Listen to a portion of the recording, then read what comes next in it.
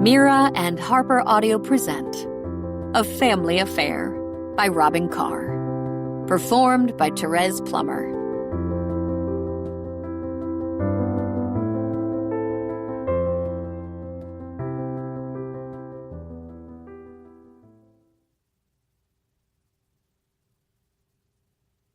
One. Anna McNichol gently grasped her mother's bent, arthritic hands. "I don't know what I'm going to do," she said. "I will be alone forever." Blanche was 85 and in assisted living, but she was on the facility's wait list for their full care because her health was slipping, and Anna knew memory care was just around the corner. "You have me, though I'm not much use anymore, and you have your children, though they're your children and you're supposed to clear the way for them, not the other way around. I think at the end of the day, we're all alone, aren't we? We all have to stand on our own no matter how many people surround us. I guess you'll have to be strong, like you've always had to be." "Weren't you ever scared?" Anna asked Blanche. "I was always scared," Blanche said. "But what are you gonna do? Quit? What good does that do?" I'm not sure how to go forward from here," Anna said. "And yet go forward you will," Blanche said, "because there's really no choice about it." The truth hit her at her husband's funeral. That's when Anna became suddenly and painfully aware of that thing she'd been missing, that reality. When she saw the pregnant woman with one of the assistants from her husband's office, she knew. All she was lacking were the facts. The woman looked so young, not yet 30, maybe 35 if she was very young looking for her age. She was poised and distant, not mingling. There was a radiance about her, that motherly glow. The assistant, whose name Anna did not remember, escorted the woman. Anna watched as they greeted a few people, made a couple of introductions, and then they stayed back. Could it be, or was Anna imagining things? She was filled with guilty doubt. Of course, she was being reactive. But no, she was sure. That woman was carrying her husband's child. The temptation to go to her and introduce herself and ask her how she had known Chad was strong, but just then Jessie, her oldest daughter, touched her arm and said, "We're supposed to be over here." And Anna had nodded and followed her. Anna and Chad had been going through one of their serious rough patches. She thought it was about the fourth noteworthy one in 35 years, and she had insisted on counseling. Of course, she had. Chad was a psychologist. He counseled people for a living, and he knew all the tricks. According to what she knew from friends and what Chad had told her, that number of marital disruptions over several decades barely surpassed interesting. Few marriages even lasted that long these days. She knew only too well that marriage was a rocky road, and it had nothing to do with how smart or simple, how successful or religious you were. She also knew, from personal experience, that just because you were an expert in relationships, it didn't necessarily give you an edge on keeping your own marriage healthy. So they'd been struggling, had been seeing a counselor, dealing with Chad's overall discontent, something vague and filmy. He wasn't happy. He was feeling unfulfilled. He was bored, and his life lacked excitement. He was seeking something more. Fitting, then, that he died while whitewater rafting. Bet that was exciting. It was as if Chad was having a giant midlife crisis, a tad late for a man of 62. He kept asking, "Is this all there is?" 98% of the population would give an arm and a leg to live as they did. But since Chad was often melodramatic and moody, she let it slide. Is this all there is indeed? Perfect health, great and successful work, good retirement savings, strong family ties, quality friends? Yes, Chad, this is it. Why isn't that enough for you? As Anna had come to realize, this is what a man does when he's attracted to another woman. Act like you've been suffering. Suddenly find your life and your marriage are severely lacking. It's not your fault, and you must have been unhappy for years and years, so the obvious solution is to move on. Get yourself something new. Wait, correction. Your wife must have failed somehow, and now you should find another, better woman. God forbid you honor your commitment and stay with a woman you find slightly less than perfect. The number of times in her life she had heard it said of the unfaithful husband that there must have been something missing at home. Ugh, it all made her want to throw up. And now she was here to honor the great man's wonderful life. During the service, Anna turned around a couple of times to see if the pregnant woman was emotional. Remarkably, she didn't seem to be. She appeared serene. Maybe that wasn't Chad's baby swelling her middle. Maybe she was a client? The assistant with her. What was her name? She was older and kept leaning toward the younger woman's ear, whispering. "What are you looking at?" Jessie asked. "Don't stare." "Sorry, you're right. I'm just so tired." Tired from spending days putting together a video montage from old photos for Chad's celebration of life, making funeral arrangements, selecting an urn for his ashes, making phone calls, choosing a dress, hiring a caterer. So many details. And on top of all that, not sleeping. But she'd done it, compiled their memories, the very best ones, and did what she did best. She made him look like a god. Like the perfect husband and father. Which he was not, but let's not speak ill of the dead. Unless his pregnant girlfriend came to the funeral. That was a good enough reason. A firm hand pressed down on her shoulder, and she turned to look up into the dark eyes of Joe, her friend for over 30 years. Chad's friend first, then their friend, then couple friends, until Joe and Arlene divorced. Never just her friend, though.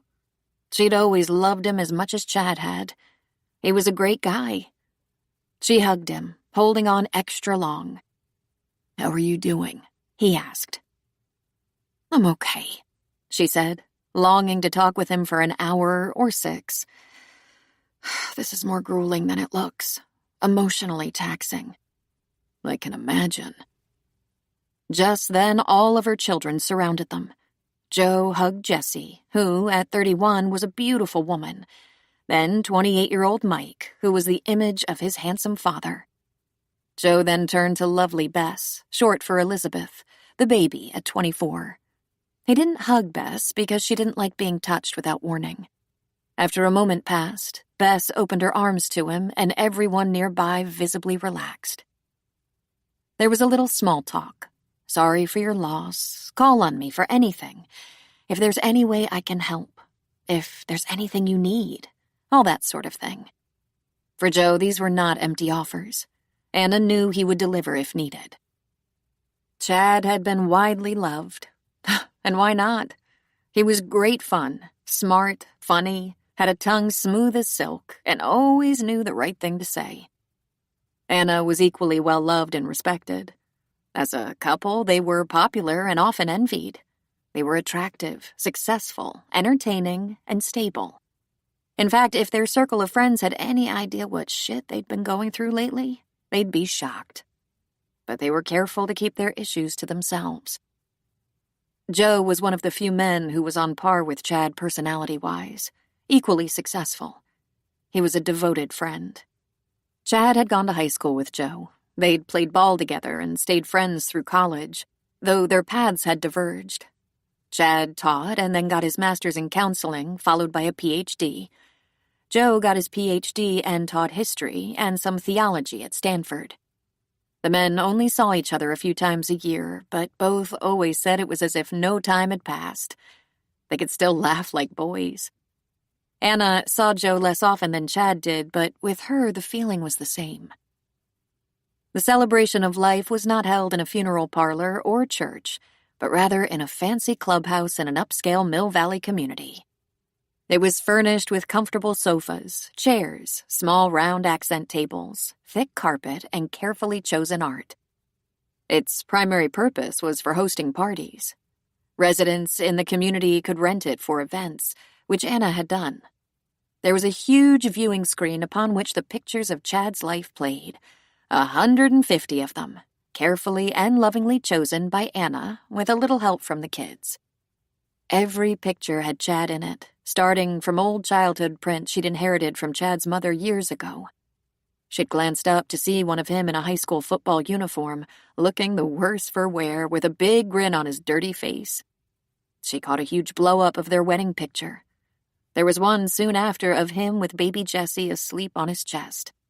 There were many pictures of Chad alone, a few of Chad and Anna, one of a young Anna gazing lovingly up into Chad's face, several family groupings. The focus was Chad, his life, his accomplishments, his achievements, his happiness.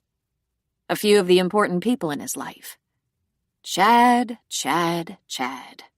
Just like before he died.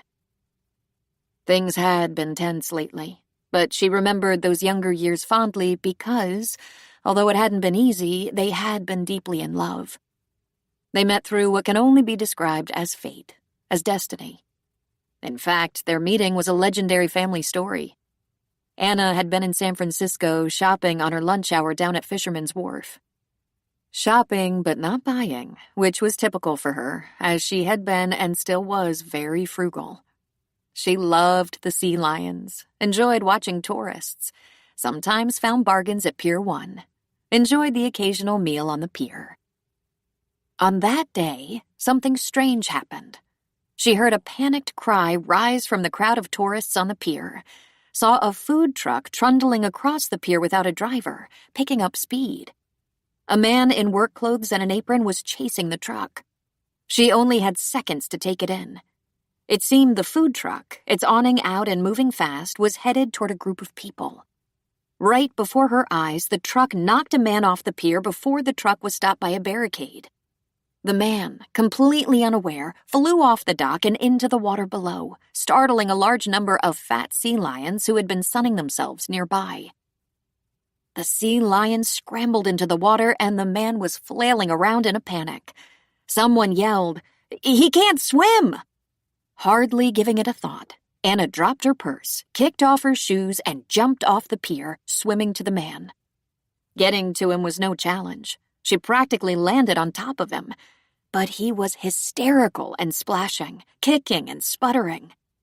"You're okay. Come on," she said, grabbing his shirt by the collar.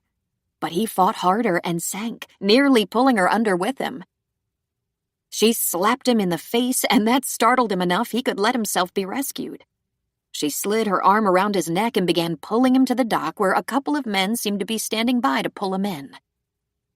There was a lot of commotion, not to mention honking noises from sea lions. Anna was shivering in her wet clothes, and all she could think at the time was how was she going to locate a change of clothes for her afternoon at work? Then there were emergency vehicles, and a handsome young police officer draped a blanket around her shoulders and took a report. The near-drowning victim was taken away in an ambulance, and Anna was given a ride to her apartment by the cute policeman. She was delighted and surprised when the police officer called her a week later. She almost hyperventilated in hope that he'd ask her out. "The man you pulled out of the water has been in touch.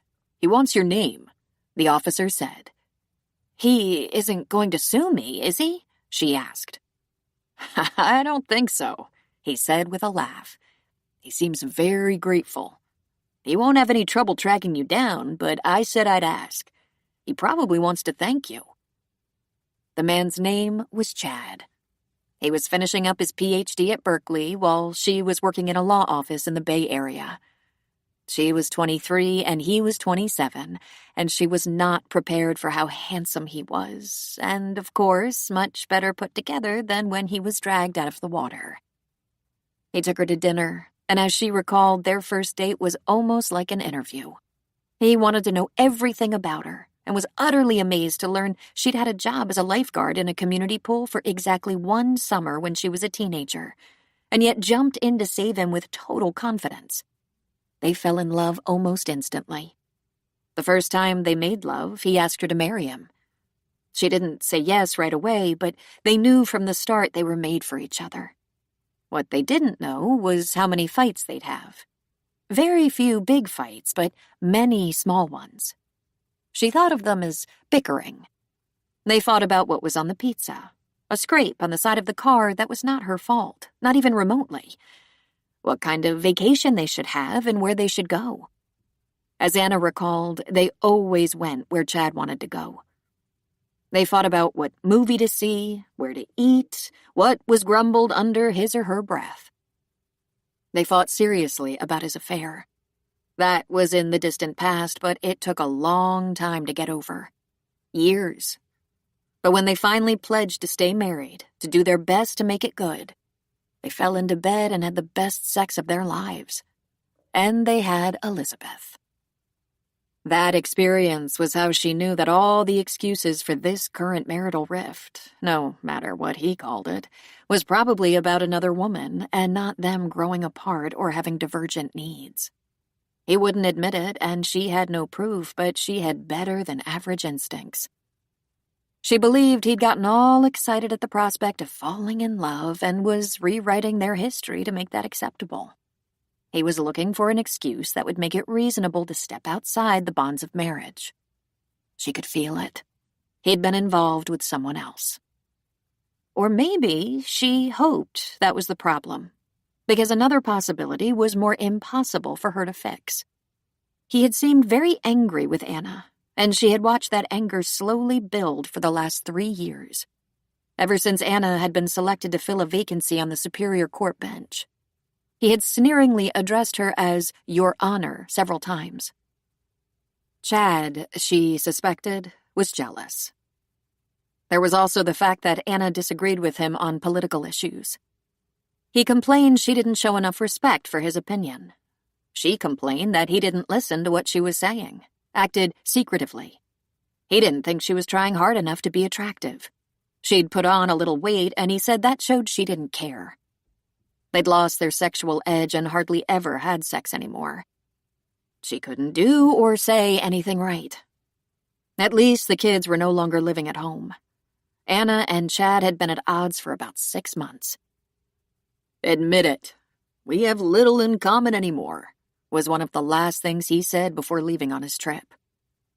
Over 30 years, 3 children, and quite a lot of history, she had replied. Not much, I suppose.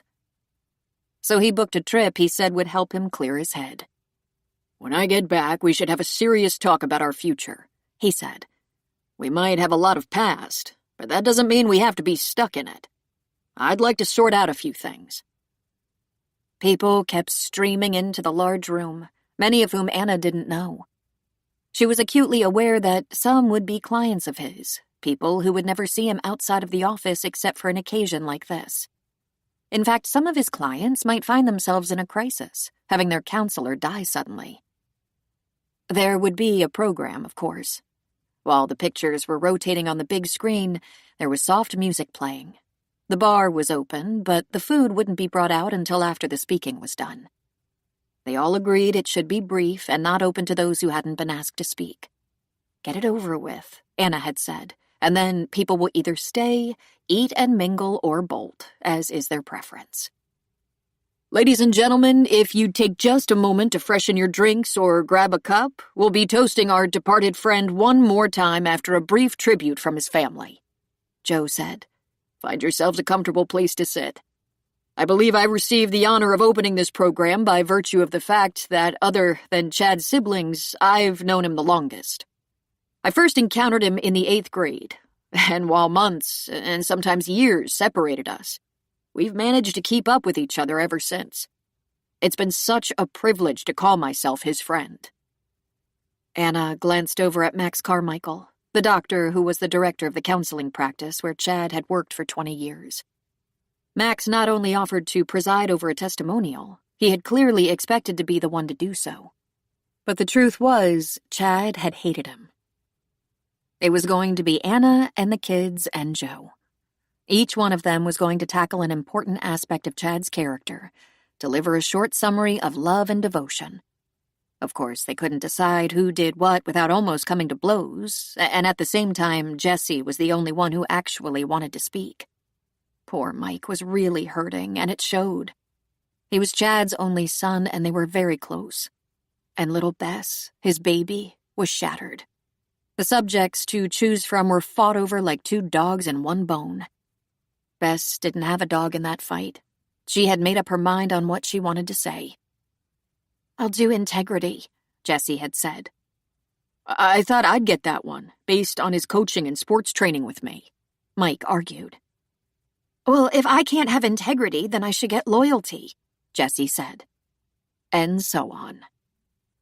Anna was thinking that after 6 months of adversarial marriage counseling, she had begun to question her husband's integrity, his failed honesty, and lack of loyalty. So she just ignored the squabbling. She was going to talk about how non-judgmental and open-minded Chad was, how much he was able to help his clients with his tolerance. She was being the bigger person because, in truth, she was furious with him. After all she had begged him not to go on the damn rafting trip he was not qualified to take on. At the time of her begging, she had wondered if it was really a rafting trip, or rather a lover's getaway. Instinctively, she looked around the room for the pregnant woman. She didn't see her anywhere. Jessie delivered her testimony dry-eyed and powerful, sure of herself. She spoke of his integrity, though that had not been her assignment. Mike, not so dry-eyed, did the same, but added loyalty and talked about how Chad had been a great leader and how much people depended on him.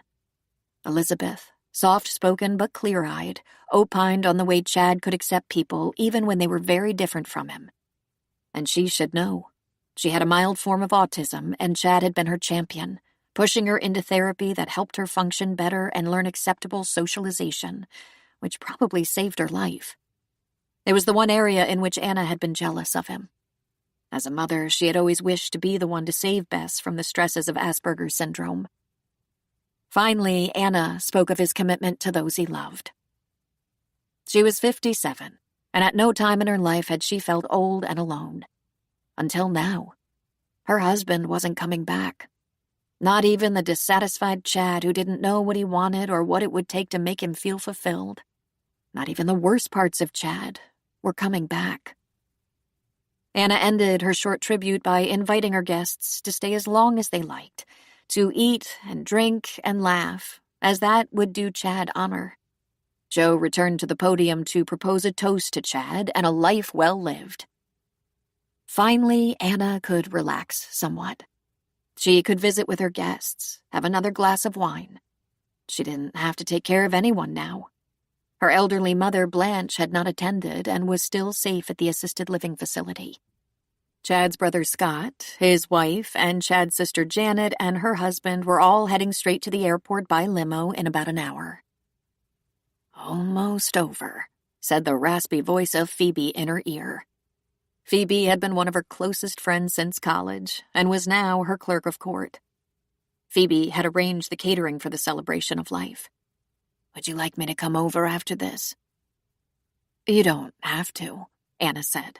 "I'm not fragile, and I really need to get some sleep." "Okay," Phoebe said. "I'll give you a call later to check in, so just turn off your phone if you're resting. How about the kids?" They had rushed to her side, each for different reasons. Elizabeth had needed her comfort in the confusion of her father's death. Mike needed someone to commiserate with, and Jessie needed someone to acknowledge that it was all about her. Jessie was most like her father, but not quite as charming. "I'm hoping they're ready to go back to their homes, but of course I'll leave that to them. Bess has already fled to the comfort of her apartment where no one will upset her routine, and I think I might need to be alone." "Then I will be nearby just in case you change your mind about that," Phoebe said. There was a large gathering for the celebration of life. Chad's colleagues and hers had come, and there was no cross-pollination among them. There were longtime friends and neighbors and friends of the kids. They all seemed to want to stay forever, and she wasn't sure how long they actually did because, after 4 hours, she said a few farewells and went home. She was the bereaved widow and was allowed to do this. For once in her life, she didn't worry about playing the perfect hostess. She went home, Jessie in tow, and put on her jeans and a bulky sweatshirt. She put clean white socks on her feet while Jessie packed up her overnight bag. "Are you sure you're all right to be alone?" Jessie asked. "I think I need to be," Anna said. "No offense, and I appreciate all your support, but I'm worn out and done with this extravaganza. I need a little quiet time to regroup. Phoebe might come by later, though I told her I wanted some alone time." Mike came by the house and asked, for probably the third time, if she was sure she should be alone. "Are you sure you should be?" she asked. "I'm okay," he said, "and I haven't seen Jen in 3 days except at the funeral, or whatever that was." "Celebration of—" Yeah, I know what it was." He kissed her cheek. "Call me if you need me." "Thanks, Mike. You're a good son." She'd been home about an hour when the doorbell rang, and she took a deep breath, hoping it wasn't going to be anyone high maintenance. It was Joe. "I should have called," he said. "Before I drive all the way back to Menlo Park, I wanted to be sure you're all right." "I'm all right," she said. And because it was Joe, she said, "Would you like to come in for a while? Maybe have a coffee before your drive?" "If you're sure," he said. "It's normal not to know exactly what you want right now." "Oh, I know exactly what I want," she said, holding the door wider. "I want to know why." Anastasia Blanchette Fallon was raised by her single mother, Blanche Fallon. She used to tell people she was named for Blanche Dubois from A Streetcar Named Desire, but the play was actually written several years after Blanche was born. Anna's mother was fierce, independent, stubborn, and a little rough around the edges. She had worked in every imaginable job, but mostly as a waitress, and when Anna was older, a bartender as well. She usually had 2 jobs since there was no husband or father or family to help them. And now Anna looked after her mother. Blanche was plagued by varicose veins, arthritis, and out-of-whack discs in her back, reflective of a life of hard work on her feet. When Anna was young, Blanche used to say, "You want to have legs like mine? No? Then study." Although her mother's legs were appalling to her, that wasn't her motivation, as much as fearing she'd get pregnant, be abandoned with a child, and live a life of grueling hard work and long hours. She realized early that education was her best way out of that kind of life. She studied hard, but it became a lifelong quest to not become her mother. Anna actually admired her mother very much. Blanche was fearless, feisty, and unfailingly loyal. But Anna wanted more for herself. Security, for one thing. Enduring love. An above-average existence for another. She and Blanche had managed on a very low income, and Anna was determined that her adult years would be more comfortable than her mother's had been, especially if there were children. It was that goal that kept her from getting mixed up with the wrong guy. In fact, it kept her from getting involved with any guy. Her dating experience became a never-ending battle when she wouldn't have sex. But damn it, she wasn't about to do what her mother did and be trapped for want of an orgasm. And that is how Chad McNichol won the lottery. He had everything she was looking for in a mate, and she fell for him. Even though she was 23, she presented him with her virginity, and he thought he'd taken a trip to the moon. On the spot, he wanted to marry her, urgently, desperately. And she wanted to marry him just as badly.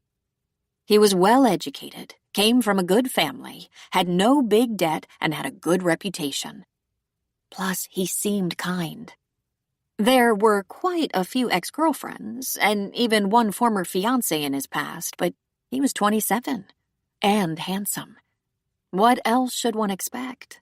There were no ex-wives or police records, a positive sign.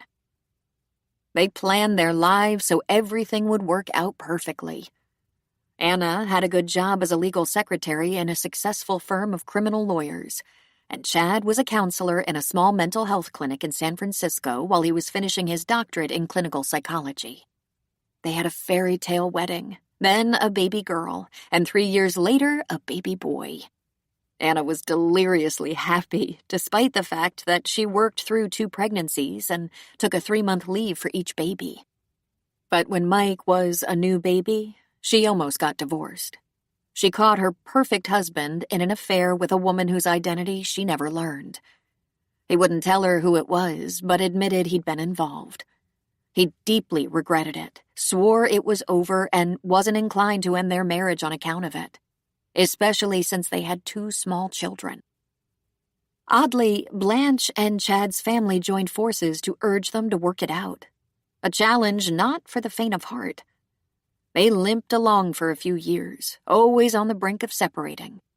In all honesty, if Chad hadn't been so determined they stay together and try to make it work for the sake of their children, Anna would have thrown in the towel. How could she ever trust him again? How could she ever feel adored again? She hated him so mightily she wanted to kill him. Instead, she took the LSAT and applied to law school while he was working and the kids were small. She was determined she would not be left a penniless divorcee with no prospects. It was hell, law school while mothering, but she did it. Against all odds. Nothing can motivate a young mother like the fear of being left penniless with a family to raise. Then it was the boost her achievement gave her ego and brought her up to the finish line, to a place of confidence where she could either leave him or give him another chance. She decided he'd been good and faithful for a few years and had earned another chance. So she let herself fall in love with him all over again, and along came Bess. There were a few times after that reconnection that she doubted him, wondered if maybe he was sliding away from her, but she dismissed her doubts. Chad had always needed a lot of attention, but he responded well to adoration, so she obliged. He also needed to give a lot, so if she fussed over him, he would kiss her shoulder while she brushed her teeth, pat her ass while she rinsed the dishes, lay his head in her lap while they watched TV.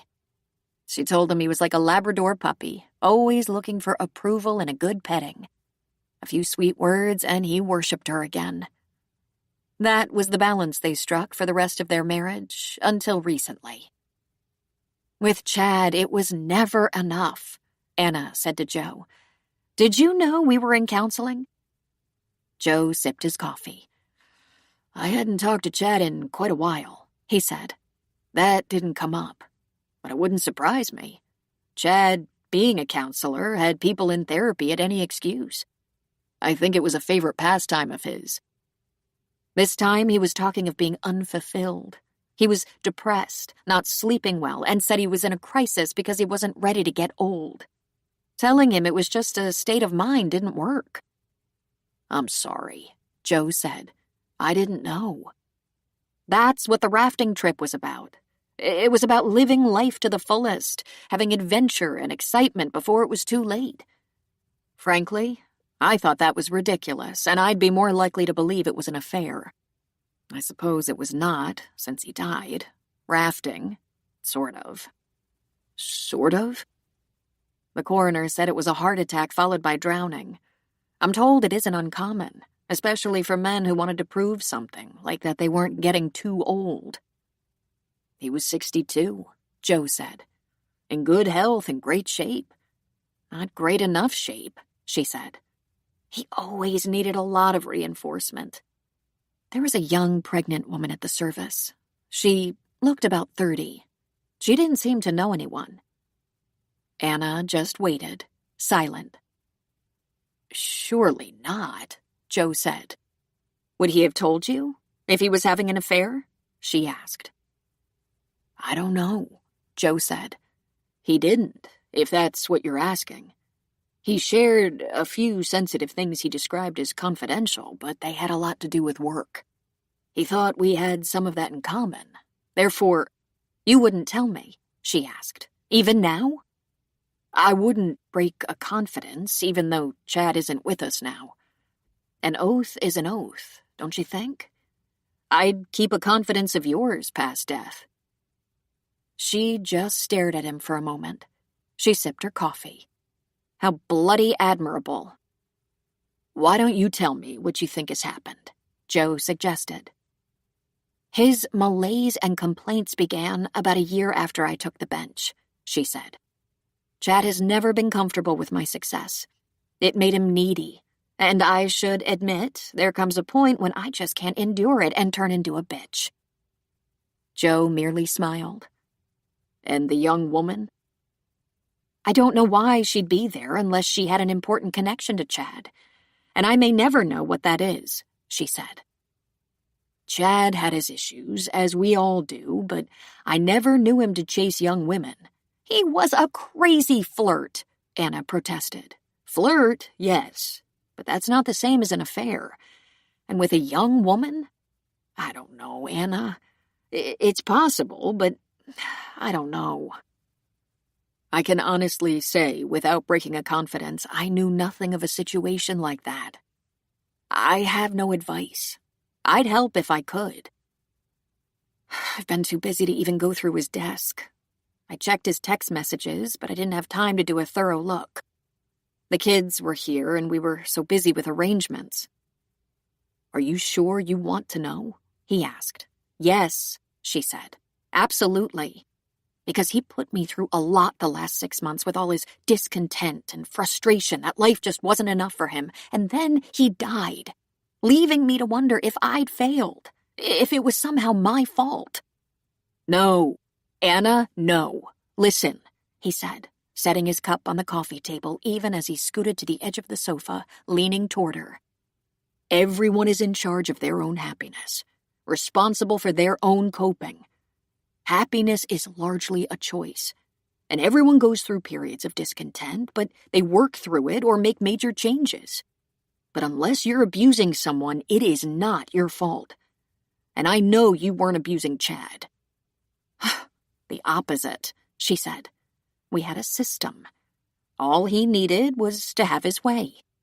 Since he hardly ever needed me to trade off attention to my kids or my career for his happiness, it was easy.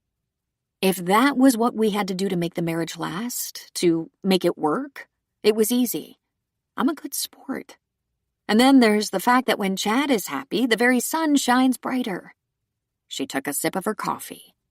I kind of hated him for that. Then she smiled and said, "The widow should not be drinking coffee." "Want to do shots?" he asked, grinning. 2.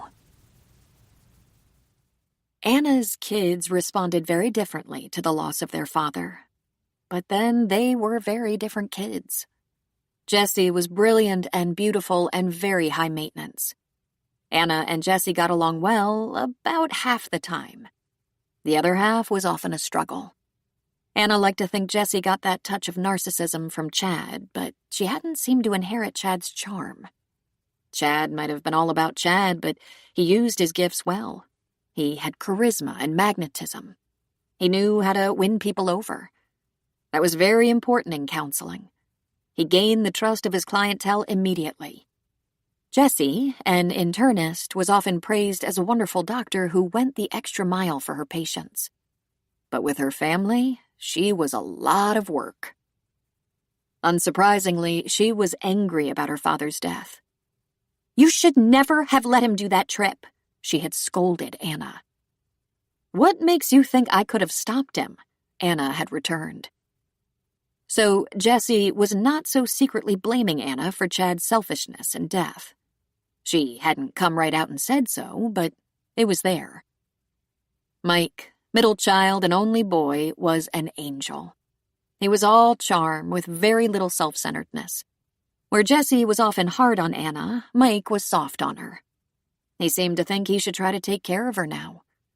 Anna appreciated his love for her to the point of tears.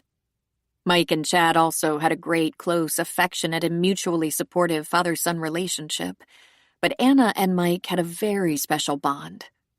He was her protector and defender. He had no partner yet, rather a parade of beautiful and smart young women who wanted that job. He'd been dating Jen, a lovely young woman, for a few months now, and Anna hoped, as she had before, that it would last. One day soon he would commit, and Anna knew that while he would always love her devotedly, his passions would move to a wife who would step into the role of first female. Mike was a high school health teacher and part-time coach who wanted to be a full-time coach, and the sudden death of his father had left him in a puddle of tears. He was such a tender, vulnerable soul. Bess was a brilliant loner who carried the weight of Asperger's. Emotionally, she struggled. Her emotions were sometimes flat and at least minimal. She reacted pragmatically to her father's death and seemed astonished by emotions she didn't normally feel. Her tears of grief seemed to confuse her, and her response was typical anxiety. Fortunately, she was willing to take anti-anxiety medication for such situations and appeared calm and even tempered in the aftermath of Chad's death. But Anna was at a loss as to how to act and what to expect. Bess was severely introverted, didn't want to be touched, formed very few relationships. As a toddler, she didn't want to be fed. She grabbed at the spoon so she could feed herself. She operated on sheer logic. She didn't seem to need anyone. Anna constantly worried about Bess's loneliness, for no one could communicate with her as Chad could. Anna brought a crystal decanter to the living room and placed it on the cocktail table. She pulled 2 shot glasses from her pockets. She went back to the kitchen for 2 tall glasses of water. Then she sat beside Joe and poured. "Tequila," she said. They clinked glasses and tossed them back. Anna wheezed and coughed. Joe smiled. "He left behind a lot of unfinished business," Anna said. "Doesn't everyone when they die?" Joe asked. "When is it okay to go?" "When you're 105 and there's no possibility you'll be needed for anything else or that you have any explaining to do. There is something to be said for having your affairs in order. Chad didn't. If you don't mind me asking." Something was going on with him, something to make him inexplicably unhappy. Yet he never worked through it. He left many questions. She lifted the delicate decanter and poured them each another shot. "Remember when you were expecting Jesse? He was overwhelmed, kind of quiet and sweet and pitiful. He was so happy, so vulnerable." She didn't answer. "Remember when I decided to go to law school?" she said. "Mike hadn't been potty trained yet. Jesse was in preschool. I had to quit my job. Money was a terrible problem. Childcare was nearly impossible, and I went anyway. He was furious with me." "Why did you go to law school?" he asked. "I mean, besides the fact that you're brilliant and ambitious." "I don't think I was those things," she said. "It was after Chad's affair, and I was afraid that I was going to be abandoned. I had something to prove, to myself and to him. He accused me of being selfish, of not putting the needs of the family first. Said the man who stepped out on his pregnant wife. Where had he put the needs of the family when he had an affair? Remember?" How could I forget? In fact, if we had had cell phones back then, I might never have known. I called your house phone, asked if Chad was around, and you blurted it out, that you didn't have any idea where he was because you caught him in an affair. You accused him, laid out your proof, and he admitted it. "Did you ever find out who it was?" she asked him. Joe shook his head. "I admit, I didn't ask." Not for the first time, Anna wondered how men did that. Decided not to ask. Decided not to wonder. 28 years ago, when Mike was a baby and Anna was exhausted, Chad had developed a pattern of not being where he said he would be, running late all the time, getting strange phone calls that he tried to pawn off his clients, perfume on his shirt. Just the most obvious stuff in the world. She needled him constantly until he admitted he'd met someone, a colleague.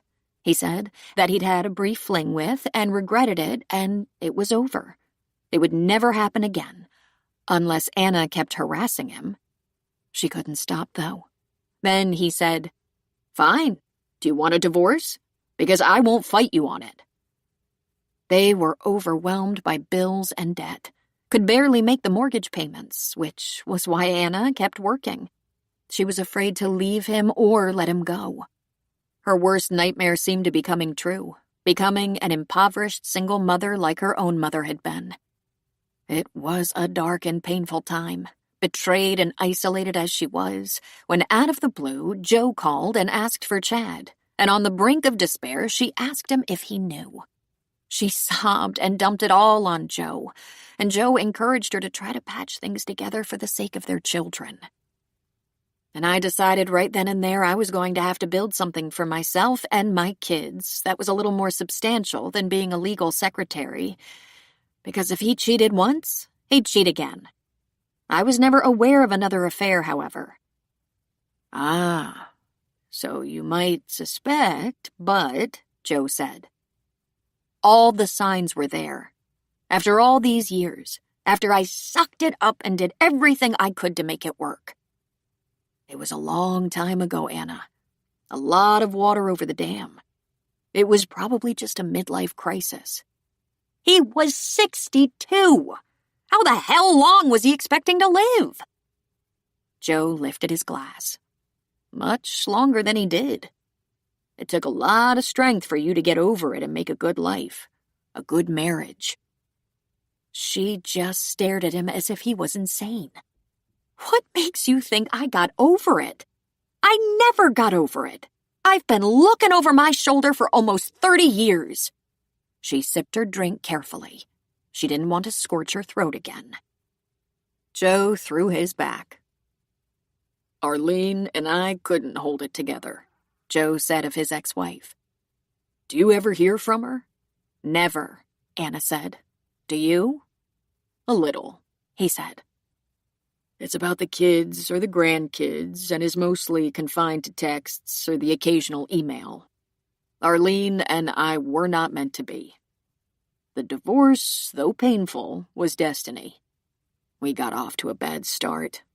I have 2 great kids and a couple of beautiful granddaughters. But I thought you and Chad invented marriage, in spite of all you'd been through." "Because I'm a good sport, that's why," she said. "And because everything I ever said about him, about us, made him look like a king. Or at least a benevolent despot." And in a way, it was true.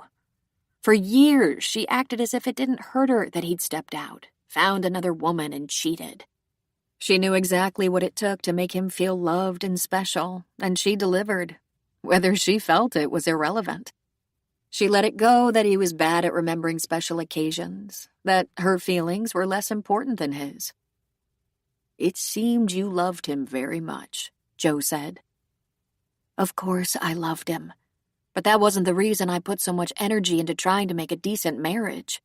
It was my commitment. I didn't expect that he'd never grow old, never get sick, never have issues. I didn't take for granted that we'd be in love every day. Hell, there were days I hated him, and I assumed he had those days too. Isn't it inevitable? I stayed anyway. It was Chad who was the part-timer. When it started to get challenging for him, he was always weighing the advantages of leaving. I, on the other hand, never saw any advantage in leaving. Until his latest depression. It was the last straw for me. He had everything, and yet he complained. He was ungrateful. He kept saying something was missing, as though it was my job to figure out what that was and deliver it. She shook her head. But if he had come home in a better frame of mind... We were usually distracted by discussions of our competing schedules, some major repair or purchase we had to talk about, or if one of the kids had a problem. "Amazing how easy it can be to not talk about it, isn't it?" Joe said. 30 years of practice will do that for you, she said. "And yet you never considered a life on your own terms?" After a quiet moment, she said, "Because I did love him. I did. But..." Anna's phone chimed with a text. "Are you okay?" Phoebe was asking. "Perfectly fine, thanks," Anna answered. "Good. If you don't need me, I'm staying home. Headache. If you need me, call." "Go to bed. I'm fine. Talk to you tomorrow." She took a breath. No one knows this but Phoebe, and now you. His last struggle with unhappiness coincided with my appointment to the bench. That had become a pattern. If I had something to be proud of, he became very needy. I was planning to suggest we live separate lives. I thought it was time he figure out how to be happy on his own. "Whoa," Joe said, shocked. "After all these years?"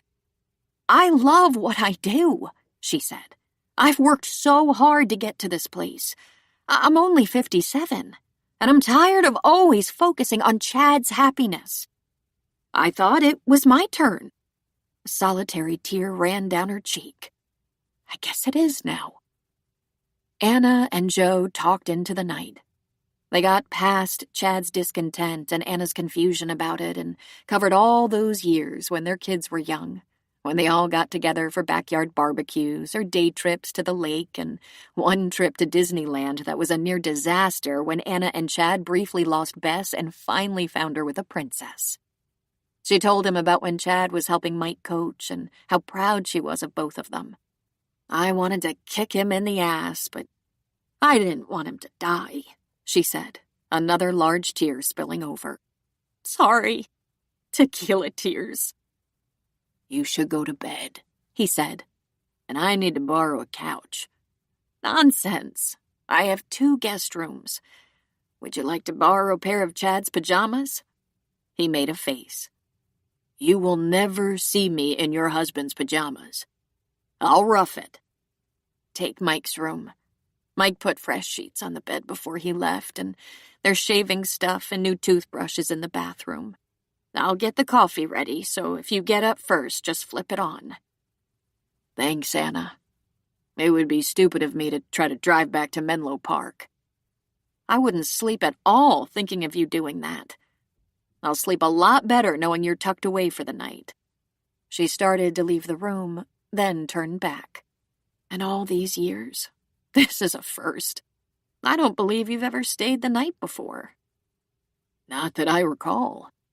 I promise not to make a habit of it. Jessie had had a lump in her burning throat all day, and she was relieved to get home to her townhouse in Sausalito so she could let go and drain the emotions. Everyone expected her to be strong, and she hadn't let them down. But she didn't feel strong. She could act strong, but sometimes it was so hard it made her just appear mean and cranky. She wasn't sure what was harder on her father's death, or the fact that Jason hadn't even called her to see if she was all right.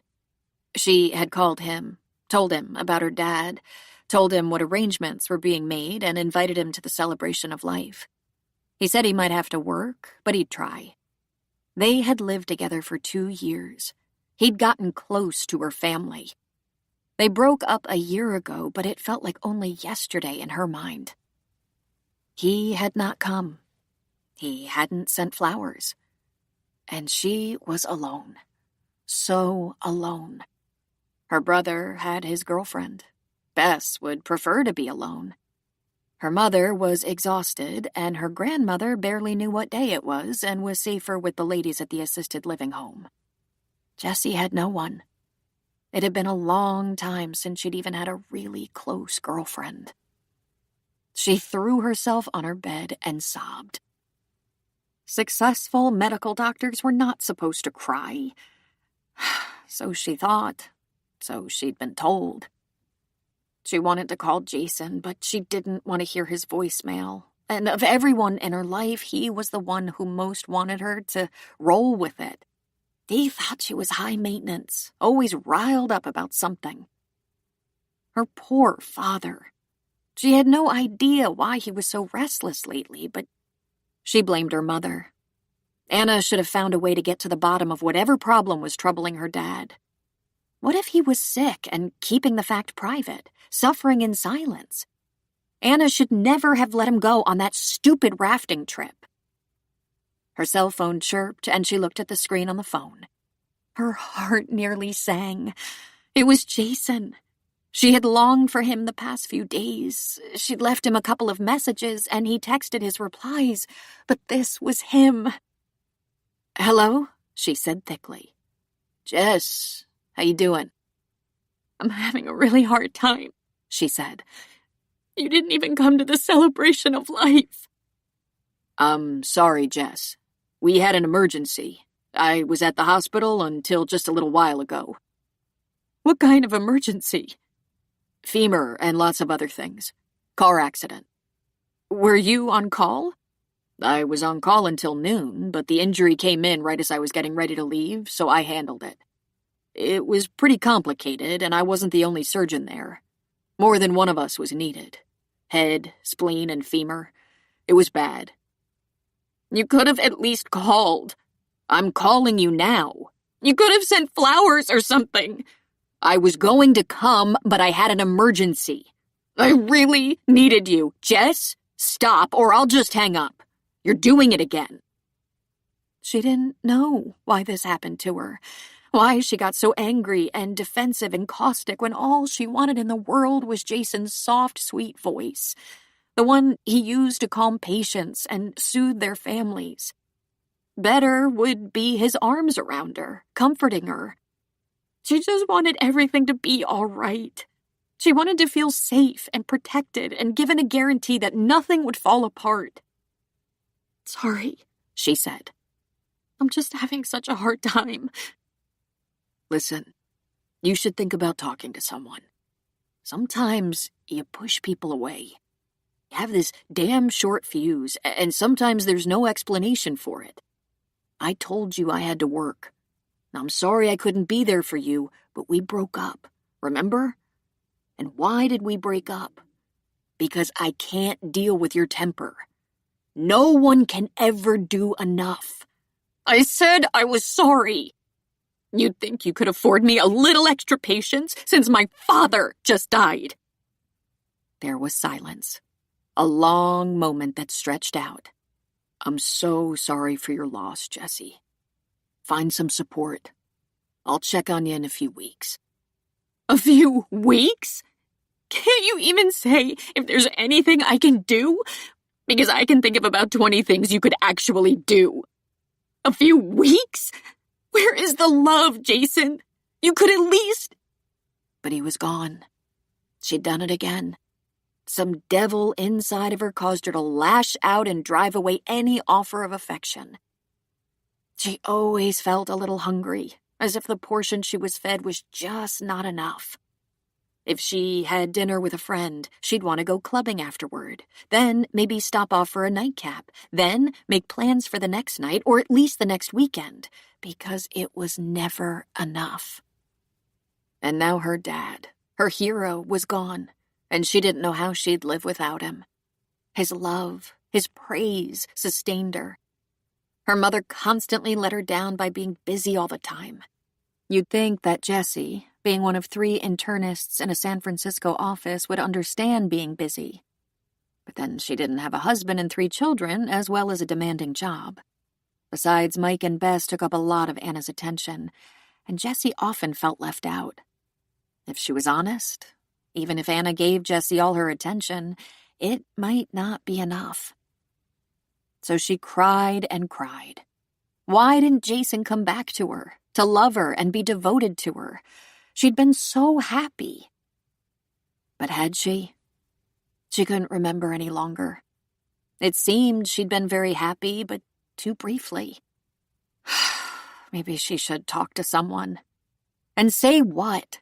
That no one loved her? It was too bleak to even think about. Anna thought the most difficult and grievous part of getting her life back on track was probably going through her husband's personal belongings and letting them go. That, she thought, would dredge up feelings of loss and saying a painful goodbye. But through the whole process, she was as dry as a bone.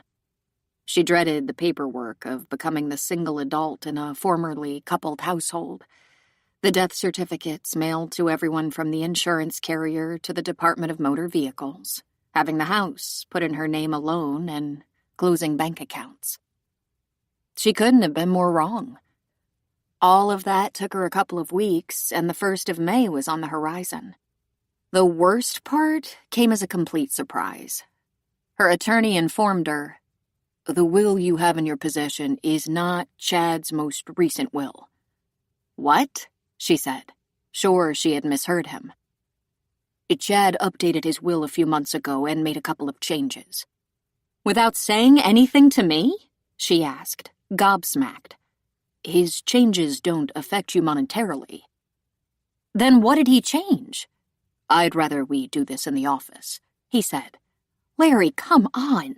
You've been our lawyer for 30 years. Spit it out." He added a recipient, but nothing you held jointly is affected in any way. "Who?" "Anonymous for the time being, until said recipient chooses to reveal their identity." "A mistress," she blurted. "Not a mistress," Larry said without missing a beat. "He went behind my back and named some secret recipient? How could he do that?" "He could leave his share of the estate to a house for homeless cats if he wanted to. As I said, this will not affect what you inherit, and in all fairness, you could have done the same thing. In fact, now that you're a widow and on your own, you can do anything you want with your inheritance." "Then what does it affect?" "The half of retirement funds and savings that go to the kids. Instead of being divided into thirds, it will now be divided into fourths. When they were younger, when the kids were younger, everything was left to the surviving spouse, or, in the event Anna and Chad perished at the same time, the totality of the estate was to go to the kids. When the kids were all over 21, they divided it differently. They left the bulk of their joint holdings to each other, but divided half of their individual retirement funds, 401ks and such, among the kids. Anna did not have to worry about money. She worried about the identity of that anonymous recipient. Like a jet engine was lodged firmly in her posterior, she began tearing through Chad's personal things. They each maintained their own checking accounts and retirement accounts, but she had access to both and didn't see anything suspicious. They had decided years ago to each name their estate attorney as the executor and administrator of the will. When they'd done that, the kids were still in school and didn't want anything that complicated and time-consuming to fall on their shoulders. Plus, they'd been close friends with Larry Merton for many years now and trusted him implicitly. She went through every pocket, every section of every wallet, the briefcase he couldn't part with after many years, his sporting equipment and backpack, even his fold-up tent. The only thing she didn't have access to was his work laptop, which went to a colleague who would take over his counseling cases. What information about his clients might be contained therein was sensitive and confidential. Would he have left thousands of dollars to a client? The will would be settled quickly. There would be no probate, as everything was tied in a nice legal bow, but for that one outstanding item: the unknown identity of one recipient. She was not usually left at a complete loss, but this time she certainly was. She would have to tell the kids, but she wasn't sure how. "You don't have to tell them anything," Larry said. "All that's necessary is that you inform them that their father left them a portion of his estate in an irrevocable trust. I'll draw up the papers, give you the amounts, and they can either get their own legal representation, or I'll help them transfer the money into their savings or checking or investment accounts. It's generous, but not big enough to trigger an inheritance tax. I'm also not obligated to tell them how much has been left to you, nor am I obligated to tell them that there's an irrevocable trust, nor in what amount, nor who the trustee is. As a courtesy, and with Chad's permission, I will tell you the trustee is a lawyer who has been commissioned to keep his client's identity secret, and that's all I can say." Anna had practiced law for 20 years before being called to the bench, and even though her specialty was criminal defense and not estate law, she knew Larry was speaking the truth and giving her the facts. The gathering of the family for the reading of the will was not the law. It was often convenient, and it made a great motion picture scene. In fact, Larry would invite Anna and the children to his office to sort out the details. It wasn't necessary for them to even know there was a fourth recipient, but Chad had, in the event of his untimely death, agreed that Anna should know, if they were still married at the time. "I'm surprised by the wording," Anna said. "Right before leaving on his trip, I told him we should discuss separation when he got back. I haven't mentioned that to the kids." and apparently he changed his will before I brought up separation." "He mentioned there was a bit of a kerfuffle between you," Larry said. "Kerfuffle?" She barked out, laughing. "Look, you and Chad logged on, 35 years? There had to be at least once every 5 years you thought you were down for the count, yet worked things out and put it back together. If Chad hadn't died, this might have gone the same. I'm sorry, Anna. And yet, doesn't this represent a typical marriage? A few ups and downs, a few close calls. How many perfect unions are you aware of?" She gave a huff of laughter. "That's your explanation? Or is that an excuse?" "I'm just saying, of all the possibilities, this is hardly the worst case I'm aware of." "Do you know who it is?" "I do not," he said. "I told him how to put together an anonymous recipient." "Did you ask him?" "Yes, and he said, then it wouldn't be anonymous, would it? I was given the impression that it's the choice of the heir. This doesn't necessarily mean he has done something underhanded. It could be a charity, or some otherwise needy individual.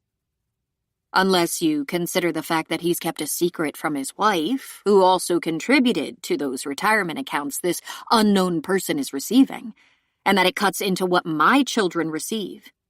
I expected better than this from you, Larry. If you can't be more honest with me, you should at least have tried to talk him out of this course of action. What if I sue?" "Please don't do that, Anna. Remember, it's his money to do with as he pleases. He was of sound mind when he made up this final will, which isn't very different from the last will. Maybe he owed a debt and didn't want the family to know. Maybe it is a house for homeless cats. Let it be. And for your information, I did try to talk him out of taking this action." "Oh?" she asked, lifting a brow. "Now, why did you do that? Because today you're championing his actions." "Because secrets fester," Larry said. "And I told him that it's been my experience that nothing good comes from secrets." He got that right. It took roughly 10 days to get the financials together, and that was all. Chad had only been gone a few weeks, and the late April sun was warming the air and bringing out new blossoms, giving a feeling of renewal to the land. The accountant and the fiduciary who managed Anna and Chad's retirement and investment funds were working with the estate attorney to calculate the sums so they could move the money around and the inheritances could be paid out. Anna had already signed her documents approving the transfer of funds, and now there would be similar paperwork for her kids. They would have to identify the means by which they would receive their funds. Jessie had established an account for her retirement, savings, and investing. Mike said he didn't have enough money to worry about such an account, and Bess said she was ready to do so and wondered if Anna's financial planner would take her on. They learned they each had an equal percentage that was just over a couple $100,000, and of course they were very grateful and thrilled, but certainly would rather have their father. We last discussed this a couple of years ago after Bess graduated, and what your father and I were concerned about was how difficult it might be for you to get into a home of your own. Of course, what you choose to do with the money is entirely up to you, but your dad wanted to make sure you could buy a home if you wanted to. But we never considered the possibility of your father's untimely death. We were thinking by your late 30s, and I'm well aware you all have issues other than houses. Jess, for example, had some medical school debt. Mike had been living on a shoestring and had maxed a charge card. And Bess? Bess had started law school. The cost was staggering, and she was managing on scholarships. Anna had expected this meeting to turn into a circus, but it was calm, quiet, and somewhat melancholy. The only one who showed a threat of tears was Mike. He was so lost without his dad. Larry explained what would happen. Your father had a list of items he had special homes for, just a few. His car to his brother, his collection of antique books to his sister, his golf clubs and sporting gear to his son, his other book collection to his daughters, and everything else to be dealt with by Anna. If there's something of your father's you want, just let me know. take your time and think it over. I packed up his clothing, but I haven't delivered it to a shelter yet. I just can't imagine you wanting any of his clothes, but if there's anything, Anna said. Am I reading this right? Jessie asked, holding up a page from the will. You have 60% and we each have 10%? I guess that's right. There seems to be 10% missing. Where is it? Larry cleared his throat. 10% is to be paid to an irrevocable trust, and the trustee is an attorney. I don't know the recipient, and your father didn't name one. Just the trustee. It could be anyone or anything. It could be an undisclosed charity. It could be someone in need your father wanted to help. I honestly have no idea. This sort of thing isn't that unusual. Oh? Is it a secret? Jessie asked. I suppose you could see it that way. Or it could be your father wanted to take a small amount out of his estate for some cause he supported. But it's not small, Jessie said. It's over $200,000. Mom, she said, looking at Anna. Do you know? I don't, Anna said. I admit I'm curious, but it wouldn't surprise me if there was a client or needy family he knew about that he wanted to remember in the event of his death. His untimely death. Why would he keep it a secret? I have no idea, Larry said. He said it was a pet project that he wanted to remain confidential. Then he added that he wasn't planning to die, and so it would likely become irrelevant. I took that to mean he'd probably donate money before the next revision of his will. We often did that at the end of the year, Anna said. Depending on how the taxes were looking, we might make a charitable donation to help out as well as bring our taxes down. But he didn't talk to me about this trust either. Maybe we should contest this will, if only to learn where the money is going. It's a lot of money, Jessie said. It won't change the percentage you're getting, Larry said, and there would be legal fees. Sometimes it's easier and cheaper to let the departed have their way. It is his money to disperse as he will. I realize that, Jessie said. But that 10% stands out like a pimple on a nose, and I'd like to know what my father's intentions were, and, if possible, why. Why don't I write a letter to the trustee, explain your questions and confusion, and see what the response is, before you consider dragging this out in a lawsuit, which will certainly deplete your funds. I don't care what he wanted to do with this money, Mike said. It was his money. If Jessie wants to sue Daddy's estate, she's on her own. I won't go along with that, Bess said. Don't you want to know this part of Daddy's life that was secret? People are allowed to have secrets, Mike said. I can live with that. We know he wasn't a bad person. Mom? Jessie asked, looking for support. Anna took a breath. I'm completely blindsided by this, and I don't know what to do. Part of me thinks this might be something I don't want to know. Another part wonders what the hell was going on. I'm conflicted. You must have suspected something, Jessie said. You were always in his business. Bess gasped. Mike grunted in disapproval. Anna sat silent, and Jessie cried. I'm sorry. I didn't mean it in a bad way, but you two always communicated everything, and I don't understand what was up with him. Why he decided he had to go rafting on one of the most dangerous rivers in the country and leave a part of his estate to an unknown person. We should all want to know. It's not that unusual, Larry said, interrupting the tirade. I have a client who disagreed with his wife politically. They both have large portions of their individual estates willed to the political party of their choice, the only way they had of getting even. I know of a man who has bequeathed part of his estate to a horse, ensuring said animal will be pampered into old age, though that's not confidential. Another client is bequeathing money to a person who helped him out of a huge gambling debt, and no one, absolutely no one knew he had a gambling problem, including his family. Whatever or whomever this small portion will go to, It's probably something Chad thought would create a problem or argument if disclosed. It's not something he wanted to share, and I didn't press him because it's his money and his decision. He didn't need my approval, and he didn't need yours. Pursuing it could create more trouble than it deserves. Consider this, Larry went on. Let's proceed with the will and disposition we have and think about the unknown factors. Give yourselves some time to think about it and discuss it. We can deal with it in a month or two. Anna nodded gravely, but what she really believed at that moment was that in a month or two, his young pregnant mistress would have spent all of the money. 3. Jessie went to the hospital after leaving the lawyer's office because she knew exactly how to function on the job, when clearly she did not know how to function in emotionally charged personal situations. She had come down hard on her mother and siblings when all she had really wanted was to understand what the hell had been going on with her father.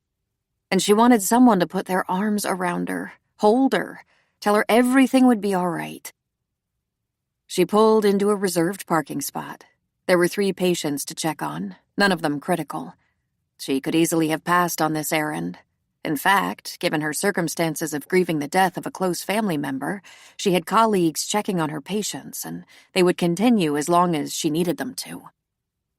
She grabbed her bag, pressed the door lock, and exited the car before realizing she was without her purse. The car was still running. So much for her powerful memory and excellent coping skills.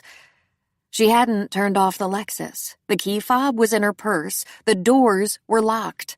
Her phone was also in her purse. In the running car. She leaned against the car in equal parts exhaustion and frustration. She cradled her head in her crossed arms and just moaned, trying to figure out what to do. It was probably only a minute. Then she felt a hand on her back. "Jessie?" a male voice asked. She looked up into the eyes of Patrick Monahan, a neurosurgeon with privileges at the hospital. Her luck was not holding out.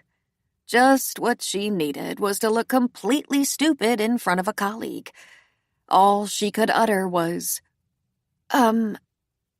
"What's wrong?" I didn't turn off my car, and my purse, phone, and keys are locked inside." He pulled out his phone. "I bet you have a service we can call. If you tell them the license plate number, they can unlock the car remotely."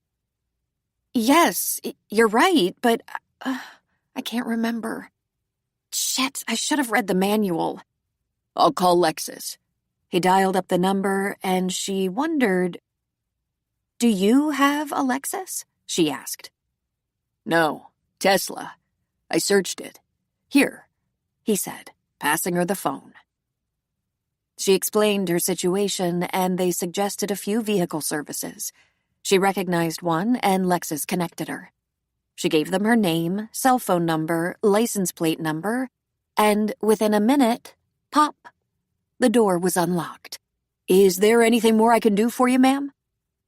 "Thank you. I'll be fine now." She handed the phone back. "And thank you. I was a little rattled today. My father passed away recently, and I just met with my family about the will. It was emotional, distracting." "I believe I heard something about your father," he said. "A rafting accident?" "Yes. I have no idea why he was doing that. He never had before." "I'm so sorry for your loss, Jessie." "Thank you. Well, I thought I'd check on a few—" "Anything urgent?" he asked. "No, but I thought I'd—" "Grab your purse, lock your car safely. Come with me and let's go get a taco. You've had a rough few days, or weeks. A little social escape is a good idea." "Surely you're too busy to—" "Actually, I'm kind of hungry, and there's this great place nearby, a hole in the wall. We can eat outside. Great food." "I'm really not all that—" "If you're not very hungry, pick at some nachos and have a beer. Then go home. I recognize the syndrome. You go to work because you don't know what else to do, and you don't want to just hang out alone at home where there's nothing to do. Doctors tend to do that. But maybe you'll decide to talk about it. If not, that's all right. The tacos are great. She had no idea why he was doing this. It's not as though they had a relationship other than he was a physician at the same hospital. I've never ridden in a Tesla before, she said, strapping in. It's a complete indulgence, he said.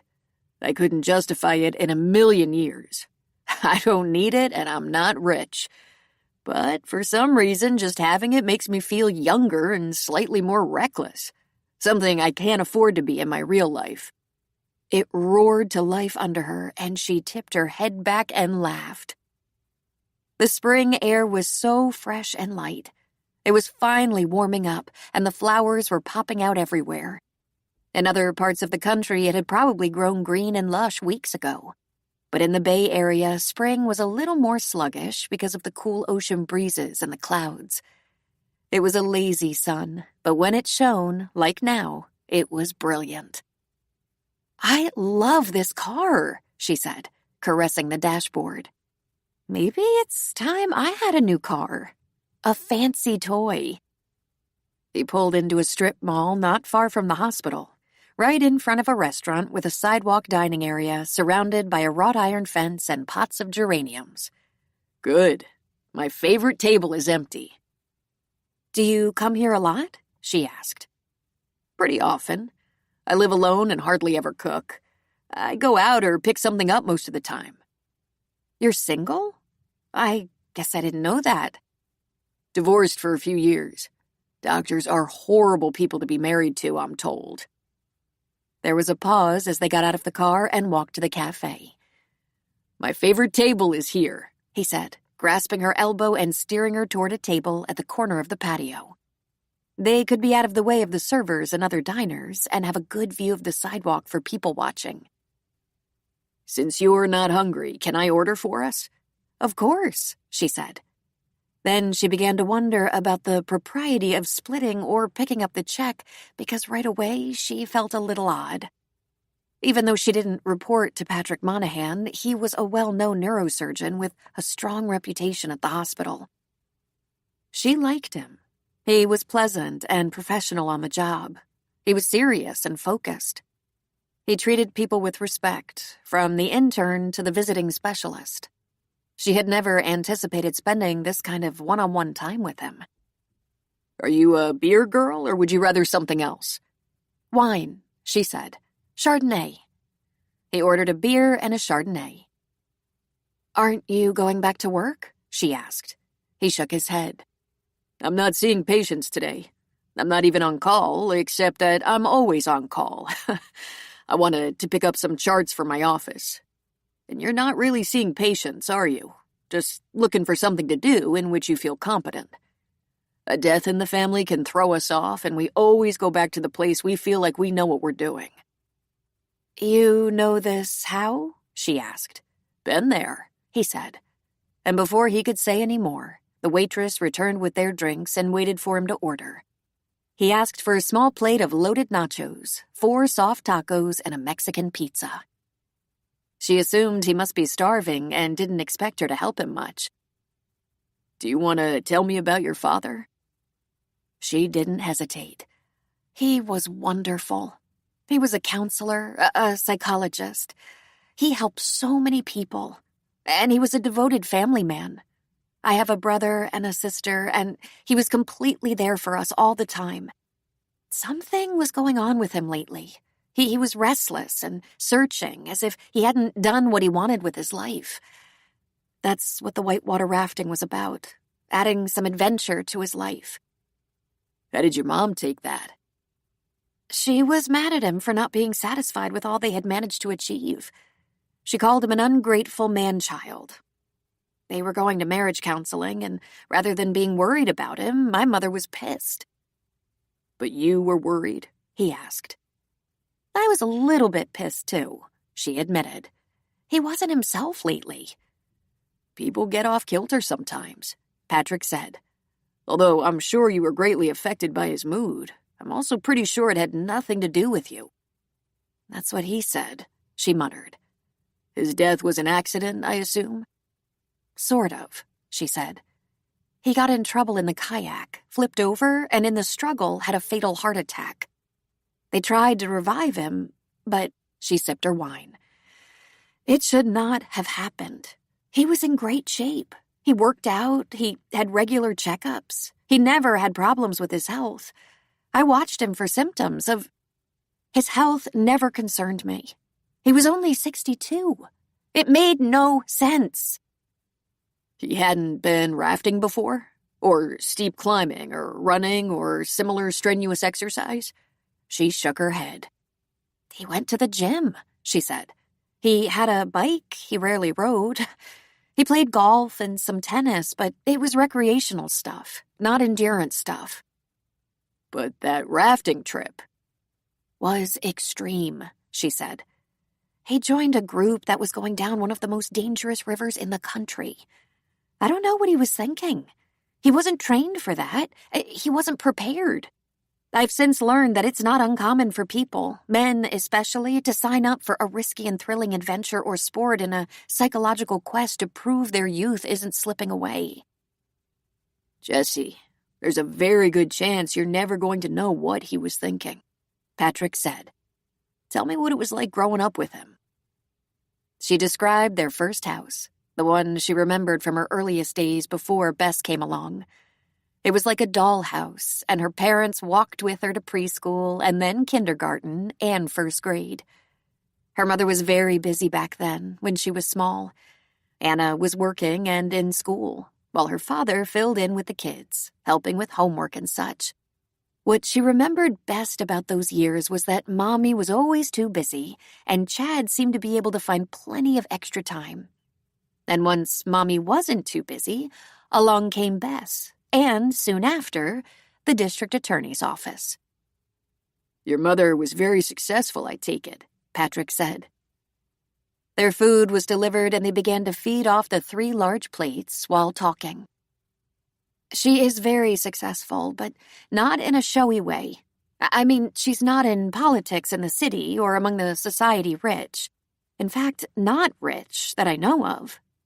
But after several years in the DA's office, she went to a private firm that specializes in criminal cases because she's first and foremost a litigator. She likes being in the courtroom," Jessie said. "She often said the only person who could out-argue her was my father. That's probably because he was a psychologist and could read people. Fast." "A power couple," he said. "Yes," she said in a breath. "Yes, I guess they were." "The only problem with being half a power couple is not knowing which half you are. The top half or the bottom half." She thought about that for a moment. She wasn't sure who had the power in her family. Her mother was the one to fear. She didn't take any shit, and she smelled a lie a mile away. But her father, Dr. McNichol, was the one people fussed over.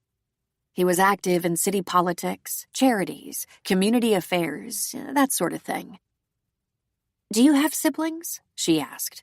"I had a brother," he said. "He was killed in an accident when he was 22, hit when he was changing a tire.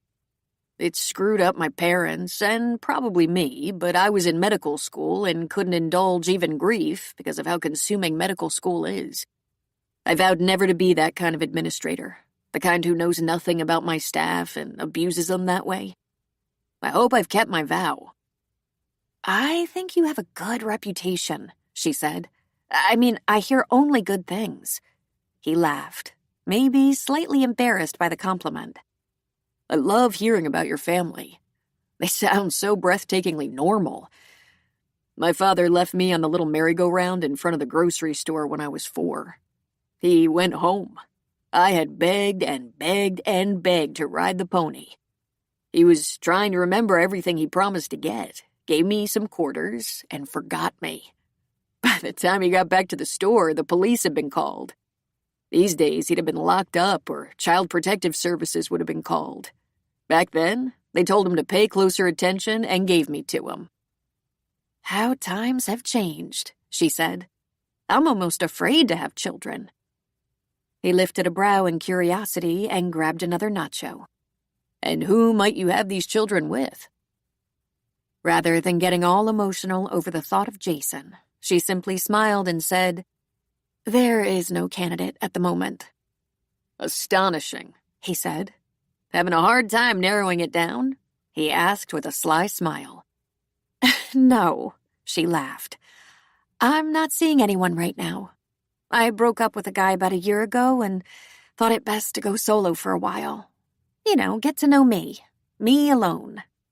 "Doctors are busy," he said. "We neglect ourselves sometimes." "And make terrible partners," she tossed out, repeating what he said earlier. "So says an ex-wife, who, by the way, was also a doctor. If you ask me, she was the difficult one. No one asks me, however." She laughed and asked him what his schedule was like and whether he had any time for hobbies or special interests. It turned out he loved sailing and fishing and biking through the countryside. That his schedule was usually packed, but he made time for relaxation and exercise. He loved being outside when the weather was good. Jessie admitted she should do more of that. She'd been thinking about getting a dog. "I think maybe I'm alone too much. My favorite pastimes are reading, watching movies, going to art galleries, that sort of thing." He liked movies too, and they compared a long list of favorites. Before she knew it, they had talked about so many things it was growing late in the afternoon and they'd each had a second drink, plus a couple of coffees. For someone who hadn't been hungry, she'd put a major dent in the food. "Look at the time," she said. "I've taken up your whole afternoon." "I didn't have any plans," he said. "I enjoyed myself. I hope you're feeling a little better." "I am. I still have some things to figure out. My father left a small legacy, some retirement funds and a few personal items, and one mystery beneficiary who is anonymous. None of us has any idea who or what it could be." She explained the division of the will. "We're all guessing. I think maybe a client of his, a person he was counseling who could use a break. My brother thinks a scholarship for a young athlete. My sister doesn't care, and my mother won't discuss it. She's so angry. But my mother swears she doesn't have any idea. I think she has an idea, and I bet she thinks it's another woman or something, and it couldn't be. My dad would never. If you haven't guessed, my mother and I can be like oil and water. I think the big thing we're all struggling with is whether to pursue finding out the who and why of this anonymous beneficiary, or leave it alone and regard it as our dad's final wishes." "As he obviously wanted," Patrick said. "It's hard, though," she said. "No matter who or what, that means my dad had some kind of secret life, one that he wouldn't share with his family. If it's a needy person or charity or something like that, no one in the family would fight it. Not if that's what he wanted." "I take it there's no letter or video or explanation?" Patrick asked. "Nothing. He didn't even tell his lawyer. And the lawyer is an old friend, a guy Dad used to play golf with sometimes. He changed his will behind my mom's back secretly and didn't even tell Larry, who had to carry out his wishes." "Maybe you should have a family meeting," Patrick suggested, "just so you're all on the same page." "I think I'll save that as a last resort," Jessie said. "I seldom agree with my mother, brother, and sister, and they never agree with me." About a half hour later, they were pulling into the parking lot at the hospital. "Thank you for rescuing me and for treating me to such a nice afternoon," Jessie said. "It was really nice of you, and I had a great time. Even though I talked your ear off about my dad and my family, it put me in such a better state of mind." "It was a pleasure.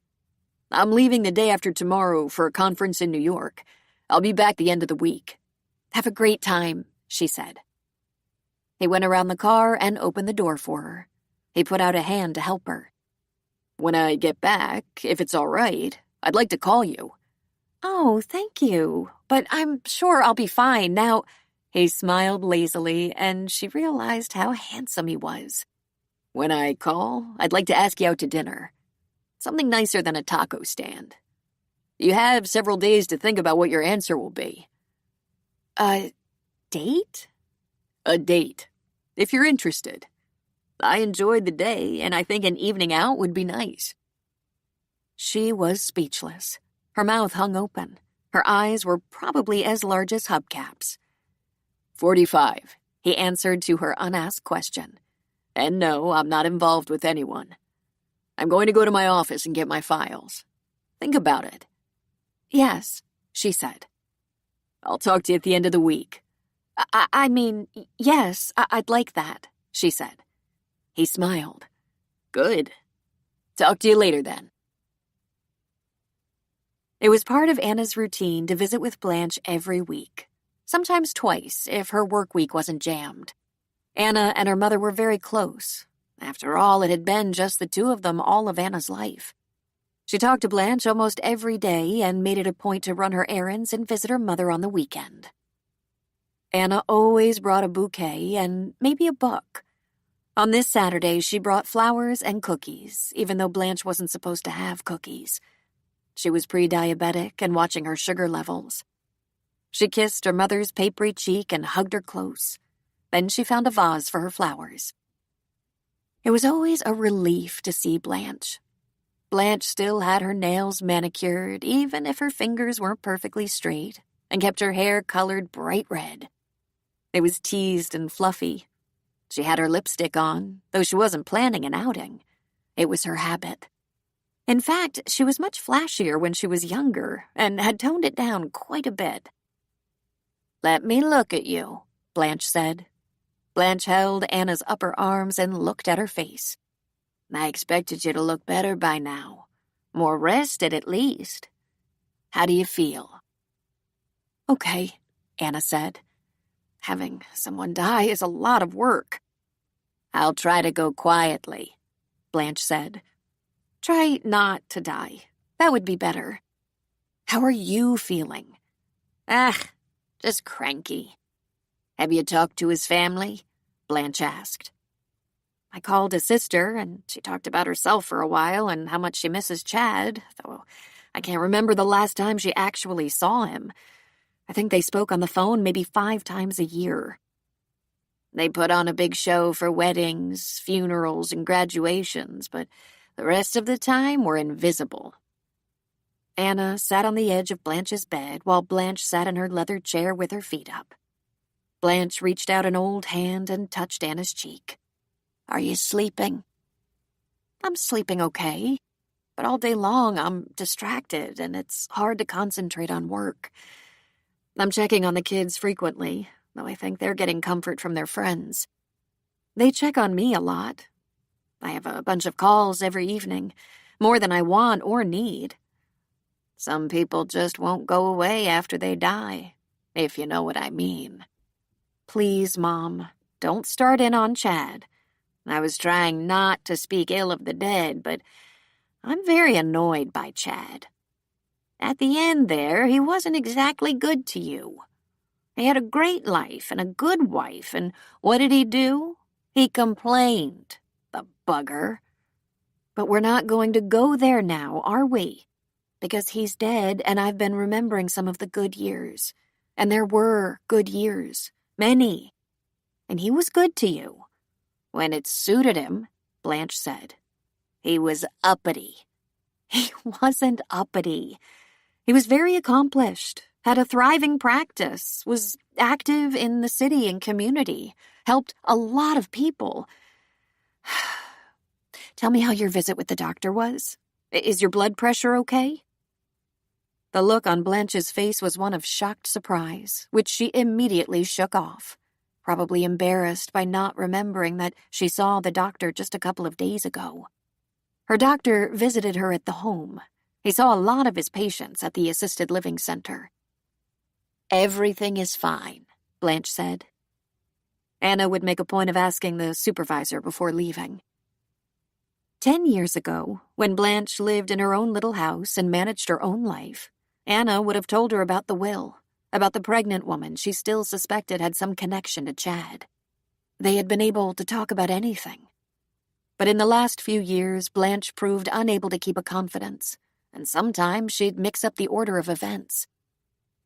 "I talked to Jessie just the other day," Blanche said. "She was going on about something at work, something about being at her office for 12 hours straight or something. And tell Mike to come by sometime, will you? I haven't seen that boy in months." It hadn't been months. They were all together the day of the celebration of life for Chad, and Mike had driven Blanche home to her little efficiency apartment before all the guests arrived, because large crowds tended to bring out the worst in her. But rather than remind her, Anna just said, "I'll tell him. Have you heard from Bess?" "I think she called last week. She still hasn't heard about law school, has she?" She'd been in law school for a year, but Blanche clearly didn't remember that. "All is well. Did you play mahjong this week, or bridge?" Blanche immediately launched into some of the same stories she'd told regularly.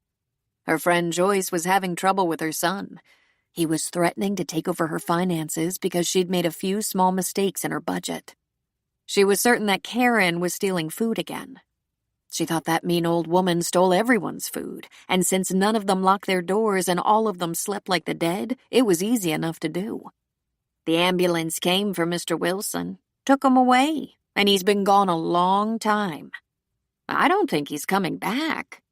And Clarice was flirting with all the men. "She's disgusting," Blanche added. "What that wrinkled old woman wants with a man at this late date, I'll never know."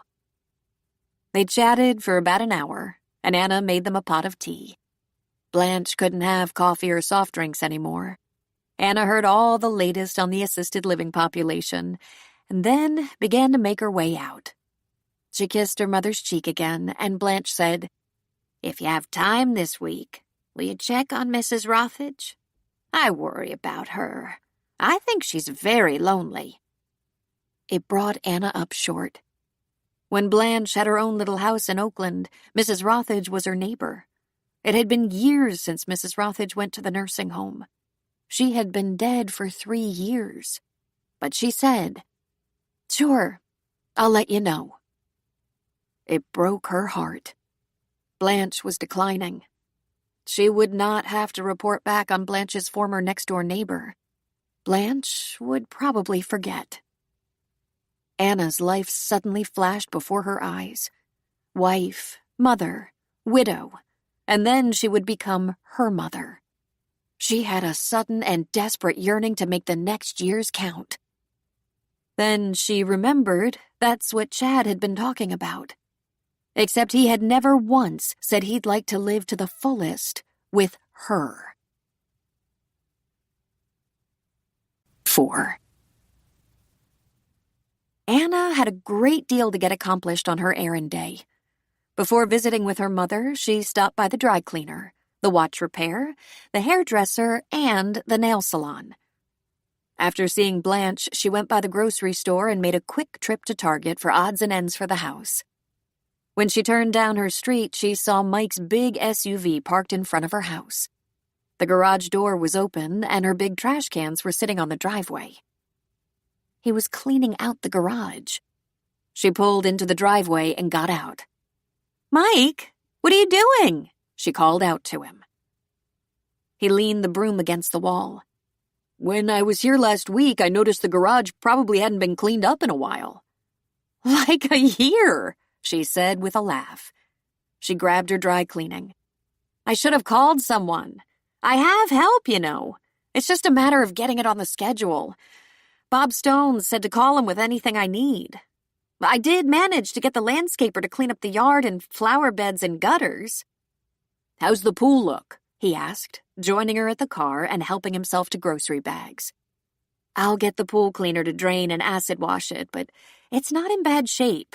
Not really. But the patio furniture is pretty dirty," he said, toting 4 bags into the house. She noticed he wiped his feet before going in. When they got to the kitchen, he got busy emptying the grocery sacks. "I was planning on doing a little work in the backyard tomorrow, so I'll power wash the patio and furniture."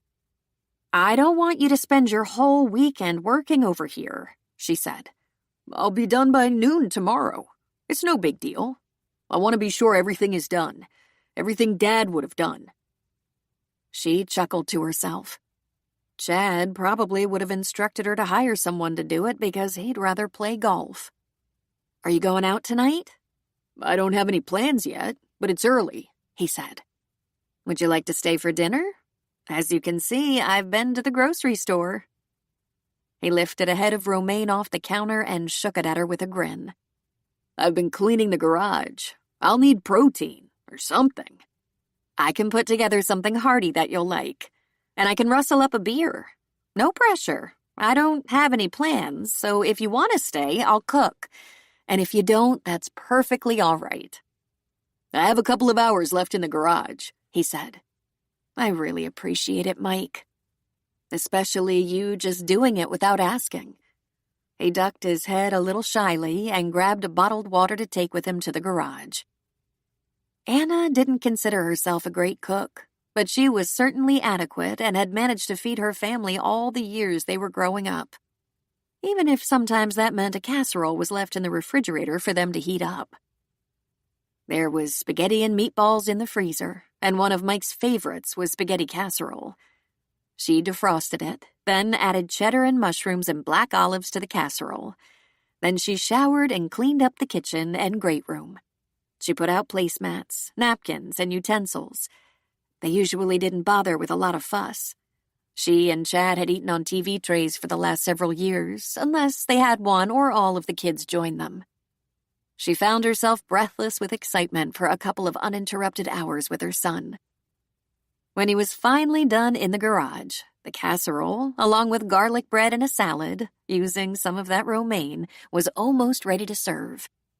Mike went to his old room to wash up and came back wearing a clean t-shirt he'd found somewhere amid the stuff he'd left behind. Anna was so happy to see him, she put her arms around him and he embraced her. Her cheek against his firm chest felt so good.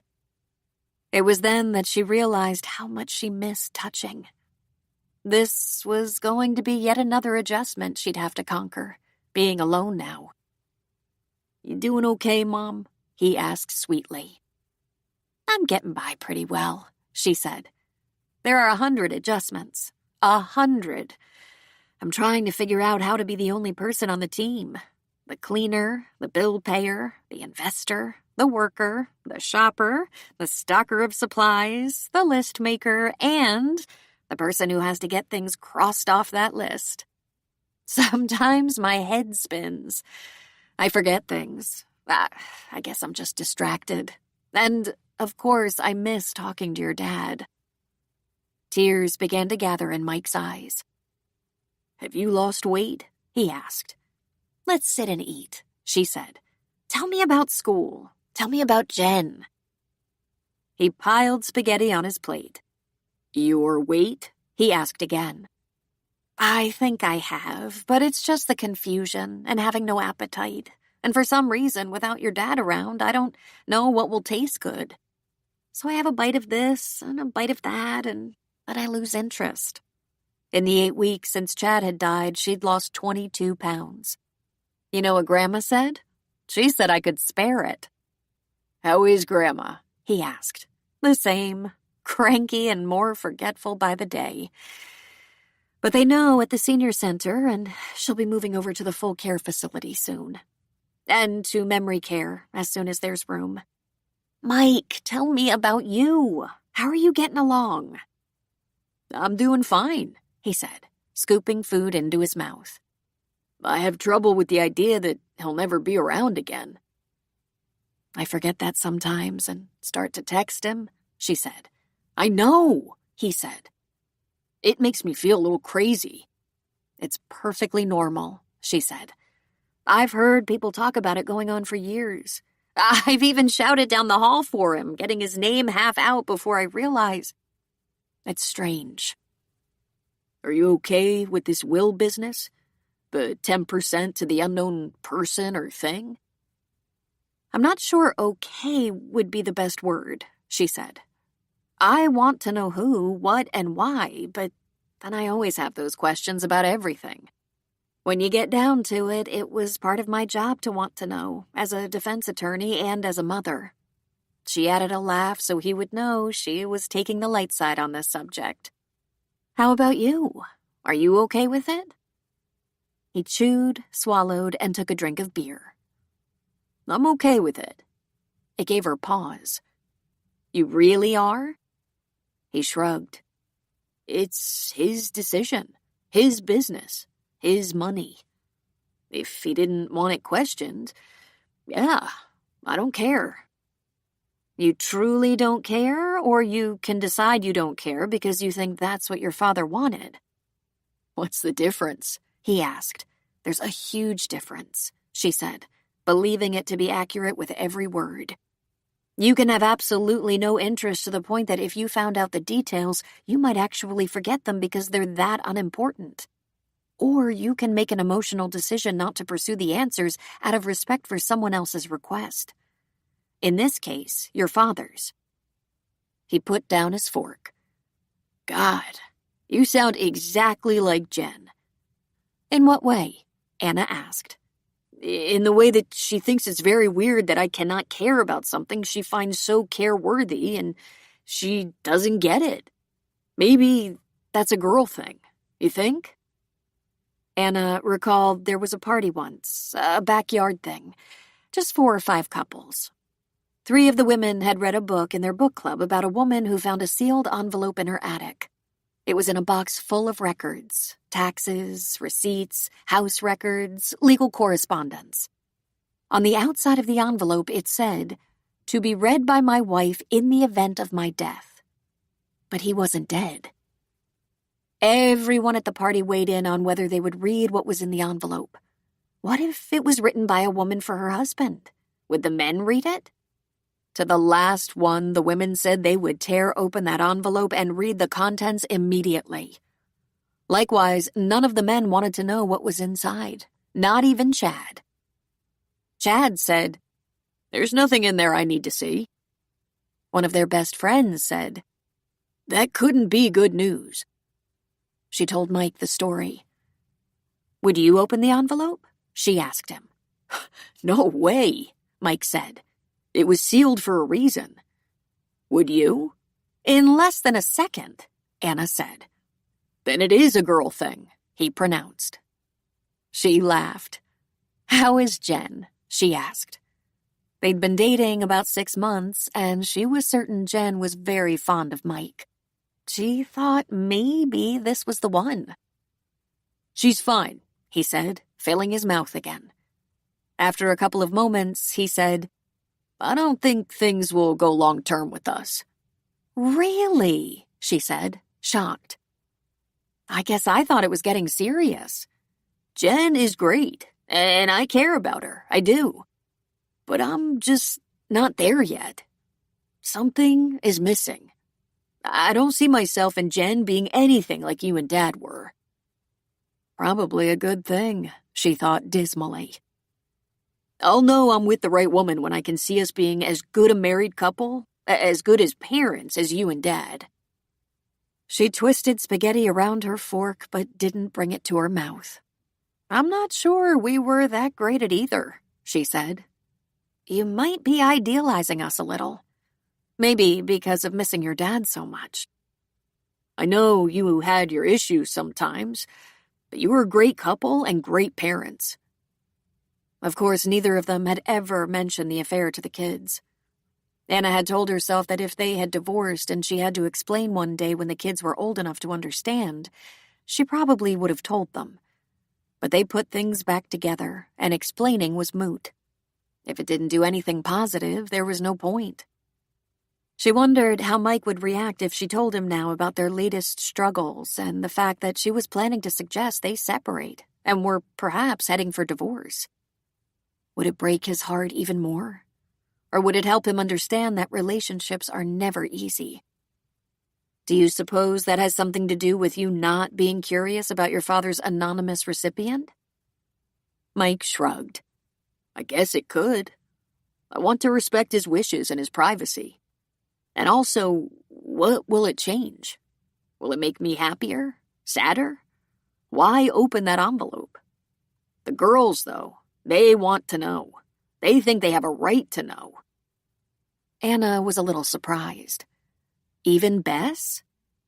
She doesn't stir things up much, but yeah, even Bess.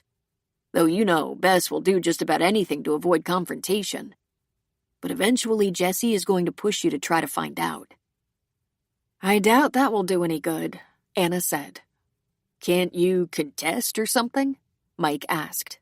Sure, if I want to build a case that I deserve that 10%, which I don't. But even if I won the 10%, I might never learn the identity of the anonymous recipient. But you do want to know, he asked. Here's where I am on that, Anna said. I thought your dad and I didn't have secrets, not important ones. I knew his passwords, his bank card code. I even made his doctor appointments. It galls me that he had such a big secret. Maybe a secret life of some kind. I'm equally pissed that he died. Maybe he was sick, Mike said.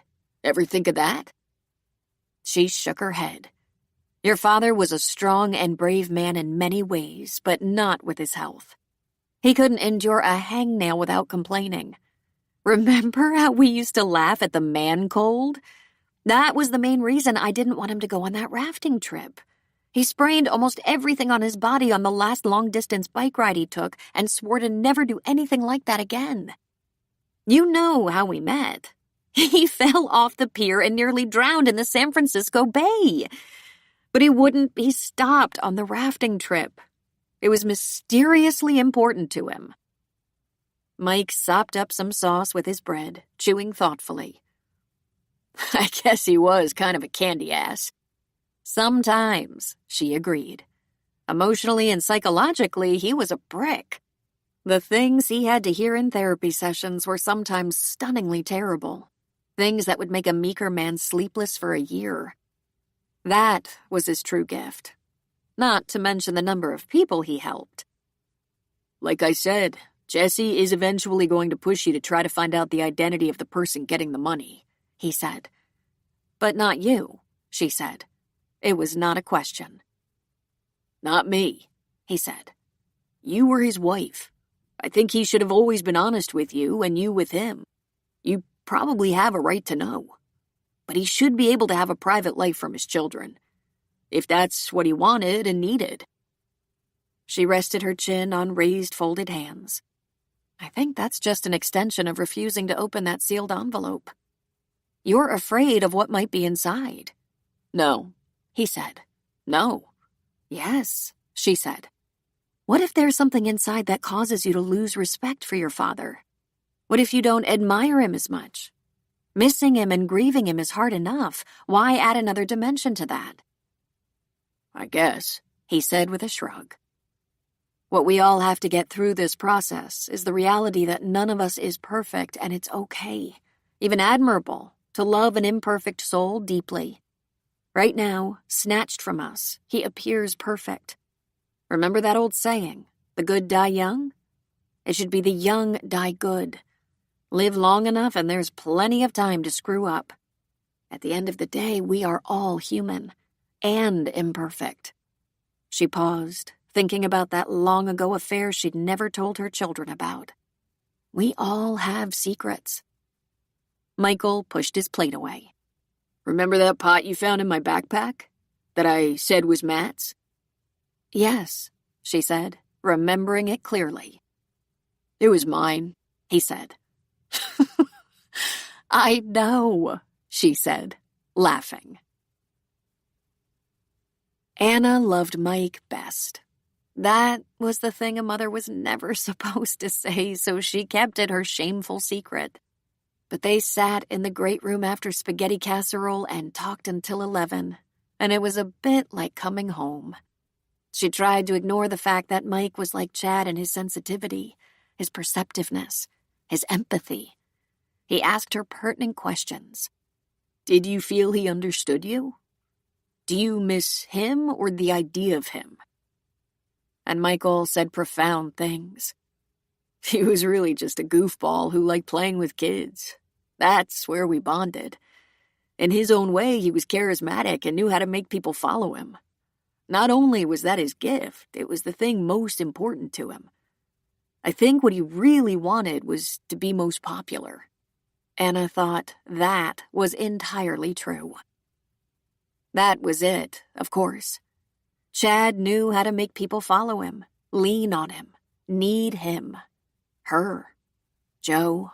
A mistress some time ago. Clients. Perhaps other women along the way. Chad was their guru. She was filled with her son's spirit all the next day.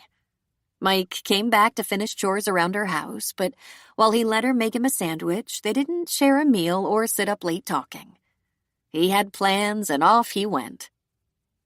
The next day was Monday, and because her colleagues were still giving her plenty of support and covering for her quite a bit, Anna took a long lunch despite the fact that the cases were piling up in her office. For the first time in her memory, she was having trouble staying focused. Instead of working, she dwelled on her grown children, starting with Mike. She grabbed a sandwich and sat on a bench in a small park near her office and thought about her son. He was a gift, a joy. He made her feel she'd mastered motherhood. He was that wonderful. Jessie was hard on her, often critical and difficult to please. Jessie filled her with nervousness because Anna was always afraid of saying the wrong thing and being the victim of Jessie's sudden and impossible anger. Jessie, like her brother and sister, was very attractive and smart. All three kids had dark hair and amazing blue eyes, like Chad's, and had excelled in school. Yet they were as different as night and day. Bess, the reward for putting a fractured marriage back together, was an enigma. She was solitary, introverted, brilliant in school, even skipping a grade. But she didn't always play well with other children. 3 seemed to be her limit, and then only if the spirit moved her. Crowds, even a normal-sized classroom, made her anxious. She never seemed to be lonely when her older brother and sister ignored her. She was independent and self-oriented, but she could be convinced to share nicely. She was absolutely no trouble at all, and there might lie a problem. She didn't seem to need anyone. No one. There were times she seemed withdrawn, but it would turn out she was only entertaining herself with a book or experiment. One of Anna's friends asked if it was possible she was on the spectrum, but by the time the question came, they had already concluded she might be. And she was high-functioning and a happy child. Bess was incredibly literal. You said I wasn't to go out, but you didn't say out of what, so I didn't go out of the yard, but I did go out of the house because, frankly, I was feeling stuffed inside. That was when she was 8. Anna had immediately done some research, and her brilliant conclusion was that it was probable Bess was mildly autistic, and she watched for problems associated with the disorder. But Bess was content and rarely frustrated. She was perhaps a little odd sometimes, compared to other children, but she was also brilliant, with an amazing memory, and... Anna's mind skidded to a halt right there as she recognized a woman, the young woman from the memorial service. She was pushing a stroller across the grass. In the weeks since Chad's death, she had given birth. She found a spot not too far from Anna, parked the stroller, and pulled out a blanket. She settled herself on the ground beside her baby. She was so beautiful, sitting on the blanket in her slim jeans and sandals, her blondish hair pulled back in a ponytail. Anna rewrapped what was left of her sandwich and put it in her purse. She found herself walking toward the young woman and baby, unsure what she would do or say when she got to them. "What a beautiful baby," Anna said, and meant it. "How old is she?" "I assume she's a little girl, given the amount of pink all around her." "Thank you. Yes, this is Gina. She's 6 weeks." Anna took a deep breath and looked skyward as if enjoying the summer warmth. So, she had given birth not long after Chad's death. The park wasn't large by San Francisco standards and was up on a hill with a partial view of the bridge. There was a bike path at the bottom of the hill and some wonderful Victorian-style townhomes. "You picked a beautiful day to introduce her to the park," Anna said. She dropped one knee to the ground in a semi-crouch. "I promise not to get too close." "Thank you." "She has the most amazing rosy complexion, doesn't she? Ah, and that beautiful dark hair." "My husband is dark. He's Indian." "I am that," said a male voice. Anna started to rise, and a very handsome man said, "No, stay where you are and continue to admire my daughter." He held a take-out cup toward her while he handed one to his wife. "It's coffee, black with cream and too much sugar." "Oh, I couldn't. Oh, I've invaded your family time long enough." "Stay," the young woman said. "Stay," said the man. Then, looking at his wife, he said, "I apologize. There was a call while I was in the coffee shop, and I must step away and return it. I won't be long, I promise. I'll just return the call and walk back to the shop at the same time and get another coffee. If you're all right?" "Perfect," she said. "Take your time." He leaned down and kissed the top of her head. She reached up and clasped his hand. There was such love between them that Anna knew she'd been wrong about her suspicions. Then off he strode, leaving the baby and mother to Anna, and she couldn't imagine this young woman ever being unfaithful. "Your husband is a very kind and trusting man," Anna said. "Nikit is good to the soles of his feet. And I don't think you mean us any harm," she said, adding a lovely smile. "Is this your first baby?" Anna asked. "She is. And it all happened much faster than either of us expected. We got married, talked about starting a family, and zip, here she was. And everything about it was fast." They talked for a while about children and families. This charming young woman, Amy, was a nurse practitioner. Her husband, a doctor. They met at work. It was a first marriage for both of them, but they had quite a lot to overcome since Nikit's family had promised him to another Indian woman, even though Nikit had warned them he wouldn't cooperate. "I'm pretty sure my mother-in-law still resents my intrusion," Amy said.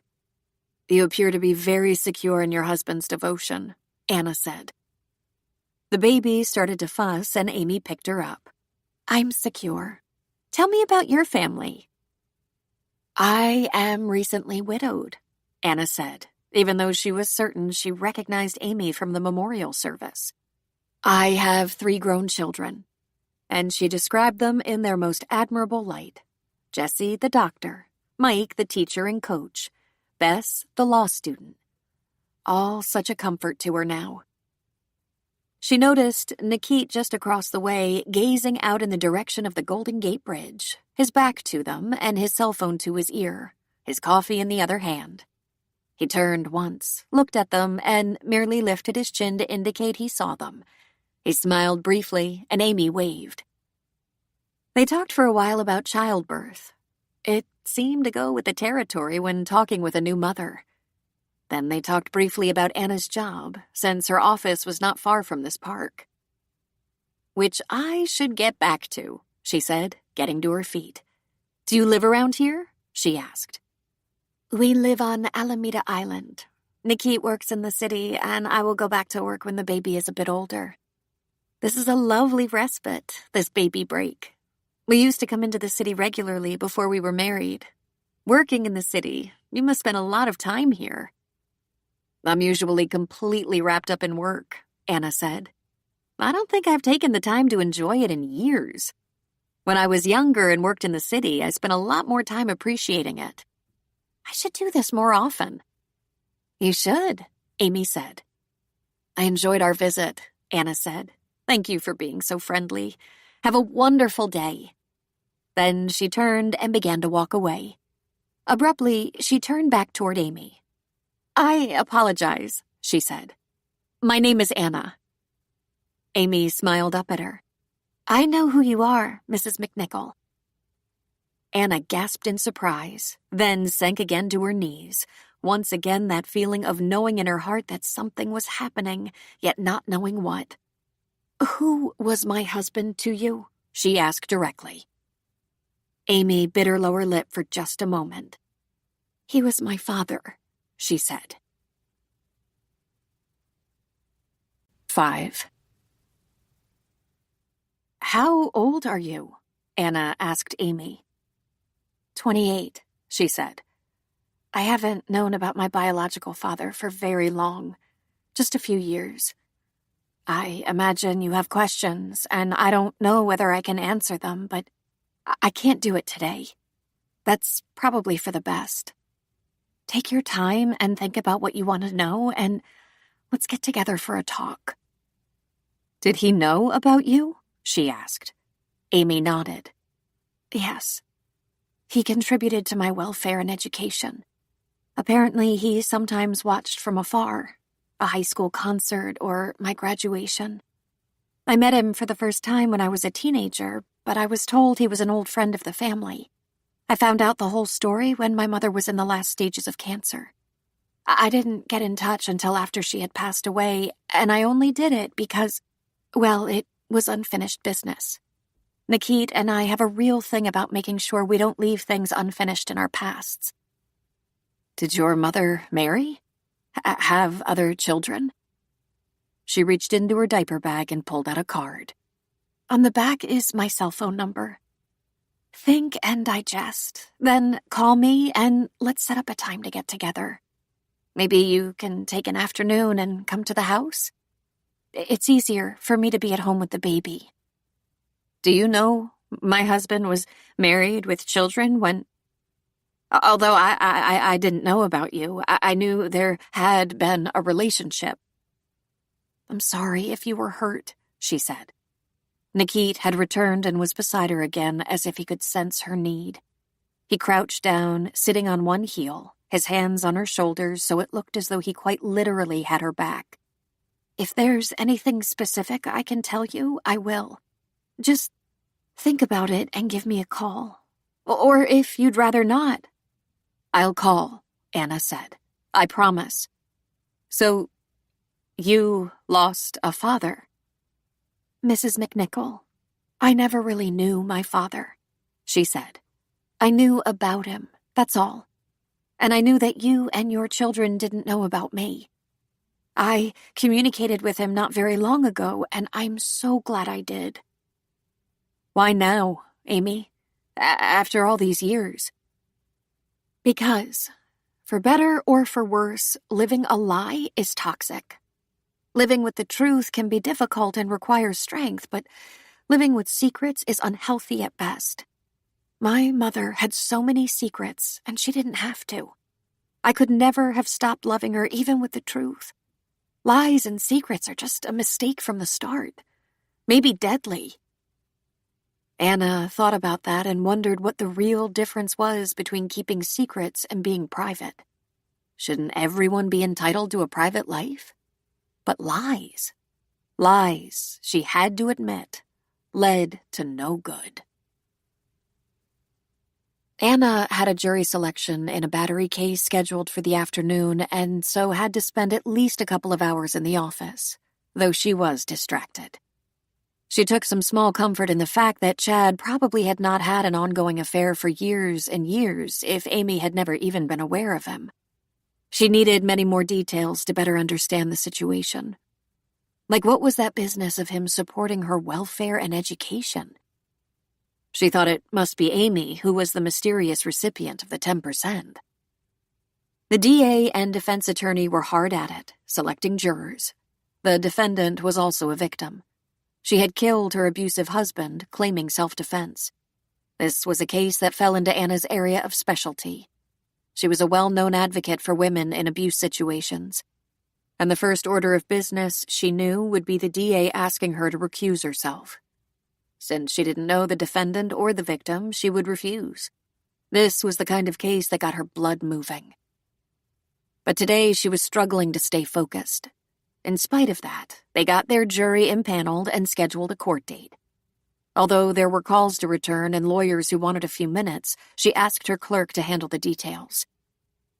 She then spent about 2 hours on the internet researching and found dozens of references to similar situations to her own, in crimes, court cases, tell-all memoirs, articles, and bios.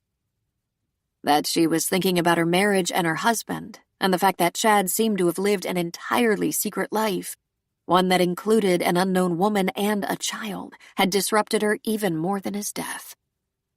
She thought their relationship, despite its occasional troubles, was cocooned within their family, involving only them and the children. Perhaps on the fringes, their parents. Yes, she knew there had been an affair because Chad admitted it, but what he didn't admit was it had been so much more than that. He had a second family, whether he had seen them or not. Just because Amy said she hadn't known her father didn't mean Chad hadn't been involved. In fact, might he have been involved with Amy's mother? Could there have been others? Just how many liaisons might there have been over the years? Was he ever planning to tell her the whole story?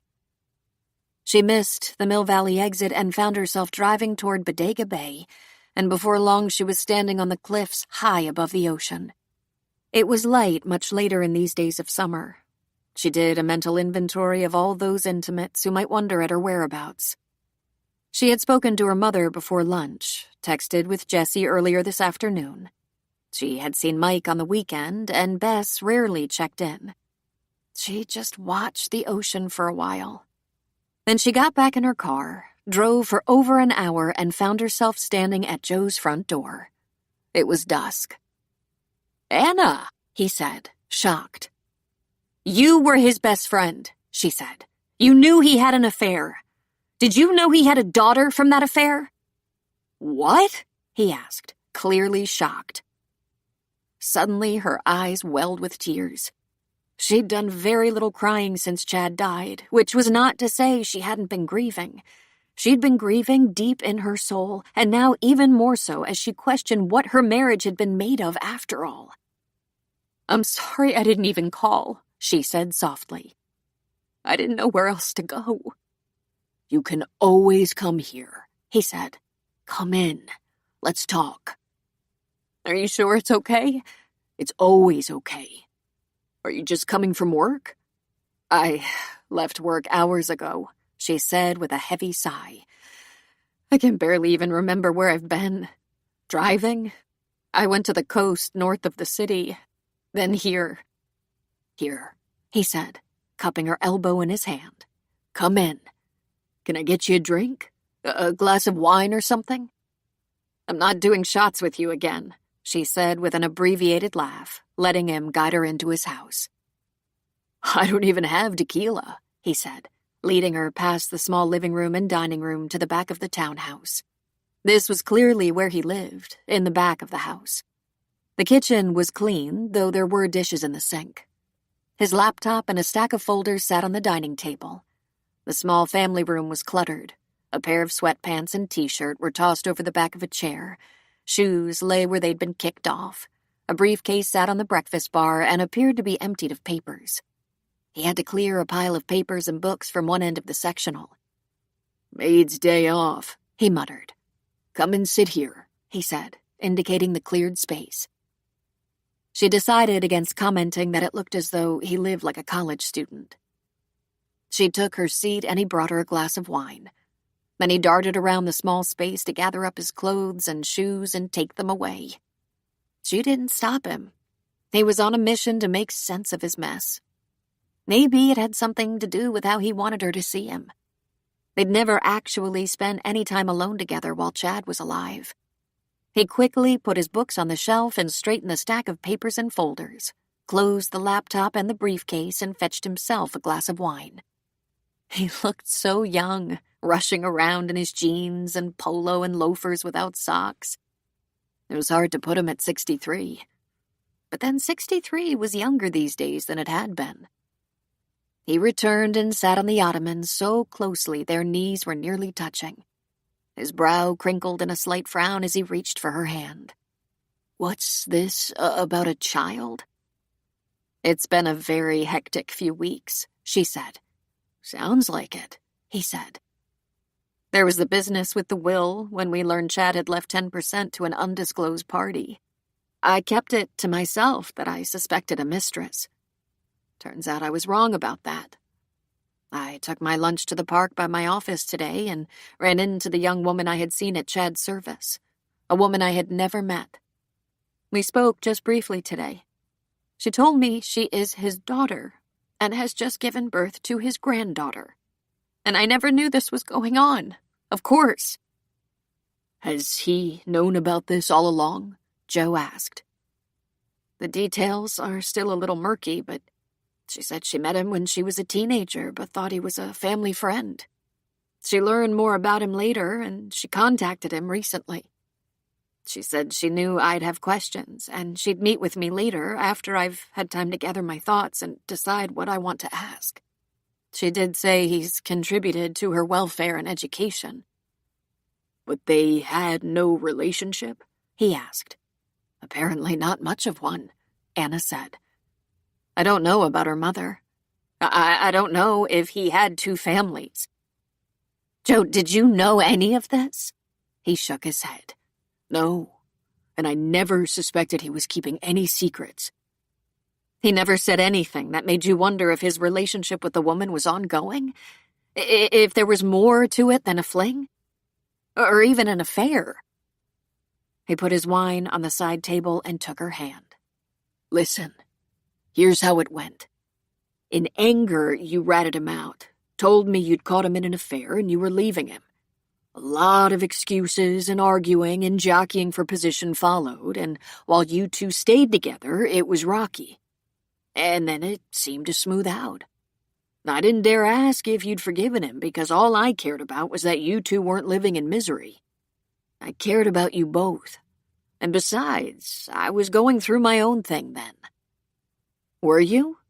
Was that when you were going through your divorce?" "Prelude to divorce," he said. He took a sip from his wine glass and hung his head. "We were all so young and thought we were so old. I was just over 30 and had 2 kids, and I remember thinking I was wasting my life by staying in such a toxic relationship. I was very sympathetic to you and Chad, but my situation was so much sloppier." "It was?" she asked. "Forgive me, I don't even remember. Just that you were divorced about the same time we were contemplating." He took yet another deep breath. "It was a mess. Lots of abuse and neglect, several affairs or flings, whatever they were. They certainly counted as cheating. Arlene was unstable. Her whole family was unstable. I followed suit and mimicked all the instability. We lived in chaos for about 5 years. My mother left my father at home and moved in to make sure the kids were being taken care of. It was unhinged and crazy. And in the midst of that, you and Chad seemed to pull it together, and I found myself leaning on him." He sat up a little straighter. "I'm sorry, Anna. I made that all about me." "What was going on with you and Arlene?" she asked, almost grateful to take the focus off her. His dark eyes were glassy. "Everything. Our romance was tempestuous and burned hot. Our early marriage was a painful roller coaster. We married poorly and divorced even worse. Couples fight about things like possessions and custody. That's a given, but our divorce was so filled with lies and delusions and obsession for control on both sides, it's a miracle we survived. In anger, she even stole my car and torched it. She spent a few days in jail for that, but only a few days, and then got community service. It was horrendous, and went on for years." "I wasn't even aware." "Because you were fighting your own battle. It seemed like no time at all passed when you were put back together and you were in law school, then pregnant. I don't know how you pulled it off." "It was more than the marriage, more than his affair. I didn't realize it for a few years, but it was so much more personal. You know that I was raised by a single mother," she said. "It was a good life, but there were times we didn't have enough. There were times we were broke and times my mother was scared. Sometimes she brought food home from the restaurant where she worked. She might have taken it off patrons' plates. She was a waitress and worked so hard and pushed me to go to school, to plan on a future that wouldn't be as hard. Every year older I got, in spite of debt and struggle, the closer I believed I was getting to not feeling that any second I'd be hungry and homeless. We were never completely without a roof over our heads, but there were some close calls, like sleeping on a friend's sofa while waiting for an apartment to be available. But I got through school. I worked and helped my mother. We paid off a lot of debt. Then I met Chad and fell in love. She swallowed hard. It was a defendant who said to me, "We're all just one man away from being cleaning ladies or waitresses." Chad came from an entirely different kind of family, a stable, upper-middle-class family. His parents funded his undergrad education. He went to good schools, and they lived in an upper-class neighborhood. She thought the rest of her life would be safe and secure. She thought she was building the kind of family she had always longed for, the kind of family he had come from. Then his mother had said, "If you don't put your marriage to my son back together so he can be with his children, don't expect any help from me." She had worked and supported him while he finished his PhD. He worked part-time while he finished his degree, which set him up for a long and distinguished career as a therapist. At the time, it had been all she had ever dreamed of. A spouse who was kind and helped people. A husband with a strong moral compass. There was nothing more she longed for. Michael was a baby when I learned of Chad's affair. "How?" Joe asked. I suspected because of odd phone calls, because Chad was gone or missing at odd times, and I did the unthinkable thing. I snooped through his personal papers and confronted him. Chad admitted he was seeing a woman.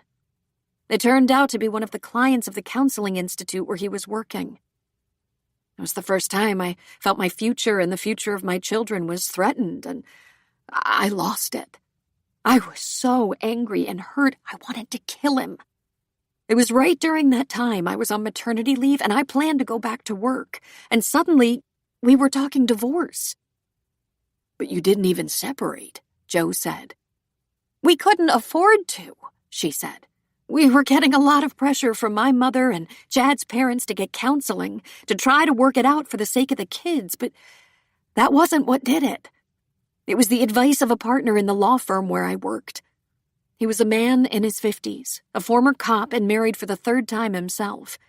He said, 'You will never be happy, married or single, as long as you cling to this fantasy that some man will rescue you and make you safe and secure. Make yourself safe and secure. It's the only way you'll really feel that way. It's the only way you can really protect your children. In the end, you will see that no matter who you're married to, you are responsible for your own happiness or security. Two things no one can give you.'" She fought that advice for a while. She wanted to believe the right man would do the trick. If only she could find a man who had that strength of commitment, one who could be trusted, one who wouldn't stray, one who didn't have a weak character. I began to study for the LSAT right away. I got a lot of help and support from the partners in the firm. I had mentors there, and even though they didn't know all the details of my personal life, they encouraged me to build my confidence and independence and form a strong career in law. As months turned into years, I did get stronger and more determined. Everything evolved from that point. I kept working as much as possible. The firm had work I could do part-time while I was in school. I helped with depositions, filings, document prep, and research. In retrospect, I don't know how I made it. It was during law school, combined with her job in the law office, that she stumbled upon her specialty and cases that involved domestic violence. After law school, during her time in the district attorney's office, she prosecuted batterers, and later, in private practice, she spent as much time as possible helping the victims of battery domestic. Defending women who had been accused of assault when they relied on self-defense to save their or their children's lives was her specialty. She had become a well-known advocate for battered women. "And then there was Bess after you put your marriage back together," Joe said. "Not exactly," she said. "Not that simply. There hadn't been much affection between us for a few years. But Chad did spend as much time as possible helping with the kids and the house. First of all, his schedule was not as demanding as mine. And second, he seemed to genuinely want to save the marriage. I still ask myself why. I never had the impression it was love. I never had the sense I was chosen. More to the point, I never had the sense he'd forsaken all others. Bess was a surprise. I might have been exhausted and needy. I might have decided I didn't have any fight left in me. Most likely, I decided I didn't care anymore. Bess was a lucky accident. Not only did she focus me, I was stronger and I could accept the life I had as better than most. It was, It was better than most people get. But after Chad stepped outside our marriage, I was no longer in love with him. I liked him. I knew exactly how to get along with him and make the most of what we had. I think I grew to love him again. I'm not entirely sure. It was all about the 5 of us, holding our family together because there's strength in numbers. You seem to be in love, Joe said. I never trusted him again.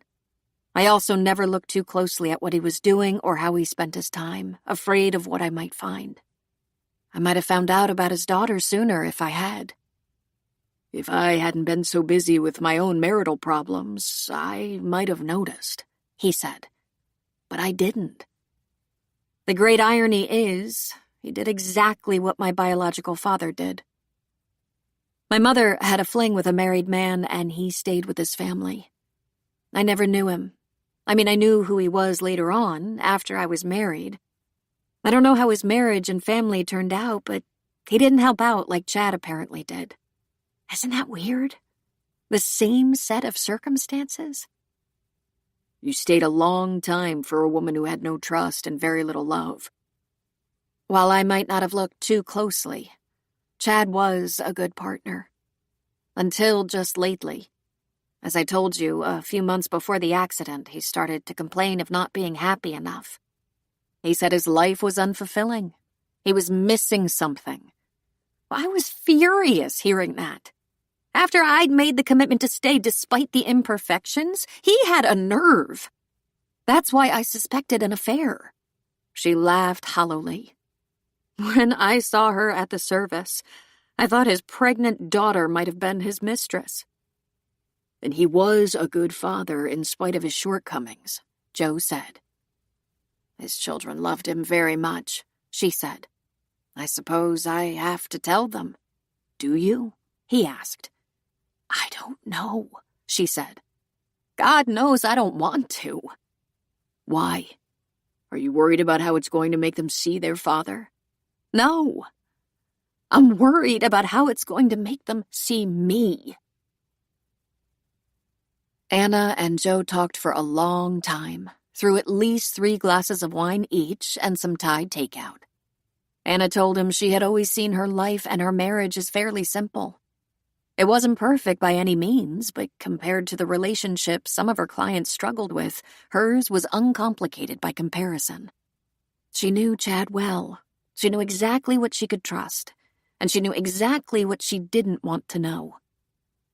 She didn't want to know just how unfaithful he had been because that would inevitably lead to just how little he valued their relationship, their marriage. Before Bess was conceived, while they were still knocking around the idea of divorce, Chad continued to praise her. But he didn't tell her he loved her. She would ask him from time to time, and he would answer, Of course I love you, Anna. I will always love you. You're the mother of my children. She had been asking herself for more than 20 years if that was a compliment or more the lesser of evils. Joe's expression changed slightly when she said that. What? She asked. Why did you suddenly look uncomfortable? I don't know, he said. What a bastard, he said. You were the wronged party, and he didn't do much to make you feel vindicated. From that time on, I always suspected I was just one of many. He might not have been sleeping with many women. I'll never really know. But you know Chad. He was a flirt, and a man who thrived on the attention he got from women. That much is true, Joe said. Who among us hasn't been guilty of that? You don't have to answer, but did you take a lover? She just shook her head. I took a career. And no ordinary career. She became a popular talk show guest and experienced expert witness. Eventually, she was appointed to a Superior Court justice position. Her honor.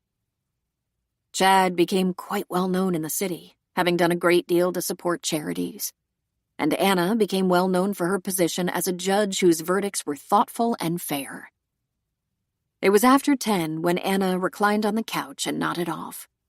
She was vaguely aware of Joe covering her with a throw, which she pulled around herself as she yielded to sleep. In the early pre-dawn, the house dark but for a stove light in the kitchen, she rose, found her sweater and purse, and set about leaving. After a visit to the bathroom, she went to the kitchen and began scribbling a note on the notepad that listed eggs, bread, mayo, and laundry detergent. "You're leaving?" Joe asked from the shadows. She jumped. "Oh, did I wake you?" "Not really. I heard you moving around. You're leaving?" "I thought I'd go home, curl up in my own bed." "You can stay. You can have my bed if that would be more comfortable." "Thanks, but I think I'd rather find my own bed. And I've taken enough of your time and sympathy." "I didn't mind, you know. Anytime you need me." He gently grabbed her shoulders. "Are you all right to drive?" "Sure. It's been hours since I've had alcohol." "Will you text me when you're home safely?" "Okay. It's a long drive, you know." "I know. I'd appreciate the text. And I'd like to say, when this storm passes, remember that it's all right for you to be happy.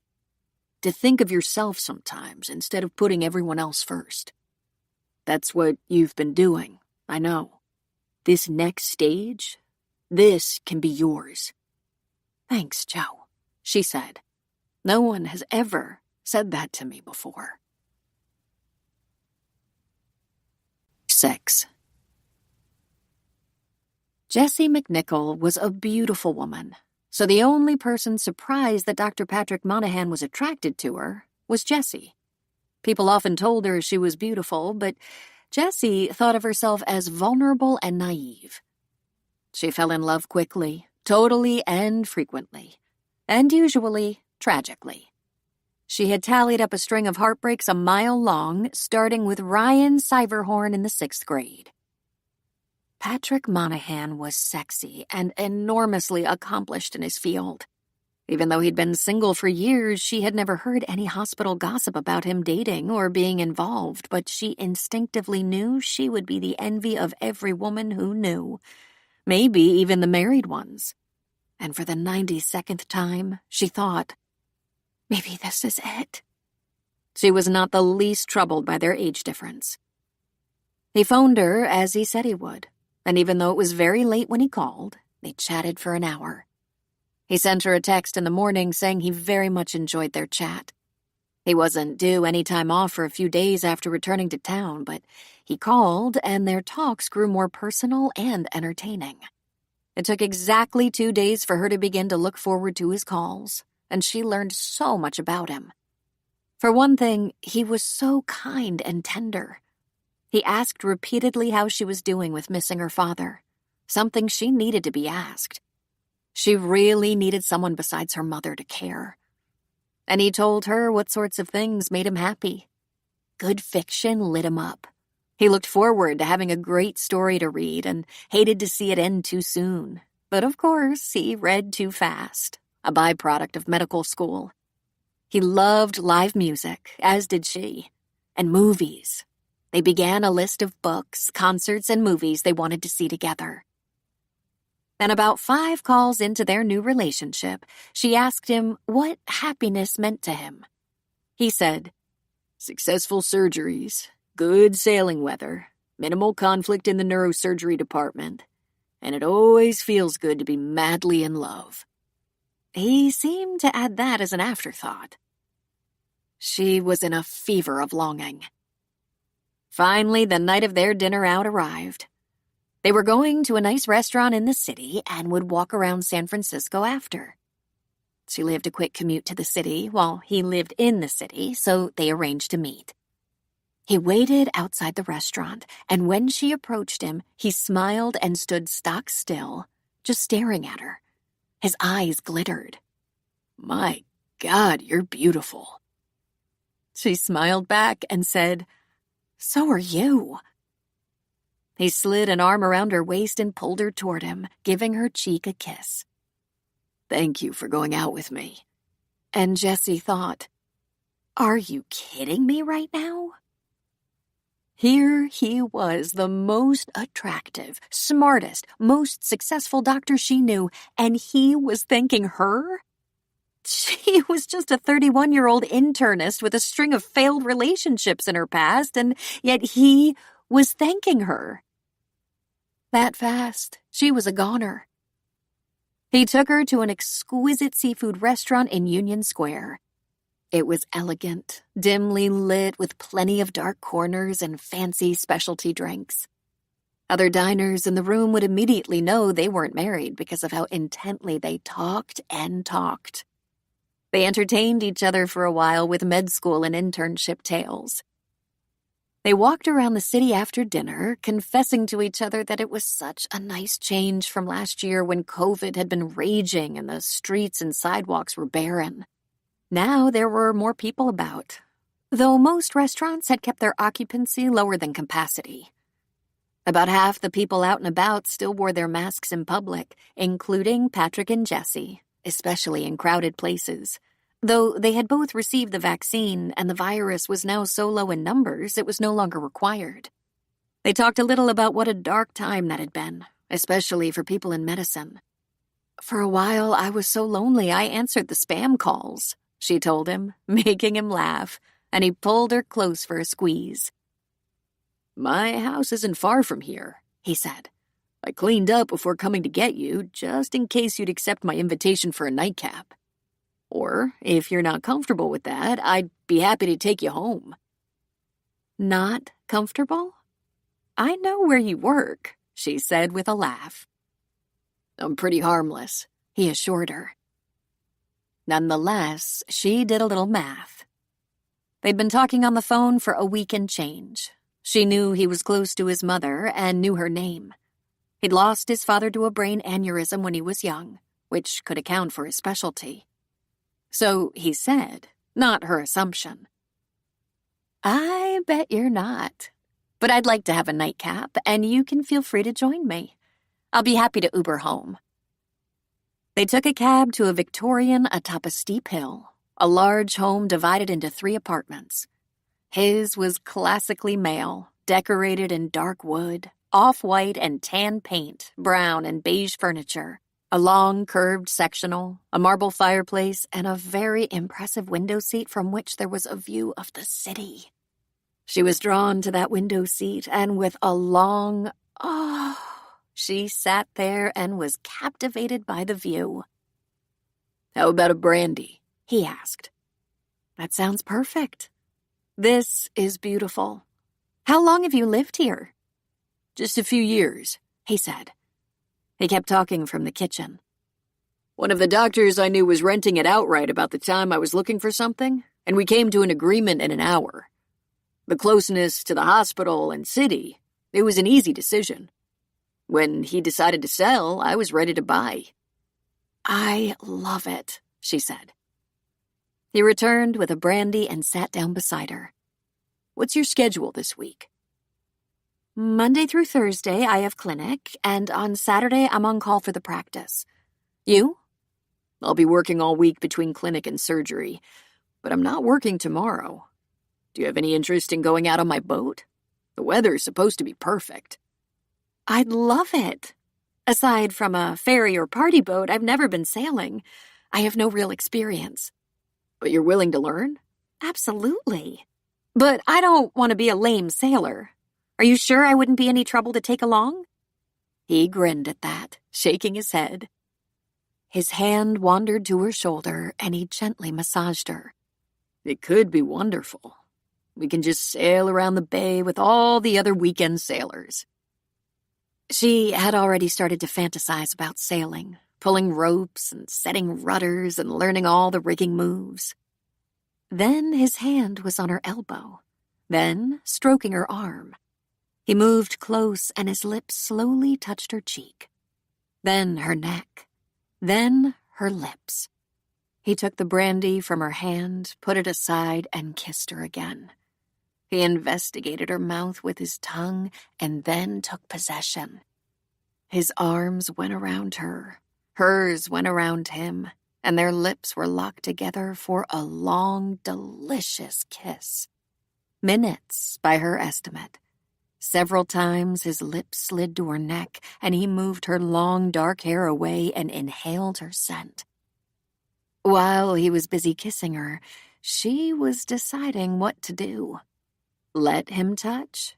She wanted to be touched, desperately. It had been a long time. His caresses roved around a bit, sliding to her butt, her thighs, her knees.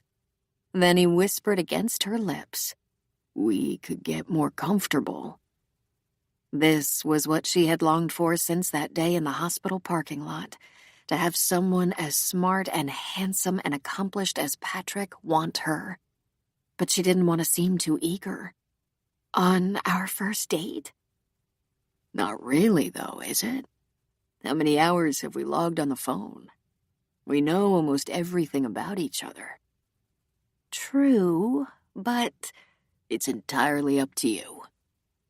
He treated her to a little more kissing and caressing, and when his hand slid deftly over her butt and under it, she sighed and said, "Yes."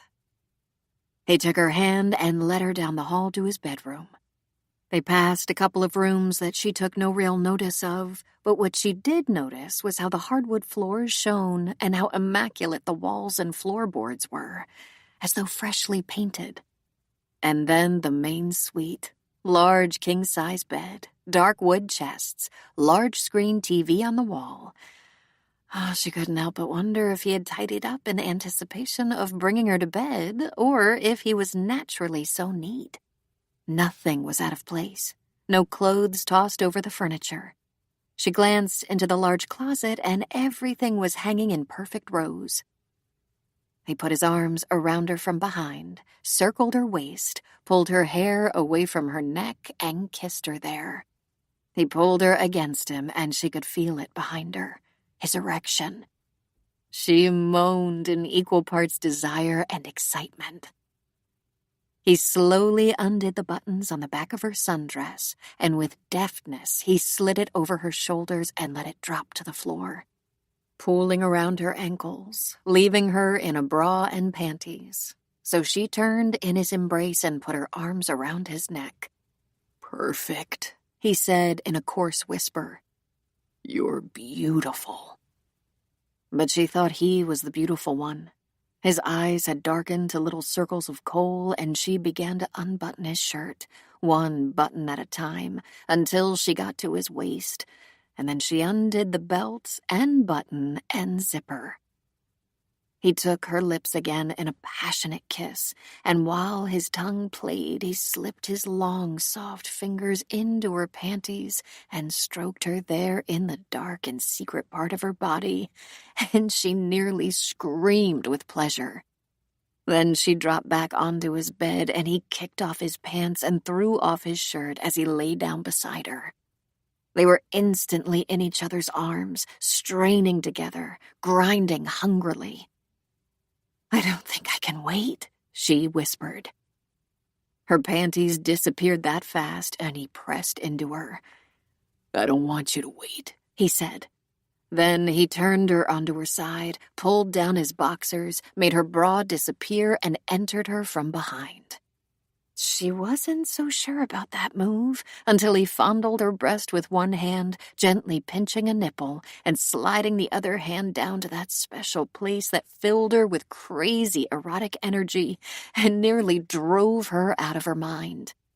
He filled her, pumped his hips, sucked on her neck, rubbed her between her legs, and she was gone. This had never happened to her before. Orgasms were generally difficult to achieve, and she was suddenly exploding. He was pumping and rubbing and groaning, and she was ready to faint from satisfaction. He gave her a few more hard, deep thrusts and let it go. And Jessie just about collapsed. A long sigh came out of her, and she pressed her butt harder against him. "Whoa," he said. "Oh my God," she said. "Yeah, that was perfect," he agreed. "Quick, but perfect. We can slow it down next time." "Next time?" she repeated. "Good." She snuggled into his arms, his breath soft and warm against her neck. She was far too weak to walk downstairs to catch an Uber. She couldn't move. His hands were so soft, and he caressed her from her knees to her shoulders. Ah, and it was heaven. Every once in a while, he would stroke that soft, supple, dark place, and it would send a jolt through her. And she would say, "Oh, Patrick, right here." "I can't move." "Don't move," he said. "Stay right here." He tightened his arms around her. Eventually, she rolled over, facing him, meeting his lips. "I think that was the best sex I've ever had," she said. He chuckled. "Worth the investment of all that phone time?" "Oh, God, yes," she said. She looked into his eyes. With the heat of the moment past, his eyes lightened to that beautiful greenish blue she remembered. "You're an amazing lover." He brushed the hair back over her ear. "That's very sweet. You're quite amazing as well." She laughed softly. "No one has ever said that to me. If you're not very careful, I could fall in love with you." He laughed a little and pulled her close. "Then I'll be very careful." She smiled. "Not interested in love?" she asked. "It's a little soon," he said. "We have plenty of time to get to know each other." She mentally chewed on that. She tried to say nothing, but in her typical way, she couldn't let it go. "Let's see," she mused aloud without looking into his eyes. "We know each other well enough for amazing sex, but love is out of the question?" "Don't do that, sweetheart. Love is just premature, that's all." She gave that a moment to sink in. She wished she hadn't said it first.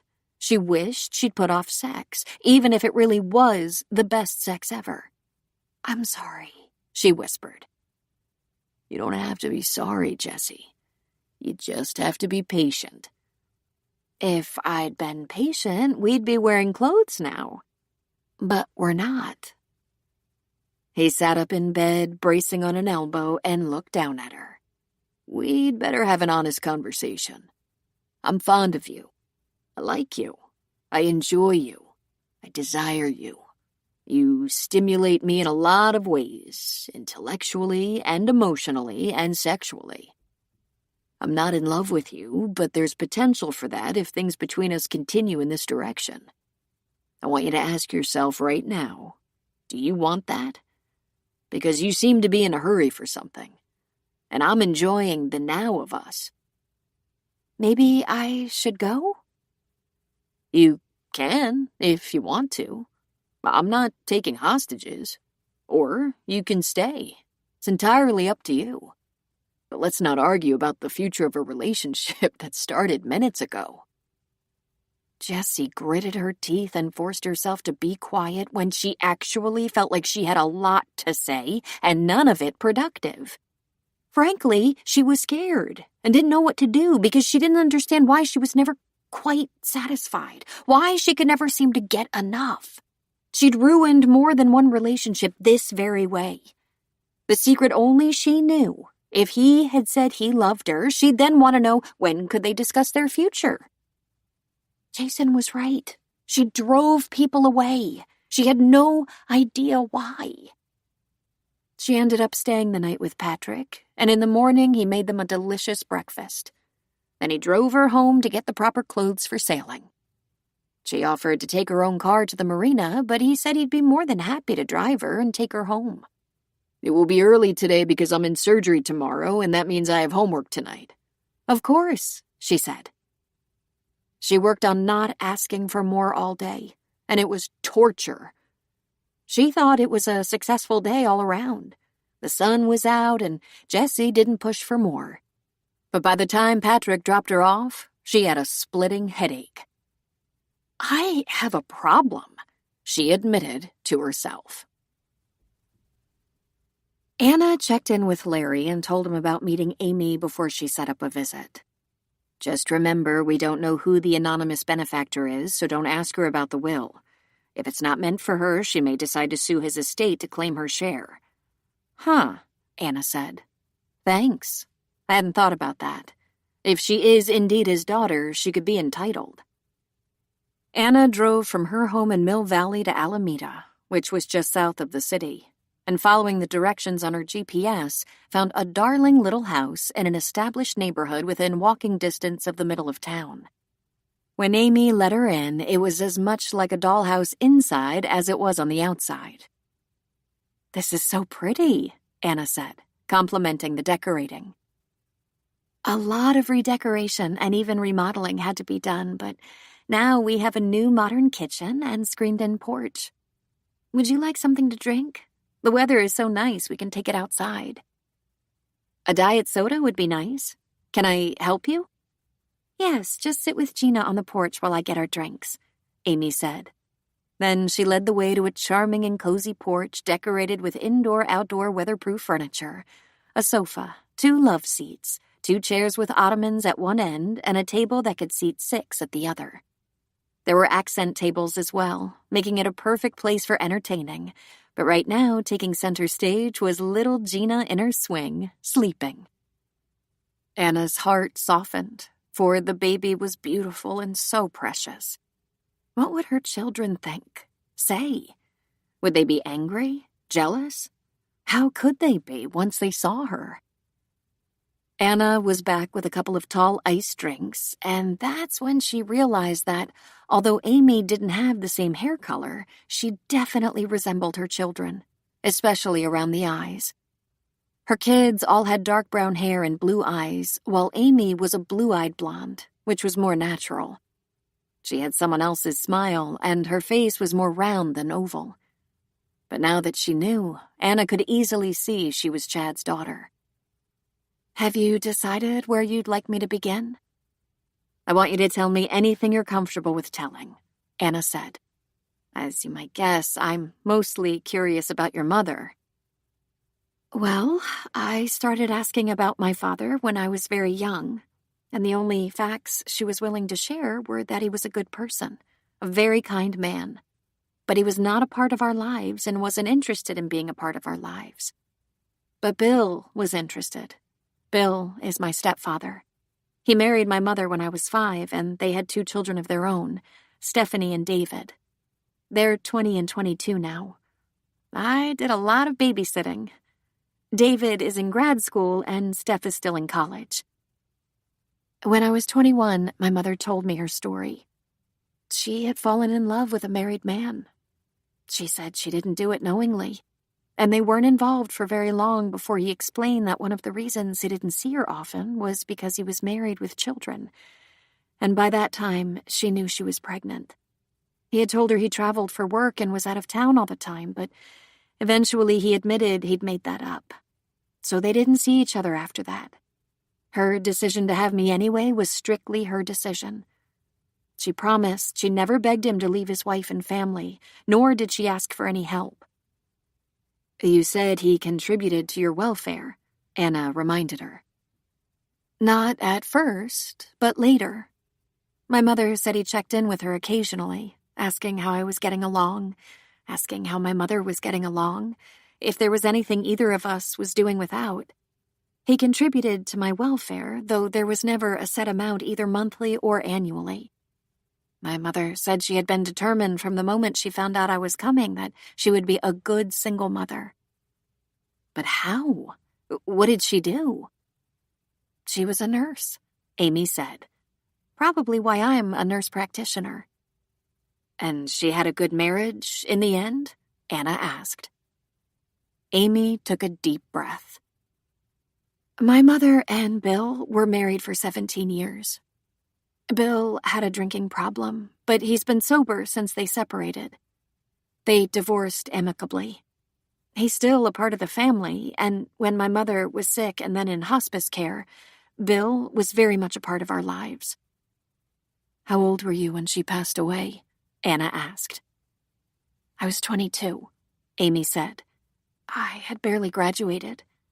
It was after that I contacted my father. I wanted to let him know. We got together twice. We had 2 very long lunches to catch up. It would be fair to say we never had a real relationship, but he contributed to my college education. Even your graduation and wedding.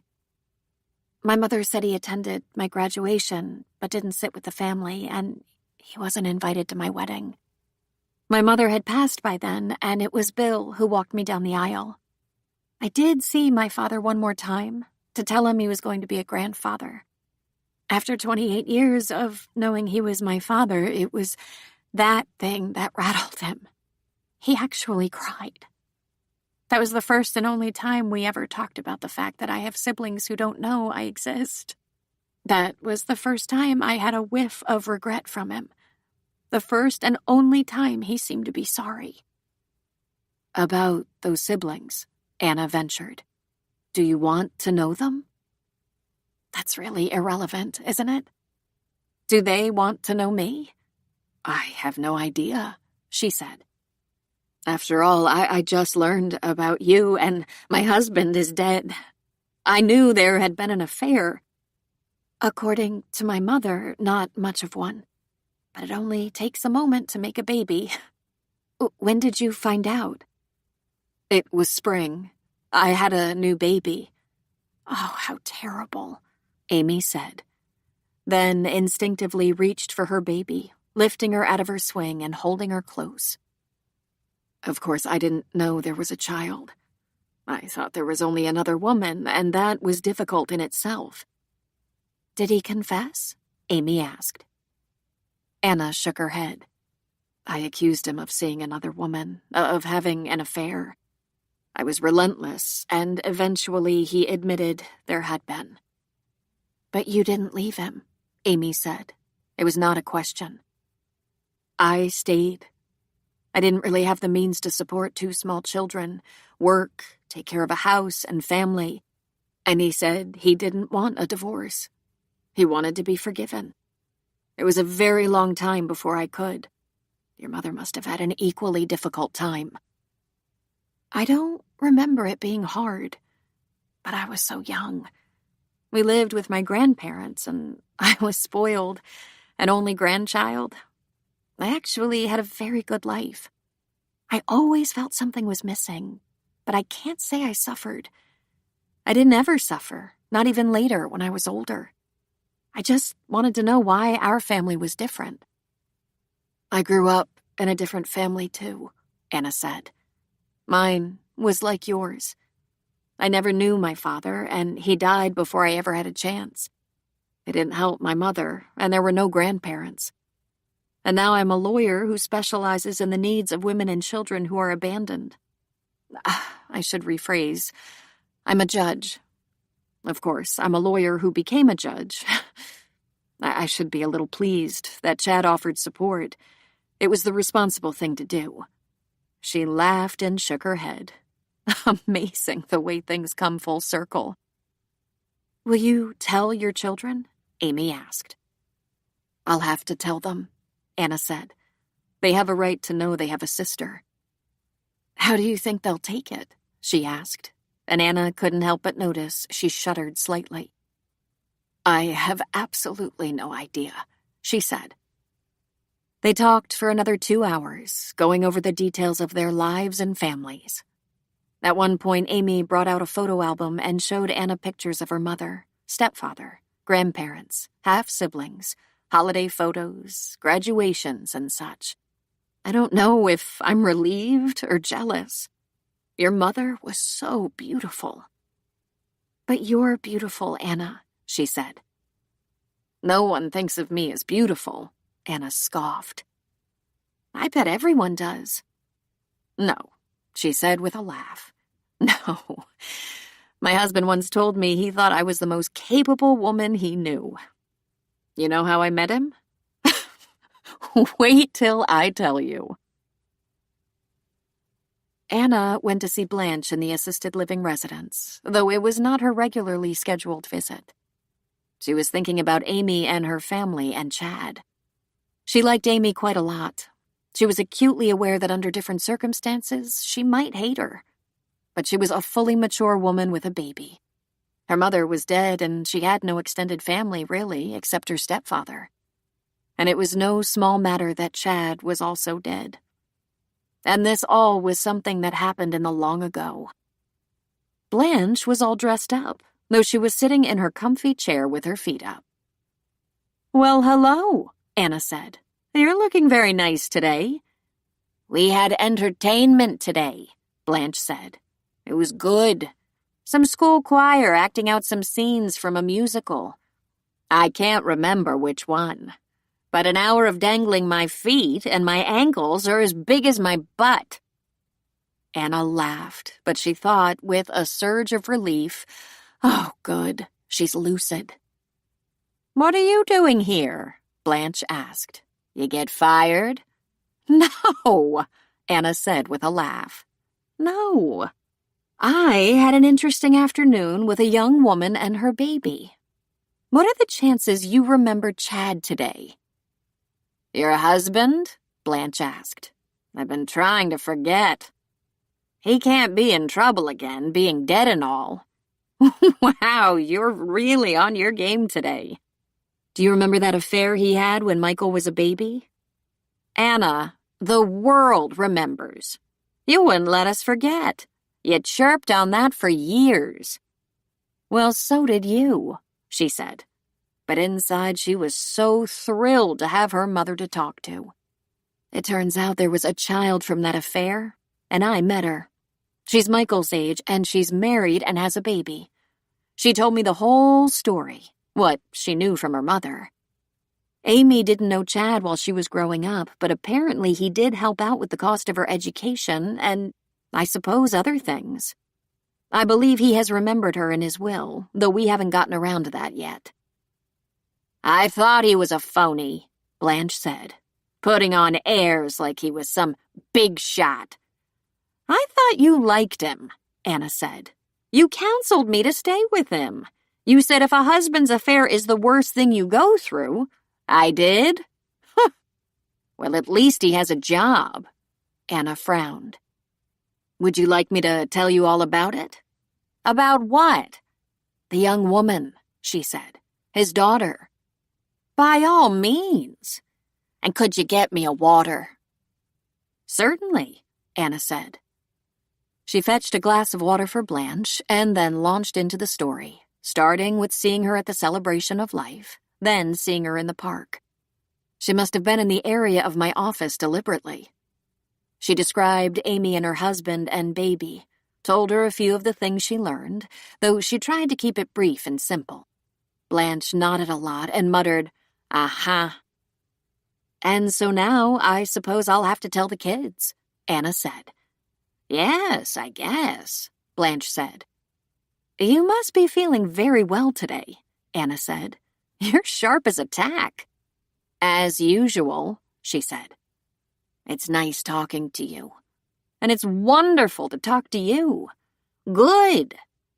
By the way, where is your house?"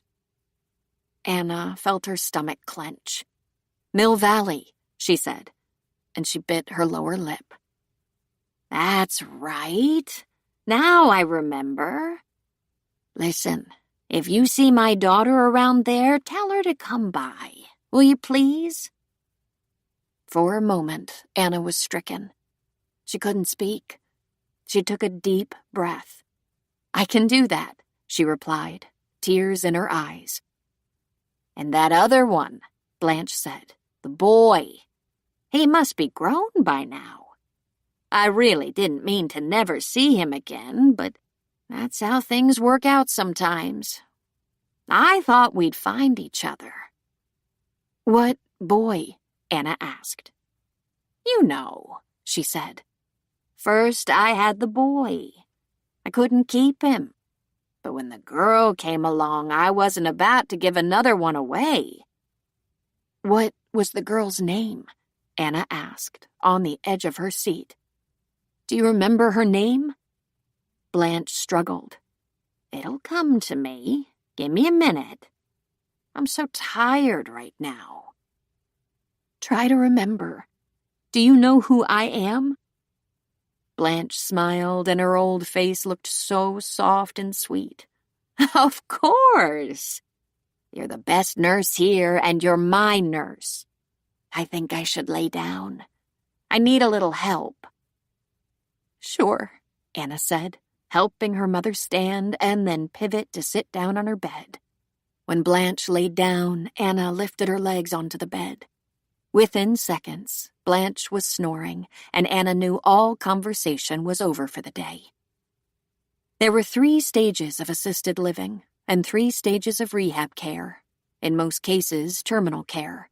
For assisted living, there were apartments with galley kitchens. Mostly couples occupied them. Then efficiency units that had sitting areas and bedrooms. Then bedrooms that opened into a nursing round. Then rooms in the nursing home division where residents ate their meals together in a dining room. Then memory care for residents with dementia. That wing required more staff. Then the hospice unit. Those rooms were filled with sick and memory-challenged residents who would not be going home. Blanche was still in an assisted living room with full-time nursing supervision and full meal service. Blanche was on a waiting list for memory care. Nothing much would change for Blanche except the geography. But these memory lapses were becoming more and more frequent. Anna sought out the senior nurse, Rebecca, as she had many times before. She described their conversation. I have heard Blanche speak of the boy. I assumed she was speaking of her grandson. She specifically spoke of giving him away. And then the girl came along and she kept her. That would be me. My mother always told me everything, but I've never heard of that. Could this be true? Could this be something she's never talked about before? It's true, our Alzheimer's patients remember old memories better than recent memories, so if something that happened 50 years ago comes to mind, they talk about it. But it's also true they tell wild tales that no one can make any sense of. Is it possible your mother had a son before you were born and had him adopted and never mentioned it to you? I've never heard mention of it before, Anna said. She was 28 when I was born. She said the man she was involved with had been married, had no intention of leaving his wife, or even if he did, was not inclined to marry her. Without even thinking twice about it, she said she was going to have me, raise me, and we'd be fine one way or another. And we were. But she never mentioned another child. Never. You can chalk it up to dementia, the nurse said. Or you can research it. You know where your mother lived before you were born. You can try one of these ancestry DNA services. I hear some are very good. I'm a judge, Anna thought. I know how to get information. But the larger thought she had was how much vital family information was hanging out there, stuff she wasn't sure of. Could she have a brother? Did Chad have any more children? How had he managed to give money to Amy and her mother without Anna ever knowing? How many branches were there on her family tree exactly? Suddenly, her body felt very heavy, as if each step she took, emotionally and physically, took great energy. 7. It hit her when she got home. In fact, as Anna pulled into the garage, she felt the emotion welling up inside her like a pressure cooker, and she broke down in the car. She pushed the garage door button, lowering the door, leaving her to sit in the car in the semi-dark. And she came apart like a cheap watch. Chad had been dead for 5 months. In that time, she'd learned that his long-ago affair had borne fruit, and the strain of trying to figure out how she was going to tell her kids had been wearing her down. She'd been trying to decide if she hated him for keeping such a thing secret, or, more often these days, if she longed for their life back. She struggled with whether she owed it to the kids to tell them she had been the one to bring up the possibility of separation and divorce. Her idea, not Chad's. Their marriage hadn't been perfect, but by comparison to the lives of many of the women she had helped through the legal system, it was heaven. That was small comfort at the moment. Chad left a mess for her to clean up alone. She realized, not for the first time, that she didn't miss Chad so much as she missed marriage. It had worked for her. It had worked for Chad, for that matter. It was convenient. There was always another person to share the weight with, even when things in the relationship were stormy. There were times she had come to realize that having a close enemy or stranger can be slightly more helpful than having no one at all. If missing her marriage wasn't challenge enough, she was losing her mother and possibly gaining a brother. All in one day. Just how many people in her life lived in such secrecy? How had her mother, her best friend since birth, never let it slip before? And why hadn't she?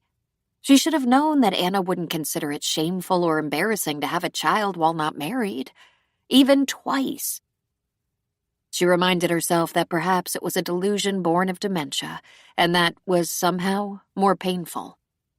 And she fell into hard sobs, still sitting in the car. She had cried for her lost husband before now, but most of that had been the self-pity side of grief, missing him and feeling alone, anger with him for leaving her to deal with everything, craving just one more discussion about what was wrong with them now. And of course, she wondered if he was planning to come home from his adventure and tell her about Amy and his first grandchild. He had said he wanted to have a serious talk. Her kids were having a very hard time with Chad's death. Jessie was angry, Michael was devastated, and Bess seemed to have withdrawn even more than usual.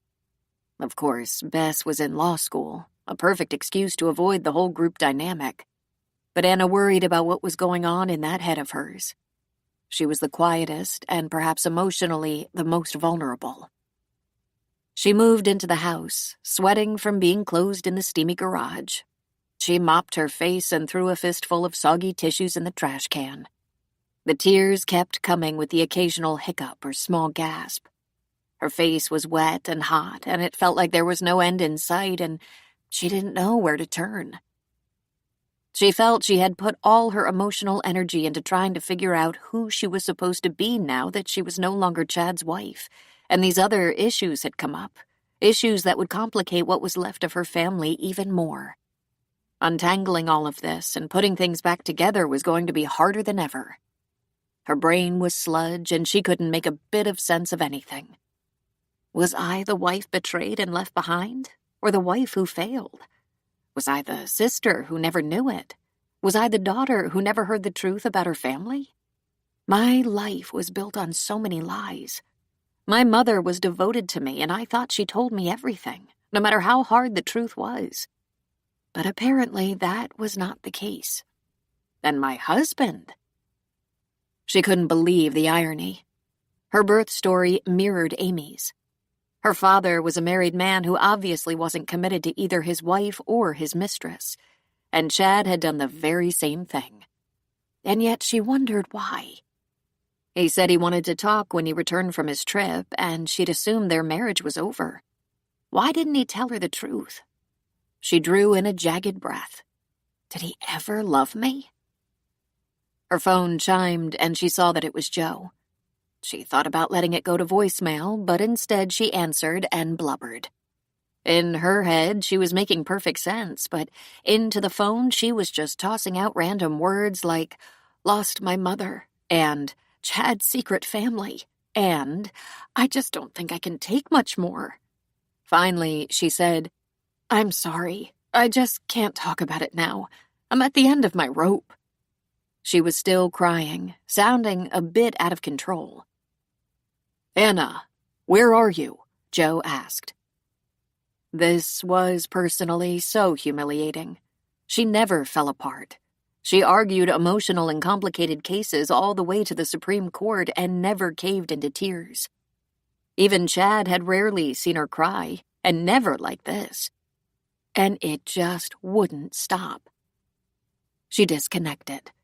She would call him back after she got control and could actually speak. She turned off her phone. After about 10 frustrating minutes, she stripped and got in the shower, letting the warm water run over her while she cried. Joe had been visiting his daughter, Melissa, and on his way home, when he passed the Mill Valley exit, he thought of Anna. It had been almost a week since he had talked to her. He pulled up her number on the dashboard and called. The connection wasn't very good, what with the freeway and engine noise, but even so, he could tell she was crying. The gist of what she was saying was that her mother had died and she didn't want to talk because she was at the end of her rope.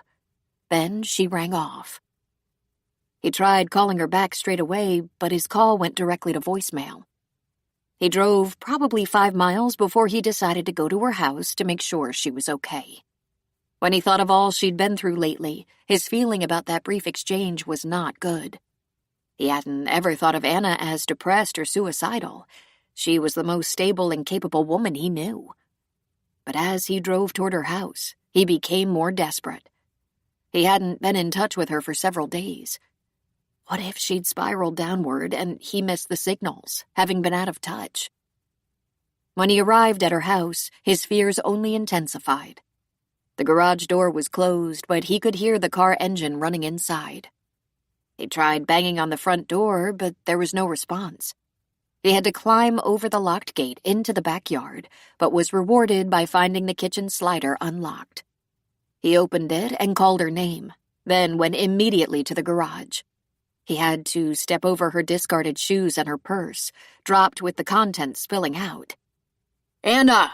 he yelled.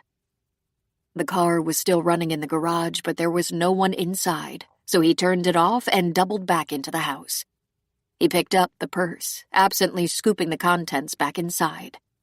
Once inside, he called out again, "Anna!" and again, "Anna!" He walked through the kitchen, great room, into the hall, calling her name as he went. "What are you doing?" she said. She stood in her bedroom doorway, wrapped in a terry cloth bathrobe, her wet hair dripping onto her shoulders. "Oh, Anna, thank God," he said. Before he could stop himself, he rushed to her and pulled her into his arms. "Thank God." She stood still against him. "Thank God for what?" she asked. "Thank God you're okay. You scared me to death. You were crying hysterically. You said you were at the end of your rope. I had no idea what you might do." She pulled back from him slightly. "That I might take a shower must not have come to mind. The car was still running in the garage," he said a bit desperately. "You had sounded so out of control." "Oh, yes, that," she said, dropping her gaze. "For a little while I had lost my mind." She shook her head. Humiliating. He was still holding her upper arms. "Anna, your mother. You lost your mother?" "Well, not in the usual way. Blanche is thoroughly alive, but while I was visiting with her, she asked after her daughter. Me. She didn't know it was me." It took a moment for Joe to digest that. Then he just grabbed her close in his arms again. "Oh, sweetheart, I'm so sorry." "I should have been prepared," she said. "I knew it was only a matter of time. In fact, we got a lot of time thanks to a good doctor and the right medication. But somehow I thought it would happen more slowly, not a normal visiting day gone suddenly around the bend. One minute she was asking about the kids, and the next asking me if I knew her daughter." She laid her head on Joe's shoulder, as if that last statement made her weirdly tired. Her hands rested lightly on his arms, and she said, "Joe, is this my purse?" He pulled back a bit. "It was on the garage floor, and the car was running. I picked it up, but I don't know what I was planning to do with it. Give it to you, I guess." "Whew. Guess I was really out of my head." So you decided to take a shower? He asked. It was gut instinct, she said. The weight of the last several months, coupled with all the unknowns and possible new revelations. My head was spinning. I felt so lost. I couldn't stop crying. So I decided to give up and cry and went into the shower to do it. And did it work? He asked. I think I was in there a half hour, she said. I don't think I have a tear left. I'm a little tired. When did you last eat? I don't know. I think a half bagel this morning. But it was a full day. If you want to get dressed and dry your hair, I'll poke around the kitchen and see if I can throw something together for dinner. For both of us. I think maybe I am a little hungry. Now that I've found you safe, I'm suddenly starving, he said. Take your time. He turned her around so she faced her bedroom doorway. Here, he said, handing her the purse. He stood there for a moment as she went into her room and closed the door. He shrugged his shoulders. He wondered if she had any inkling of what might be happening with him right now. Unlikely, given the amount of confusing information she was juggling in her mind. Joe had always loved her, but had never put a romantic spin on it. She was married, and not just married to anyone, but to his best friend. Truthfully, he hadn't really noticed those feelings until he had survived his divorce. Then he realized he liked her, appreciated her, felt she wasn't getting the love she deserved from Chad. He kept it tamped down. It never in a million years occurred to him that she would one day be single, even though he knew Chad was not the best of husbands. He went to the kitchen and began checking out the contents of the refrigerator and pantry, coming up with a nice breakfast for dinner of sausage, eggs, tater tots, and English muffins. He whipped up some hollandaise just to impress her. He could hear the distant hum of a hairdryer, and he set their plates and utensils on the breakfast bar and lit a couple of candles. He poured himself a glass of wine and waited for her. When she came out, he could feel his eyes warm at the sight of her. She had put on a pair of yoga pants and an oversized shirt. Very stay-at-home casual. But to him, she looked ravishing. No makeup, but Anna didn't really need makeup. She had pulled her shoulder-length hair into a simple bun on top of her head. "Wow, you went to some trouble," she said, eyeing the place settings and candles. "It was no trouble at all. I hope you like breakfast." "It's my favorite meal, even if I don't indulge every morning. I'm usually in a hurry." "Wine with breakfast?" he asked. "Why not? Sounds like an adventure. You couldn't have come all the way from your house when you called. Where were you?" "I was on my way home from Melissa's in Bodega Bay. I try to see her every couple of weeks. It's harder for her to get to me in Palo Alto with the little kids and her husband's work schedule.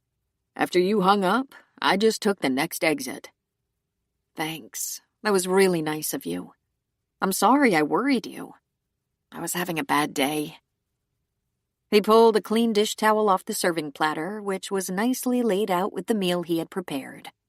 He pushed the platter toward her and poured her wine. "Was there more than your mother's confusion?" "Oh, yes," she said, dishing up her plate.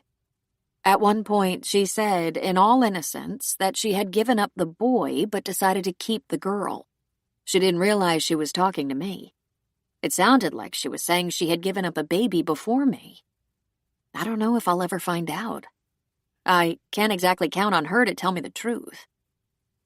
Then again, she might. Or there are those DNA search firms. If there was a child and he decided to look for his family, it could be even easier. "I'm trying to figure out why she wouldn't have told me," Anna said. "Me, of all people. She should know better than anyone. I wouldn't judge her." Anna told him what she had learned from Amy that afternoon, which had been more about Amy's childhood than about Chad, and then repeated her visit to the nursing home. Eventually, they got around to talking about Chad again. "Did you know he was unhappy?" she asked Joe. "Yes and no," Joe said with a shrug. "I can't wait to hear you explain that answer." When Chad was happy, there was no happier guy. When he was unhappy, which was not infrequent, he was dour and depressed. And there was always something nagging at him. I always wondered if he got into psychology because he wanted to fix himself, because he wanted peace. Well, he found it, she said, somewhat sadly. But what about you? He said. Over 30 years with him. She laughed ruefully. Believe me, I knew when he was unhappy. Every time. She got up and walked around the breakfast bar and began to rinse their dishes and slip them into the dishwasher. That was always the great challenge with Chad. When he was content, he was the best man in the world. He was a perfect partner in almost every way. When he wasn't, he was flailing around looking for where to place blame. Pretty often the blame fell on Max Carmichael, the CEO of their practice. Sometimes it fell on a client who was challenging him. And then, of course, there was me. I was a frequent whipping post. But I was used to it. I signed up for it after all. What do you mean by that? Over the years, we fell into a routine. Chad was mostly supportive. He was definitely committed to his kids, which certainly helped me when they were younger. And if he was struggling, I found a way to prop him up. But as he got older and I became busier, I grew impatient, and I didn't want to put my work on hold while we worked on Chad's latest crisis. I suppose it was very selfish of me, but I was ready to concentrate on my career. Chad was not. He needed a full-time wife and caretaker. I was the one to first suggest a separation. I thought it was time we went in our individual directions. One of our pivotal events was an argument about his rafting trip. But Anna, he loved you. He admired you. More than once, he admitted he didn't deserve you. He married me because he thought I was strong enough to hold him up. You know the story of how we met. He fell off the pier and thought he was drowning, and I was the closest one. So I pulled him out. The most attractive love story I've ever heard, Joe said, laughing in spite of himself. It's quaint, I'll give you that. But from that moment on, he expected me to fix everything. And I did. Eventually, I got used to it. I could almost anticipate his mood swings. But you loved him. I did, she said. When it was good, it was very good. Just like Chad. And when it was bad, he asked. When it was bad, I became an overachiever. The first time I thought my marriage was over, I went to law school. I felt I was doing that out of self-preservation, but the truth is I owe it to Chad. If I had been more comfortable in my role, in my life, I wouldn't have taken on so much. Then there's the bench, he said. And not surprisingly, that was about all Chad could take. It wasn't long after I accepted my appointment that Chad, once again, became unhappy. But this time he said he thought we had less in common than ever. That's when he began to move away. We only went to counseling because I insisted. You outflanked him, Joe said. But he was very proud of you. He resented me, she said. He once looked me in the eye and said, "You think you're so smart." Now what was I supposed to say to that? What did you say? Joe asked. I said I knew I was smart. Joe let out a big gust of laughter, and Anna quickly joined him. They carried on like that until tears were running down their cheeks, slowly getting back to control. You know what I'm really glad about? She asked. I'm glad I'm not dead, and you and Chad aren't sitting here talking about what a pain in the ass I was. I always thought you were smart, he said. Chad apologized for saying that, but he couldn't erase the fact that that's how he really felt. As if I was showing off. He was threatened by me, by my position. And yet you loved him. When she nodded, she pursed her lips. Whatever it was, we didn't get a chance to fix it or make it better. And now we never will. You'll have to fix whatever is going on without him. You're a strong woman and amazing mother. It's perfectly all right for you to think about yourself for a while, guilt-free. I have to completely reinvent myself, and I have an entirely new past to try to build it on. A new set of facts. You had such a crazy day, Joe said. What was the worst thing? I don't know, she said. Possibly my mother checking out like she did, and dropping the idea of an older brother existing out there somewhere. Then what was the best? Her facial features froze for a moment. Let me think. She drummed her fingers on the counter. Then she smiled sweetly. I held the baby, Chad's granddaughter. He had never even seen her. She has no real connection to me, but I feel like she does. It was also nice that Amy told me, to the best of her knowledge, Chad didn't have an ongoing relationship with her mother. But he was a cad. He should have told me about Amy and made arrangements to help support her. He helped, Amy said, but it sounds like he really didn't do his share. I'm pretty sure he was afraid of losing you. She laughed. He could have gotten a lot of mileage out of telling me that. I know, Joe said.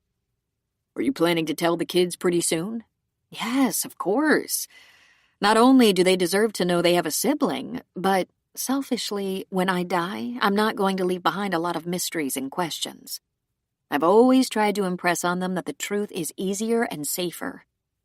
Bess simply can't lie. Mike hates lies, but he has figured out how to say very little. And Jessie can be brutally honest, but with a strong deference to her own feelings and needs. I never told my children about Chad's affair. I didn't think it was pertinent. I thought it was selfish of me to be tempted to tarnish his reputation. But then I didn't know about Amy. Now you know. I have one more piece of information to get from her. We didn't talk about Chad's will. Surely she's the 10%. Hopefully he doesn't have more family scattered around, Joe said. God help us. Joe stood and walked around the breakfast bar. He slowly and casually put his hands on her waist and pulled her a bit closer. I'm going to leave now, he said, and his voice had become a bit gravelly. He lowered his lips to hers and kissed her, short and sweet. He noticed she let her eyes gently close, breathing in, breathing out. He pulled her closer and went in for the kill, covering her mouth in a searing kiss, and her lips opened under his. Joe groaned a little bit against her mouth. Their tongues played, their arms tightened, and he was feeling aroused. I'm going to go now. You don't have to, Joe. Yeah, this time I do. The next time I stay over, I'm not likely to stay in Mike's old room, and I'm not going to lay beside you after 4 hours of talking about the mess Chad left behind. Next time, there will be no ghosts in the room with us. I don't think I could have gotten through these dark days without your support and understanding. But I'm also ready for the dark days to be over. I know that for all his charm, Chad hurt you. Over and over, she admitted. What do you want for the rest of your life? Joe asked. What would bring you the ultimate happiness? The Supreme Court? Grandchildren? True love? That all sounds fun, but what I'd really like is for someone to love me as I am. I want someone who thinks I'm beautiful, 15 pounds overweight, who wears earplugs because I snore rather than scolding me for what I can't help or fleeing to another bedroom. I want someone who believes in forgiveness and gives it and asks for it. Asking for it, that's huge. And no matter what you've heard, love does mean you have to say you're sorry. I don't know if it's possible, but I won't have another relationship unless it can be authentic. I don't expect perfection, and I don't have it myself, but what matters is acceptance and commitment. He smiled and gave her a squeeze. You're going to be fine, Anna. What you want is reasonable and should be plentiful. It should be, she said. We'll see. If you think there's any way I can help, please let me know. For now, I'll text you when I'm home. Thank you for letting me make us dinner. Thank you for everything. Joe's love for Anna was the kind of love that went with close friendship, with great admiration, with pride. He certainly never had a plan in mind, like if Anna was single. But once the worst of his grief and hers had passed, he realized he had always loved her. Back when his own marriage was falling apart, Chad and Anna struggled through Chad's affair. It was such a messy ordeal, and they flirted with the idea of divorce. At that time, the very idea of ever marrying again was sour in Joe's mouth. He felt he'd failed at marriage. But he did have a moment or two when he thought if Chad was fool enough to leave Anna, Joe might find himself in a very awkward situation. But now his marriage had been over for almost 20 years. His kids were grown, one married and the young mother of 2 small children, one in a post-grad program at Berkeley. And he hadn't even entertained the idea of a second marriage. He'd had a couple of girlfriends over the years, but nothing serious. And now, Anna's marriage was not only over, she had admitted it had been strained for a while. A whole new world was opening up to Joe. 8. Jessie waited at the same sidewalk table where she'd had her first date with Patrick. When he asked her where she'd like to have dinner, she asked if they could come here. It was nostalgic and sentimental to her. She'd been seeing him for just a few weeks, and she was dead in love. He was already 45 minutes late. He was a busy man. She understood that. His time was very valuable. She was getting used to it, at least a little bit.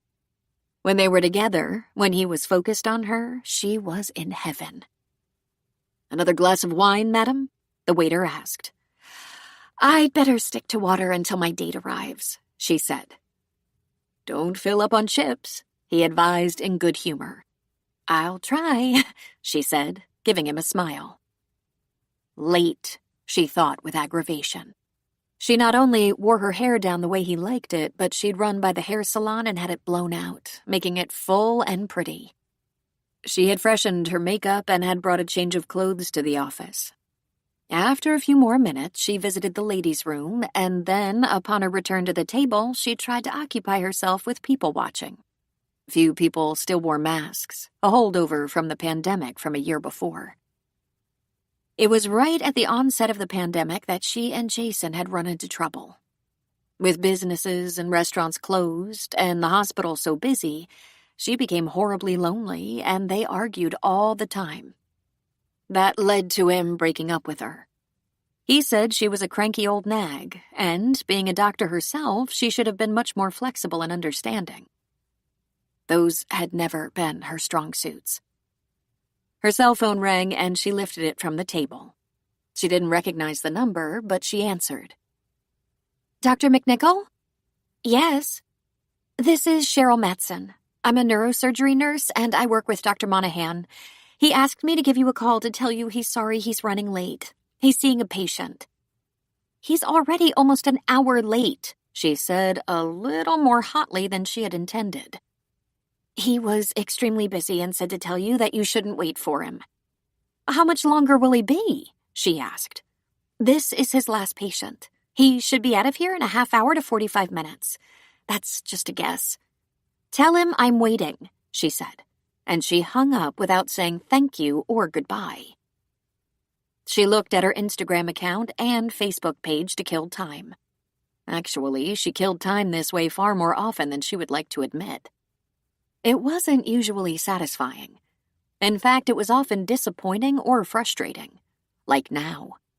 Bertie Newsome, one of her colleagues, was engaged and was planning a wedding to her future husband to take place in December. It was a never-ending catalog of photos of everything from the diamond ring and possible wedding cakes to the townhomes they considered buying.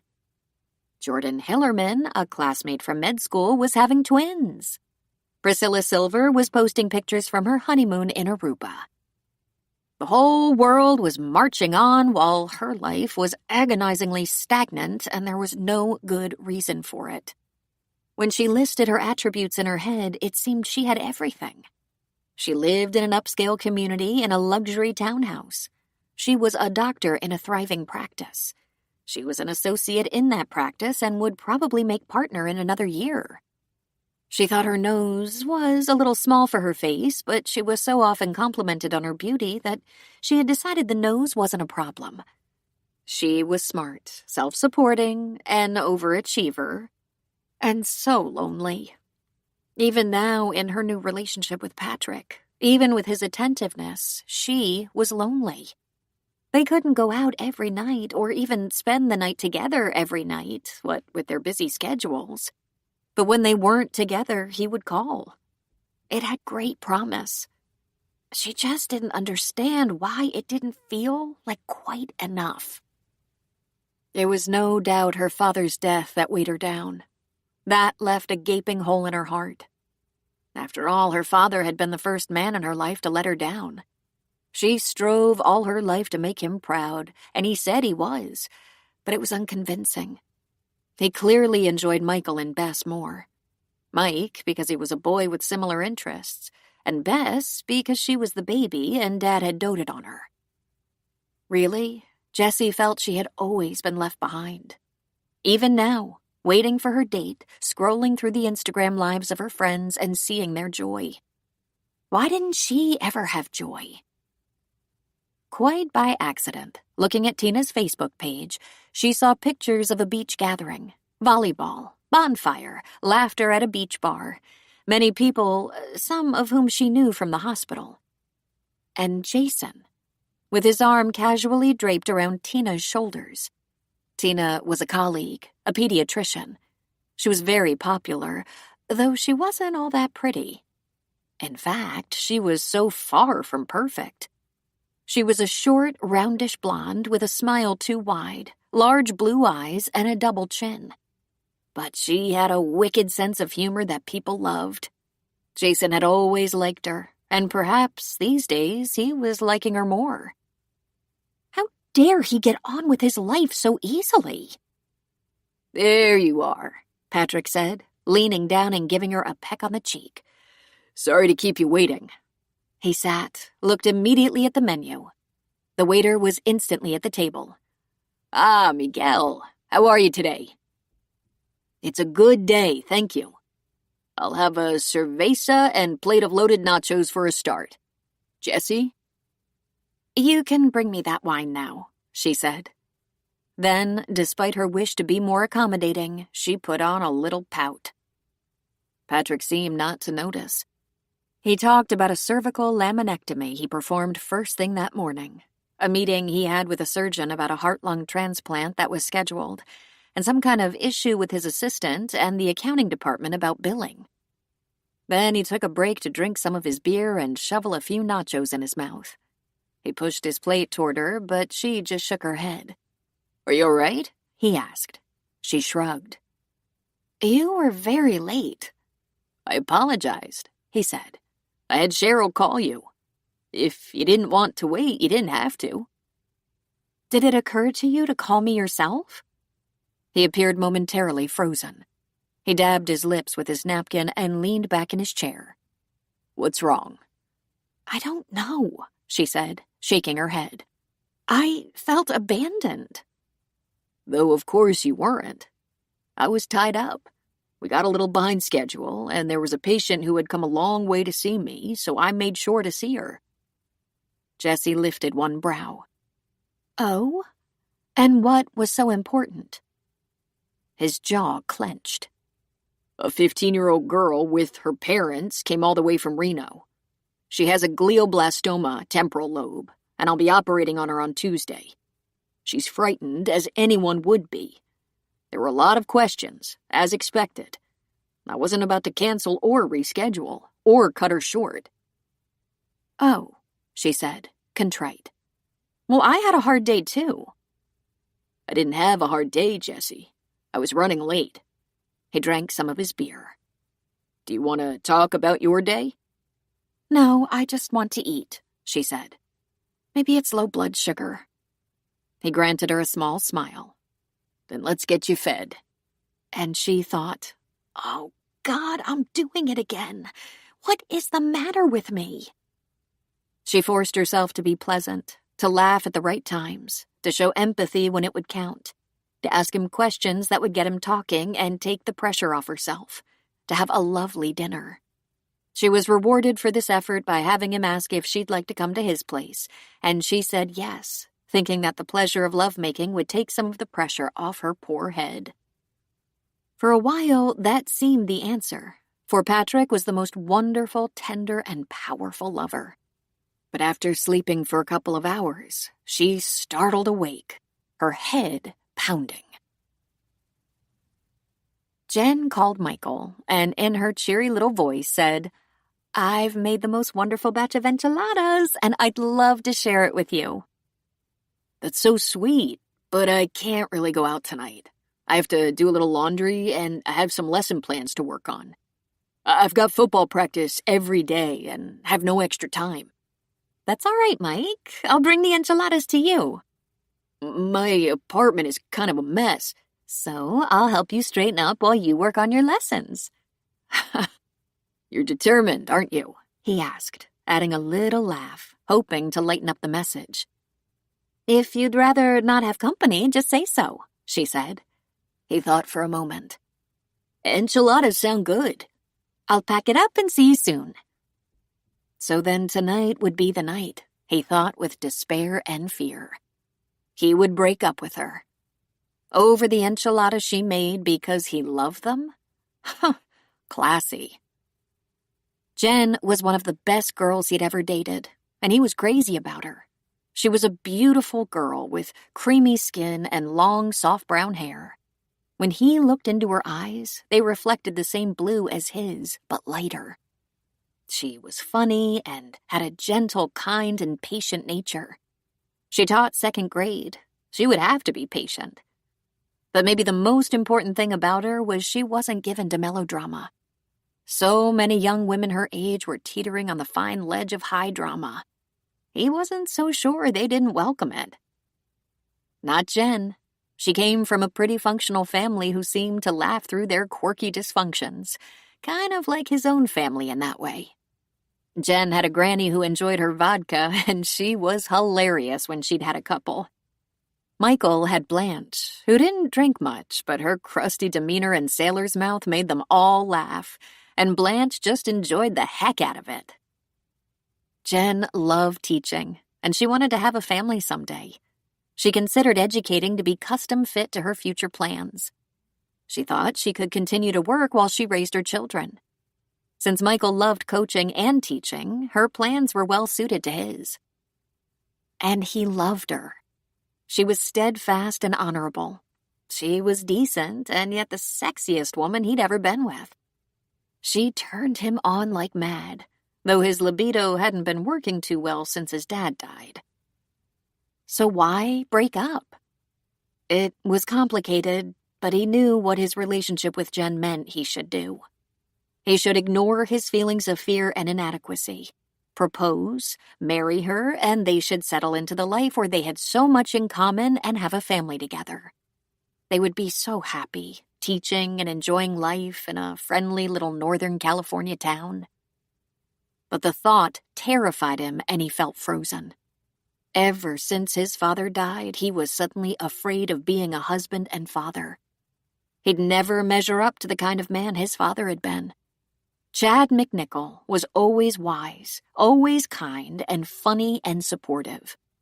And what if, like his father, he brought children into the world and then died? They would feel as bereft and lost as he was feeling, and that would be a tragedy. Better to not go there if he couldn't perform. From what he was feeling now, he couldn't hold a candle to the kind of father he'd had. He heard his front door opening. Jen used potholders to carry the hot glass baking dish into his apartment. There was a bag on the ground behind her. She was all smiles, her cheeks a little pink from cooking, and her eyes bright in anticipation of seeing him. "Michael, grab that bag, will you please?" "What's in here?" he asked, grabbing the bag by its handles. "Sour cream, salsa, chips, avocado, a couple of extra tortillas. Hungry?" He put the bag on the counter and reached a hand into the soft curling hair that fell over her shoulder. She turned her head and kissed his palm. Let's put the enchiladas in the oven to stay warm and have a glass of wine," he said. Wonderful. She got the glasses while he got the wine. They were equally comfortable in each other's apartments and spent the night together several times a week. Until Michael's father passed away. Since then, it had been less frequent. They sat at the small round dining table in front of the window. In Michael's apartment, there was actually a view of the courtyard and pool area, rather than another building or a parking lot. Jen had no view whatsoever. She occupied a small one-bedroom with windows that looked straight at a brick wall that belonged to her neighbors. She had suggested a couple of times that they could pool their resources and look for something a little nicer. He had just said, "Maybe. Listen, I've been meaning to talk to you about something. Things between us have been pretty strained since my dad died. It's not your fault, but we can't ignore the fact that we're not as good as we were." She reached for his hand and gave it a squeeze. I haven't been worried about it, Michael. But it's not your fault either. You and your dad were so close. I'm sure this has a lot to do with the grieving process. I'm screwed up, Jen. I'm just not sure of anything right now. It's probably because of my dad's death, but it's affecting how I feel about everything. Everything? What everything? Mainly my personal life, he said. We were on this track of moving toward commitment, but it's just not working for me right now. I have to put the brakes on. Okay, she said uncertainly. It's okay if we don't make any more plans until you're feeling more in control. That's the thing, he said. I might not ever feel better. I know you don't think so right now, she said. Don't be too hard on yourself, Michael. There's no hurry. We have lots of time. Maybe you should talk to someone. A counselor? He ignored the suggestion because the last thing he wanted to do was see a counselor. His dad had always been his counselor. We need to break up, he said. Every time I see you or talk to you, I feel bad. Guilty about not giving you the attention you deserve. About not giving our plans any priority because right now I just can't make plans. I know it's screwed up, but I don't want to have plans. She looked genuinely confused. All right, she said. So, no plans? I have to break this off, Jen. It's not working for me. I think it's probably my issues, but I'm not ready. We need some space, distance. What kind of distance, Michael? We need to break up, Jen, he said again. And then he hung his head. Are we talking about a break? She asked. Because you said you loved me. He shook his head forlornly. I don't feel love for anyone right now, including myself. It's not how I want to feel. I'm just empty of feelings. Except self-pity, apparently, she flung back. It's not self-pity, he said defensively. It's something else. Depression or grief or something. I can't help it. Have you talked to anyone? She asked. A professional? A therapist? What would your dad tell you to do? That's the thing. When your dad is a counselor, it becomes a personal thing. He'd take me out to the golf range or maybe a field and we'd play with a ball and talk about things, and in a little while everything would be clear.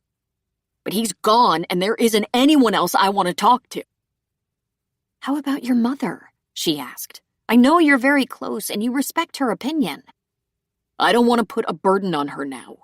She's going through her own hard time. I bet she wouldn't consider it a burden, she said. You should talk to her about this. I'm sorry, Jen. I know this isn't fair to you. I just feel lost and suffocated. It's not your fault.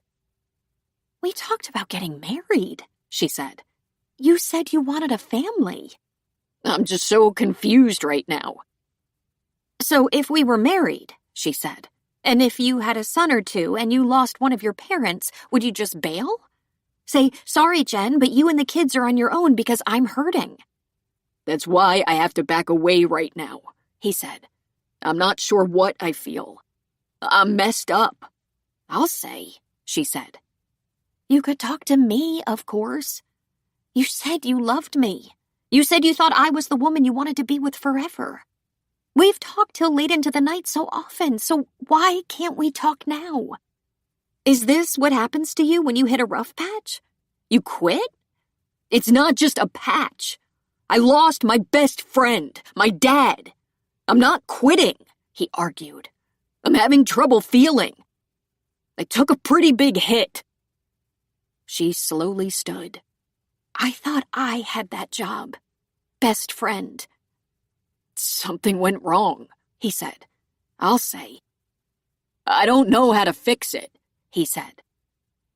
Why don't you think about that for a while, she said. Because what you're doing isn't going to fix anything. She picked up her purse. She left the bag of groceries on the counter and the enchiladas in the oven. Her glass of wine was hardly touched. If you come up with any better solutions, I believe you have my number. You've used it almost every day for 2 years. Wait, he said. Don't you want to eat? I don't have much of an appetite anymore, she said. But your dish. Don't worry about that, she said. It's the least of what I lost today. And with that, she turned and let herself out of his apartment. Michael didn't move. He felt even worse than before. He felt like the biggest failure. He couldn't remember a time in his life before now when he had struggled so hard for judgment and good sense. He'd never felt so lost. Lunch with Bess was always a melancholy affair for Anna. True to form, Bess had a routine, a very rigid schedule. She had sushi every Saturday at 4 in Oakland near Berkeley where she lived. It was very rare for her to invite a friend or friends, as she was very solitary. But now and then there would be a girlfriend or study partner. When Anna walked in, the man behind the sushi counter waved a big hello to her. And of course, Bess was seated at her usual table in the rear of the small sushi bar. One of the reasons she had sushi at 4 on Saturday was because the bar was not crowded and she could have her favorite table. It wasn't as though Bess became upset if she couldn't have her table, but she did become disgruntled. She was a creature of habit. It gave her comfort. "Mom," she said, closing her book and looking up in surprise. "I didn't know you were coming." "I hope it's all right that I'm here," Anna said. "I left you a message yesterday, and today." "I didn't listen. I'm sorry. The only voicemail I ever get is from the insurance company or the healthcare supervisors trying to convince me I need more attention, but I don't. Once when I answered and talked to one of them, they didn't even know my age or whether I had pre-existing issues. Oh, and I get quite a few calls from the car warranty people. Why don't these people get serious jobs?" "Maybe they tried," Anna said. "What are you having?" "The Z roll, half a Morning Star roll, and half a Lee special roll." Like always, Bess ordered the same thing every Saturday at 4. "You could get the same thing if you like," Bess said, which was her way of saying she had ordered exactly what she wanted to eat, wouldn't want to share, couldn't change her selections. She was as rigid as a steel rod. "I'll order something else, thanks," Anna said. "It's nice to see you. You look wonderful." Bess laughed a little bit. "I never look wonderful, especially not lately. I used to at least try a little makeup, but since law school, I don't even bother. No one cares how I look, including me." Anna quickly ordered. Out of habit, she ordered more than she could eat, prepared to share with Bess, knowing Bess wouldn't touch Anna's food. It just wasn't part of her plan. In fact, her dishes were arranged in a clockwise fashion, and it was always the same, just as her closet was color-coordinated, her drawers stacked with perfectly folded sweaters, pajamas, and undergarments. It was how Bess managed her life. It was how Bess was in control. She didn't have to make too many choices, and nothing was left up for grabs. "Tell me about your case law," Anna said, just looking for anything they could actually talk about. We're working through some tax law right now, and it's complex. I like it. No one else does. Anna laughed at that. They will become tax attorneys when they find out what the billable fees are. But why do you like it? It's complex, but at the end of the day, it's really simple. It's mostly just math, except in the case of fraud. The IRS makes the rules and prosecutes if they're broken, but their rules are poorly written and ambiguous. It's like mystery multiple choice, and one has to figure out what they meant. There are taxes, fees, and percentages. It becomes complicated with interest and penalties, which are often discretionary. No one really goes to jail. Well, sometimes, if there's fraud, premeditated fraud, but it's soft time. Anna was momentarily taken aback. Soft time? Easy incarceration, white-collar incarceration, colored TV, state-of-the-art gym, internet, catered meals. She lifted one of her sushi bites to her mouth, chewed, swallowed. Conjugal visits. Anna laughed. And what more could a felon want? Then Bess rattled off several paragraphs of tax code from memory, most of it involving rather obscure situations like property tax on a chicken coop in one state, sales tax on deodorant in another. Because antiperspirant is considered an over-the-counter drug. She went from real estate taxes to capital gains deductions, pausing only for a bite of sushi. That memory, Anna said. Remarkable. You have a great memory, Bess said. Nothing to yours. I think my memory would be more fun if it wasn't directly tied to the fact that I'm so weird. I wouldn't call you weird, Anna said. You like things, she paused a moment. A certain way, that's all. I certainly do. And not many people understand. Martin seems to. I'm not sure why. Martin again. Martin kind of likes tax law and is willing to drill me on it. But his first love is cybersecurity and identity theft, that sort of thing. Because it's a little harder to untangle. He's like me in that way. The bigger the challenge, the more he likes it. Anna swallowed. I think you've mentioned Martin before, but I can't remember in what context. I study with him, she said. He's a hopeless nerd like me. He's just a smart nerd, not on the spectrum. But his memory is even better, if you can imagine. Hard to, Anna said. And I sleep with him, she said. Anna nearly choked. You do? She asked weakly. Bess just nodded and continued to work away at her sushi. Are you in love with him? I don't know. Probably. But we have a lot in common and spend a lot of time together. He's a great study partner. He pushes me. I do like him a lot, of course. Of course, Anna thought. If Martin was like Bess, brilliant, gifted, almost a photographic memory, low on emotions, high on autonomy, they could marry and produce a flock of adorable robots. She wanted to scoop Bess up in her arms and cradle her, like a defenseless child. Bess, who could solve major legal and computer problems, but didn't know if she loved someone. Beautiful Bess, who didn't bother with makeup, but didn't even realize she didn't need it. Do you think law school was the right choice? Anna asked. Yes, she said. But there are other things too. I'm drawn to science and research and computers. I just have to go to school forever, I guess. Then she smiled brightly. No, not exactly, Anna said, also smiling. Eventually you have to go to work. I look forward to that, she said. But work worries me. There are times I get a little bored. Well, that's always been a problem. So tell me more about Martin. Is he kind? He is, she said with a smile. He helps a lot of people, and not just with law school. He has a 5-year-old brother who has special needs, and he helps him and his classmates. He's a good person. It flashed across Anna's mind that explained a lot. Bess was never labeled special needs or autistic or disabled or anything, but there was no question she was not the average 24-year-old. He must be sensitive to your needs, Anna suggested. I guess so, she said. What does he look like? Anna asked. Well, let me think about that, Bess said. He's 6 feet tall and has dark hair and dark eyes and big feet. But he's actually good at some sports, while I'm only good at chess, bridge, and dominoes. He's not clumsy like I am. He's steady. He plays football in the park on weekends. Just a friendly game, he says. But he also likes chess.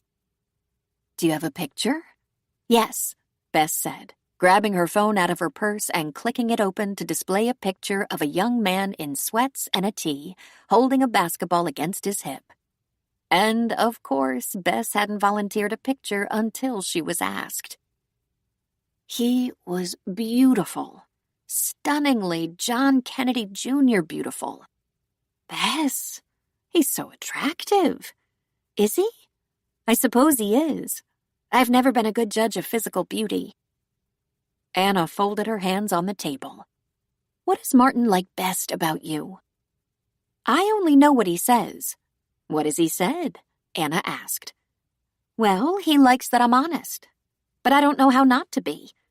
He said he admires my focus, but I think that's another thing I can't help.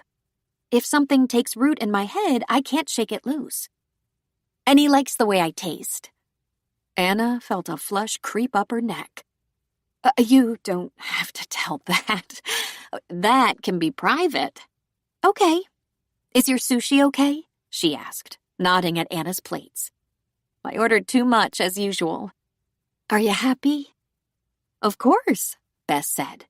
I had my usual meal, and as a bonus, I could talk to you. That was how Bess structured emotional responses. Did they fit into her routine? Was it uneventful, and was there no anxiety related to uncertainty or change?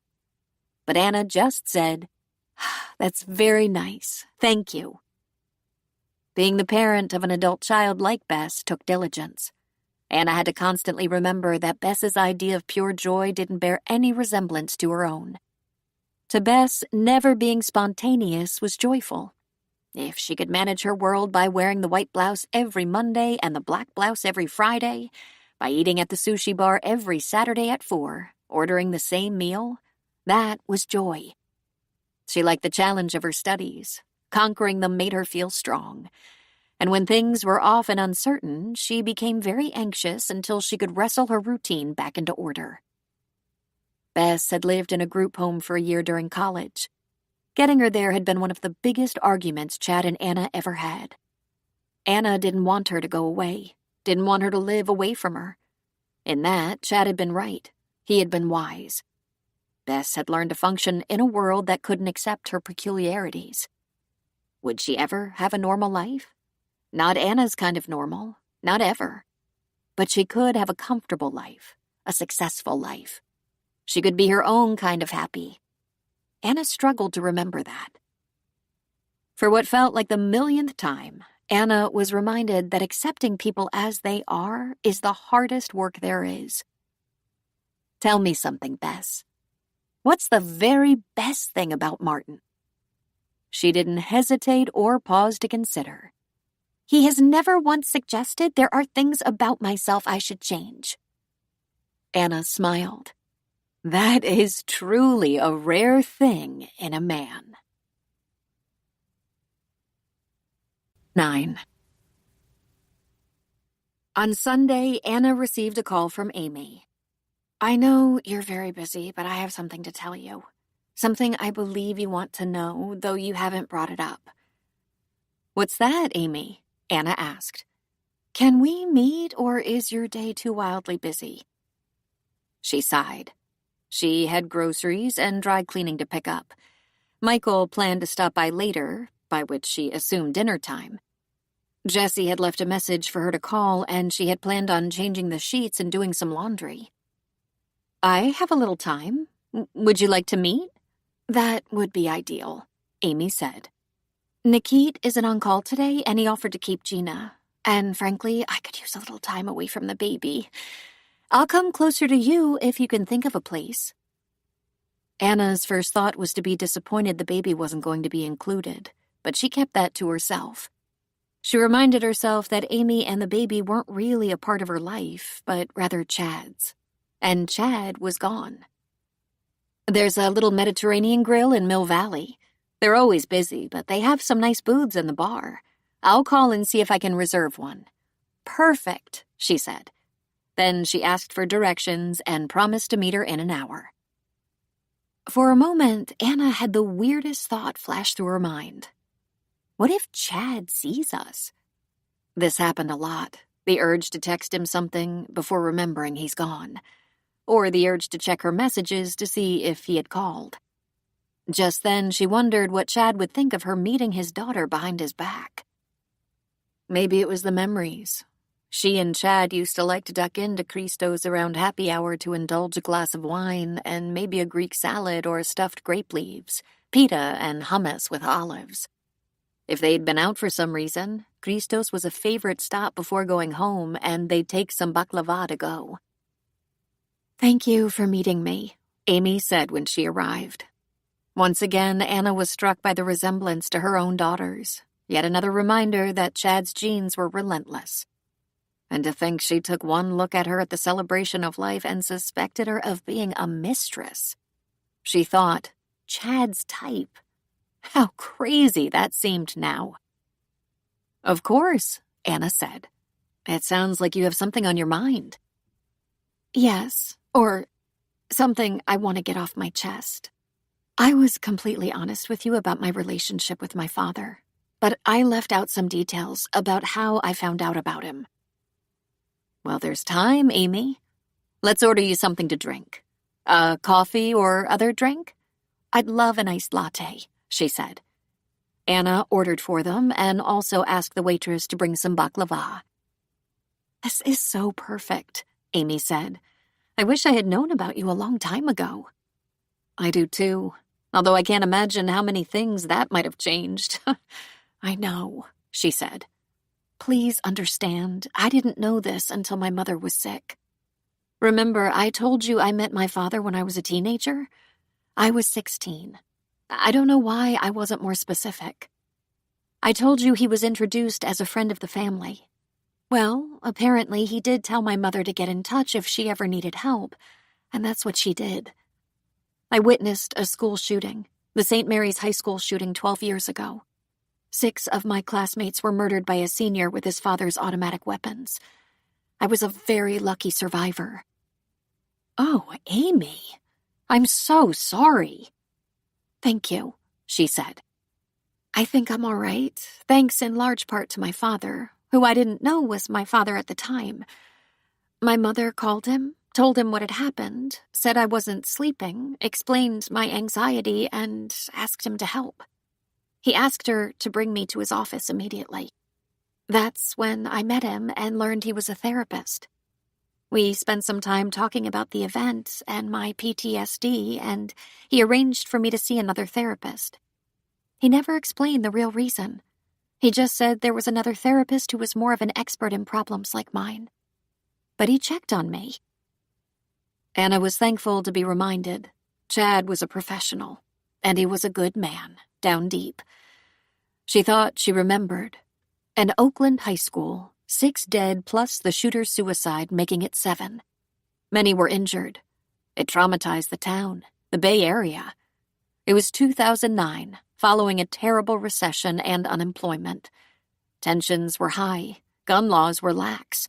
A young man all screwed up and very angry helped himself to the automatic weapons in his father's unlocked gun cabinet. "That's when I became aware of him," Amy said. "But it wasn't until my mother was near death that I knew he was my biological father. I didn't know he went to my graduation, high school and college, actually. I didn't even know he was there. After high school, he began to help with my tuition." "I thought you said he helped all along." "My mother told me that he sent money occasionally, just a random check now and then.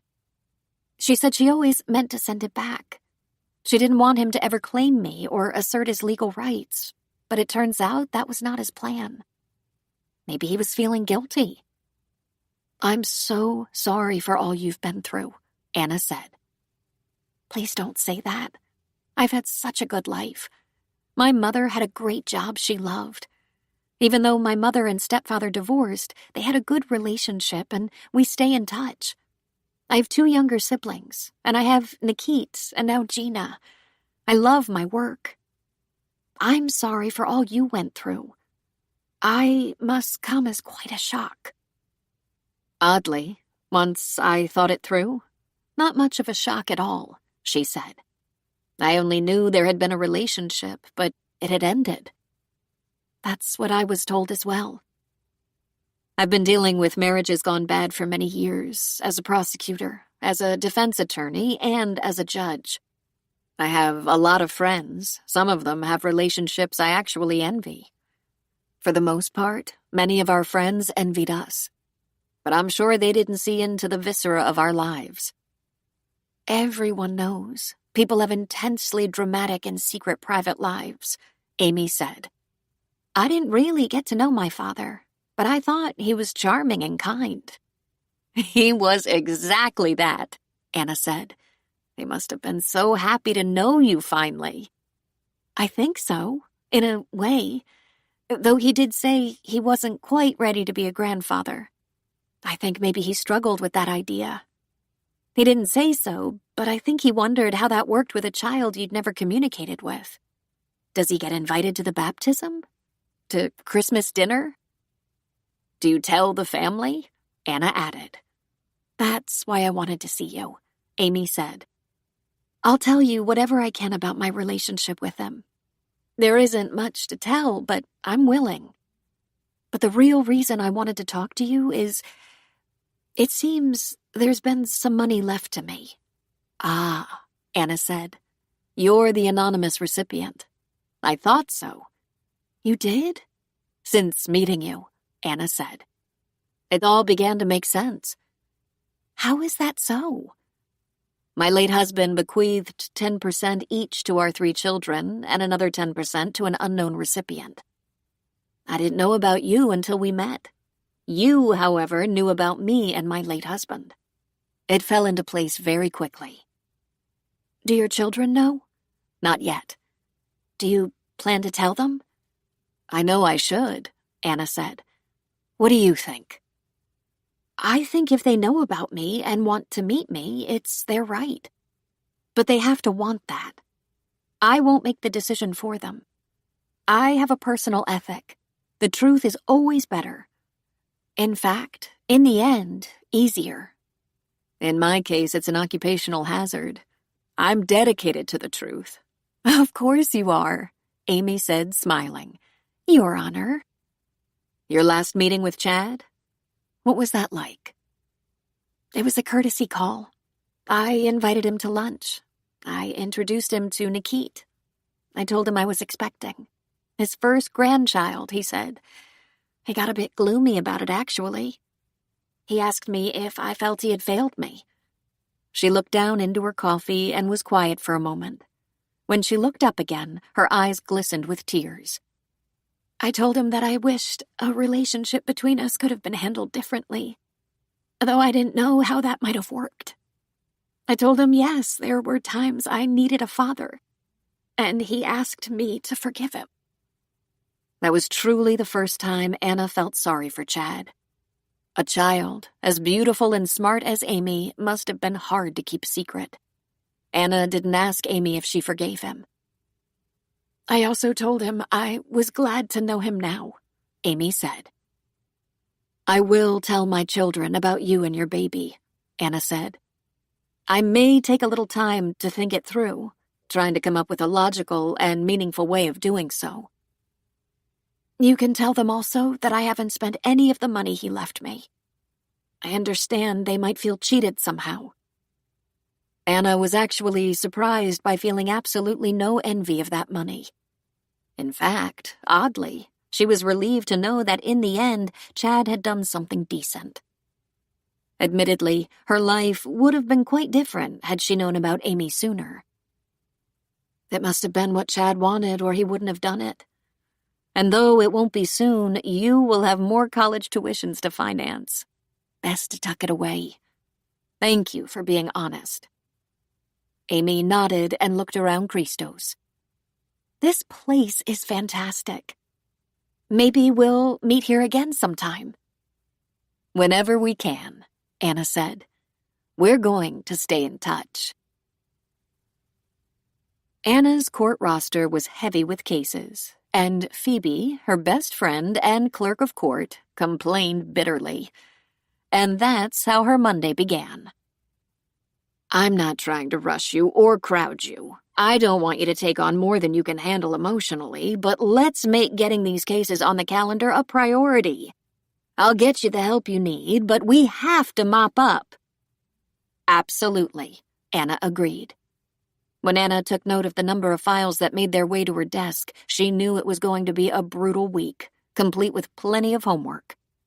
One of the holdovers from the days of the pandemic was the frequent use of video conferencing for meetings, which cut down on the time factor and helped them get work done in a more efficient manner. It was September. Children were back in school and thankfully attending in person and not remotely as had been the case last year. They were booking cases to be heard all the way into November. In addition, Anna was signing off on multiple divorces where there was no contest, child custody issues with CPS, search and seizure warrants, and other miscellaneous cases. She was able to push many to family court. Lunch every day was brought in and eaten with staff members while working. Her secretary, Irene, was riding the law clerks hard. Anna's had always been a busy courtroom. Her briefcase was full when she left the courthouse every evening, and on Saturday there was no rest for the wicked, and Anna was back at her desk. Phoebe and a couple of the clerks were also there, giving up their weekend to help catch up. Grueling work weeks were not unusual for Anna, but in the past she might have called Chad and asked him to stop at the grocery store or grab some takeout, a pizza or Chinese. The only work he did on weekends was routinely done at home, and he used his days off to golf or get together with friends. She'd been finding over the last 6 months that these little things, not having someone to grab dinner or run an errand, added up over time. She called Joe. "How was your week?" she asked. "Busy, but I bet not as busy as yours. Is your courtroom packed?" "Standing room only, in person and virtually." Joe had called a couple of times during the week, and all she had done was complain about how busy she was. "I haven't even had time to talk to you, and I wanted to tell you something. Amy called me last weekend. We met, and some questions were answered." She told him about their discussion over lattes at Christo's. "It has weighed on my mind ever since. I'm trying to think of how and when to tell the kids. They need to know they have a sister." "Have you come up with a plan?" he asked. "Just a very bad one. Except for holidays and special occasions, we're not usually all together as a family, and I want them to hear the news together. I think telling them one at a time could just set up trouble. I could tell Jessie, and she would call Michael and give him her version, or vice versa. And where Bess is concerned, I don't have any idea what her reaction will be or who she would talk to about it. She has a boyfriend, it seems, but I haven't met him. I want them to know the facts, but I don't want a 30-year-old indiscretion to tear my family apart." "It wasn't your indiscretion, Anna," he said. "How could they blame you?" She actually laughed. Did he know so little about families? About kids? They blame their parents all the time, sometimes until they were old and gray. It wasn't uncommon that people blamed their parents after they were long dead. She'd seen it all through her legal career as an attorney and judge, and it was impossible to determine if it was justified or not. The only thing she was completely sure of, she had loved her husband and had done her best to be a good wife and mother. But is that what her children thought? Sometimes it seems like it's always the mother's fault. In some eyes, anyway. I'm sure I was far from perfect, but I didn't have an affair. Sometimes I wish I had. "Where did that come from?" Joe asked. "Well, there were times," she said, letting her voice trail off. "There were times I was lonely. There were times Chad didn't try very hard. There were times I suspect he blamed me for his unhappiness when any card-carrying therapist knows we're in charge of our own happiness." Joe was quiet for a moment, but she could hear him breathing into his phone. I remember something that cures you of melancholy. Are you working all weekend? I'm going to go see Blanche at about 2 this afternoon, and I'm taking Sunday off. Why? I think if I bring you Thai takeout, I'll be your hero, Joe said. Well, at least you'll be my good friend, she said. Anna was thinking about Joe in a way she never had before. Oh, she'd always known him as a man she trusted and respected, a huge success in academia, a man admired by many. But she was married. She thought of him as Joe, her friend. In this new incarnation of their friendship, thoughts of him now stirred deeper emotions. Joe would bring her Thai food because he remembered that Thai food made her happy. She realized that Joe treated her the way she wished Chad had, as if her happiness mattered. During her visit with her mother, Blanche recognized her for a little while, then slipped away from her again. She spoke to the nurse once more, and the news was no better. She was headed for memory care and hospice, and this could well be what she knew of her mother from here on. She wondered, did the average person in the world ever realize what a woman, widowed at 57, with a complicated family, had to carry on her back? She was crumbling under the weight of responsibility of a home, family, job that served the people. There was no room for her emotional load. When women came into her courtroom, women who had equal stress on a waitress's or teacher's income, she understood them. She not only understood them, she identified with them, and hers was a privileged life. On that same day, she found herself staring into the bathroom mirror and gently pulling back the skin on her face, tightening it. She thought maybe the last 10 years had caused her mouth to droop and jowls appear on her jawline. But her eyes were remarkably wide for a woman her age. She had thought about a facelift. Her neck was getting crinkly. But women born and raised in the San Francisco area tended to have great skin, given their lack of exposure to the sun. It could take 10 years off a face. When Joe finally arrived, he was carrying 2 large sacks of food, and the aroma was spectacular. She took one of the bags from him and led the way to the kitchen. "I'm so glad you're here," she said. "I saw Blanche today, and she's teetering on the edge, her lucid periods diminishing. At least she's not in any pain, and even though she's not really all there, she doesn't seem to be suffering any great anxiety." She put her bag on the kitchen island and took his bag out of his hands. Dementia is one mean SOB. When she turned toward him, she found herself instantly scooped up into his arms, his lips on hers, his big hands moving up and down her back. Her breath caught, her eyes widened in surprise, and then, slowly, she let herself fall into his kiss. It was so odd to her that it felt like something she'd known for a long time, when in fact he'd just kissed her for the first time a week or 2 ago. Her eyes slowly drifted shut, her lips completely relaxed. Her arms went around him to embrace him, and it was delicious. He pressed her back against the island and held her there with his whole body. He was firm and strong, and she immediately felt his desire rising against her, and this time she knew he would not say goodbye when this kiss, this long, deep kiss, was complete. He pulled away from her lips just slightly and whispered, "I had a hard time waiting for this." She nodded, hoping for more. "We're alone, aren't we?" he asked. "We're alone." His breathing quickened a little, and he pulled her closer, kissing her more. Their tongues played and their bodies strained. "And I've been thinking about this moment for days." "When did this happen to us?" "I don't know," he said, tenderly brushing her hair back over her ear. "It seemed like a natural progression. We were friends, good friends, dealing with our grief and trying to put sense to troubles, and somewhere in the process we became closer. but I've always felt the pull." "You have?" she said, genuinely surprised. "Oh, I have.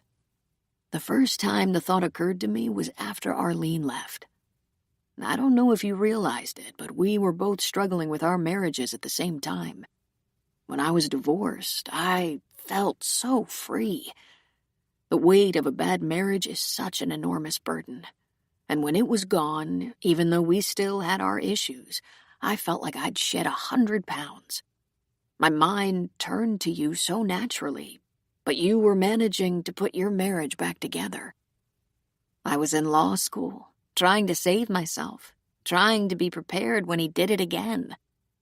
And I stayed away because you were a temptation." She touched his cheek and smiled. "I noticed you had gone missing, but I never thought it had anything to do with me." He kissed her again. "It had everything to do with you. I found myself wishing Chad was stupid enough to let you go, and that could have been bad all around." Anna thought about that for a moment, and in an instant she could see how devastating that might have been. Nothing but doubt and hard feelings and suspicion, not to mention the rebound effect. It would not have worked. But would this? "Is this happening?" she whispered. "Not in the kitchen, I hope," he said. "The bedroom, then?" "If you're sure," she said, and was conscious of how weak and uncertain her voice was. It was not a sound she heard often. Anna was, if anything, strong and decisive.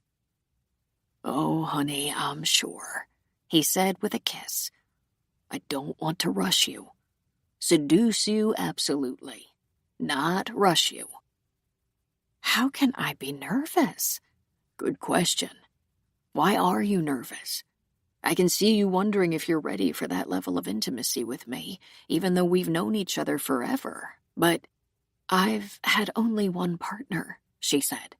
"And we certainly weren't burning up the sheets, especially the last few years." No one before Chad, then?" She shook her head. "Amazing," he said. "Well, come with me, Anna. I hear it's like riding a bike." He took her hand and led the way. "I think we're going to be just fine."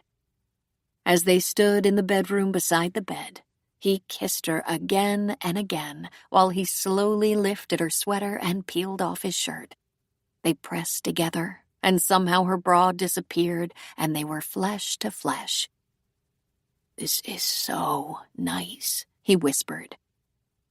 "I never realized how much I wanted this," Anna thought. She had learned to live without this in her life, and it was a great loss. She wanted not only to feel loved and desired, she wished to desire again. Life moves a little more slowly when you're older, except in this. In this, desire was quickly raging within her, and she felt so much younger and more vital. She thought about their ages, 57 and 63, and something she didn't know 10 or 20 years ago was that passion could be amazing and crazy even at this age. Within moments, their clothes were gone, the covers were drawn back on the bed, and they lay together, naked, holding each other.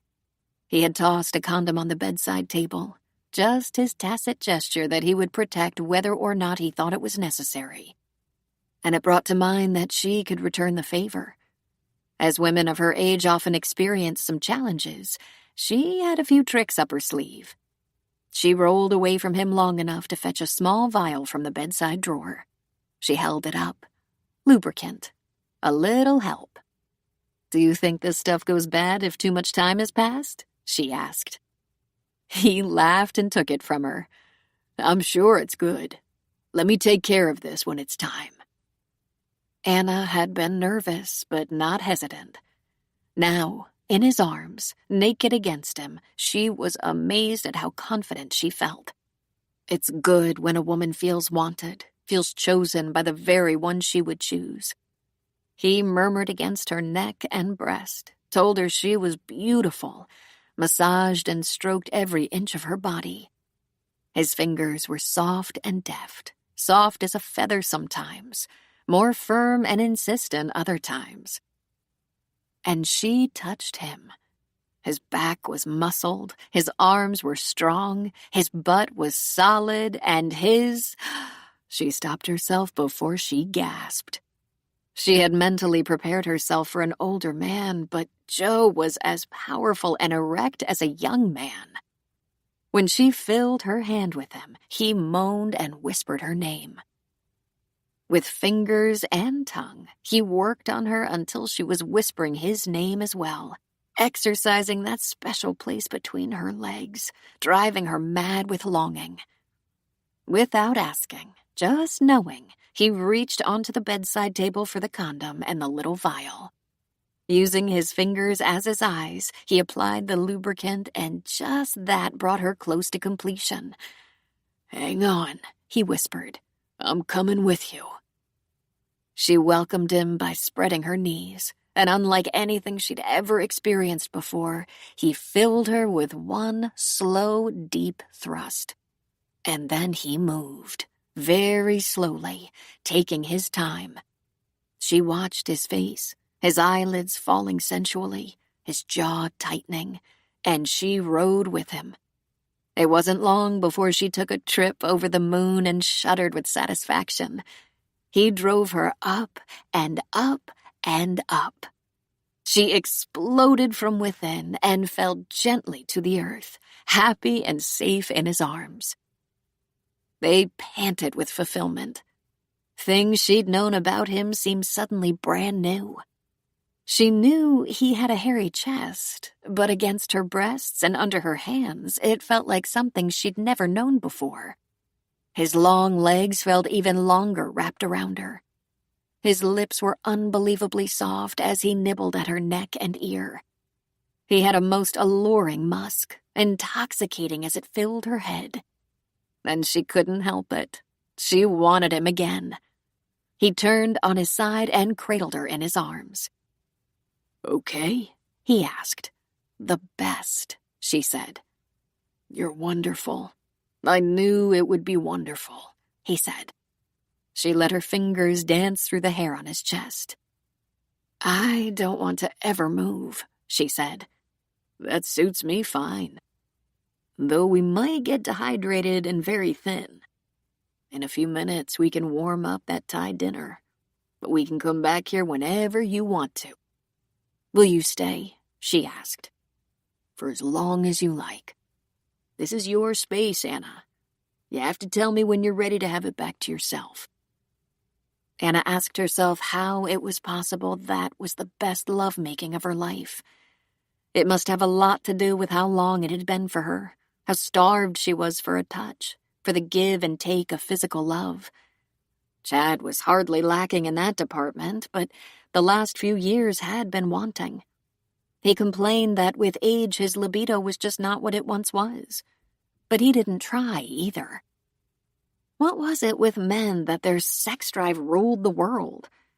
If they were in the mood, women were expected to accommodate them. But if they didn't feel the driving force of desire, it was off the table.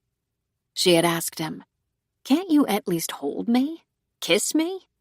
He made a very lame attempt, a kiss, a brief hug, then said, "Sorry, babe, it's just not working for me."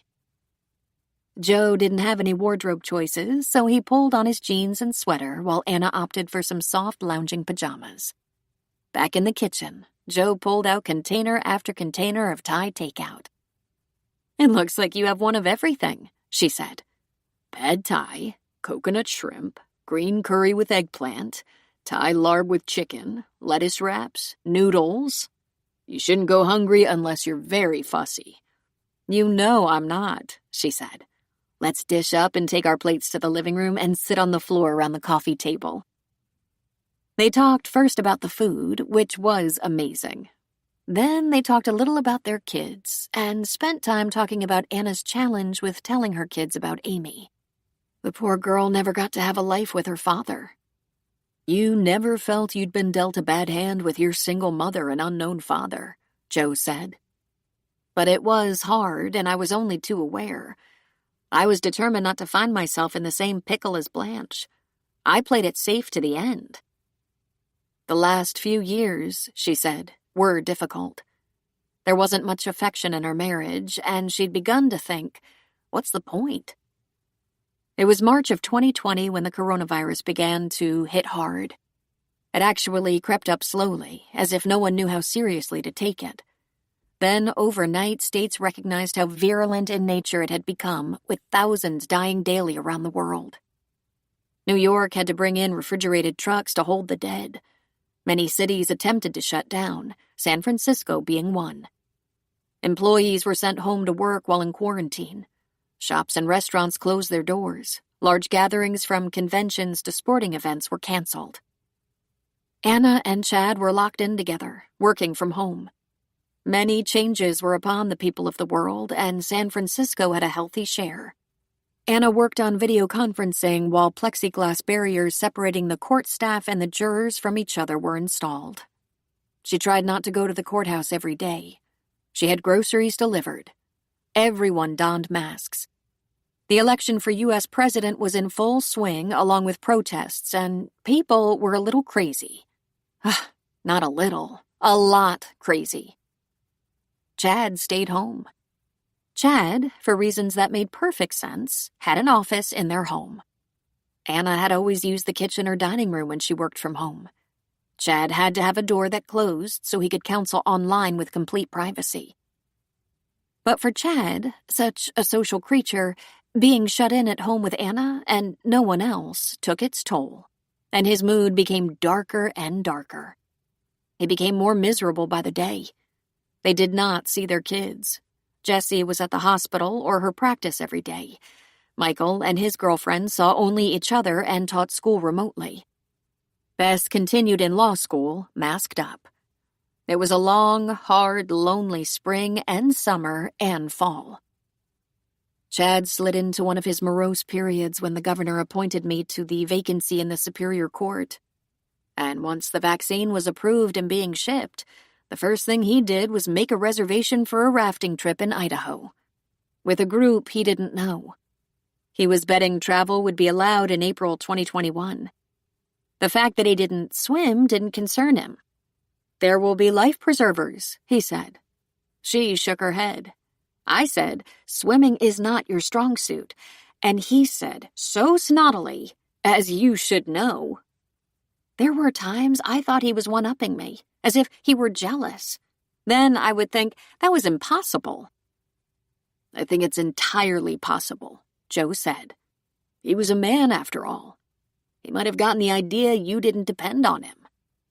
Joe, I couldn't depend on him. First of all, he was unfaithful.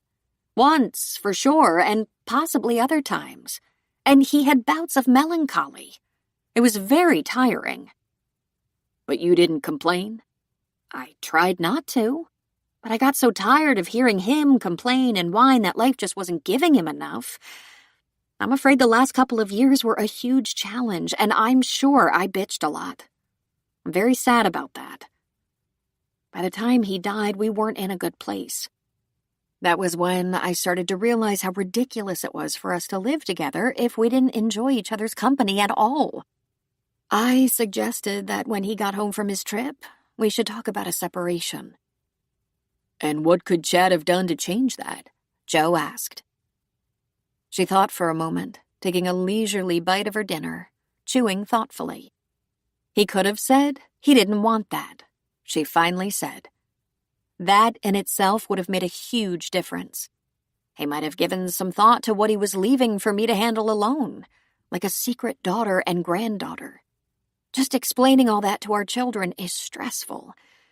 I don't want them to be angry with him, and yet I can't make excuses for him either. But most of all, she stopped for a moment and chewed her lip. It might have been nice if he had ever once appreciated me. I know I was far from perfect, but I made a lot of sacrifices for the sake of our marriage and family. "Gratitude, then?" he asked. If he'd shown the least bit of gratitude for anything, it would have made a difference. But what I wanted from him was simpler than that. I wanted him to see me. I longed for him to see who I really am and love me that way. That probably makes no sense. It makes perfect sense, he said with a kind smile. To be accepted as you are. He was counseling couples who were struggling with marriage, just unable to make it work, and I always thought it was simple. Respect, acceptance, compromise, and commitment. I understand the need to be reminded of those things. I understand the need to work on them every time they seem to slip away. But at the end of the day, those are the things you need to do. Some days it's easier than others. She twirled her fork around in her food a little. It's very lonely when you think your partner, your spouse, isn't willing to give those simple things to you even when it's difficult. And you felt Chad didn't? I felt Chad couldn't, because he was busy thinking of himself. She looked at him with sad eyes. I had decided it was time to think of myself, too. 10. Jessie hadn't seen Patrick in almost a week. 5 days, to be exact. He'd gone to Boston for a neurosurgery conference where he was presenting, and he called her a couple of times, but they hadn't talked long. He said he was exhausted, which of course he should be if he had prepared a presentation, delivered it, and was thrown off his body clock due to the time difference. He didn't even want to talk? She was beginning to feel taken for granted, or rather, feeling not quite that important. It was a familiar feeling. She had everything worked out in her mind. She would be with Patrick forever. They might never marry, that was all right. He was too old in his mind to start a family, but she had never really longed for children. As long as she had Patrick, she could be happy. He hadn't quite reached her expectations, but it was still early in their relationship. She knew he was now back in town. He said he'd be in surgery for several hours on his first day back, and he was starting at 6 a.m., so, regrettably, he might not be able to see her for another day or two. But couldn't he at least let her know he was back? Was thinking of her? Couldn't wait to see her? She called him a few times, but was forced to leave a message on his voicemail. She thought even if he was terribly busy, he should have time to send her a text. So she sent him a few texts. The first few said, "I miss you so much." The 7th said, "Are you ignoring me?" She was working all day, of course. She had patients to see, lab work to review, specialists to call, even an office meeting with the other doctors. And yet she had time to text and call. At the end of the day, she went to the hospital to check on a couple of patients, though she didn't have to. They were thrilled to have the added attention, and she reassured them they were going to be fine. But her real purpose was to see if Patrick's car was in the parking lot. And it was not. She drove by their favorite taco shack, and his car was there. She parked in the parking lot and walked into the restaurant. She didn't have to go very far. Patrick was seated at their table with an attractive woman. Patrick was wearing his scrubs like he was barely off work, but the woman was dressed richly. She wore a camel-colored pencil skirt, heels, not in the clouds high, but 3 inches anyway, a lightweight ivory sweater with a cowl neck, and a fashionable leather belt over the sweater. Her brown hair was super short, and she wore gold hoop earrings. She had a briefcase and some papers on the table, but Jessie immediately thought that could be a decoy. She walked into the restaurant, to the bar area, and ordered some nachos and tacos to go. While she waited, she watched Patrick. He never looked around to notice her. In fact, he never seemed to notice anything but his nachos, tacos, and the woman. The woman shared his nachos. How sweet. When Jessie was leaving with her takeout, he finally noticed her. He frowned. She glared. How dare he? He didn't have time to even text her, but he could have dinner with a sexy woman? Her fury grew as she drove back to Mill Valley. This, too, was familiar. She'd been down this exact road with more than one boyfriend. By the time she got home, there was a text from Patrick. "I'll give you a call tomorrow. I've been slammed today, and I'm going back into surgery tonight. I won't get home before midnight." And she responded, "Yes, I saw." He did not text back an explanation or excuse. And although she was melting down from within, she didn't say or do anything more. But she wanted to. It was nearly 7 the next evening by the time her doorbell rang. Having thought ahead a little, she had brought home pizza and wine and beer, knowing exactly what he liked, what type of beer, what toppings, even that he preferred thin crust. By the look on his face, he wasn't going to be impressed by her thoughtfulness. "Patrick," she said. "We have a problem, you and me." "What do you mean?" "I want you to hear something," he said, stepping into her townhouse. "Let's sit in here," he said, throwing an arm wide, indicating her living room. "Would you like a beer or a glass of wine? I picked us up a pizza." He just pressed play on his phone. "Where the hell are you? You should be back by now. I've called several times and went straight to voicemail. I know you're home by now. You said you had patience, but surely there's time in your very busy schedule for a call or a text to at least tell me you're back. I had hoped to at least see you for a little while, if you can fit me in." I was frustrated by not hearing from you. "I told you I was getting in from Boston late, that I had a full surgical roster for the next day and was operating on the East Coast time change." Didn't you get to rest in Boston? "No, Jessie. Boston was not a vacation, it was work. I was in conferences or meetings day and night. Not only was I presenting, I had meetings with colleagues to discuss spinal cord surgical procedures and other professional matters. There are not that many opportunities for one-on-one discussions." "Sorry, I was anxious to see you after being apart, and—" "Did you hear your tone? Accusing and reprimanding?" I 7 angry voicemails and 14 texts, and then I see you at the restaurant." "So?" she said, throwing her shoulders back indignantly and lifting her chin. "Let's talk about that. You were too busy for me, but you were there with a woman, a very attractive woman." "That was Darcy Masters, a sales rep from the Filligan Neurological Institute, talking to me about a new state-of-the-art microsurgical robot. We've had the appointment for months and have had trouble getting together. I kept her waiting for a couple of hours and told her the only time I had was a break between surgeries, but I was starving. She offered to buy my dinner if I'd fit her in. I had to go right back to the hospital." "Oh, well, I was just getting some dinner on the way home." "You're sure you didn't make a special trip?" he asked. "Of course not," she said, but her cheeks flushed with the lie. "We have a problem," he said. "Rather, I believe you have a problem, and it's affecting me in a very negative way." "What are you talking about?" she said, giving her hair a toss. 7 messages and 14 texts. Getting more sarcastic and angry by the minute. That's what I'm talking about. It's insane." "Okay, I won't do that again." "You won't do it to me again," he said. "This is where we say goodbye." "What?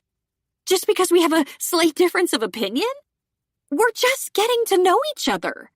"And in such a short period of time, you've managed to make me feel like a caged animal. Like a stalked and captured prey. Listen, I'm going to do you a favor here." He stood and reached into his pocket and pulled out a business card, handing it to her.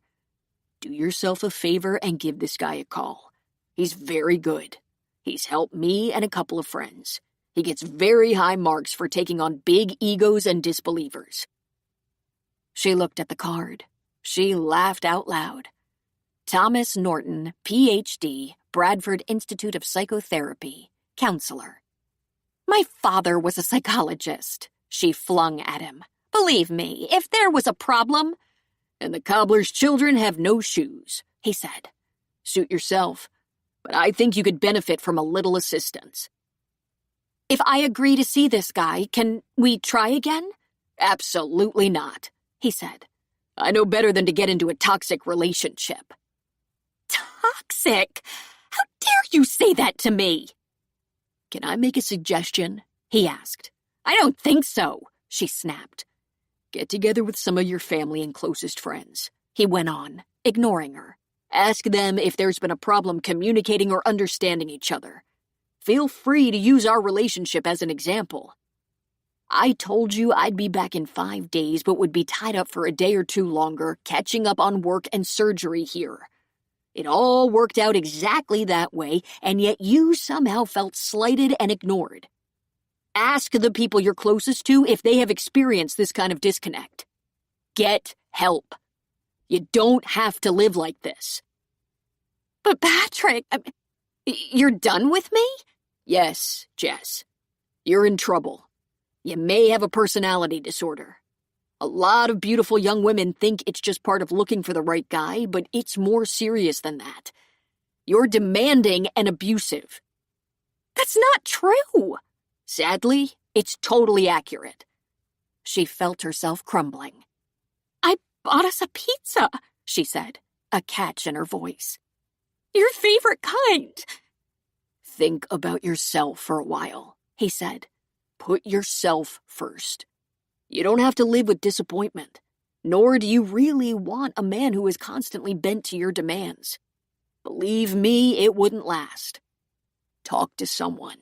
Get help. I'm a doctor, she said, shouting.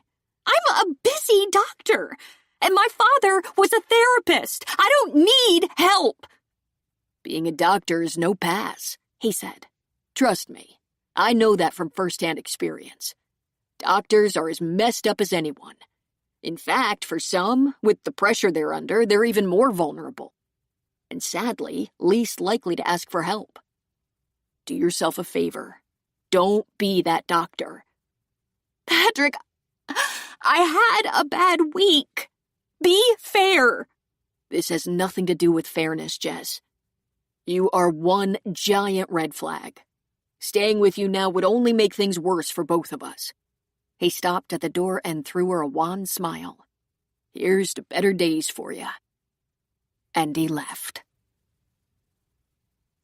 Anna found a renewed source of energy in her nights with Joe. Although her office was flooded with work, she felt somehow better equipped to handle it. She might have been mentally reluctant to move in a new direction with a new man, but she found talking to Joe almost daily and spending a night or two a week with him gave her a sense of comfort and well-being. And confidence. It was amazing what being intimate did for the nervous system. But she didn't tell anyone, not even Phoebe, who she could trust to keep a secret if there was a secret to be kept. I'm just a very private person, she told Joe. I'm used to not talking about my private life. You aren't afraid the kids will give you trouble, are you? He asked. The kids love you, she said. I'm not sure that's the same thing as approving of me sleeping with you. Chad has been gone for 6 months. That's not a long time. Ah, he said. You're waiting for their approval. No. I think there's a secret widow's or divorcee's handbook that specifies the length of time that's appropriate. And I think it's longer than 6 months. Is it longer for widows or divorcees? He asked. I don't know. I just know that anything in an elected official's private life can be over-scrutinized. But that's the half of it. My kids are a little unstable. I'm not sure where they are in dealing with their father's death. The last time I talked to them, Jesse was angry, Mike was brokenhearted, and Bess was coping in her own way by not feeling anything. But Bess has a man in her life now, and I want to meet him and see if he's right for her. And there's the small matter of finding out if I have a brother.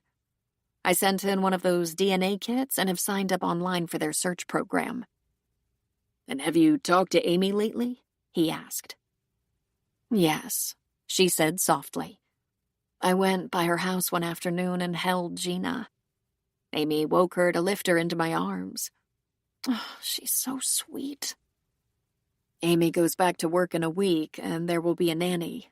Not a live-in nanny, but a woman in the neighborhood. Amy assures me that I can stop by with notice to see Gina whenever I like. You know what you're doing, don't you? Mike said. Your family fell apart with Chad's death, and now you're trying to reconstruct it. And it is completely unrecognizable, she said. And I keep looking for you in the family picture, and I'm not sure where you are. Why don't we just not worry about that for a while? No one suspects I'm anything but a family friend, and there's no worry about making it more at this time. Anna, what you and I have found, it's okay if it's just about us. It's only been a few weeks that our status has changed. Well, except for one thing. What one thing? She asked. I love you, he said. That's not a big change. I think I've always loved you. Anna loved him as well, but she merely smiled in return. She wasn't ready to commit, though she felt in her bones that this was somehow meant to be. About once a week, Anna would either work from home and Joe would come to her, or she would leave the courthouse a bit early and go to Palo Alto and spend an evening and night with him. They did this without changing their habits as far as their families knew. If Anna got a call from one of her kids, she'd chat for a while, claim evening and early morning meetings. We're desperate to catch up on cases that have been postponed over and over, so do me a favor and give me some notice if you want to get together. My whole office has been working a crazy schedule. Joe talked to his son, an Oakland firefighter, a lot, but saw him only about once or twice a month. And Melissa, his daughter, he tried to visit in Bodega Bay at least once a month. The rest of the time belonged to Joe and Anna, and their jobs, which were quite demanding. They each traveled back and forth to work and each other's homes with files and laptops and iPads. They learned how to make stacks of work material on each other's dining tables and countertops.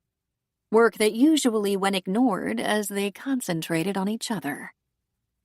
Why aren't you using Chad's office? Joe asked Anna. I'm not sure, she said. I've never been comfortable there. Maybe because it was Chad's space and he was so protective of it. And also, he was always so critical of my work mess, as he called it. Whether I was studying for a law degree or working as a judge, he never quite accepted my work clutter as necessary, even though he had the only workspace with a desk, credenza, and door that closed. During the pandemic lockdown, I threatened to write a book on how to create efficient piles of work. He wasn't amused, but still didn't offer to share his space. It's free now, Joe said. I don't know why, but it still isn't mine. I cleaned it out, made sure the counseling office got all his records, and packed up our personal records, but it still doesn't feel like mine. Then get rid of it and do something else. Flip-flop rooms or something. Get a new desk. Anna, you're a judge. You don't have to work on the kitchen counter anymore. But you do, she reminded him. I'm different, he said. I'm a teacher and I have an office on the campus. I bring work home because it's convenient. Detectives don't come to my house late at night for a warrant. One thing is settled, she said. We have too much clutter between us to ever live together. We wouldn't if you'd make yourself a home office. I'll get right on it, she said. But she was thinking, one thing at a time. The more time she spent with Joe, the more she realized there had been something missing in her marriage. It was especially obvious with the smallest changes. She could turn over in the night and he was immediately there. Chad had not been much of a cuddler and scooted as far away as he could get. With Joe, they had watched movies in bed together and they were always touching. Even the smallest touch was significant. Sometimes only their feet were touching, but it mattered and sent warmth radiating through her. In the morning, when she woke, he was usually curling around her. But she enjoyed just as much those mornings when he rose early and had coffee ready for her in the kitchen. Whatever the circumstances, Anna had the one thing she didn't think she needed. She had love in her life again, and it was rich. She was relaxed and calm at her center. She fed hungrily on the sex, something she hadn't anticipated or longed for until it happened. And the one thing she always thought she had with Chad she now realized was wanting. Companionship. Anna and Joe had long conversations about everything from movies and books to politics and religion. Anna had learned early how to support Chad, and he required a lot of support. But she had never been supported. She only realized since being with Joe that even though she'd accomplished so much against so much adversity, Chad had not been proud of her. Oh, he said so, but it just didn't ring true. There was a slight pullback, a slight curl of the lip as he said, "Oh, Anna is the accomplished one in the family." Chad considered himself the steady one in the marriage, yet Chad was the one who had a crisis about every 4 years. A crisis of, is this all there is? Then he would work through it and emerge both satisfied and grateful. But the 6 or so months it took him to come to terms with his personal crises were hard on Anna. One early morning, when Joe and Anna had to rise and go to their jobs, she turned into Joe's arms and said, "I didn't realize until now. I was lonely in my marriage." "I'm not surprised," Joe said. "I loved Chad and he was a good friend, but he was also selfish, focused on himself. Yet he was well known as a great counselor because he was smart and objective. I never figured out how he managed that, but it's true. In work, he was supportive of women. In his personal life, he wanted to be catered to by his woman." "Huh," she said. "Women loved Chad. Too many of them, in fact." "He was what we call a mother man," Joe said. "He wants to be the leader, the protector. He wants a soft woman who needs him, who depends on him, who just couldn't make it without him. But that sort of woman is a lot of work, so he opts for someone strong, someone who can take care of him. He once told me you were the smartest, most capable woman he'd ever known." He told me that, too. I'm trying to remember if his lip curled when he said it. I know that when he said he was proud of me for being appointed to the bench, he had a slightly sour look on his face. It was easy for Chad, a therapist, to give lip service to wanting his partner to be his equal, Joe said. He was probably sincere, as long as you didn't stray a quarter-inch ahead of him in accomplishments. Anna, sooner or later you'll see. You were the glue in the family. You always have been. Chad was as involved a father as I was a mother. Still, you were the binding force, Joe insisted. He depended on you for everything. And I was lonely, she remembered, and didn't really know it until Joe became my friend and lover. "I can't put off telling the kids any longer," she said. "If I wait any longer, who knows how much I'll have to lay on them at one time. It started out with a secret sibling. Now it's a sibling with a child, and their father's old friend has become their mother's boyfriend. Oh, and there's a hint of a missing uncle out there somewhere. I don't dare wait another month." "The leaves are changing," Joe said. "On Saturday, let's take a long drive north. We can talk about it in the car and stop for seafood. If you want support, I can shore you up when you tell them." She rubbed her temples. "Oh, it gives me a headache just imagining it." "Stress is no one's friend," he said. "Can you sneak away this weekend?" "I'll check with Phoebe, but I think I can. I really need this over with." The early October sun was bright and warm on Saturday. Joe got up early to make the drive to Mill Valley to pick up Anna. The afternoon before, he bought a few snack items and drinks at the grocery store and assembled them in a basket and cooler for the road.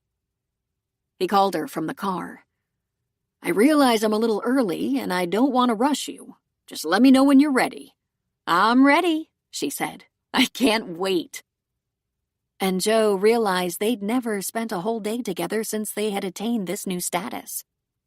When she opened the door for him, the bright shine of happiness on her face just melted his heart, and he grabbed her in an embrace and kissed her till she laughed against his lips. "I looked forward to this all week," he admitted. Should we put together a little something to snack on while we drive? Or if we should stop? I've already done that, he said, grinning like a boy. What a guy. Then let me get my purse and let's head into the hills. They chose to drive through the coastal towns north of San Francisco and into Sonoma, where there were plenty of vineyards and restaurants, because eventually they'd want to stop for a meal. The scenery was amazing on this bright fall day, and they encountered dozens of groups of cyclists enjoying the cool fall air. The hillsides to the east of them were starting to color beautifully. But the best part of the drive was being together in the car. When they crossed over some road construction, they had a conversation about infrastructure and what it might entail in California. When they saw a group of about 100 cyclists gathered in a park as a resting stop, they talked about what they might have in common when it came to outdoor exercise. When they were driving through Sonoma, they talked about vineyards and wine and even stopped at a winery to buy a few bottles for later. They talked about their parents, their kids, their jobs. They even spent a few minutes discussing catalytic converters on cars. They pulled into a rest stop, but passed the picnic tables and opted for a grassy spot under a big tree. I feel like I'm getting to know you all over again, Joe said. After we've been on the phone for an hour or spent an evening together, I wonder if there will come a time when we have nothing to talk about. It doesn't seem so today. There will never be a time we have nothing to say to each other. But I look forward to the time we can be quiet together. I read all the time, and so do you. You can't talk while you're reading, but you can be together just the same. I've been divorced for a long time, since my kids were little, but that's something I never had with my wife. We never had companionable silence. Anna laughed. Nor did Chad and I. Chad always had a lot to say. Didn't he play the counselor card and ask you how you felt about things? Very rarely, Anna said with a laugh. Chad always wanted to make sure I understood how he was feeling. Yeah, that was Chad, Joe agreed. But he did know empathy well. There were times I needed him, and he could comfort like a pro. Which is what he was, Joe reminded her. Let me ask you something. If you could wave a magic wand and have anything you want, what would it be? Ah, you might have found my fatal flaw, she said. Not that I would wish for too much, but that I want too little. All I ever wanted was someone to be tender with, someone to trust and love and believe in. I learned early on that my husband wasn't perfect, but then neither was I, so why would I judge? I had always hoped that if I could be thrilled with the love of a simple, honest, dependable man, that he would therefore be grateful for me. Even with the rough patch we were traveling through, I still believed it was possible. But now he's gone, and I'll never know. Joe leaned toward her and kissed her. It's still possible, Anna, he said. I'd like to apply for the job. 11. Michael called his mother at about 10 in the morning, respectful of the fact that it was Saturday and she had been working late every day. I thought I'd swing by the house and make sure everything is handled, like trash collected, yard and pool clean and serviced, you know. Things Dad would have done. Though even Michael knew that Chad wasn't that great with household chores. Oh, Michael, that's not necessary, really. I called the yard and pool people, and they're on top of it. And I'm not going to be home today. I'm driving up to the wine country with a friend. A friend? Who? Someone I've known for years. From work. I don't plan to be home until early evening. Do you need me, honey? No, he said. No, of course not. I just wanted to help out. That's so thoughtful, Anna said. Don't you have a practice or game or something? No, we had a game last night. We won. Congratulations! I'm sorry I missed it. I'll make it a point to see the next one. Why don't you take a day off? That's what I'm doing. The last few weeks have been so intense. Good idea, he said. But if you need anything done, you'll let me know? Of course, sweetheart. I'll talk to you later. Maybe tomorrow? Perfect, he said. But Michael's life was anything but perfect. He was miserable. If it wasn't bad enough he was grieving the loss of his dad, he had broken off with Jen, and she had disappeared. Michael tried to remember what he thought the result of breaking up would be, and it was nothing like what had actually happened. He thought he had been doing the difficult but noble thing by breaking up, setting them both on a path of starting over. But that wasn't what happened. Jen was angry and out of patience, which he now realized was just what he deserved. He'd been an idiot, letting a woman he cared so deeply about get away. He parked his SUV in front of his mother's house, thinking about what to do next. After a long mental study of his emotions, he got out of the car and opened up the garage. It looked pretty good, since he'd done a serious cleaning and trash hauling just a couple of weeks ago. He let himself into the house. Everything was tidy and in order. No dishes in the sink, the bed made, his mother's briefcase and laptop, and some files on the breakfast bar, a sight he'd grown accustomed to. He peeked in his dad's office. It was stripped. The desk dominated the room. There were still books on the shelves, but it was apparent it was no longer in use. He pulled out a couple of built-in file drawers and saw that they had been cleaned out except for those that belonged to Anna.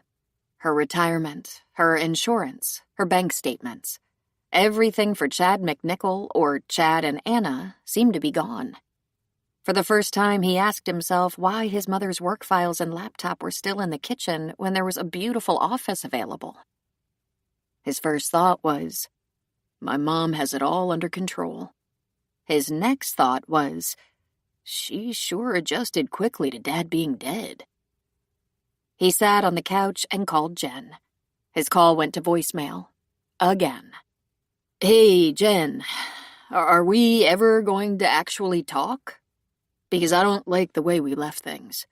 I'd like to talk about a few things. I think I'm even more messed up than before, and maybe this is all a big mistake. I think I have a few things to explain. I don't think we're done with this yet. Maybe I was premature and there are things to work out, but if you won't even take my calls, how can we ever work anything out? So how about you call me back this time? Or maybe text me or something. Or maybe you were just ready to break up and this is the easy way? Of course, he immediately regretted it. It was entirely his fault and he knew it. He'd been panicked, worried that he could never be the kind of awesome family man his dad had been, and was afraid to commit. Because what if he had kids who loved and needed him and he died? Who would take care of them then? He wasn't a PhD, and Jen wasn't a judge. Money was tight between them. What if he had a couple of adorable little kids, a gorgeous, sexy wife, and went skiing and bam, hit a tree? The chime on his phone rang. He had a text. You want to talk? Yes.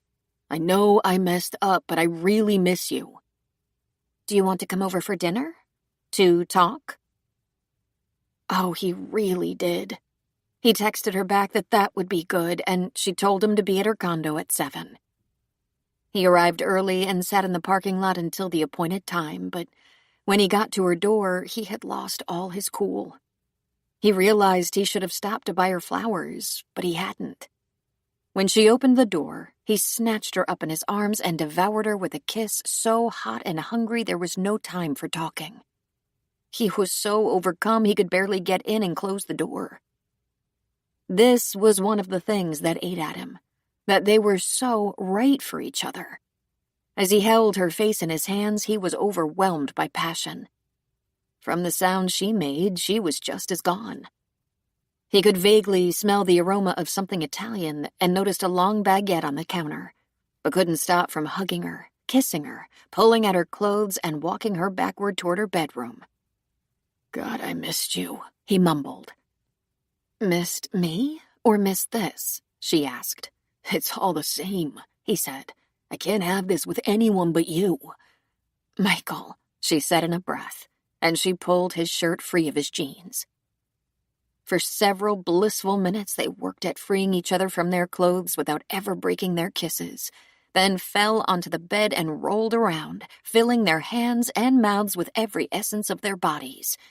They strained together, wanting each other madly. They whispered of missing each other as they came together frantically, their passion powerful and demanding. And fast. Bam! He hadn't waited for her because he'd been so desperate and needy, so he tried to slow down long enough to at least give her some pleasure.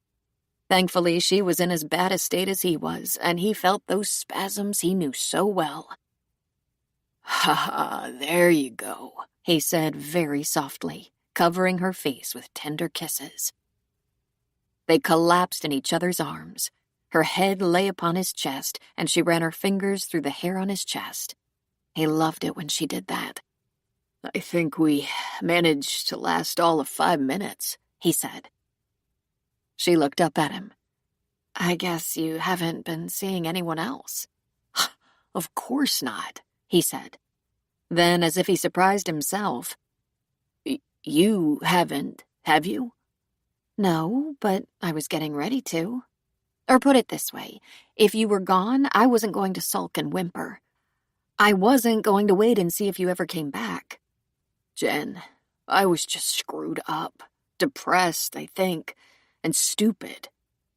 "And are you back now?" I guess. But I'm still messed up and unsure about our future." She wrestled free of his embrace and grabbed her t-shirt off the floor and pulled it over her head. She sat on the bed beside him. He was stretched out long and lean, his hands behind his head. He was completely naked, and her overlong t-shirt covered her nudity. She sat cross-legged. "Listen, if we had just been dating casually and you hit this period of confusion and depression and needed a break to figure things out after your dad's death, I'd just say, okay, good luck, and back away quietly. But we were different. We were past all that. We were committed, looking for a larger condo so we could move in together, and we were planning to get engaged. We picked out rings, and we're saving to pay for them. We said we loved each other, that we trusted each other, that we were going to have a family together." "But we were taking it slow," he reminded her, "because of our budget. 2 teachers can't afford to leap into a fast marriage before they can pay the bills." "We were going to get married in about 2 years, he said. "Lately, I've been doubting everything." "I didn't sense doubt just now. You know what I mean. I just need a little break. Some time alone to get my head together." "For an unspecified length of time?" she asked. "You wanted to shut it down. Until you wanted sex. I think you overlooked the part about being together in good times and bad. You came over to talk and had me naked in 60 seconds. "You didn't fight that," he pointed out. "So now are you going to go away for a month until you get horny again? And then tell me you might have made a mistake until you get laid again? Michael, I'm sorry for your loss, and I'm more than willing to do whatever I can to help you get through it, but you have to decide. Are you in or out? I don't want to be your booty call." "You're more than a booty call," he said defensively. "I think of you as my very good, my only best, the only girl, you know." "The only woman you're currently having sex with?" "That, for sure," he said. "Here's what might work. Let's go back to just dating, seeing each other, for lack of a better term. Let's scrap the plans, the rings, the bigger condo, all that, and just be with each other. Maybe we'll get back to all the other stuff later." "Later?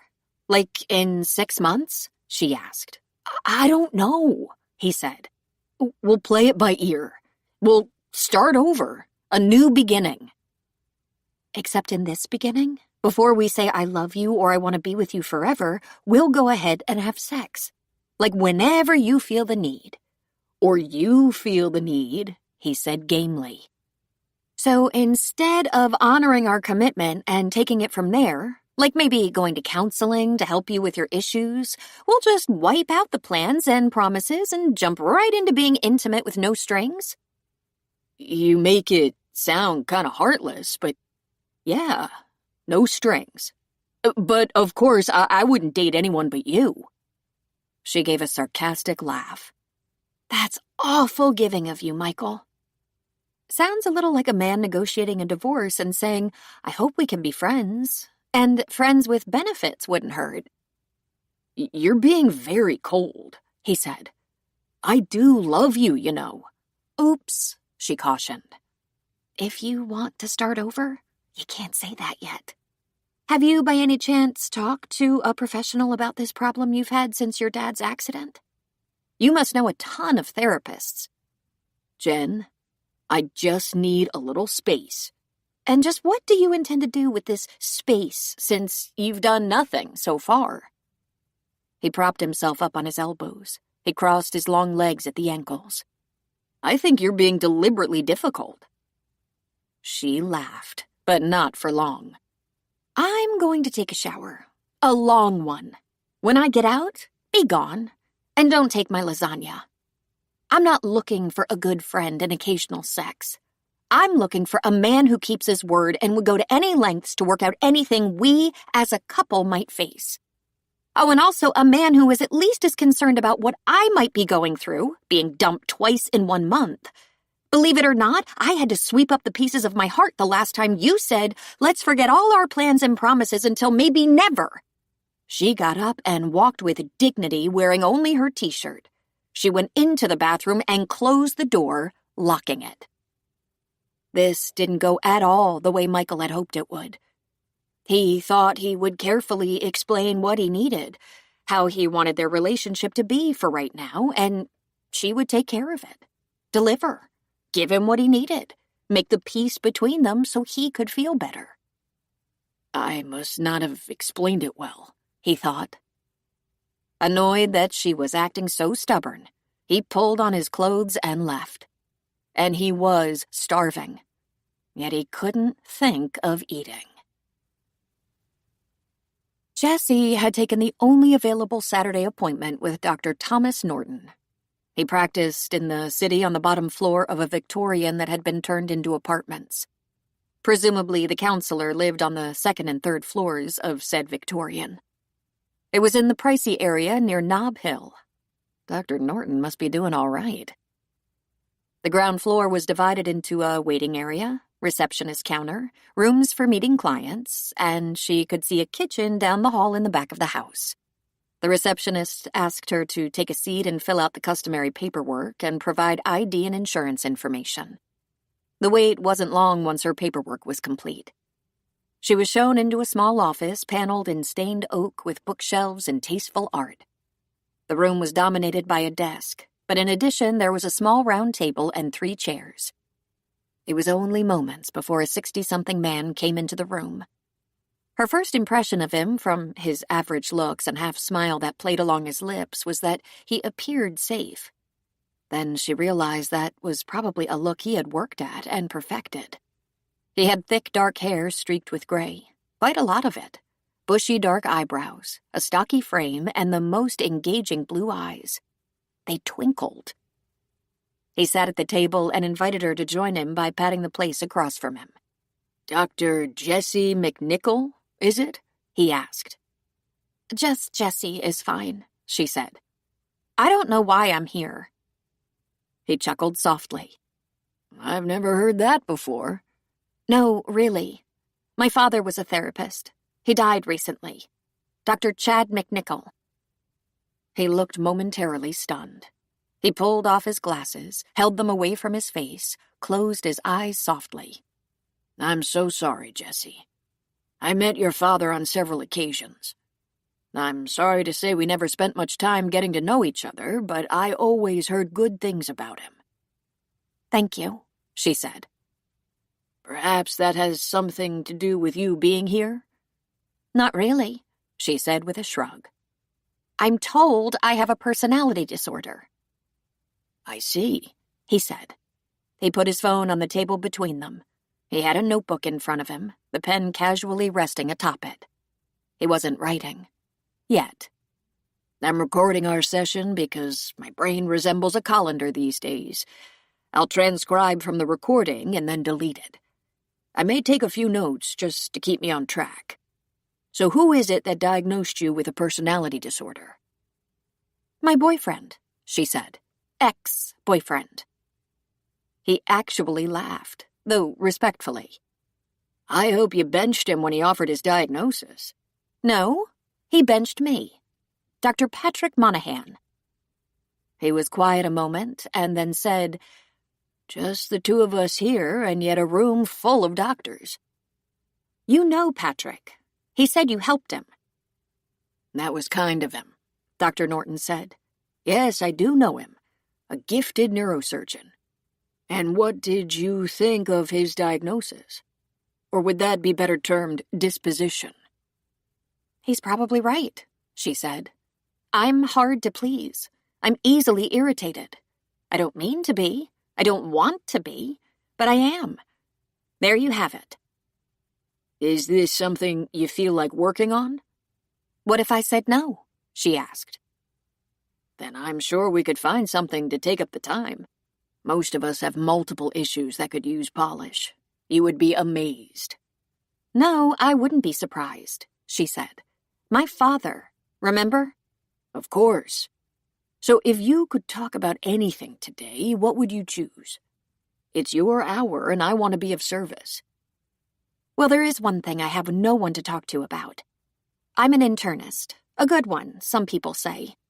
But the thing is, I don't like being a physician. I haven't in forever. That's a dilemma, isn't it? Why did you choose it? I wanted to excel. I wanted to be the best at something. I wanted my father, a PhD, to be proud of me. And yet, he was always proudest of my younger brother, who barely got through college. That must be annoying, Dr. Norton said. Have you any idea why? I'd be guessing, but because he's the only boy. And also, he's so likable, never angry, never irritable. There it is again, the doctor said. Funny how that keeps coming up, she said dryly. Do you mind if I ask, when was the first time you remember being easily irritated and angry? As a child, I had tantrums, she said. My mother called me her cranky baby. She said she worried about having another baby because I was a lot of work. So I don't know if this is a problem I've always had or something I've always been accused of. Tell me something, Jessie. When are you happiest? She thought for a moment. I'm not sure. I think it's when I believe I'm achieving something, when I expect to be praised. Yet you're praised for your work as a physician. You told me so. But you're not happy in your work. Sometimes I am, she said, when I can actually make a difference in a life. It's usually simple and routine, prescribing the right drugs or changing a diagnosis through medical intervention. It's just that, well, it seems so simple and brief.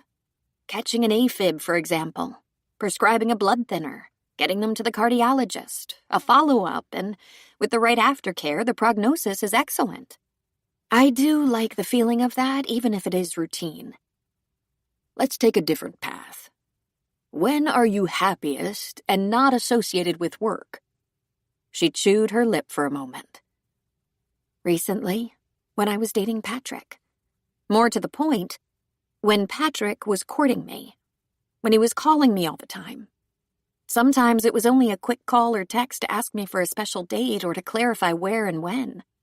Or when we were together to do something low-key, like cuddling on the sofa, watching a movie. Or those few times I cooked for us and we ate in, just the two of us. I had only been going out with him for a couple of weeks when I began to have fantasies of being together and doing something quiet. Forever. It wasn't necessarily marriage, but rather some certainty. A feeling of belonging. Safety. She laughed lightly. Patrick has a sailboat he loves. That is not a quiet pastime. Believe me, it's work. What are your hobbies? I don't really have any, she said with a shrug. Do you hike, jog, Knit? Work out? I know about sailing, and I get the impression you find it to be something of a chore. I read, she said. I like movies. I like to cook, but at the end of a long day, I don't usually have the energy it takes to create something labor-intensive. But when I have time, I love to slice, chop, measure, sauté. It's relaxing and calming. If you wanted to spend the afternoon doing something you find relaxing and enjoyable, what might it be? An art gallery or museum, she said. God knows there are plenty to choose from in San Francisco.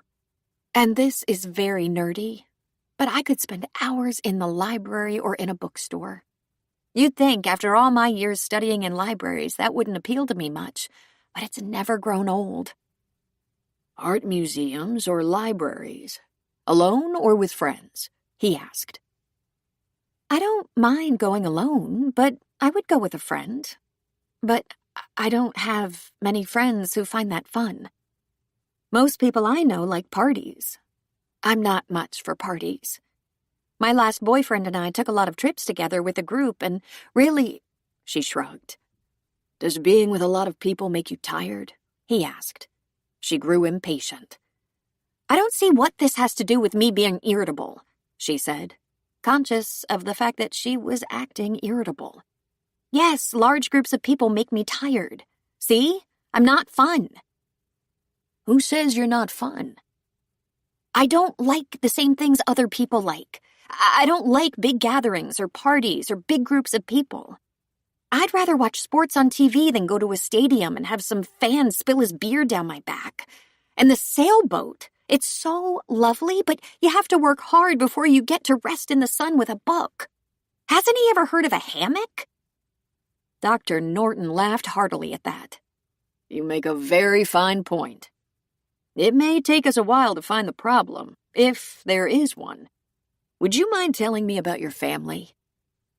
With a heavy sigh, she started with her mother, clearly the overachiever in the family. Then she described Michael, who was Mr. Personality, tireless, active in every and any sport. And finally, Bess, the brilliant oddball and youngest of them all. Then she told him about the will and the fact that they all had different opinions of it. She was the only one who was angry that they'd never been told, annoyed because it hadn't been explained by her father ahead of time so they could all adjust to the news. They talked for another 40 minutes, and she mainly answered questions that seemed to revolve around describing herself. She grew exhausted. I have a couple of preliminary ideas, and I don't think they'll surprise you. You're an introvert, a card-carrying introvert. You are exhausted being around groups of people, particularly active people. Introverts are known for having to take a nap after a day of meetings, and they almost always go home early from loud parties. You're not in the least shy, and you don't dislike people, but you like them in small doses. And you have a bit of a temper. That's not something I've seen in you, but something you have reported. It's possible you haven't managed your expectations of others, which can lead to disappointment. Those two things, temper and expectations, are very easily managed and even changed through modified behavior exercise. Given your discipline, you could probably do it without supervision if you really wanted to change it. Or I'd be happy to see you for a few weeks and guide you through it if it's important to you. How long would it take? She asked. Did you ever ask your father how long someone would have to be in therapy to achieve certain results? I never had to ask, she said. He sometimes described certain nameless patients and their problems, and some of them were going to see him for years. Well, that is not the case with you. I can't say this with absolute certainty, without thorough testing, but I don't believe you suffer from any sort of mental disorder that would require long-term therapy and even drug therapy. You have a few personality quirks that I suspect are more force of habit than anything. Some guidance and tweaking might benefit your overall sense of well-being. Will it make me happy? She asked.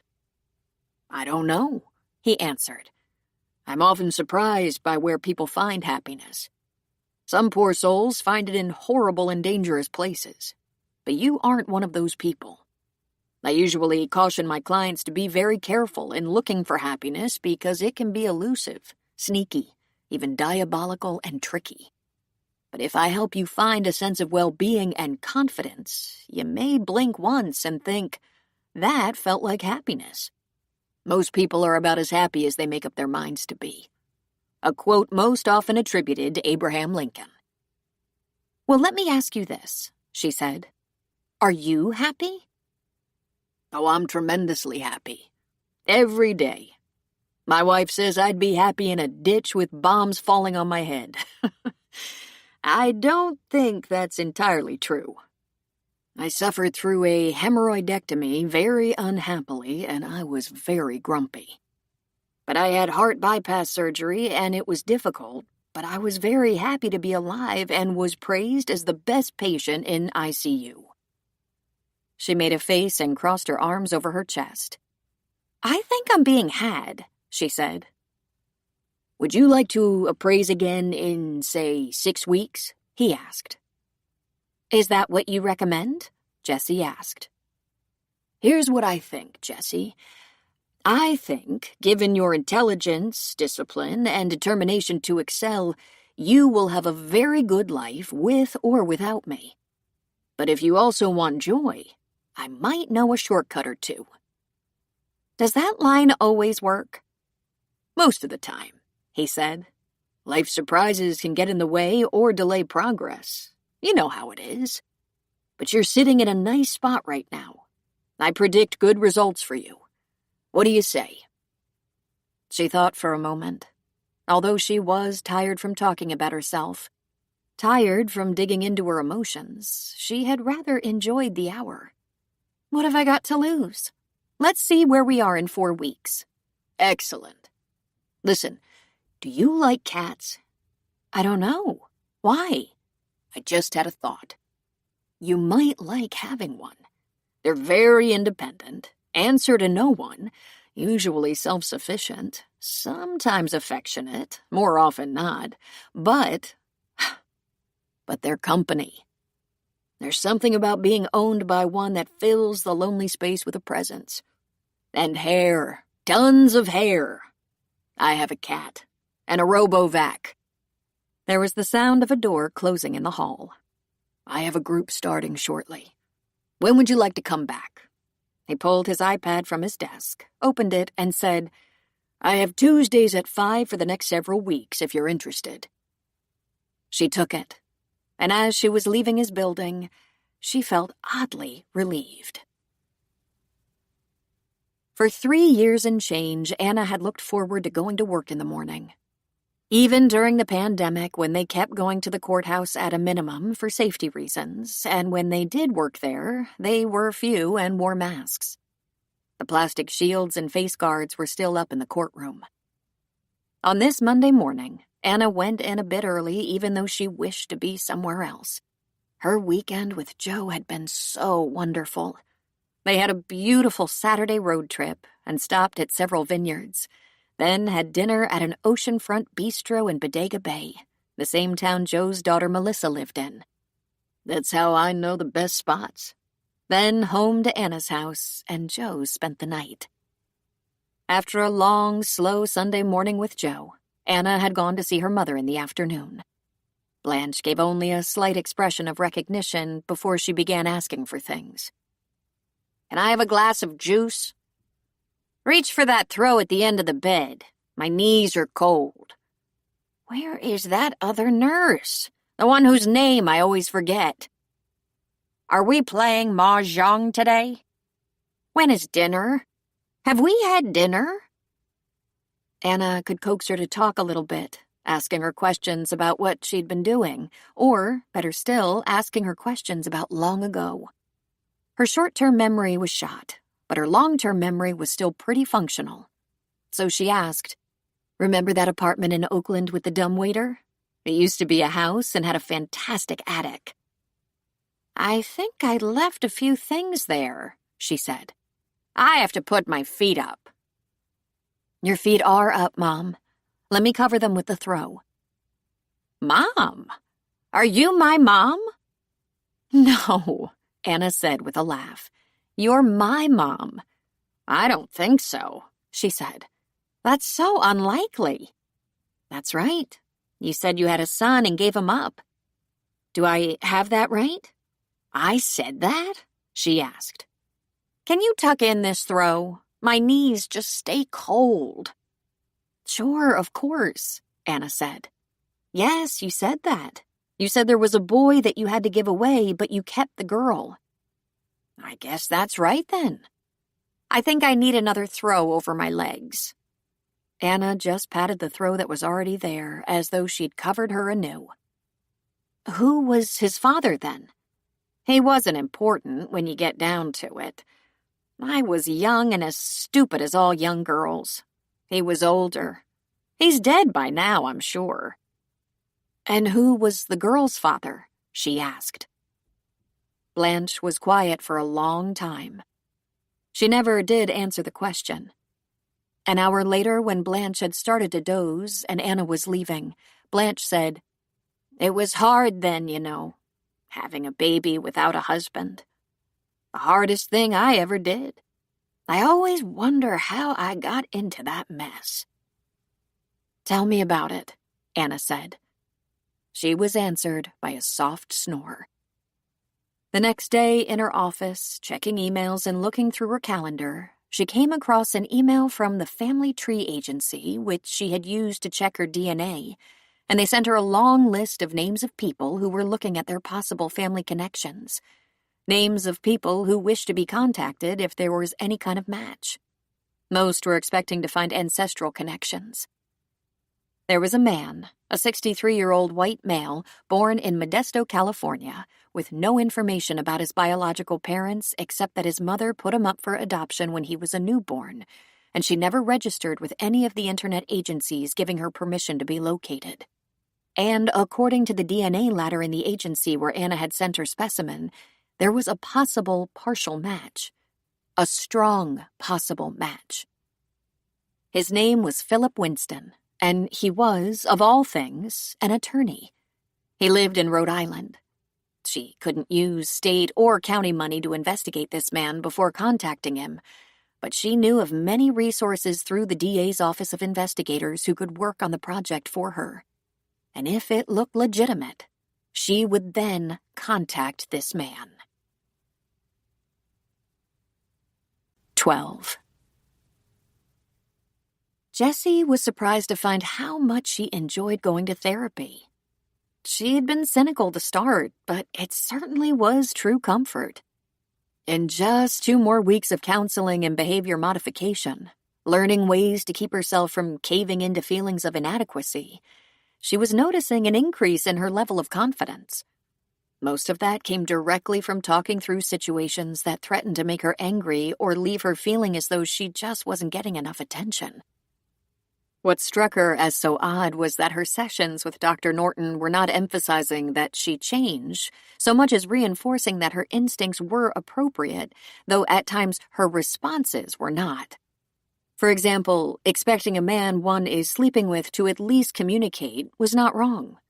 But berating him in a temper was not going to get the desired response. Her tone could be harsh, angry. Rather than working on stopping the anger, she was learning to channel it into more positive encouragement to get her point across. "Isn't that manipulative?" she asked, aware that even her question held that edge of anger. "You could look at it that way," Dr. Norton said. "But I'm here to tell you, if your goal is to change the way you're treated, you will have to learn to speak as you wish to be spoken to." He gave her homework to do. Sentences recited and repeated that softened and emphasized her kinder, gentler side without de-emphasizing her need to be treated a certain way. It's achingly simple. Rather than, "You never even bothered to call me," you might try, "It would feel so good if you could just give me a quick call to say you're back in town and let me know your schedule." Just take the accusation out and replace it with a gentle request. And remember, there will be times the response could be that he's very sorry, but he's all tied up. Then you have to think about whether your request is unreasonable. Be fair. People don't respond well to being told what to do, especially angrily. Why does it at times feel like a foreign language? Who knows how we actually learn our communications, he said. It's not always a simple matter of repeating what we've heard our parents say.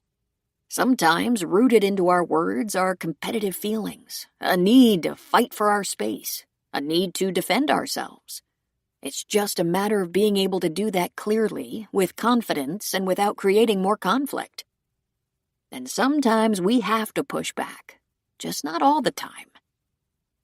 It was a bit frustrating for her to think she needed help communicating when she was a highly educated physician. But you don't always need help, Dr. Norton reminded her. You apparently communicate with your patients in an authoritative and empathetic way. Something you no doubt learned in medical training. She had, and when pushed, she had to admit it had not come easily.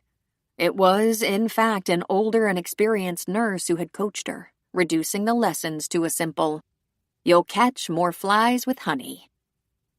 This was somehow harder. "I'm going to be in therapy forever," she complained to Dr. Norton. "You'll be in therapy as long as you are impatient," he had countered. "If you think about it, you have a lot less work to do than a client who's battling early childhood abuse, or addiction, or some other difficult situation." While Dr. Norton was exceptionally kind to her, very encouraging and hopeful, he did not mince words. Being selfish and given to angry outbursts was a disorder. Perhaps not the worst imaginable disorder, but still. And behaving in a way that was jealous and entitled? Disorder also. It was completely survivable, he assured her, as long as she was in the driver's seat and wanted to make a change. "Let's be clear," she said. "I just want to make a change so that in the end I get my way and don't feel hurt and abandoned anymore." "I suspect that's one of the best motivations there is," he said. He seemed to still want to talk a great deal about her family and her childhood, though she couldn't imagine what that had to do with anything. The fact was, she'd had a very nice childhood. She had loved her mom and dad very much, and when her baby brother came along, she loved him.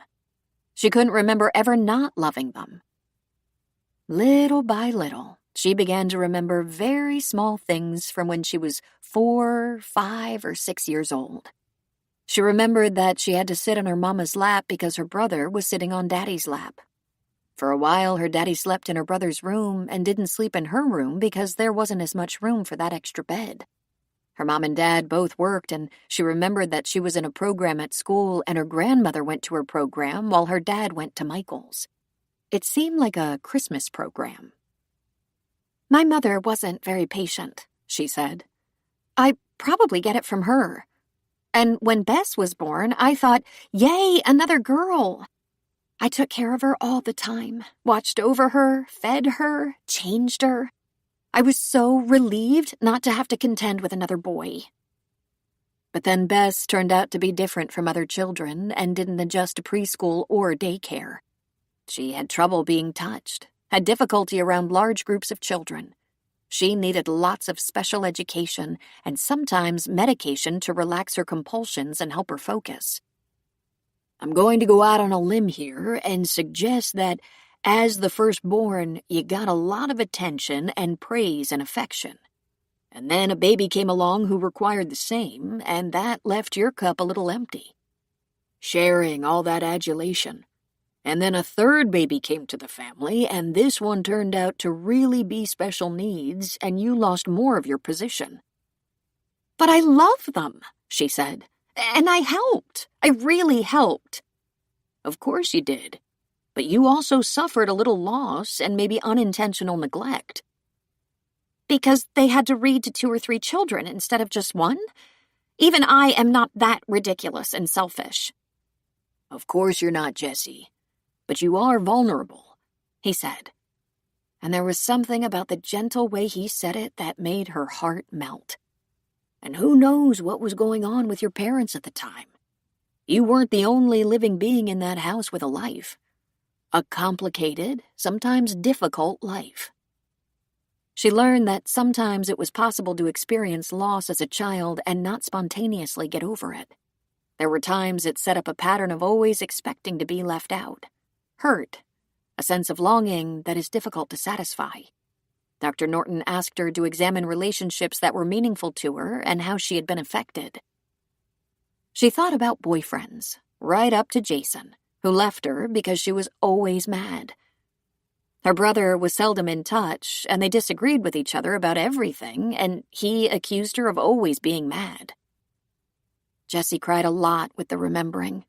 She thought a lot about her father and how much he praised her, how much attention he gave her. But the second he shifted his focus to Michael, she felt slighted. She cried because of how immature that seemed. She cried because she wished she could take back some years and do them better. With all the love and support she'd gotten from her parents, why couldn't she have been a better, more grateful daughter? She reported to Dr. Norton that she'd been feeling terrible regret and emotionalism, and he said, "Sometimes just taking a closer look at things gives us a chance to purge. Are you feeling more in control now, or are you in need of help? I can get you a prescription if you're struggling." "I'm just feeling hyper-aware," she said, "and like I owe the world an apology." "Not at all, Jessie," he said.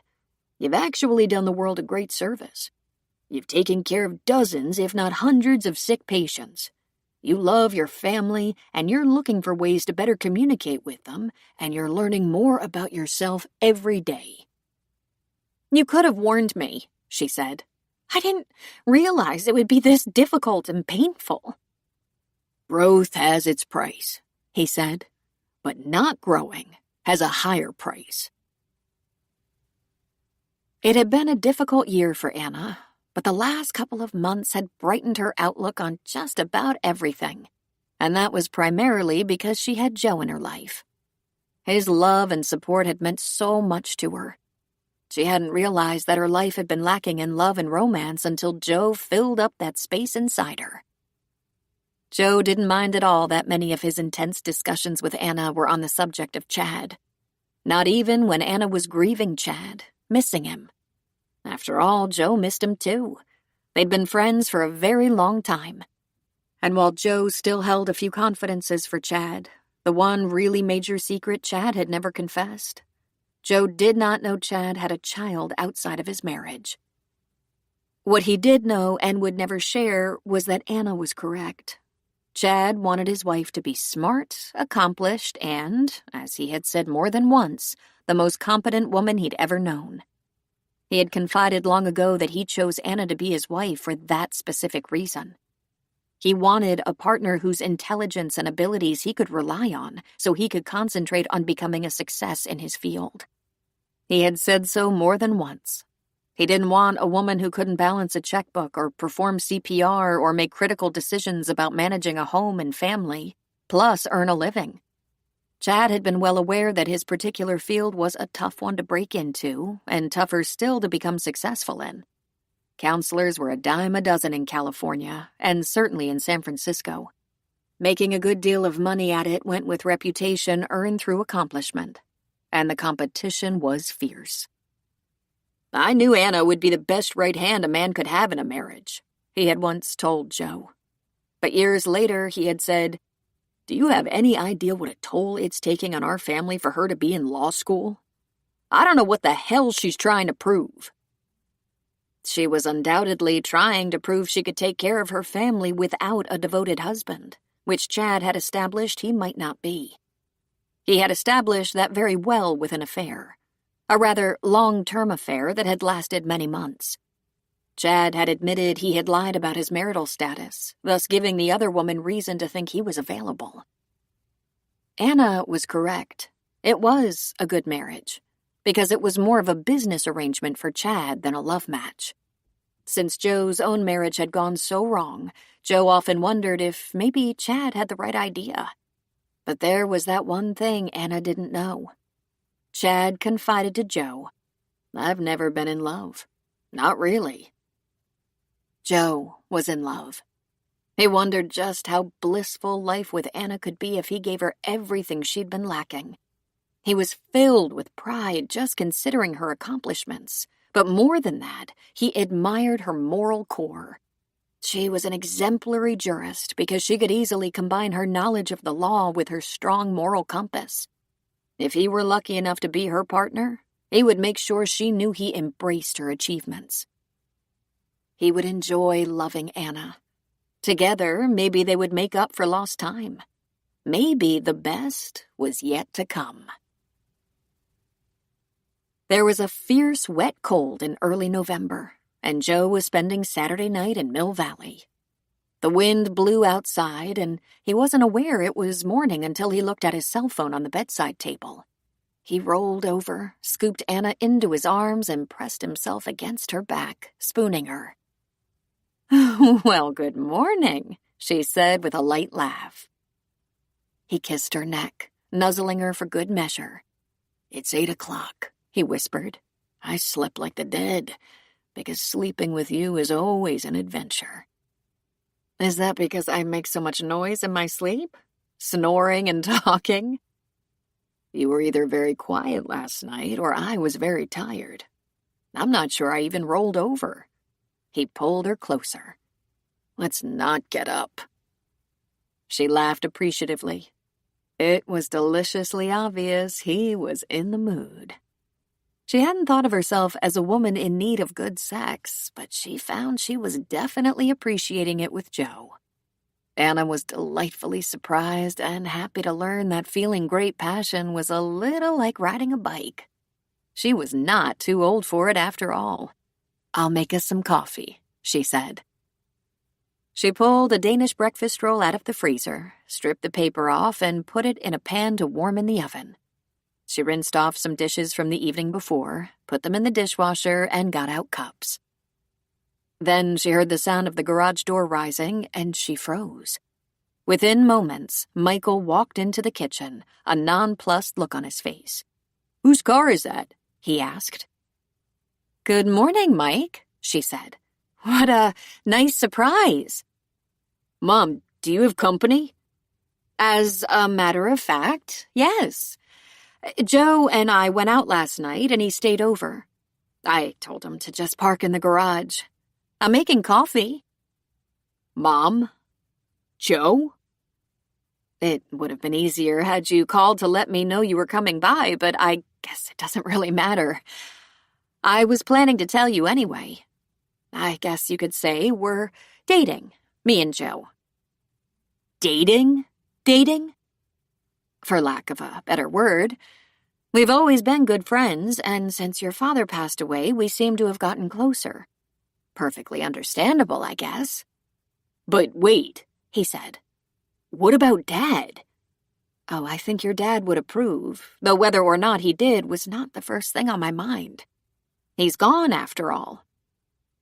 "But does this mean, are you over him? Dad?" "That's not really an issue, Mike.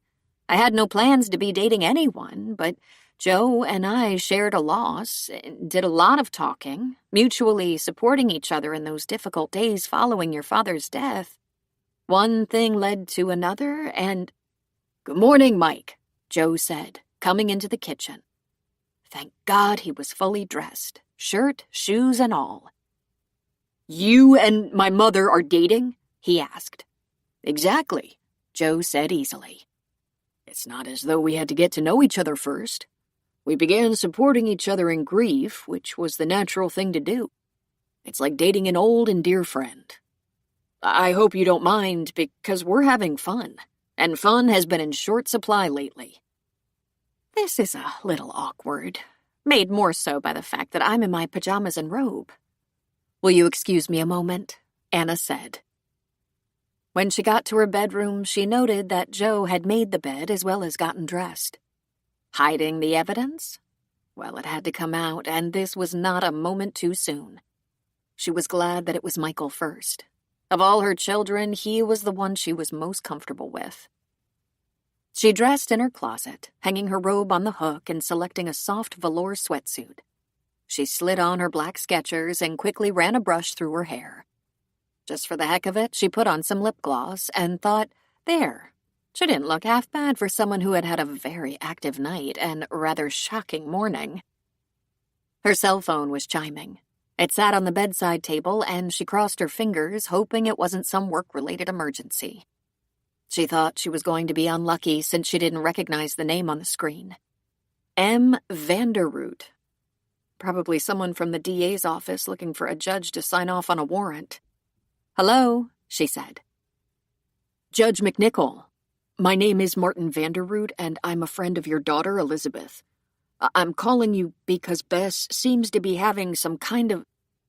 I don't know what to call it." "What's happening?" she said. "Just tell me what's happening." "Right now she's quiet, but she was flipping the wall switch on and off, counting. Then she seemed to be hiding in the closet and didn't want to come out. Then she was turning the water on and off in the sink, then the closet again, then the light switch, and nearly crying. She's rubbing her arms like they itch. I have no idea what's..." "She's having an anxiety attack," Anna said. "It's been a very long time since she's had that problem. Please ask her if she has taken her medication." Anna could hear the young man asking Bess the question, but she couldn't hear or make out the answer. "She said she doesn't know." "How can she not know?" "Do you have a car? Can you bring her to me? I could come there, but it might be better if she comes here. Tell her to bring any medication she might have. I might want to take her to the doctor, but for now I just want her to feel safe. Can you put her on the phone?" She heard him call Bess to the phone. Bess didn't say hello. She merely made a sound into the phone. "Bess, are you not feeling well? I asked Martin to bring you home. He'll bring you here to me. Put whatever medication you have in your purse, please. Can you do that, Bess?" Again, she just made a sound into the phone. Anna went into the kitchen, and she found Joe and Mike sitting at the counter with coffee. "I just had a call from a young man Bess is seeing. It sounds like she's having an anxiety attack along with a little OCD. I asked him to bring her here." "We could go to her apartment," Michael said. "I thought about that, but I think it could take a while to calm her down, and we might have to see the doctor if we can even get in on a Sunday. She'll be safe here, and I can manage. Michael, will you stay until she gets here? I feel like my family is falling apart right now." "I'll stay," he said. "I can help with Bess if you need it." "Would you like me to go now?" Joe asked. "Tell me what you need, Anna." She was torn. She didn't want Joe to be burdened with whatever stuff her family was going through, but she didn't want him to leave either. "Can you stay until Bess gets here?" "Sure." "There's no traffic on Sunday morning. It shouldn't take too long." Anna fixed herself a cup of coffee and pulled the Danish out of the oven. She talked to Michael while getting out plates and forks. "Are you here to see if there are any chores that need your attention? Because I really don't need your help with anything. And the weather is so cold, gloomy, and overcast. No yard work, that's for sure." "I'd be happy to help you with anything you need, but I came for another reason. I guess this isn't a good time, but I was looking for advice. I think I made a big mistake with Jen." Anna looked at Joe and lifted both eyebrows. "I'll stay out of your business unless you ask me to butt in," Joe said, holding up his hands. "I think my girlfriend issues have to wait until we resolve my sister issues. I wonder what threw Bess into a tizzy. It's been a long time since she's had to deal with these side effects. Maybe the pressure of law school is greater than she has let on." Again, Anna's cell chirped. This time the name and number were well known to her. "Jessie, my love, what timing. Our family is in a state." "Is something going on?" she asked.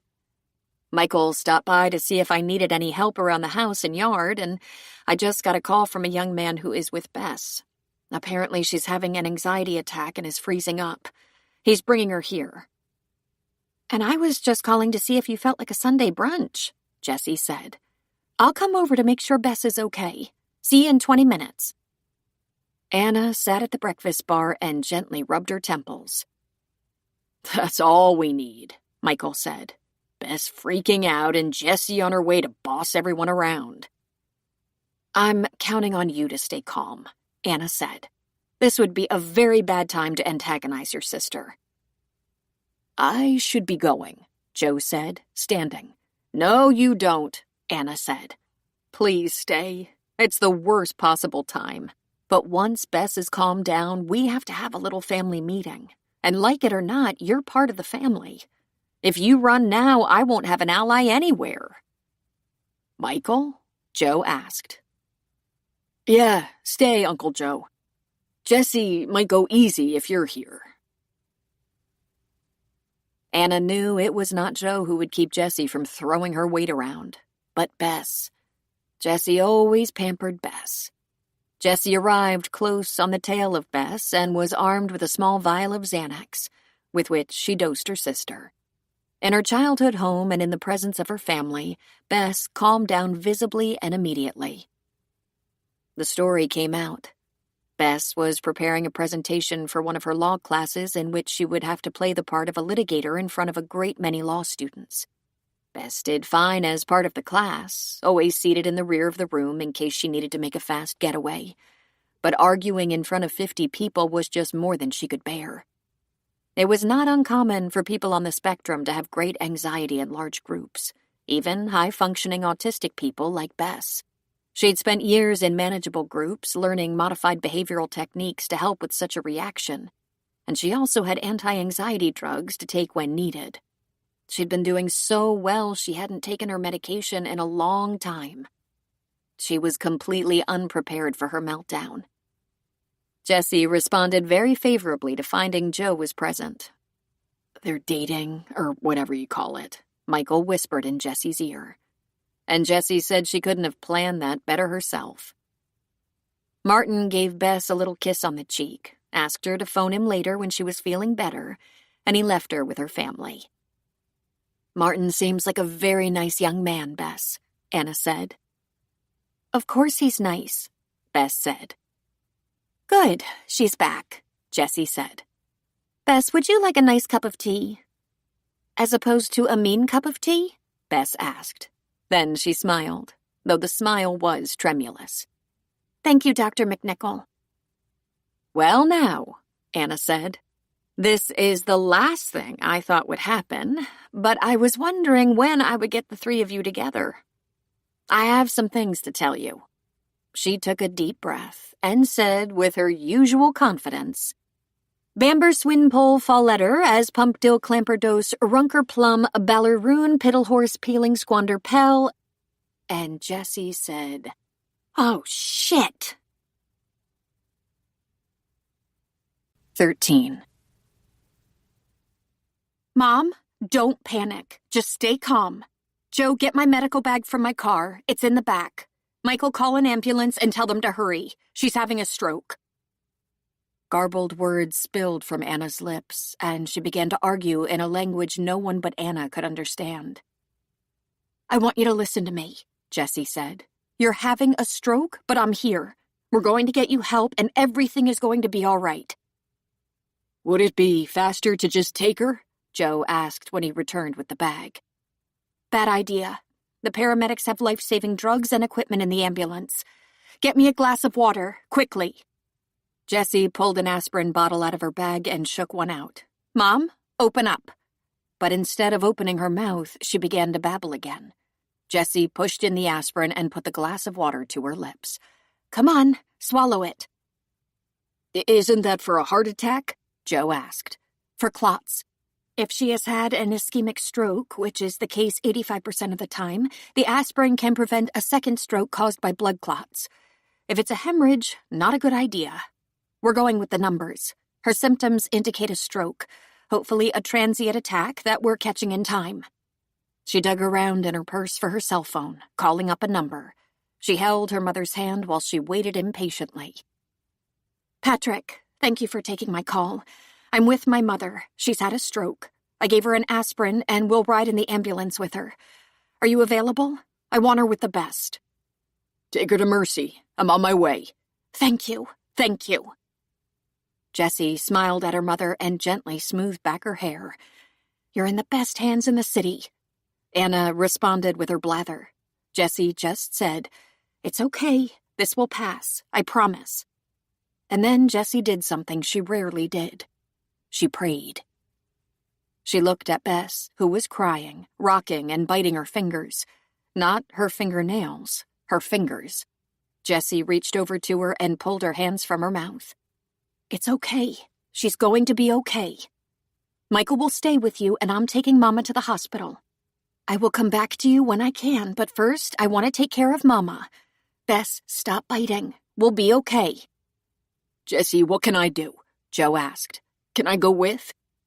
"She's going to ICU, possibly to surgery. They aren't going to let you in, but if you make sure Michael has your number, I'll be in touch with him and he can let you know what's happening. We caught it right away. Her odds of surviving this with a drug as opposed to surgery? Excellent. I won't leave her. I promise."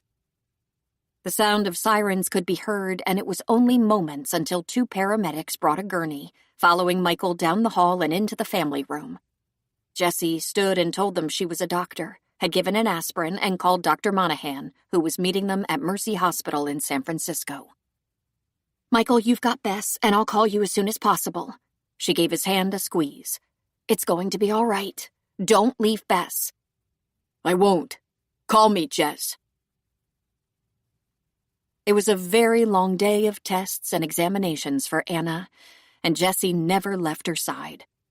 An IV had been started in the ambulance, and when it had been established that a clot or clots had caused the stroke, a drug had been administered via IV to bust apart the clot.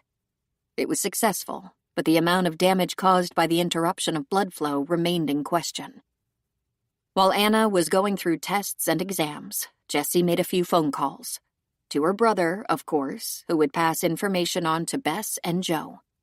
Then she called Phoebe, the clerk of court, who would notify everyone in the judge's office and arrange to have Anna's cases passed on to another judge. She called the memory care unit where Blanche was housed, even though it was questionable whether Blanche would even be able to make sense of the news. She called her aunt and uncle, Chad's brother and sister, and asked them to notify other family on that side. And she called her office and 2 of her partners to explain that she'd be taking some time off to oversee her mother's care and make sure she was settled. Then she took her place at Anna's bedside. Anna was still babbling, but every so often she caught a real word, and that alone gave her hope. Jessie had seen Patrick on and off through the day.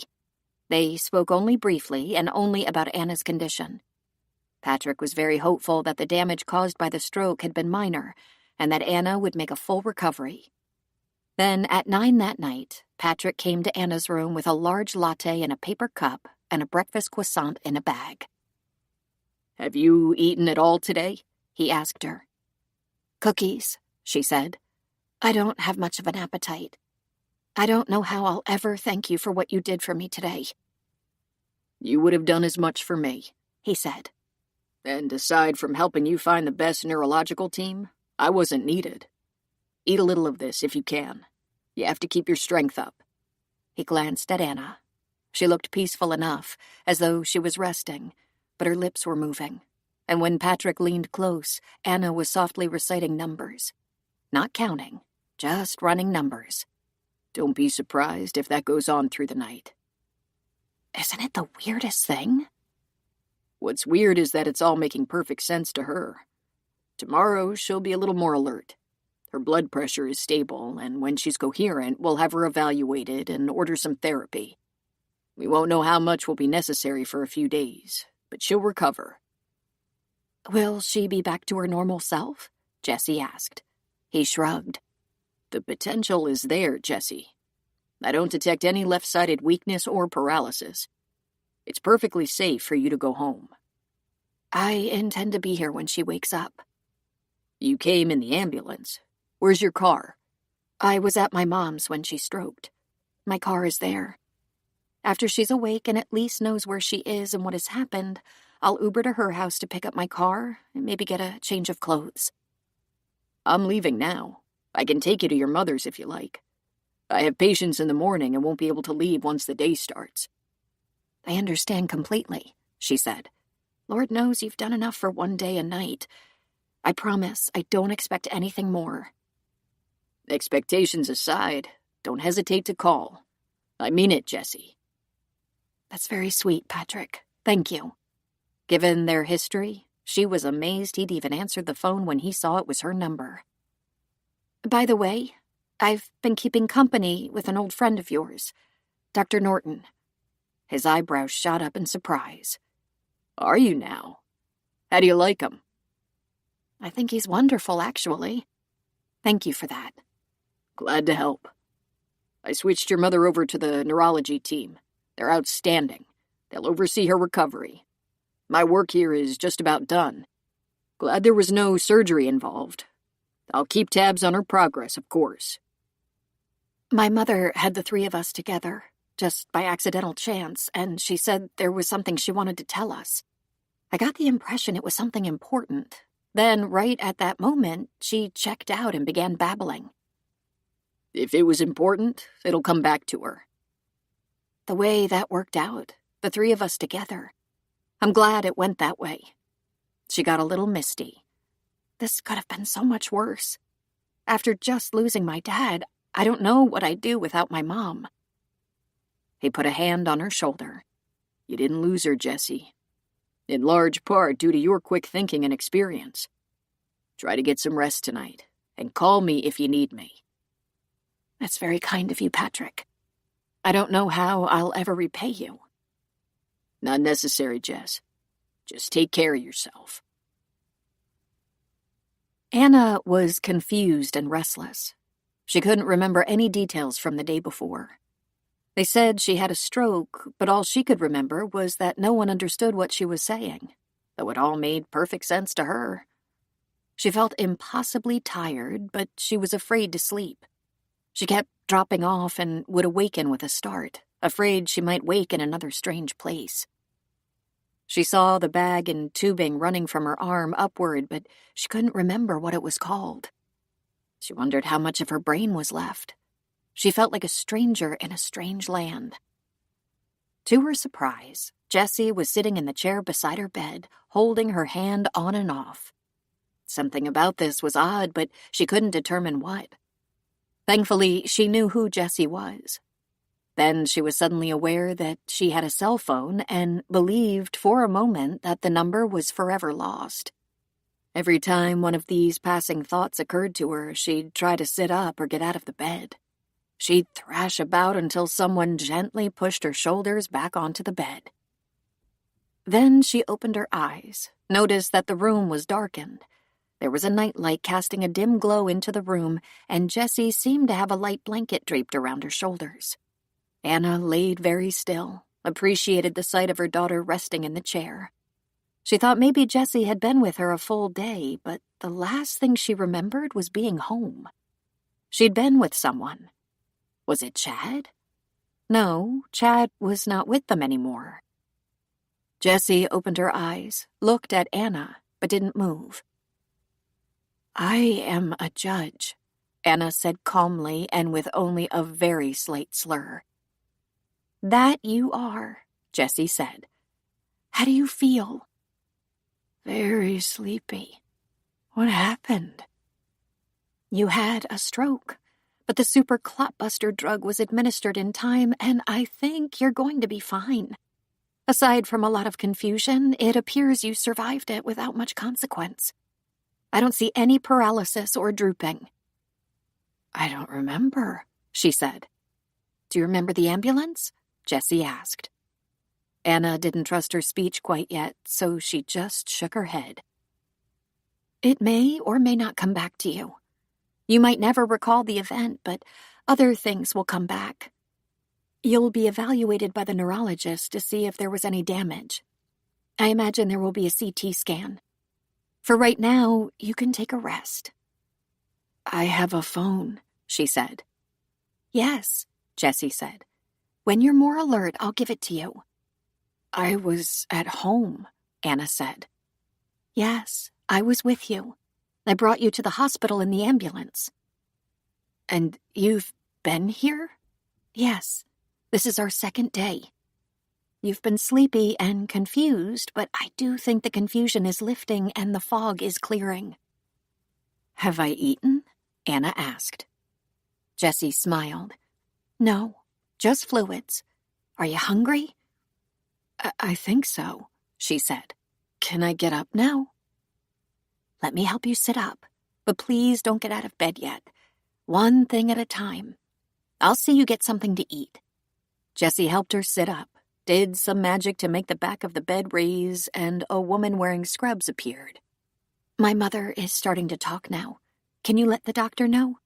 And can we get her something to eat? Maybe toast or gelatin or something like that?" "I hate gelatin," Anna said. "I read that it's made from the toe jam of horses." Jessie laughed. "I don't think horses have toes," Jessie said. And to the woman, she said, "Maybe we should make that ice cream." "And coffee, with cream and sugar," Anna said. Jessie frowned. "You don't take cream and sugar." "I do today." "How long have you been here?" she asked, not realizing she was repeating herself. "This is my second day here with you. It takes a while after a blood clot for the brain to untangle, but it doesn't appear you've had much, if any, damage. Your speech is quite clear now." "It wasn't before?" Jessie shook her head. "It was another language entirely, though not a known language. Scrambled. Very typical, Mom." When the ice cream and coffee arrived, Jessie asked the nurse to stay with Anna so she could step out of the room and make a couple of calls. And suddenly something came to Anna, and she said, "Jessie, are you calling Michael?" "Of course," she said. "He'll be so thrilled to hear you're sitting up and talking." "Jessie, Michael needs something. He's in trouble or something. I can't remember what, but I think it's urgent." "We'll take care of it, Mom. Don't worry. Michael is fine. Just worried about you." "But what's wrong?" "We'll go over all of that a little later. Try out that ice cream." A parade of people followed the ice cream. Nurses, therapists, doctors, all checking on Anna's progress, asking her questions and patiently telling her what to expect in the coming days. The important information she got out of the long stream of visitors was that she would be evaluated for possible damage caused by the stroke and registered for physical, speech, and occupational therapy as needed for as long as necessary. She wanted to go home, but was repeatedly told it would be another day or two until more information about her condition could be gathered. Jessie was finally persuaded to leave, though she promised Anna she'd be back after picking up her car and getting a change of clothes. A man in scrubs came into the room. Anna was gripping her phone in her hand, and she thought she recognized the man, but she just shook her head. "I'm Patrick Monahan. I know Jessie, and she called me when you were having a stroke. I've been here several times, but you've been a little confused and sleepy. That's predictable, by the way." "I have a cell phone," she said, then thought how stupid that sounded. He smiled, put his hands in his pant pockets, and rocked back on his heels. She briefly thought how handsome he was. "Good," he said. "How does it work?" she asked. "Give yourself another few hours. Don't worry about it, or think about it, and it will begin to work." "Why are you here?" "Jessie is a friend, and I've known her a while now. She called me when you were in crisis, and I promised to follow your progress, which has been great, by the way." Suddenly, she recalled Judge William Andrews, the man who medically retired, leaving a vacancy in the Superior Court that she filled. The memory and the fact that she recalled it when she still wasn't sure how to operate her phone startled her. And Judge Andrews had had a stroke, was confined to a wheelchair, could not walk, and could barely speak. He was older, but how could that be determined to be good news? She was only 57 and did not want to end her career nor her active life just yet. "Why did I have a stroke?" "I don't know," he said. "The neurologists will look into the possibilities. Your blood pressure wasn't high that anyone knew of. Perhaps a genetic predisposition. We may not find a definitive answer, but the real challenge now is to be sure a second stroke is prevented. With the right medication and regular exams, your prognosis is excellent." He smiled and took her hand. "I think you're going to be fine, Anna. Is it all right that I call you Anna?" "Yes, of course. It's just that I have so much left to do." "I think that's a good thing. We're here to make sure you have the time to do it." Those should have been comforting words, and Anna was glad he had stopped by to try to reassure her, but she just could not get Judge Andrews off her mind. She had visited him in a nursing home after his stroke, and he was in terrible shape without much hope of getting better. And that was 3 years ago. The fact that Judge Andrews was a good 30 years older than Anna did not give her much comfort. In fact, in some ways, it was harder. The thought of having another stroke and being unable to work or even enjoy life for decades was terrifying. Worst of all, Anna, the most capable woman, had pride that bit at her, and she couldn't fathom being a burden to her family. The nurses got her up and walking, using the restroom. She had a little dinner, and while she was oddly off balance, weak and everything felt awkward, at least she was out of bed. All she could think about was her fear of a debilitating stroke, one that left her helpless and crippled. And then, toward the end of the day, while she sat up in her bed trying to remember how to use her phone, reading through the many old text messages, Joe walked into her room. She looked up at him, instantly remembered their last time together, and held out her arms. "Joe," she said. He went to her, sat on the edge of her bed, and embraced her. She put her head on his shoulder and began to cry softly. "Am I going to be okay?" she asked. "Yes, Anna. It appears they got to it in time, and the drug, TPA, successfully broke up the clot. You'll have some therapy, but you're very lucky. Thanks to Jesse's quick thinking, I believe." "I can go back to work?" she asked. "I've forgotten things." "Things that will either come back or you can relearn." "We were together," she said. "Yes," he confirmed, "the night before. And your kids all dropped in unexpectedly, so the cat's out of the bag on us." "Was it Sunday morning?" she asked. He nodded. "Bess had some kind of breakdown, an anxiety attack over school. Michael has been with her at your house ever since. Jesse has been checking in on them by phone, making sure Bess is okay and filling them in on your progress. I wanted to be here with you sooner, but I was told you weren't allowed visitors until your condition was properly evaluated. You've been in very good hands, I take it." "But Jesse has to go to work," Anna said. "I think everyone is taking time off right now," he said. "You're a priority." "I could have been paralyzed, in a wheelchair for the rest of my life." "Shows you how little control we actually have," he said, holding her close. "If you'd been alone, this could have gone badly." "Where is Jessie?" Anna asked. "She's in the hall. I passed her on my way into your room. I think she's giving us a few minutes alone. And we need a lot more than a few minutes. When you get through the next days or weeks or whatever, when you're feeling better and more secure, we'll take a vacation." "Are you crazy?" she asked. "I can't remember my cell phone number." "Well, I couldn't, and then Jessie told me. My brain has been a mess. How am I going to go back to work?" She was thinking, desperately. "I'm only 57 and just survived a life-threatening stroke." "It's going to be all right," Joe said. "But don't worry about making plans. You're going to have to get through this, get acclimated at home and work, and soon life will seem normal again." "I hope so," she said. Leaving the hospital was almost as traumatic as waking up in the hospital. Anna was really depleted in the confidence department. Armed with a treatment plan that included regular visits with a neurology team, medication for her blood pressure and blood thinners, and regular appointments with speech and physical therapists, not to mention her very own internist, she was released. Regular checkups and scans would reveal any new clotting issues, but her doctor was very optimistic. To err on the side of caution, she wasn't going to be driving herself for a month at least. If she went into the city for appointments, Jessie would take her, or she'd grab an Uber. Her legs were weak, unsteady, and she went home with a walker. She wouldn't be going back to work until she felt confident about her cognitive skills and her memory and judgment. but Phoebe was willing to bring work home to her and even work with her. "And what about Joe?" Jessie asked as she drove Anna back to Mill Valley. "What about him?" "I hadn't wanted to pry, but are you serious?"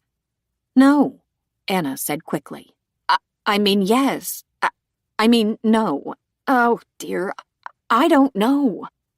I've always loved Joe, but never thought of it in romantic terms, and really, we were literally propping each other up after your father's death when the idea of a romance presented itself. And now the idea is almost terrifying. It is to me, anyway, and it should be to Joe." "But why?" Jessie asked. "He was so worried about you. He plans to come over tonight." "I don't want to get serious about a man and stick him with a woman who can't walk or talk or tie her own shoes." "I know you're worried about another stroke, but the odds are good that with the right follow-up treatment, you're safe from that. Mom, you're still young. You have a lot of very functional years left if you take care of yourself, and I mean to help you do that." "Jess, you have to get back to your practice." "I will, but not until I'm comfortable that you're capable of taking care of yourself." Her instincts told her to argue that she was perfectly capable, but she was suffering a lack of bravado. "Thank you," she said in a voice even she didn't recognize. It was not the strong voice she usually used. The truth is, that whole thing scared me. Of course it did. Oh, God, there is so much to do, so much to talk about. "I gathered that," Jessie said. "Something about a baby?" "Where did you get that?" Anna asked. "You did a lot of babbling, most of it nonsensical. I wasn't sure if it had any real meaning or not. You recited numbers all through the night." She had to talk to her kids. She had to call Amy, fill her in. But first, the business at hand. "Is Michael all right? And Bess?"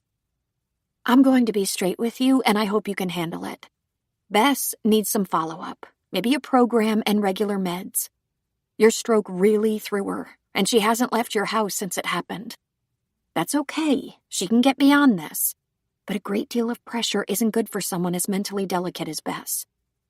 On the one hand, she's an intellectual giant, and on the other, a little girl with little impulse control. I'm looking into the right program for her, and she's taking a leave from law school for now. As for Michael, he'll be fine. He just has a few challenges in the love department. He was all set to settle down with Jen, then Dad died, and Michael lost his mind a little bit. He broke up with her, regrets it hugely, tried to slap it back together, and just made it worse. Jen wasn't having it. She was very disappointed he bailed on her when things got tough." Jessie looked over at Anna. "You should have told me, Mama. Men are weak." Anna sighed heavily. "Not all men," Anna said, and she thought, just some of the men we've relied on. It was the very next day that Anna called Joe. He was delighted to hear her voice, even though he said, "I'm just between classes, so can we talk later?" "Of course," she said. "I'm home now and struggling with fatigue, and still there's some confusion. I want to explain something quickly while I can think. I live in constant worry of another stroke, and if there is one, it could go so badly. So please know that I appreciate you and love you as I always have, but I can't even think about a serious relationship until I'm fully recovered and there's no danger of me being a crippled woman for decades."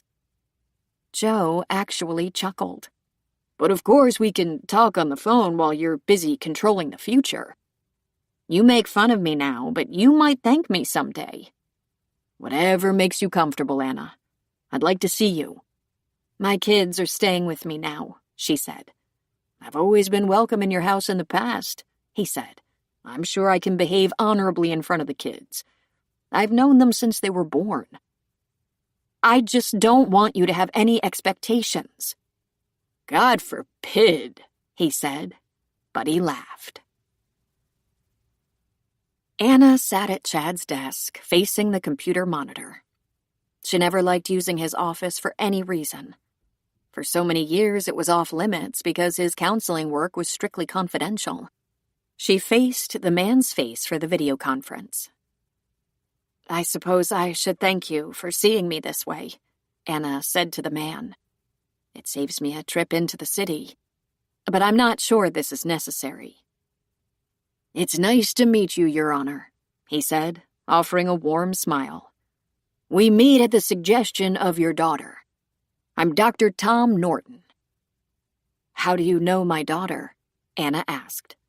"Didn't Jessie tell you how we met?" "I'm very forgetful these days," Anna said, though truthfully she had recovered most of her memory. Just the few days surrounding the stroke were still blank and might always be so. "I met Jessie a couple of months ago, and she called me and asked me if I'd have a session with you via video. She wondered if talking about your medical emergency would help in your adjustment. What do you think?" "We'll see," Anna said. "Are you planning to shrink me? I was married to a therapist for over 30 years, so I'm quite up to date on the buzzwords." "I was thinking maybe we'd have a short conversation about anything you like," Dr. Norton said in a very good-natured tone of voice. "Is there anything you'd like to talk about?" "My daughter, who is your patient." "So you do remember how it is I know Jessie," he said almost teasingly. "She has strapped herself to my side, and it's time for her to go.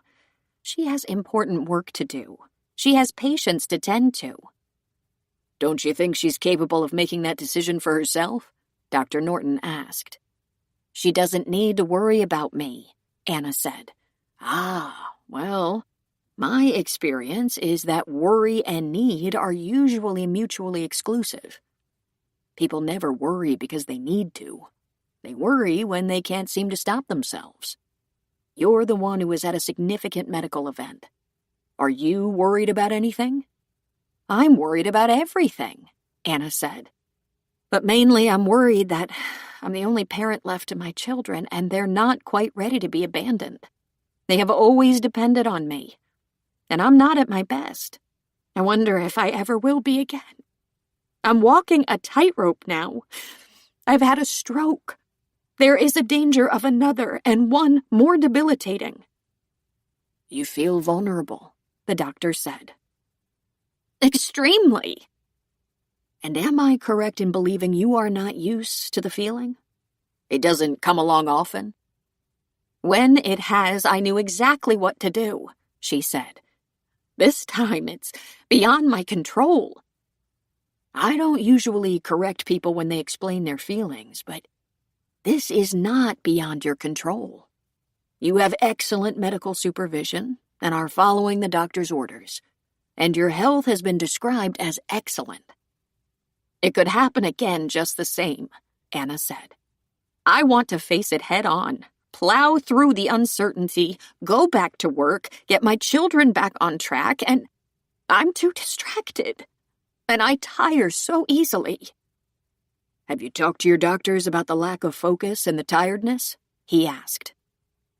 She nodded. "They say it's normal and I should be patient, and maybe walk a mile a day. With a walker." Then she snorted derisively. Dr. Norton smiled. "Sounds easier said than done. The walking shouldn't be a problem. May I suggest something else?" "You can always suggest." "It's not uncommon for people recovering from a major medical event to struggle with depression. I wonder if—" "Do I look depressed?" she snapped. "Depression is not often diagnosed through appearance, but it does hide itself in impatience, confusion, exhaustion, and uncertainty. If you'd like, I can confer with your doctor, your neurologist, about a mild antidepressant that works with your other medications. Tell me something. Are you struggling with feelings of hopelessness or thoughts of dying?" "I'm afraid to tell you anything," she said. "It sounds like you're going to recommend more drugs. And I've never before taken so many drugs."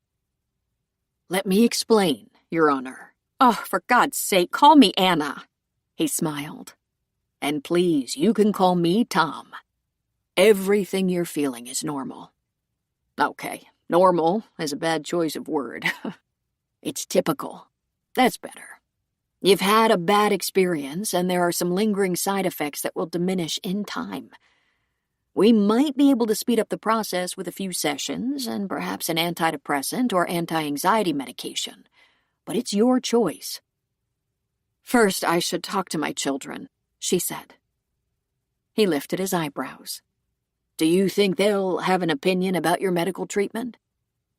Without a doubt, she said. But what I need to talk to them about is a family affair.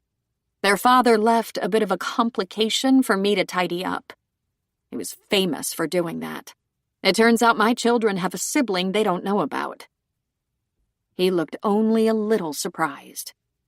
I can see how that could be stressful. 14. One thing that worked out conveniently and was purely circumstantial was Anna having all of her children under one roof, even if it was because of her health. Michael went to work every day but stayed every night in the home where he was raised, just in case he was needed. On the upside, he left early and came home late, thanks to his coaching duties. Bess was improving thanks to her medication and a new day group she was participating in for counseling and a little modified behavior therapy. But she needed the support of her family while she was attacking that anxiety she had neglected for a while. And Jessie had not left her mother since the stroke. It wasn't even 2 weeks yet since that event, and she had not gone back to work. Instead, she was riding herd on her family in much the same way her mother always had. Only Dr. Norton knew part of Jessie's motivation came from the fact that she wasn't anxious to go back to work. But Jessie was so busy, making sure Bess was delivered to her group sessions, and Anna to any doctors or therapy sessions. Thankfully, Anna seemed to be doing better all the time, growing in confidence. Her doctors were happy with the results of another CT scan, and her blood work and blood pressure were all satisfactory. Just seeing Anna getting her confidence back was enough for Jessie. And Bess was definitely benefiting from her new medication and group therapy.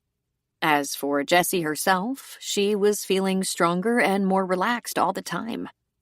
But it went without saying that a leave of absence from her practice was a contributing factor. Anna spent a couple of hours in the kitchen on this particular Sunday afternoon putting together a dinner for her kids. Homemade pizza, salad, and garlic breadsticks. Michael was planning on going back to his apartment for the week, so she was unsure when the next time they would all have dinner together might be.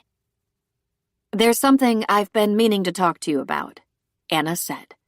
Get yourselves dished up and be prepared for another paradigm shift in our family order. This should be good, Michael said.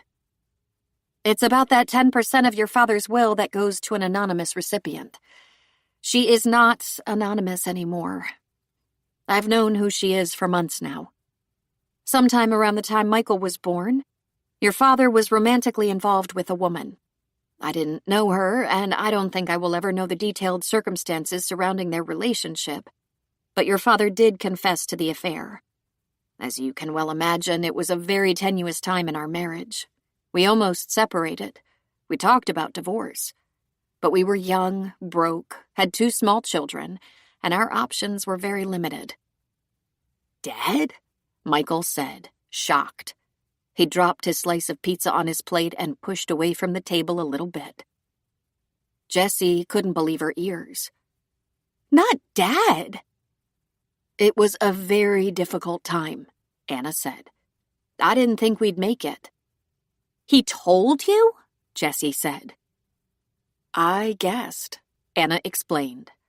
There were a lot of unexplained phone calls, and your dad seemed to be out a lot.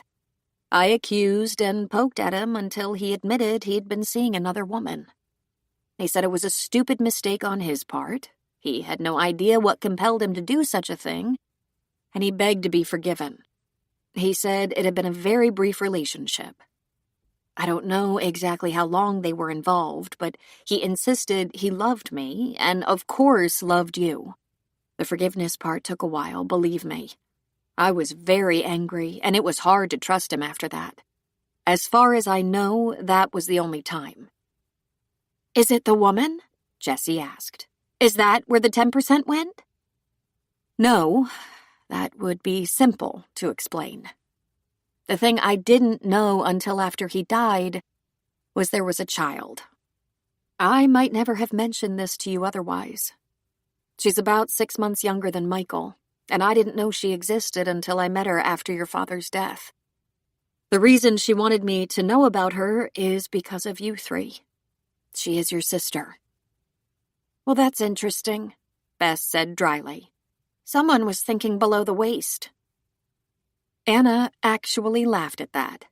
Leave it to you, Bess, to boil it down to the bare facts. Yes, your father made a mistake that was probably driven by hormones. A mistake I never would have shared.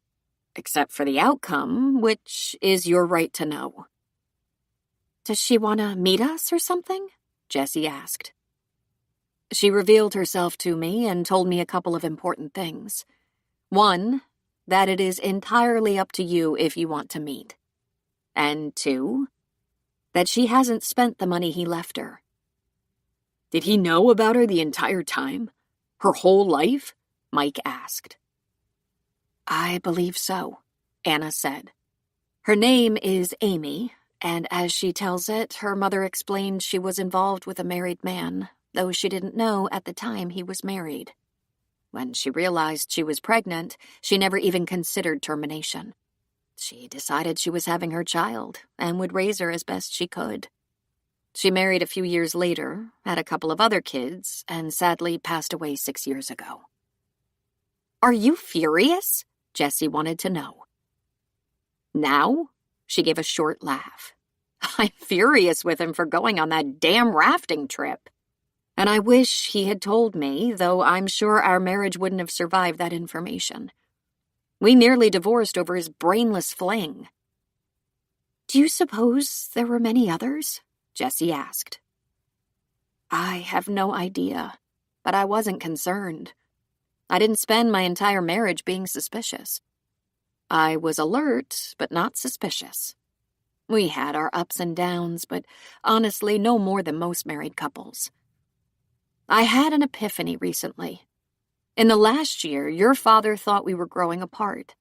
I think it was something else altogether. About 6 months before his death, Amy contacted him to let him know he was going to be a grandfather.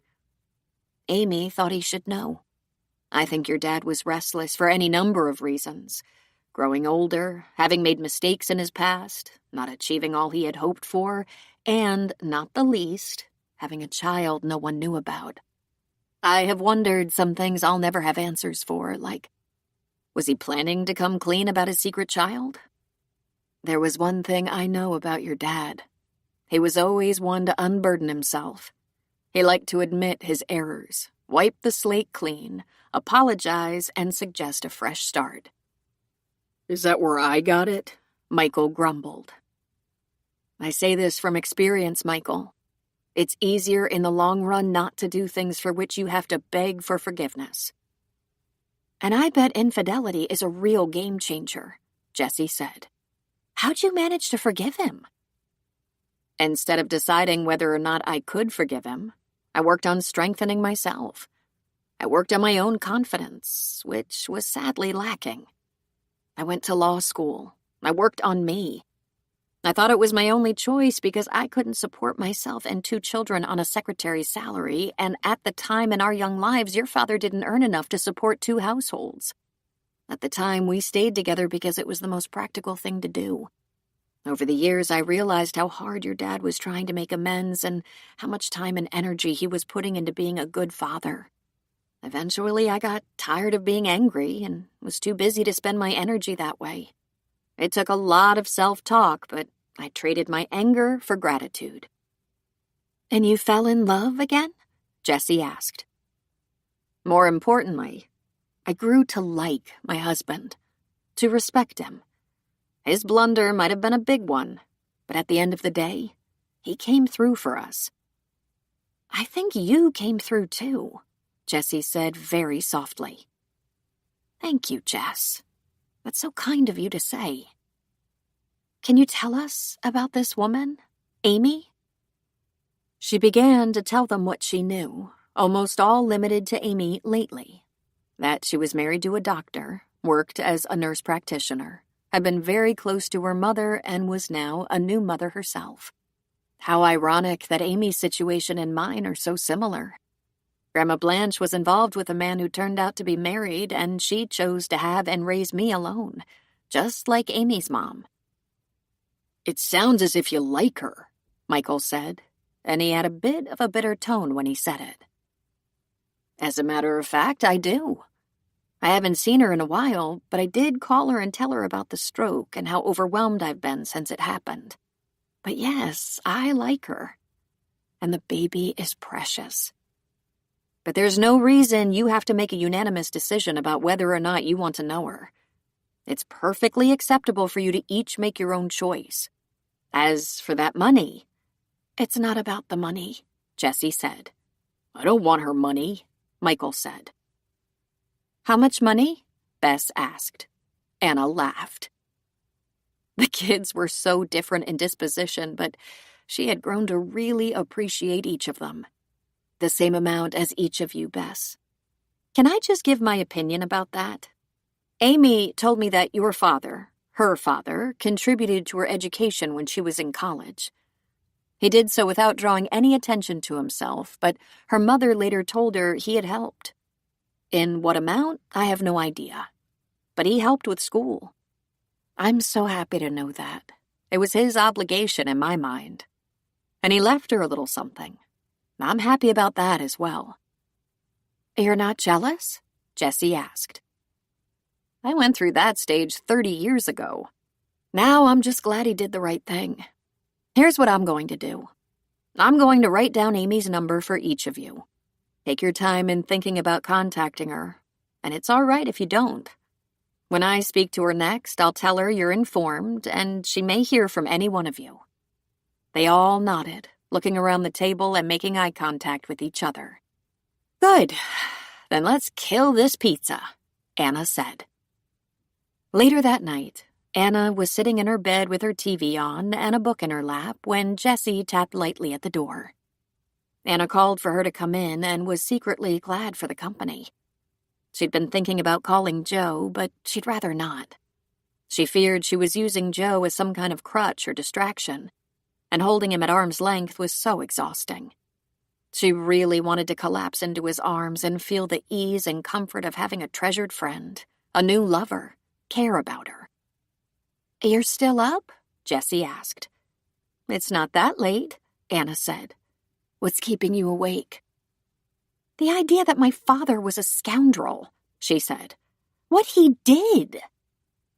Anna put an arm around the daughter who was taller than her, pulling her close. They both leaned back against the pillows. "He was a fallible human being, that's all. As we all are. And his mistake was one of the most common. I was very disappointed.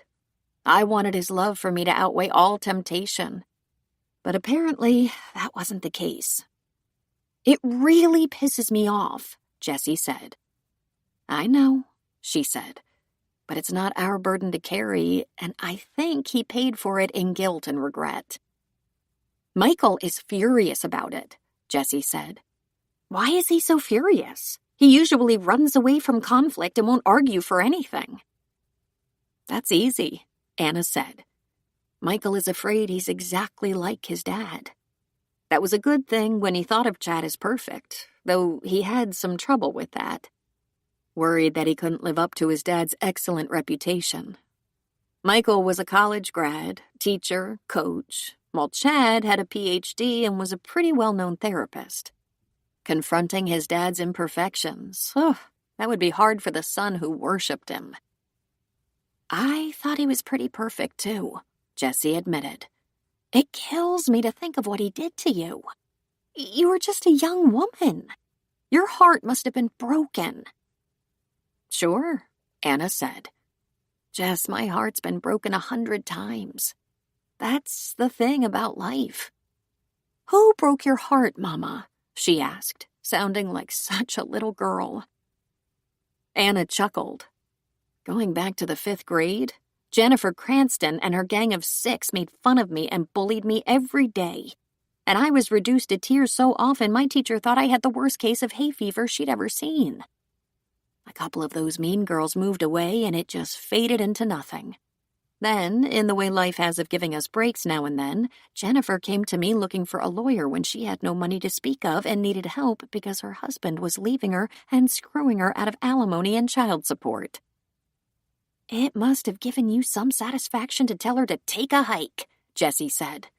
"Nah, I helped her. Got her set up pretty decently, too. But the way of the world is that some things never change. Some good deeds never go unpunished. She was ungrateful and kinda snotty about it. But I made a deal with myself a long time ago. I'm not going to let the bad behavior of others turn me into a bad person. I have to look at myself in the mirror every morning." "You've always been the brave one," Jessie said. "Me? Oh, hell, Jessie. Most of the time I'm worried about everything. But I learned how to look like I've got it handled. You'll never win a case in court if it's obvious you're in doubt. You don't get to sit on the bench if you're quivering in your boots." "And you like it on that bench," Jessie said. "Honestly, it wasn't something I even dared hope for. I'm not about to give it up just because it scares me." "Are you worried now?" she asked. "I don't know if you remember this. The judge who vacated the seat in Superior Court had a stroke. A bad one. He's been wheelchair dependent ever since. He's never going to fully recover. He's almost 90, but still." "Oh, Mom," she said, snuggling closer. "Incentive to get better. Better than ever if I can. I'm not going down without a fight." Jessie put her head on Anna's shoulder. "I think I've taken you for granted. I'm so proud of you. And I was just thinking the same thing about you. I need to apologize for something. I need your forgiveness if you can." She sat up straight so she could look in her mother's eyes. "I always made you the bad guy." "Did you?" She nodded. "I accused you of nagging Daddy, of always telling him what to do. You were always in his business." "That's true. I did nag. Not all the time, but I was guilty of it. The thing about nagging is that it's not nagging if you ask a person once. It only becomes nagging when you're asking for the 40th time. Your dad had a tendency to ignore me. Not just saying no or, sorry, I'm too busy. Ignore. Then asking again and again becomes nagging. I was guilty of that, sure." "And you were not the bad guy." "Well, thank you, sweetheart." "And I watched him just try to get on your last nerve by complaining about everything, from kids to work to the state of the lawns in the neighborhood or how unhappy he was, just in general. You had twice as much to do and you hardly ever complained." Anna smiled. She'd only waited 30 years to have a little appreciation from Jessie.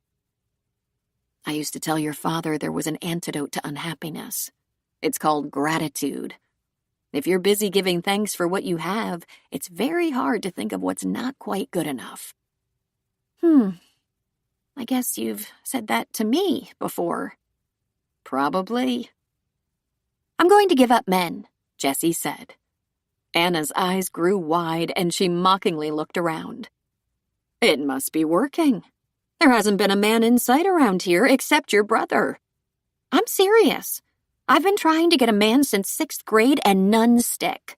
I quit." "Jessie, you've had a lot of boyfriends," Anna argued. "That's right, when all I ever wanted was one good one. The new Jessie is a single woman who answers to no one." Anna laughed. "I thought you never did." "I was faking it. This time it's going to be on purpose. They always dump me. I must be impossible as a girlfriend, so I'm going to quit being that." Anna hugged her close. "Whatever you want, you will always have me, for as long as I last." "Tell me what's going on with Jen," Anna asked Mike. It was just the two of them, sitting at the kitchen table with coffee on a Sunday morning. And for once, Jessie and Bess were not around. "Well, all my feelings were flat," Mike said. "I had been struggling with losing Dad, and I thought there was no room in my head or my heart for Jen. So I suggested we break it off, at least for a while. Biggest mistake I ever made." "But why?" Anna asked. "I just wasn't feeling in love anymore," he said. "I wasn't feeling anything except the grief of losing someone I loved. So when I tried to pick up the pieces, Jen was mad and not very forgiving. She's still mad." "What exactly is she mad about?" "She said I'm immature, that I don't have the determination to stick around when things get tough. Now that I look back, I see her point. But I was suddenly afraid I'd never be as great a father and husband as my dad. And now I find out my dad wasn't that great." "Oh, Michael." "Well, he did some pretty awful things we never knew about." "He did some pretty human things," Anna said. "Don't get the idea I think what he did was okay. But there's hardly a person alive who is without flaws. Your dad needed a lot of love and support, more than I did when you get down to it. You're a lot like him." "That would have been a compliment 6 months ago," Michael said. "It's still a compliment," she said. "He was a good man who did good things. He was a good father, except he may have failed Amy. What's most important to me is that you don't make some of the same bad choices." "Like what?" "Well, like thinking you have to be filled with feelings of being in love all the damn time. No one is in love every minute. But once we make a commitment, we stick around. And when those days aren't perfect, act like they are. Show your partner love and respect anyway. Worry about her for once. It's not all about you and your special little feelings." "Is that what Dad did?" "Look, 90% of the time he was a loving, giving, supportive guy. But 10% of the time he was not in love and he moped around like he was walking to the gallows, looking for someone to make him feel better. Someone to prop him up and rescue him. No one wants that job. Jen was telling you that she was glad to be patient and kind and help you through your grief if she could, but if you're just going to abandon her when times get hard, who signs up for that?" "I didn't really mean—" "Yes, you really meant that," she said. "Your feelings were a little off, so you thought if you abandoned her, you'd somehow get it together. But it didn't work. It takes compromise and sacrifice to make a partnership work. From both people, not just the girl." "Is that what I did?" "Sounds like it. Michael, sometimes a good partner puts his needs and desires last, making sure to nurture his woman's needs and desires. And you know what? I'd bet you'd feel better faster." "I might be too late," he said. "And now I'm screwed because I really do love her." "Then find a way to throw yourself on her mercy. Apologize. Tell her you lost your head and made a mistake. And while you're at it, promise you won't do that again and mean it. You know, there's a real trick to making a good relationship last." "What's that?" "Keep your promises," she said. "And stay. Never run out. Stay." 15. Jessie went into the city alone. She stopped by her practice to check in with the staff. Her assistant, Heather, hugged her. "You look so well rested," Heather exclaimed. "I don't know how that's possible. I've been even busier than as a working physician." "How's your mom doing?" "She's doing great, actually. There was no paralysis. But, of course, she isn't driving yet. She's still in PT, to which I drive her, and uses a walker about half the time because she can get unsteady. Her neurologist is monitoring her, and until he's convinced she's stable, she's going to be a passenger. Her clerk is bringing some work to the house, slowly building up the amount of time she puts in. But honestly, you'd never know she had a close call. Her memory is back to as good as ever, though she has no memory at all of the stroke. The ambulance, the 36 or so hours that her brain was scrambled in ICU. And she looks better than ever, probably from the extra rest, though the fatigue irritates her. And how are you doing? Because you look great, Heather said. I have a million things to keep up with. My younger sister has been with us the last couple of weeks while attending some group therapy, but she's planning on going back to her apartment in Berkeley this week. She has a boyfriend, and it cramps their style to have the constant crowd of family around. But he's so nice and so crazy about her, not the least intimidated by her rather unique personality. So I've been getting both my mom and my sister to doctor's appointments, running errands, cooking, shopping, everything necessary to keep my mom from doing too much too soon. She's still napping so much. I'd say I should do that for a couple more weeks and hope to come back to work. Part-time at first, just so I'm available. I'm going to continue to stay with my mom for a while, until I'm convinced she doesn't have a health risk. Isn't the only risk a second stroke? Heather asked.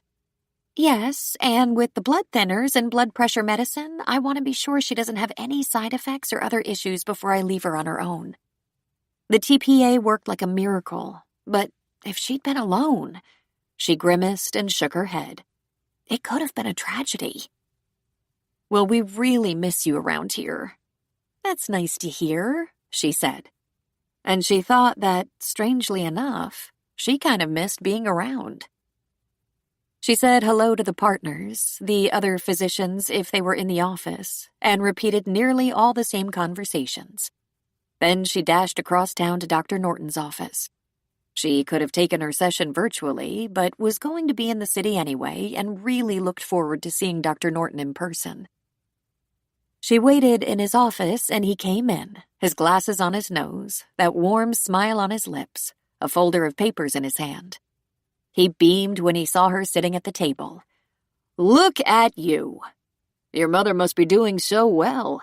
You look fantastic. A woman never gets tired of hearing that, she said, grinning at him. What's going on?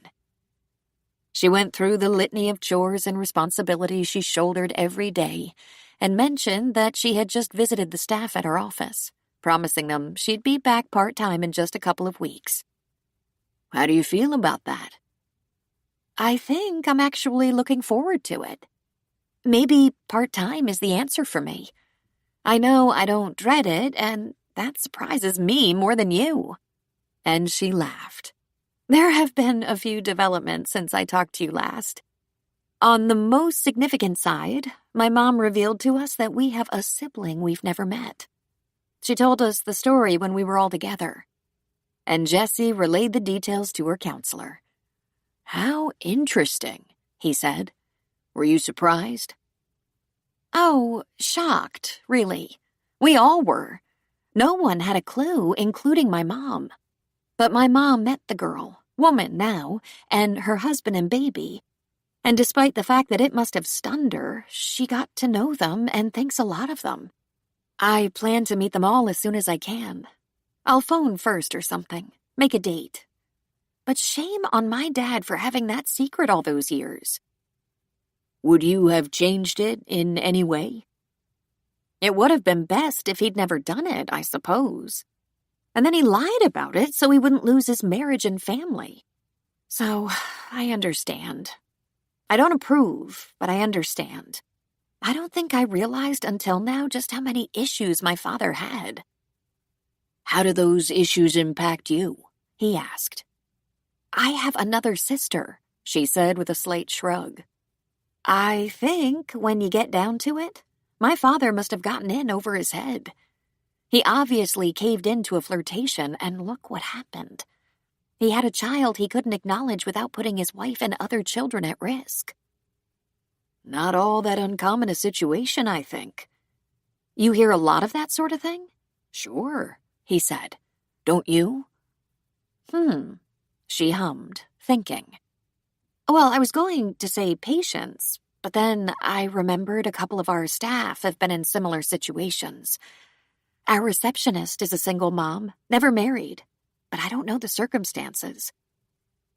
If you don't mind me saying so, You look untroubled, the counselor said. First of all, my father is gone. I'm still sad about that. Second, getting mad about it is useless. It's too late for him to apologize.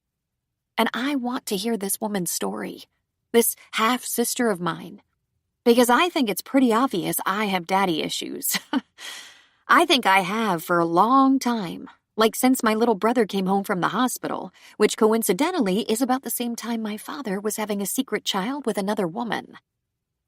Daddy issues? He asked. To be honest, there were things I knew even if I couldn't admit them, like the fact that I wanted to be his favorite when clearly Michael had that honor. But I always knew Michael wasn't his favorite so much as he was the only son and got more of our dad's attention. I was jealous. Most older children are when the new baby comes along. They write books on it. And now look what I've just learned. That he was in a very delicate situation at the time, had admitted to his wife that he'd been having an affair. Their marriage was rocky. They were fighting and unhappy, and for a little 3-year-old, that must have been upsetting and confusing. I suppose I must have translated that as disappointment. Or, as I got a little older, maybe I felt let down. I do remember thinking I just could never get enough praise from my father. Dr. Norton was quiet for a moment. He smiled slightly. I think that's a very enormous thing to resolve. I couldn't have without my mother revealing the story, she said. Then she laughed. It was the last thing I expected to hear. And look at you, he said. You appear to have a new strength, a new confidence. In fact, I haven't seen you look so good since I met you. You said that already. It's completely true. But I'm sorry to go on and on. Well, my mom is doing very well. I'm still very wary and cautious, but I think she's out of the woods. And while I'm very busy helping her and staying at her house rather than my own condo, I think I'm getting more rest. It's a different kind of busy than seeing patients. Maybe that was the answer all along. A little break from work, less pressure, and a change of scenery. Let me ask you something, he said. This issue of feeling angry and unappreciated, can you trace that back to your father? Or the demands of your job? Or a need for more vacation time? I'll have to think about that, she said. Because maybe, but maybe not. Do think about it and let's pursue it. In fact, there's a wonderful book about the psychology of happiness that asks the question about what works for one person and not for another. For example, there must be busy internists who feel better when they're working than when they're not. There are lots of studies on how retirement and too much leisure is unhealthy, just as there are studies of how overwork is unhealthy. Of course, she said. That could depend on what drives you. Or it could depend on where the real source of happiness is. Is it external or is it internal? Is it something you can locate and build on, or is it something that is hidden until you take the right steps to find it? Do you get it from work or the absence of work? Do you get it from successful relationships or from learning to live free of them, avoiding toxic relationships? She countered. I would be very interested in what you think has improved your peace of mind so much in the short time we've been working together, he said. It's probably very simple, she said. My mom is going to be just fine after a real serious medical scare. And in taking care of her, I got some much-needed time off from work. Perhaps. But can I ask a favor? Could you please do a little journaling between now and next week? Propose the question, the simple question of, when do I feel best? And write about it.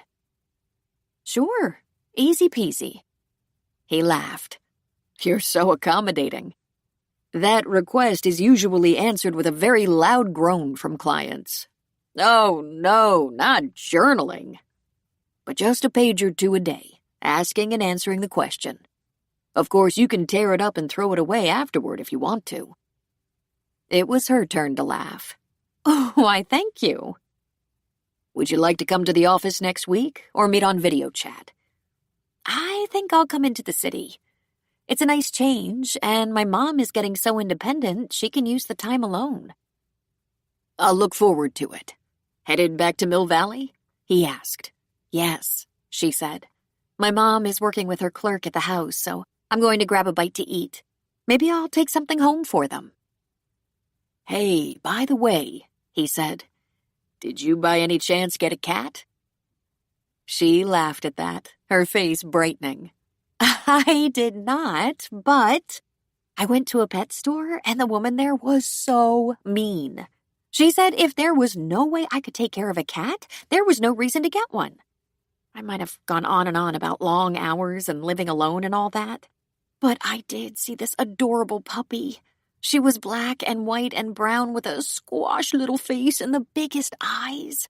I almost took her home just from the cuteness, but I didn't want the poor animal to suffer. She was some kind of spaniel. Adorable. It's possible you've been bitten by the bug, he said. And what bug is that? She asked. Animals are good for the heart and blood pressure. They make us feel loved, but more, they make sure we know we're needed. They really don't do well without our care, and we don't do that well without their unconditional love.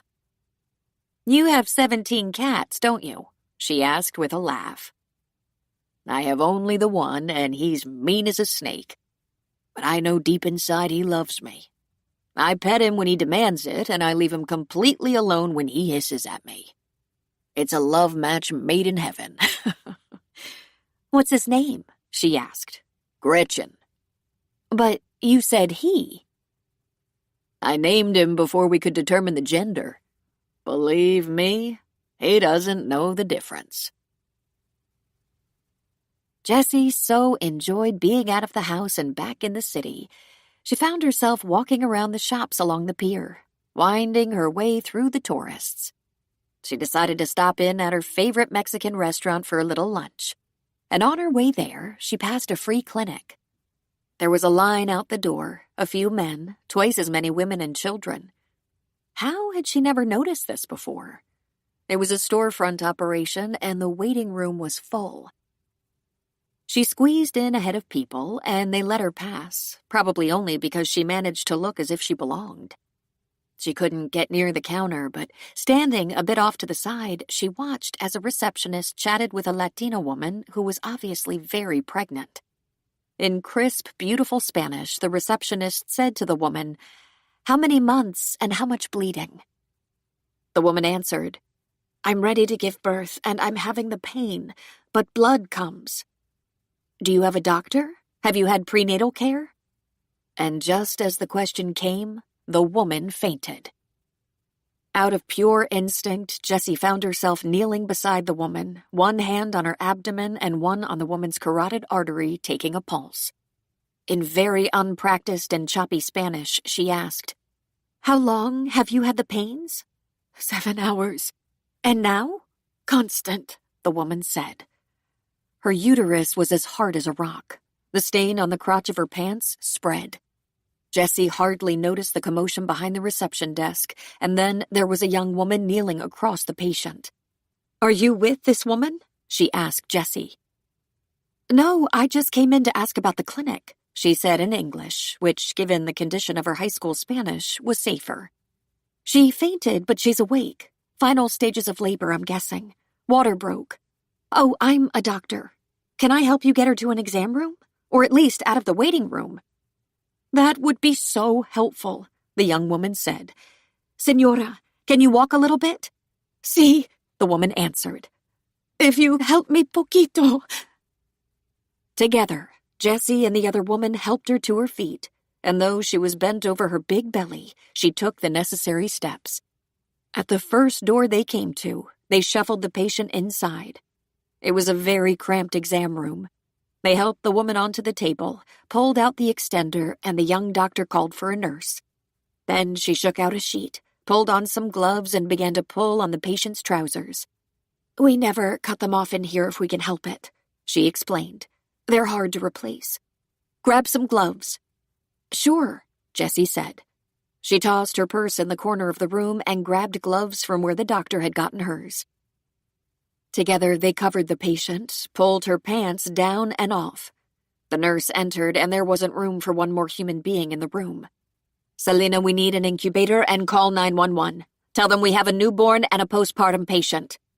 Then she deftly pulled apart the patient's knees and said, "Holy Mother! Can you rustle me up a clean towel? Cabinet behind you." Sure enough, one glance at the little baby was crowning. Jessie stood ready with a clean towel and watched in absolute admiration as the little doctor, smiling sweetly, one hand on the crowning head and one hand on the woman's brow, gently said, "The baby comes now. One little push and we have it. It's okay. One little push. Gracias, Madonna." Then she slid her hands to the birth canal, and with very little help from the mother, a good-looking baby boy was delivered right into her hands. Wonderful! The nurse pushed the incubator on wheels into the room, left it at the end of the table, and squeezed around the doctor, opening a cupboard and pulling out some supplies. She handed the doctor the clamps to tie off the cord, and the baby was passed into Jessie's hands. She held the baby while the doctor clamped and cut the cord. "Please dry him off and swaddle him and pass him to his mama. She'll want to look him over before the ambulance comes. By the way, I'm Cassie Forrest, family medicine. I run this clinic." "Jessie McNichol," she said. "I'm an internist. I'm part of a practice in the city. Rigby and Wright Internal Medicine." "What are you doing here?" Cassie asked. "I was just passing by and saw the clinic and for no reason wanted to check it out. I've never noticed it before. We've only been open 6 months, which was long enough to have standing room only every day, even though there are a lot of free clinics throughout the city. This is certainly one of the smallest. You do have to be comfortable in tight quarters to work here." Cassie laughed. Then she pulled her stethoscope from around her neck and listened to the baby's heartbeat. Jessie passed the baby into his mother's arms, and then there was a flurry of rapid-fire Spanish between the patient and doctor. Jessie only picked up a bit of it. Mama wanted to know if the baby was all right. Was he big enough? Did he cry enough? The doctor assured her he was large enough, that he came easily and appeared to be healthy, but they would have to go to the hospital. Mama said she had no money for the hospital, and the doctor said it was just for emergency care and so it would be covered. The doctor asked if the woman's family could be called, and she said her husband would come when he was done working. His baby was being born, but he had to work. He's working, but has no medical coverage. Well, thus the free clinic. Duh. "Hey, Cassie," said a loud male voice. The door opened and a paramedic in a uniform pushed in a gurney. "If you miss me, you can just call me any time. You don't have to get all dramatic." Cassie squeezed around the exam table to make room for the paramedics and their equipment. The paramedic was very handsome. Jessie felt a little unsteady just looking at him. "Buenos dias, mamacita. Did you bring us a new little bambino? Oh, he is a handsome boy. We're going for a little ride to the hospital. The doctor is going to check you over and make sure you and the baby are okay." Cassie translated, and the new mama, tears on her cheeks, thanked them all profusely. She even grasped Jessie's hands, thanking her. On the way out of the tight-fitting exam room, the nurse plopped a bag on the mama's gurney. Her pants. When the room was clear, Cassie started cleaning up. Of course, in an operation like this, everyone pitched in. The doctor was not waited on like in snazzier, more expensive clinics. She tore off the soiled paper, began to wash down the table, filled the sink with water and antiseptic. "It was nice of you to stop by," she said with a laugh. "How can I help you?" "Do you need some help?" "Nah, I got this. Just tell me what I can do for you." I mean, maybe I can help out here, as a volunteer or something." "Seriously?" "It's kind of exciting," Jessie said. "And I think you have your hands full." "Well, no shit. I mean, no kidding. I have a hiring process even for volunteers. I have to document you, check your credentials and licenses, and you should probably have an introduction to the facility and staff, though that won't take long. I have to completely vet you, but I'm too busy today. It'll have to be another day, probably when the clinic is closed." "That's fine," Jessie said. "I'll give you my card and you can email a list of everything you need and I'll bring it all at the appointed time." Cassie stopped scrubbing. "I can't pay you, but you would be a godsend." Jessie handed her a business card. "Email me soon. I'm on leave right now, taking care of my mother who is recovering from a stroke, and she's doing great. I was thinking of going back part-time anyway. I think this might be what I'm looking for. And the sooner, the better." Anna had spent all morning with her clerk, looking through some cases and deciding whether to postpone, send to another court, or adjudicate them. This clerk, who had worked in her office for just a few months, was Cameron. There were a few cases that could be decided without scheduling court. Some property settlements, lawsuits, a couple of assault cases. Then they began to resettle her into what had been Chad's office.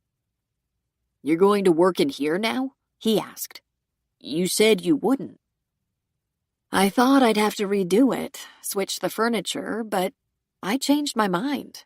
I'm not spending a nickel on this space just to indulge my petty anger that it was off limits to me for so many years. It's mine now, like it or not. I'm not planning to work from home all that often. I have a fantastic office in the city, and I like it there.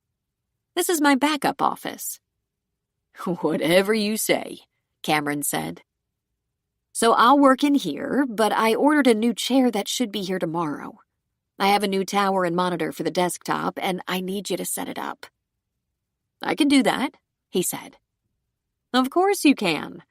I'm going to take a meeting on my laptop in my bedroom while you bring that large stack of books from the garage and put them onto the shelves. Please make a list of things I need, from pens to tablets to post-it notes, and I'll order them." "I'll order the office supplies, have them delivered here," he said. "You do that," she said. "Don't overdo. This isn't going to be my go-to office. I'm planning to work in the city most of the time. Now get on it while I have my meeting." "Yes, ma'am," he said. Anna went to her room, got comfortable in a chair in the corner, and clicked on the conference program for her meeting with Dr. Norton. She had to wait a few minutes for him to come on screen. "Hello," he said. "How goes it?" "Very well. You?" "It's a good day. Tell me about your plans for Thanksgiving." Anna told him about her plans to cook for Thanksgiving, making lists, having the kids all at home, and feeling so comfortable in her surroundings, finally. Her panic of another stroke diminished by the day. The doctor touched his own face under his nose, and she looked at the screen. She jumped in surprise and grabbed a tissue from the box on the table. "I'm sorry," she said. She dabbed at the blood running from her nose. "This is new. I had a bloody nose this morning, and this is the second one today. I might have to put you on hold a while, unless you want to just watch me bleed." "Have you told the doctor?" "The occasional bloody nose is not unusual."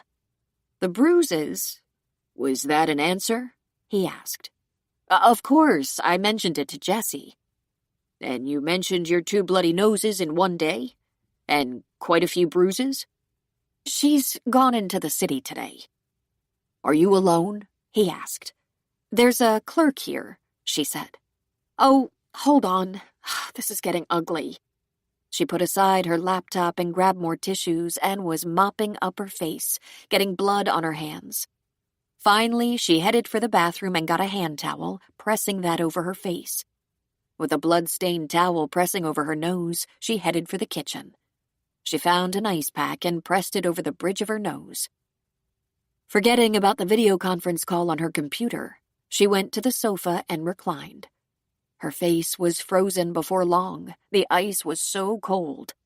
She wasn't sure how long she'd been there, trying to stop the bleeding, when young Cameron came into the living room, took one look at her, and screamed, "Holy shit, Your Honor!" "It's a bloody nose," she said. It looks more like a bus accident."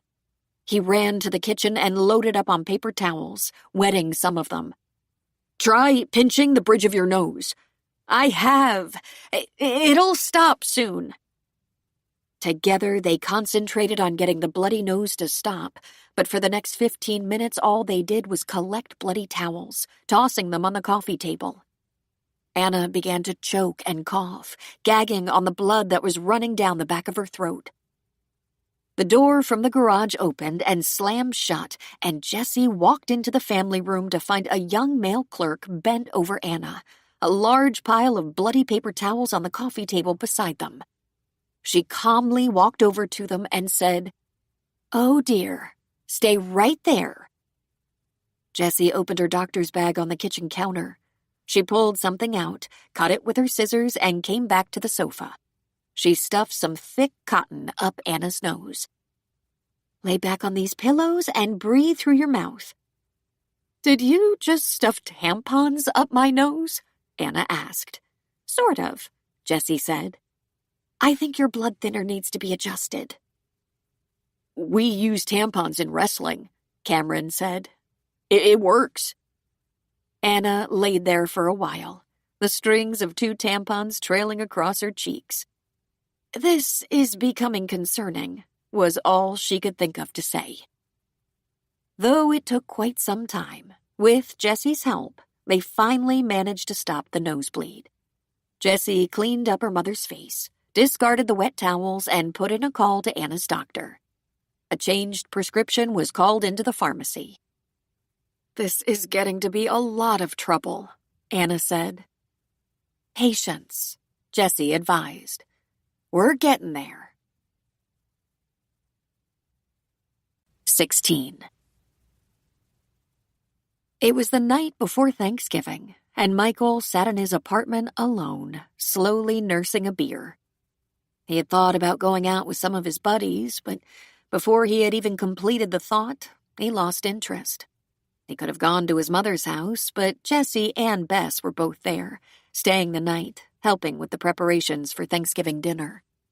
He just didn't feel like all that fake happy family bullshit. They weren't a happy family anymore. He felt they'd lost it all when his father died, and then lost it all again when they found out their father had betrayed them. Betrayed them all when you got down to it. His thoughts were distracted by the ringing of the phone, and he smiled to see it was Jen calling. If there was an upside to all the crap he'd been dealing with, it was Jen. He had called her to tell her his mother had had a stroke, and that was all it took to get them talking again. She couldn't tell him to go jump off a bridge when his mother could be dying. He might have played up that stroke a bit, making it sound far worse than it had been for sympathy, and he felt no shame at all. Jen, empathetic and kind, had been willing to chat, encourage him, offer any kind of assistance he might need. What he needed was Jen. He didn't deserve her, but he needed her. "Hello there," he said. "Happy Thanksgiving. A little early." "Same to you. How's your mom doing?" "Better, though there was some drama last week. Apparently she got a nosebleed that was really tough to stop. Once things calmed down and got under control, there were a lot of laughs. I guess Jess walked in on her clerk trying to help Mom, and Jessie stuffed a couple of tampons up her honor's nose. She got a picture. It's hilarious." "Poor Anna," Jen said, but she chuckled. "I guess they're going to wind down the blood thinners a little bit. This is not a good time for my mother to be in a car accident." "Like it's ever a good time. Will you be having dinner there tomorrow?" "Sure," he said. "Where else? How about you?" "Here, with my folks and sisters. Julie, Bo, and the kids are already here. They flew in earlier today. Tommy and Suzanne are driving from Sacramento and coming tomorrow morning, but of course they're staying over." Jen was the youngest of 3 girls, and the girls were close, like best friends. "And you'll stay over too?" he asked. "Actually, this is my home now," she said. "I gave up my apartment. I'm going to live with my parents for a while and save some money. Maybe in a year or two, I'll be able to afford a small house. That's my goal anyway. He could now afford a small house, thanks to his father. A liar and cheat. Not a lot of privacy for you in that plan. I don't need a lot of privacy, but I could sure use a more permanent investment and one that doesn't look out at a brick wall or a parking lot. My 5th year in the school district is coming up too. That's a nice pay increase. And I've been thinking about taking on a part-time job. You're really serious about this savings program. I am, she said. There's a private school that provides after-hours care. They have after-school care till 10 p.m. for working parents. They pay decently, and you know me and kids. It would be like getting paid to play. You aren't going to have much time for yourself, he said. For, grown-up fun. I'll manage, she said. Is your mom going to be able to go back to work anytime soon? She's been working from home a lot, but she still gets wobbly and tired. She's improving with physical therapy, and I've noticed the walker isn't being used anymore. But I also noticed she shuffles a little when she walks. She might be a little nervous, Jen said. Maybe she's worried about falling. Could be, he said. She does seem to be taking things slow. And then Jessie won't let her do too much. So is it just the 4 of you for dinner tomorrow? Bess has a boyfriend, and he's going to stop by for a little while. And our friend Joe is spending the day at his daughter's house in Bodega Bay, so on his way back to his house, he's stopping by. That's it. How about that new sibling? She asked.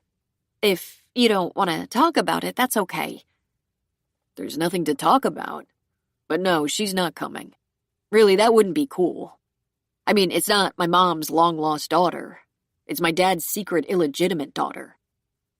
I really think it's amazing that your mom has met her, befriended her, gotten to know her. My mom's really liberal. I was thinking she's very forgiving and loving. She thinks the baby is cute, he said. But it's not her grandchild. It's my dad's grandchild. Not cool. Do you ever get tired of being so judgmental? Stuff like this has been happening for centuries. Kings and queens have been sired out of wedlock. Sometimes these scandals have started wars, and sometimes they've created new dynasties. This isn't that. But it isn't your half-sister's fault. And it sure isn't her new baby's fault. Your niece, by the way. And it's not my fault, he said. Don't be juvenile. Of course it's not your fault. But you have a blood relative you've never met, and you should meet her. Just meet her. You don't have to support her or be best friends or anything. Just say hello. If you want to really be an above-average human being, you might ask her if there's anything she'd like to know about her father. Why would I want to do that? Because you loved and admired your father, she said patiently. By all accounts, he was a very neat guy. I barely knew him, and I really liked him. You have great parents, and he was crazy proud of you. The fact that he slipped up has nothing to do with you. Jen, you don't know how it feels. It sounds very spoiled, she said. But it's your life. If you want to punish your dad by being angry and refusing to acknowledge your half-sister, knock yourself out. I think the only loser in that equation will be you. I better go help with the pies. Listen, don't go yet. It's the holiday season. Maybe we should get together. No more booty calls, Michael. Sorry. Not a booty call, he insisted. But maybe we could have coffee? Or ice cream? Or just talk? We're talking. How about face-to-face talking? I think we were arguing, she said. I'm sorry about that. I'm too opinionated sometimes. What you do with your new family scenario is your deal, not mine. I just can't help but think your dad, well, what do I know? Seemed like your mom was a bigger person, always trying to do the right thing, you know? And you think getting to know Amy is the right thing? He asked. I didn't say that. I think introducing yourself, telling her who you are, I think meeting her is the right thing. Maybe you do that and find you have nothing more to talk about. But withdrawing and being angry about it, about her, that's for sure the wrong thing. That makes it all about you.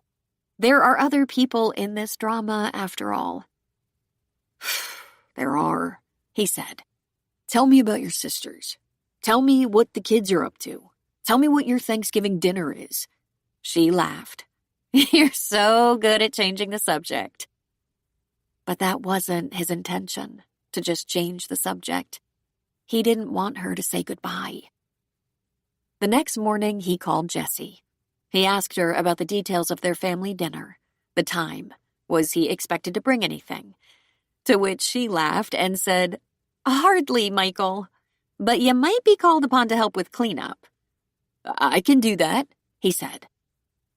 Then he got busy on his computer, and with only a name and phone number to work with, he located this mysterious sister on Alameda Island. He knew what little his mother had shared, that she was a nurse practitioner, married to a physician, and they both worked in the city. Hospitals were not closed on holidays, and they could be working, but he couldn't bring himself to call ahead. Instead, he stopped at a roadside stand, bought a floral arrangement, and drove to the island and got out of the car.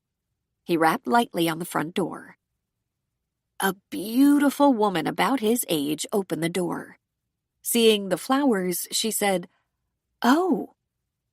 "I'm sorry to bother you on a holiday," he said.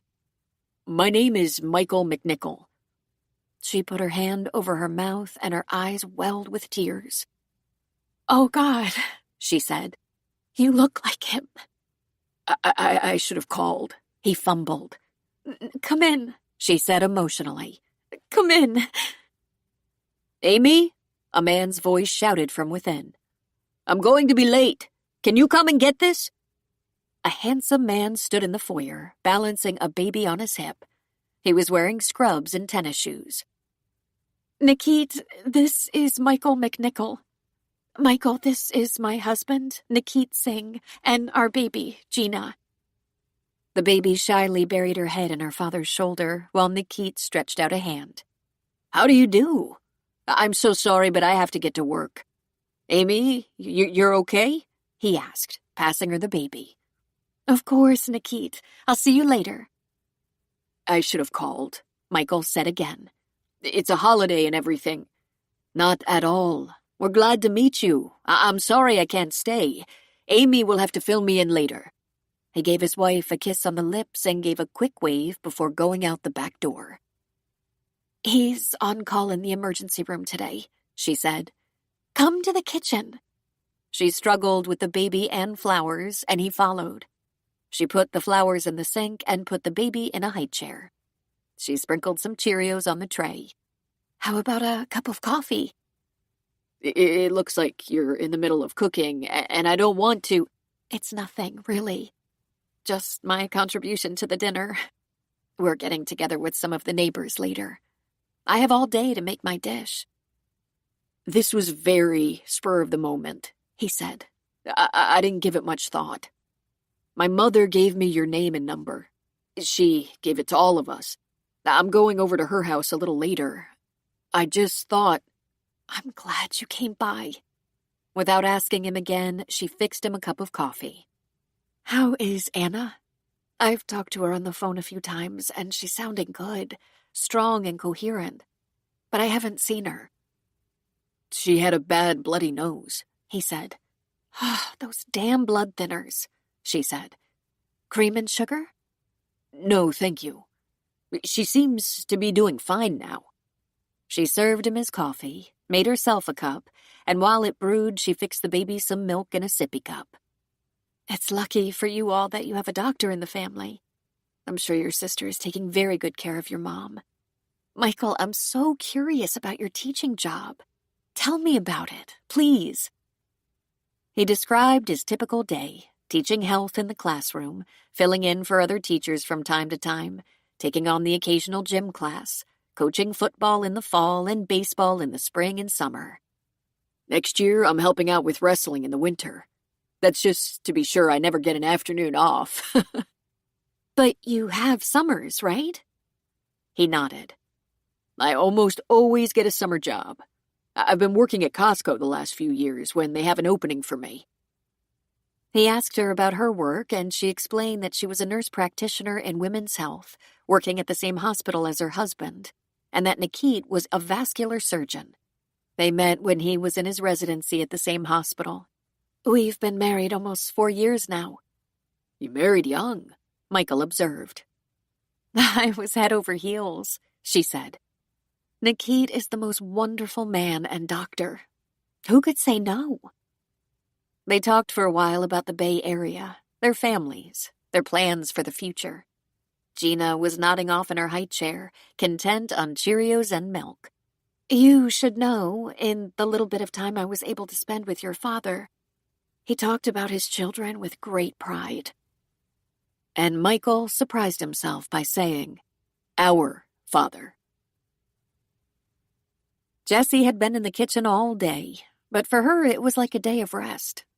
She texted her brother 4 times. He was asked to make a grocery stop on his way to dinner for butter, half and half cream, dinner rolls, and large pimento-stuffed green olives. The butter was for the rolls and vegetables, the cream for the coffee, the rolls for rolls, and the olives because after cooking all day, Jessie favored a martini. Thank you, she gushed when he came in the door. You are the best brother. She had prepared the traditional Thanksgiving dinner just as her parents usually did. She often helped in the kitchen, but never took charge in her mother's kitchen, even if her mother or father weren't half the cook Jessie was. Truth be told, she hadn't had such a fun day in ages. In fact, the last week or so had been crazy fun. The turkey would come out in 30 minutes. While it sat, before carving, she'd whip the potatoes, warm the rolls, butter the vegetables, and dish up the stuffing. The gravy was the only thing she cheated on, and not because she had trouble with gravy. Her gravy was perfection. It was a time thing. She wanted everything hot when she served it. So she got pre-made turkey gravy from the deli and warmed it. She put out a fancy platter of cheese, crackers, and fruit, and poured a little wine for everyone. Just a little. The McNichol family was a walking pharmacy these days. Well, Anna and Bess, anyway. The table was beautiful, thanks to Bess. It helps to have a person with a touch of OCD prepare the table. Jessie thought if she measured, she'd find the exact same distance between flatware and plates at every setting. For the first time, Blanche would not be with them for Thanksgiving dinner. She was no longer leaving the memory care unit. Her legs were weak and bloated. She was often incontinent and could become terribly confused. Anna and the girls planned to visit her on Saturday afternoon. Jessie put the cheese platter and wine on the coffee table for her family, while she put the finishing touches on dinner. She got it all on the table and then made herself that martini, and it was as crisp and icy and dirty as if a professional had done it. "Come to the table, please," she called. Then she put her drink and herself across from her brother and sister. "Martini?" Michael asked as he took a seat. "I've earned it. Want one?" "I think I'll stick with the wine, but thanks." There were many exclamations of praise as the dishes were passed around, and Jessie glowed in the wake of their appreciation. "Excellent, Jessie. You are gifted. The best ever." It wasn't until the meal was almost finished that Jessie said, "I never took over the kitchen before. I wish Dad was here." "He would have been proud," Anna said. "Jess, do you have a new man in your life?" Michael asked. "No. Why?" "You've been in a good mood for, weeks." Jessie just laughed at him. "No, man. However, I am changing up a few things. I should probably tell you. Starting with, I'm getting a dog." "We haven't had a dog in the family since Bruce," Anna said. Bruce was the dog the kids grew up with and conveniently passed away when Bess was getting ready to go to college. "What kind of dog?" The cutest little King Charles Spaniel. He's 4 years old and needs a home. I'm going to pick him up tomorrow. I've been visiting shelters online and in person for the last couple of weeks, and I met this very nice volunteer who promised to keep an eye out for a good rescue for me. Well, along comes Wrigley, an adorable little guy. His owner is moving into an extended care home and can no longer take care of him. Her kids and grandkids are not nearby and are too busy for Wrigley, and she's looking for someone who is willing to bring the pup to visit his previous owner sometimes. She shrugged. Easy peasy. I'm happy to do that. I met them and Wrigley liked me, and Mrs. Sinclair hates to part with him, but I'm afraid there's no other solution. How are you going to manage that with your schedule? Anna asked. First of all, he's very polite and housebroken, though he hasn't been alone that much, given his owner is 86. And second, I've already checked out a doggy daycare in the area. He's all signed up. She smiled and her face lit up. I'm very excited. Will you bring him here? Anna asked. Is that a problem? Jessie asked. I'll look after him. I won't expect you to take care of him, but I'll take him to daycare when I work. He should have the company of other dogs. Is this what's put you in such a good mood? Anna asked. Taking on a pet? Possibly, but there's another thing. I've started helping out at a free clinic. It's the Bayside Free Clinic in the northwest end of the city. I stopped in there one day just to ask about the operation and help deliver a baby. And you never mentioned it? Anna asked, shock in her voice. That seems like a momentous event to not even talk about it. I know, Jessie said.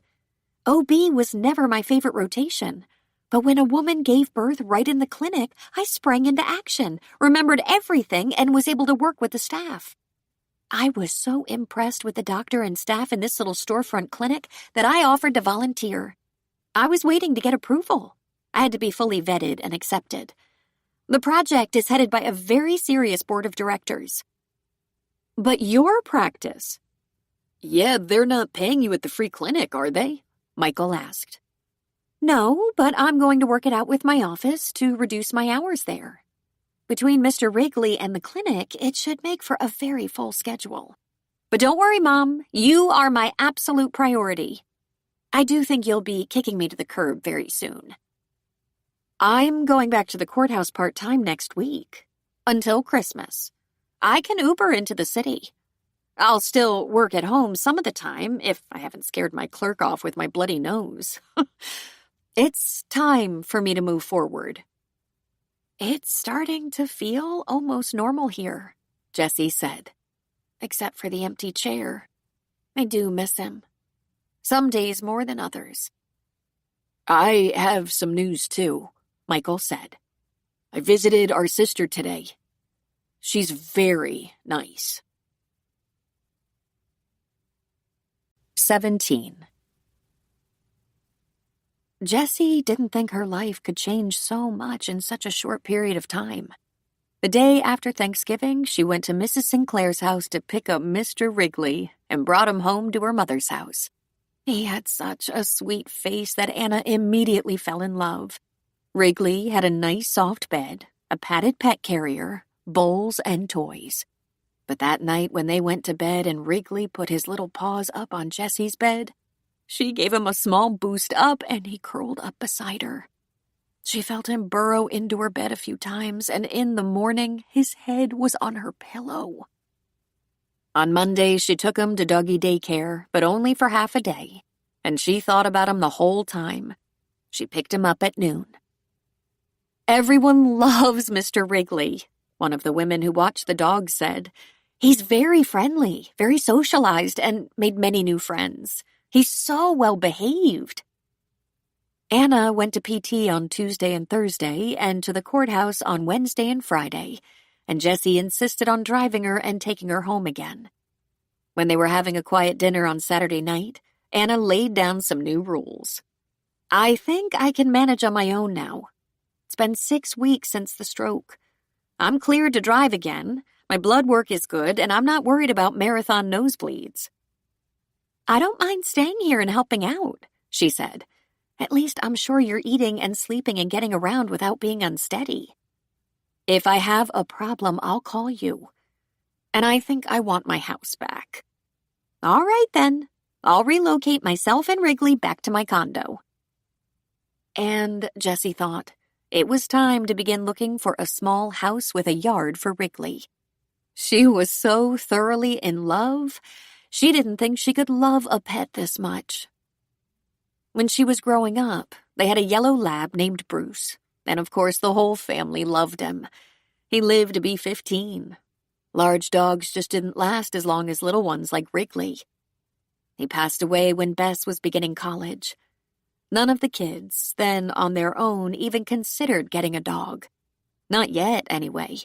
They were all busy and working all the time. But this timing was perfect. Jessie fell into a very good routine. She worked in her practice 3.5 days a week. And if Casey could use her help, which she always could, she would give her another day or two every week. Sometimes if the clinic opened evening hours, she would go there for a few hours. Then she would rush home to Wrigley and they would take a short walk or maybe just watch a movie together. Christmas was fast approaching and Jessie told her therapist, "Despite the fact that my dad has only been gone 9 months, I'd like to do what I can to make it the best Christmas ever." How does the rest of the family feel about that? Dr. Norton asked. Well, Bess can be convinced, although she'll probably make a list of requirements and a spreadsheet of events and a timetable. That's her usual way of handling things. Michael will probably go along with that idea. He's pretty much a pleaser. Mom would be relieved to have the pressure taken off her.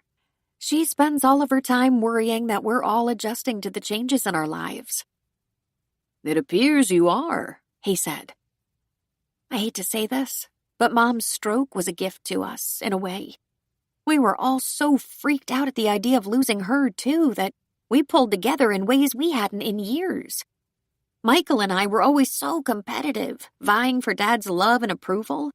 I tried to do it through overachieving, and Michael did it through being Dad's favorite playmate. Neither of us feels that pressure anymore. Both of us miss him in different ways. Tell me some of the ways your life has changed in the past 6 months, Jessie, he prompted. You know all the ways, she said. I'm in here every week, and every week there seems to be something new to report. I don't have a minute to spare. But early in the new year, I'm going to start looking at houses. Wrigley and I need a little more space, maybe a yard. That sounds promising, though I don't know when you'll find the time. Sunday afternoons. And I can take Wrigley with me to look at houses.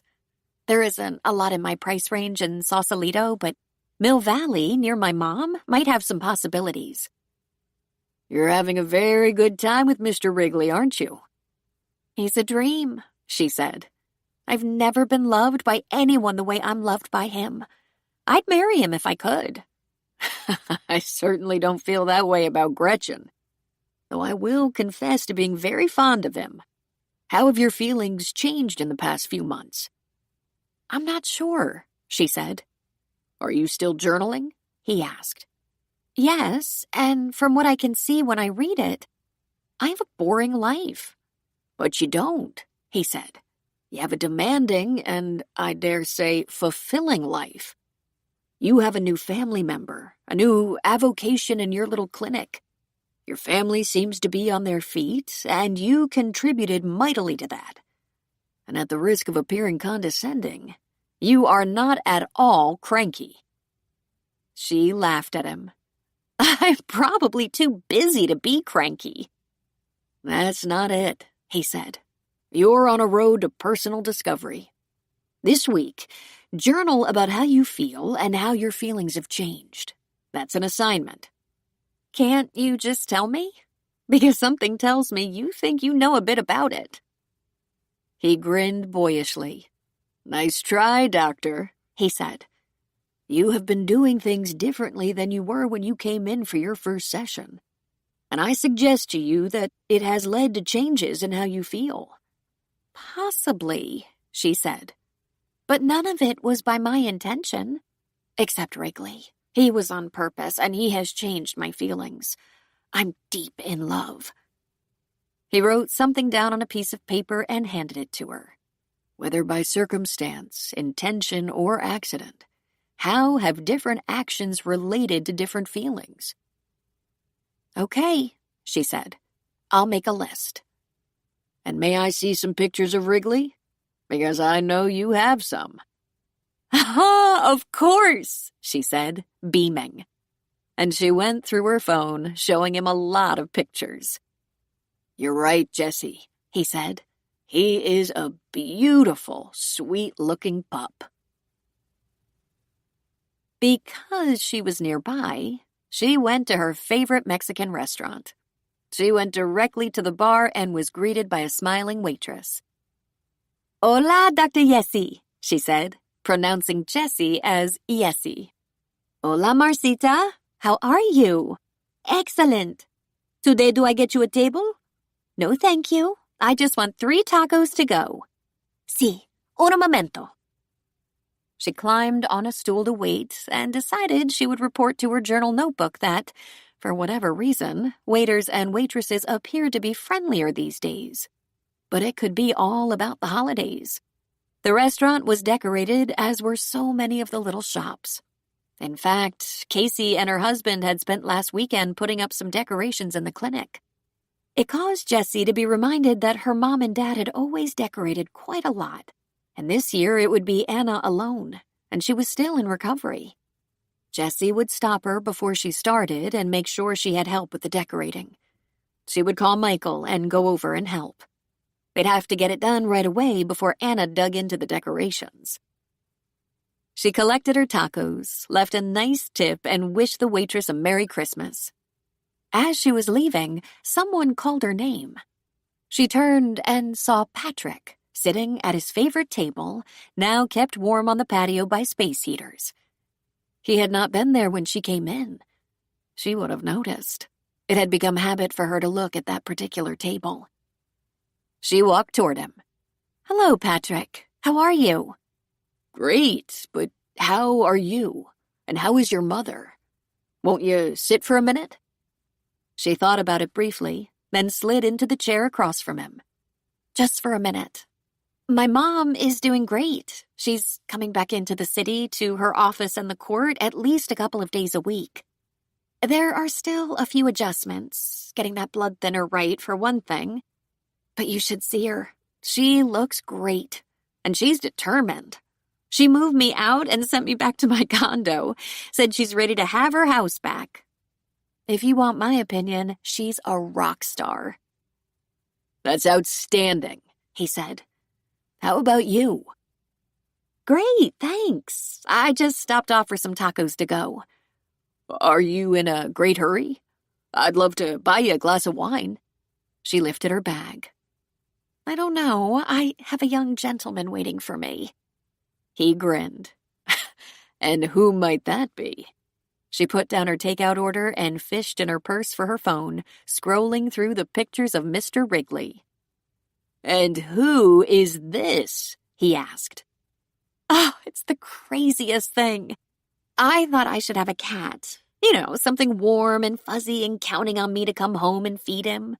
But I fell in love with a little spaniel. Of course, the first one I saw was sold, but a nice lady at a rescue told me about Wrigley, whose owner was going into a nursing home and had to give up her dog. Wrigley and I have promised to go visit her once in a while. I never thought about that before. What happens to the pets when their owners get sick or even die? Oh, but I'm crazy about this little guy." "I bet you have a lot of people counting on you these days," he said. The same waitress who had given Jessie her takeout brought Patrick his nachos, his usual order. "Jessie, let's get you a glass of wine. Have your takeout put on a plate, and you can help me with my nachos. We have some catching up to do." "I don't want to keep you," she said. "You're probably going back to the hospital." "I'm done for the day," he said. "I'm having a beer. I'd like to hear about the rest of the family. Any other new additions?" The waitress took the bag from Jessie and quickly disappeared. In record time, she returned with the tacos on a plate and the only kind of wine Jessie ever ordered in hand, all as if the waitress knew what she would like. She just smiled. No other additions, unless you count Bess's boyfriend, who she's been keeping a secret from us for a year. But that's certainly not devious or even secretive for Bess. It's her minimal literal mental capacity. She didn't mention him, and no one asked her if she had a boyfriend. Oh, and I guess there are more additions. After she stopped herself before she said, broke up. I very recently found out that my father had a child he kept secret. My mother found out first. A woman who happens to be a nurse practitioner married to a doctor. What doctor? He asked, his interest piqued. Nikit Singh, a vascular surgeon. Only the best, Patrick said. I've known him a few years now. He's amazing. His wife is your sister? I haven't met her yet, but I'm planning to. My mother and brother have met the Singhs and have nothing but good things to say. It's a very confusing situation. We didn't know until after my father's death that there was a secret sibling. My mother knew there was a relationship, but she shrugged. It's certainly not Amy's fault. Nor any of yours, he added. He pushed the plate of nachos closer to Jessie. Every family has issues and dark family secrets. Some more than others. I'm learning that. You really do have a lot going on, don't you? And then there's the clinic, she said. That was a complete accident. I saw the clinic, stopped in out of curiosity, and helped deliver a baby. Now I volunteer there. Not that often, I do have to work. But it's the most amazing little place with a dedicated staff that works miracles on a daily basis. It turned out Patrick had volunteered in one of the city's free clinics earlier in his career before he became so busy. But he seemed mesmerized by Jessie's experience and asked lots of questions. Then he tried to order her a second glass of wine. No thanks. It was really great seeing you, especially when I didn't have a family member's health on the line. I have to get going. Let me drive you over the bridge, he said, speaking of the Golden Gate to Sausalito.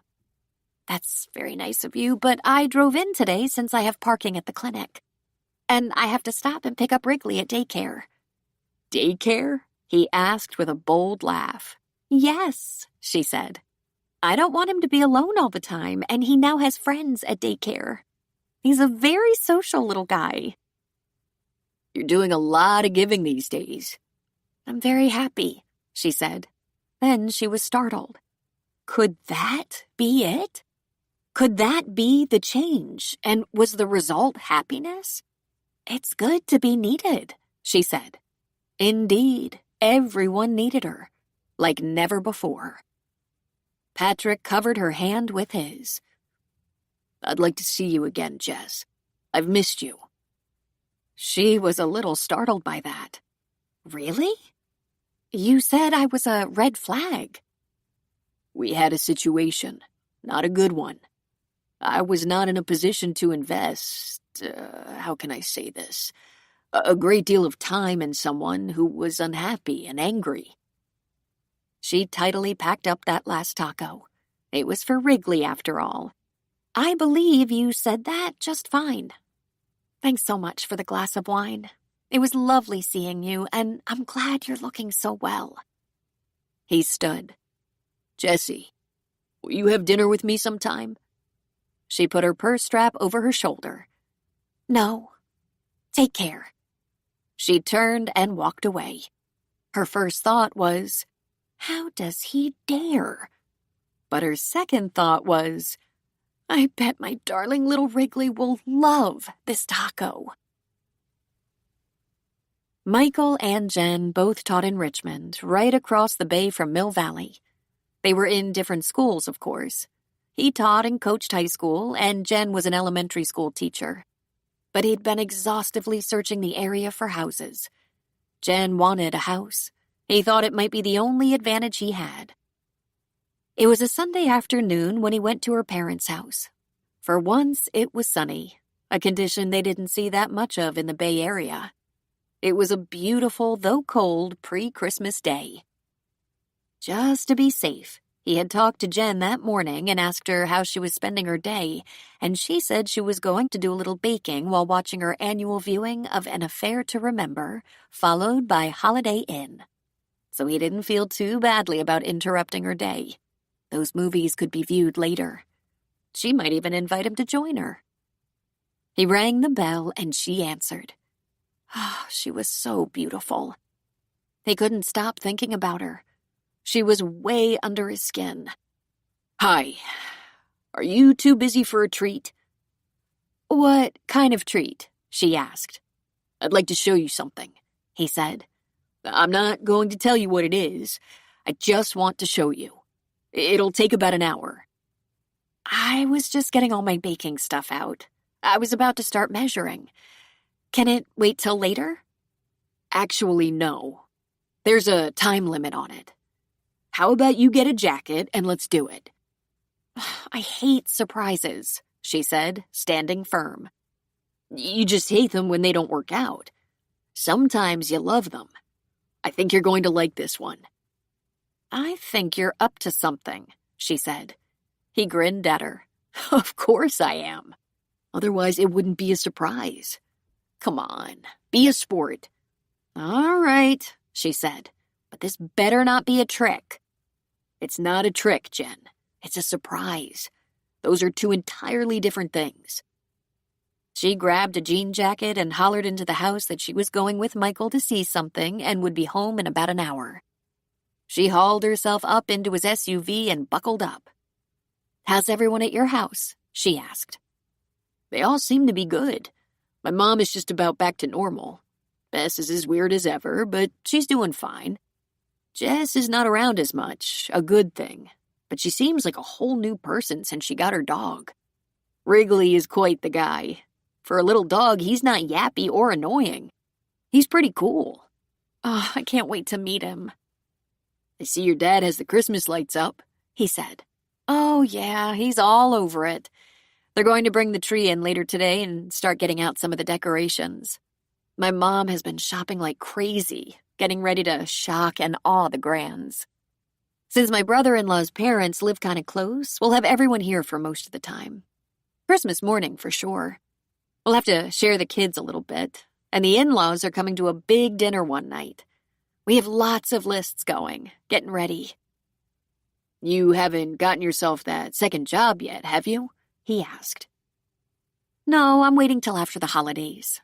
A lot of high school and college kids pick up part-time work while they're on break. There's no need to compete with that. How's it going, living with your folks? He asked. Surprisingly well, considering I'm the youngest and they don't let me forget it for 1 second. I'm surprised I don't have a curfew. Oh? Does that mean you're going out a lot? She threw him a look. I've had a couple of wine breaks with the girls, but I haven't gone out with any guys, if that's what you're trying so clumsily not to ask me. That was it. Where are we going? You'll know when we get there. Are we going wine tasting? Are we going to vineyards? No. How's your grandma doing? She's fine. She'll be with us for Christmas. How about your grandma? Blanche isn't doing that well, he said. She's really deteriorating. She doesn't make sense a lot of the time, poor old girl. But I think she's getting along okay at the nursing home. She has always had a gift for making friends, even if she can't remember them or their names an hour later. Where are we going? She asked a bit more forcefully. Just up the road, not very far. San Rafael. Have you been there? It's really close, but I think I only drove through it or past it before. It's not a bad-looking little town. Good roads, lots of older neighborhoods with real nice yards. Have you been there? I don't think so, she said. What's in San Rafael that you want to show me? Just give me 5 minutes, Jen. I don't know why you don't just tell me. Okay, look. You gave me an idea and I started looking at houses. I got a realtor and gave her the parameters. Has to be fairly close to work. Has to be at least 3 bedrooms. Solid, not run down. I said I could do a few things, cosmetic things, but I'm not a builder and I can't do anything major like electrical or plumbing or putting on a new roof. I've looked at a few houses. He whistled. They're pricey. But my dad left me some money, and my mom told me when they originally wrote their wills they wanted to help us afford a house, because it's so hard to buy a house in California. So I had a little money, I have a great job, I looked around, and I found this sweet little house in a nice neighborhood. The houses are kind of old, but the owners aren't. Most of the neighborhood is young. You've been looking at houses? This is the block. Look how nice it looks, and it's the beginning of winter. The lawns are so neat, the garden's meticulous. Most of the houses have freestanding garages in the back. I know there are a lot of cars parked on the streets. That's the one. There was a mission-style house, a woman in a suit and heels standing in front on the sidewalk. Oh my God! It's pink! Yeah, that's a downside, he said. Come and see the inside. It's pink, not slightly pink, Pepto-Bismol pink. I know, but come on. The inside is amazing. He introduced Jen to Mara Cummings. Thanks for taking time on a Sunday to show me this house again. I really want Jen's opinion before I make a decision. Perfectly reasonable, Mara said. It's really pink, Jen said. Mara laughed and said, It sure is. That can go away in a few hours. We can even make it a condition of sale. The front door was beautiful, had an arched doorway in the Spanish influence. The foyer was large, the living room and dining room generous, and you could see through the house to a cozy covered patio. The rooms were tiled in burnt orange Spanish tiles with thick, soft area rugs throughout. The kitchen countertops were off-white quartz. The kitchen was big, work island, breakfast bar, and all. It looked as though it had been recently remodeled. To the right of the kitchen was a large bedroom and bath with shower. To the left of the living room, a main bedroom with a large bath containing both tub and shower. There was a third bedroom next to it. 3 bedrooms, 2 baths, almost 1,600 square feet, recently remodeled kitchen and main bath. The owners had it inspected and it's in excellent condition. Wow. It really is nice inside, Jen said. Mara walked over to the dining room sliders and opened them. Take a look out here. The owners enjoyed entertaining outside and went to a lot of trouble to make sure it was attractive and inviting. They will, of course, leave that wonderful gas grill if you want them to. The backyard was lush and expertly trimmed with trees mature enough to block their house from the neighbors. Come look at this, Mike said, taking Jen's hand. He pulled her to the side of the house and showed her a walkway on that side, edged by mature plants, a couple of plum trees, and a tall wooden gate. And look at the trees. Plum, lemon, lime, and peach. And that's the garage. It's kind of small, she said. I know. I think it will only take one small car, if that. And it can't be enlarged. He turned back to the realtor.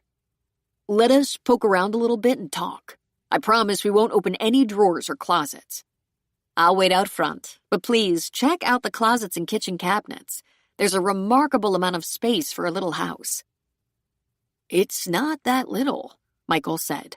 My apartment is about 700 or 800 square feet. 1 bedroom, galley kitchen.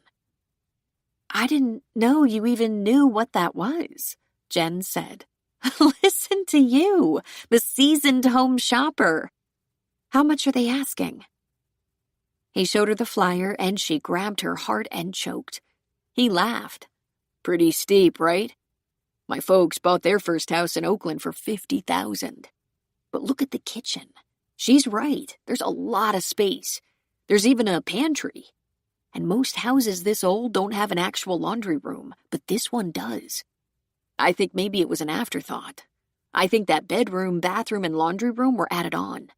This is a pretty nice house, he said, standing a bit taller. He heard the sound of the front door closing behind Mara.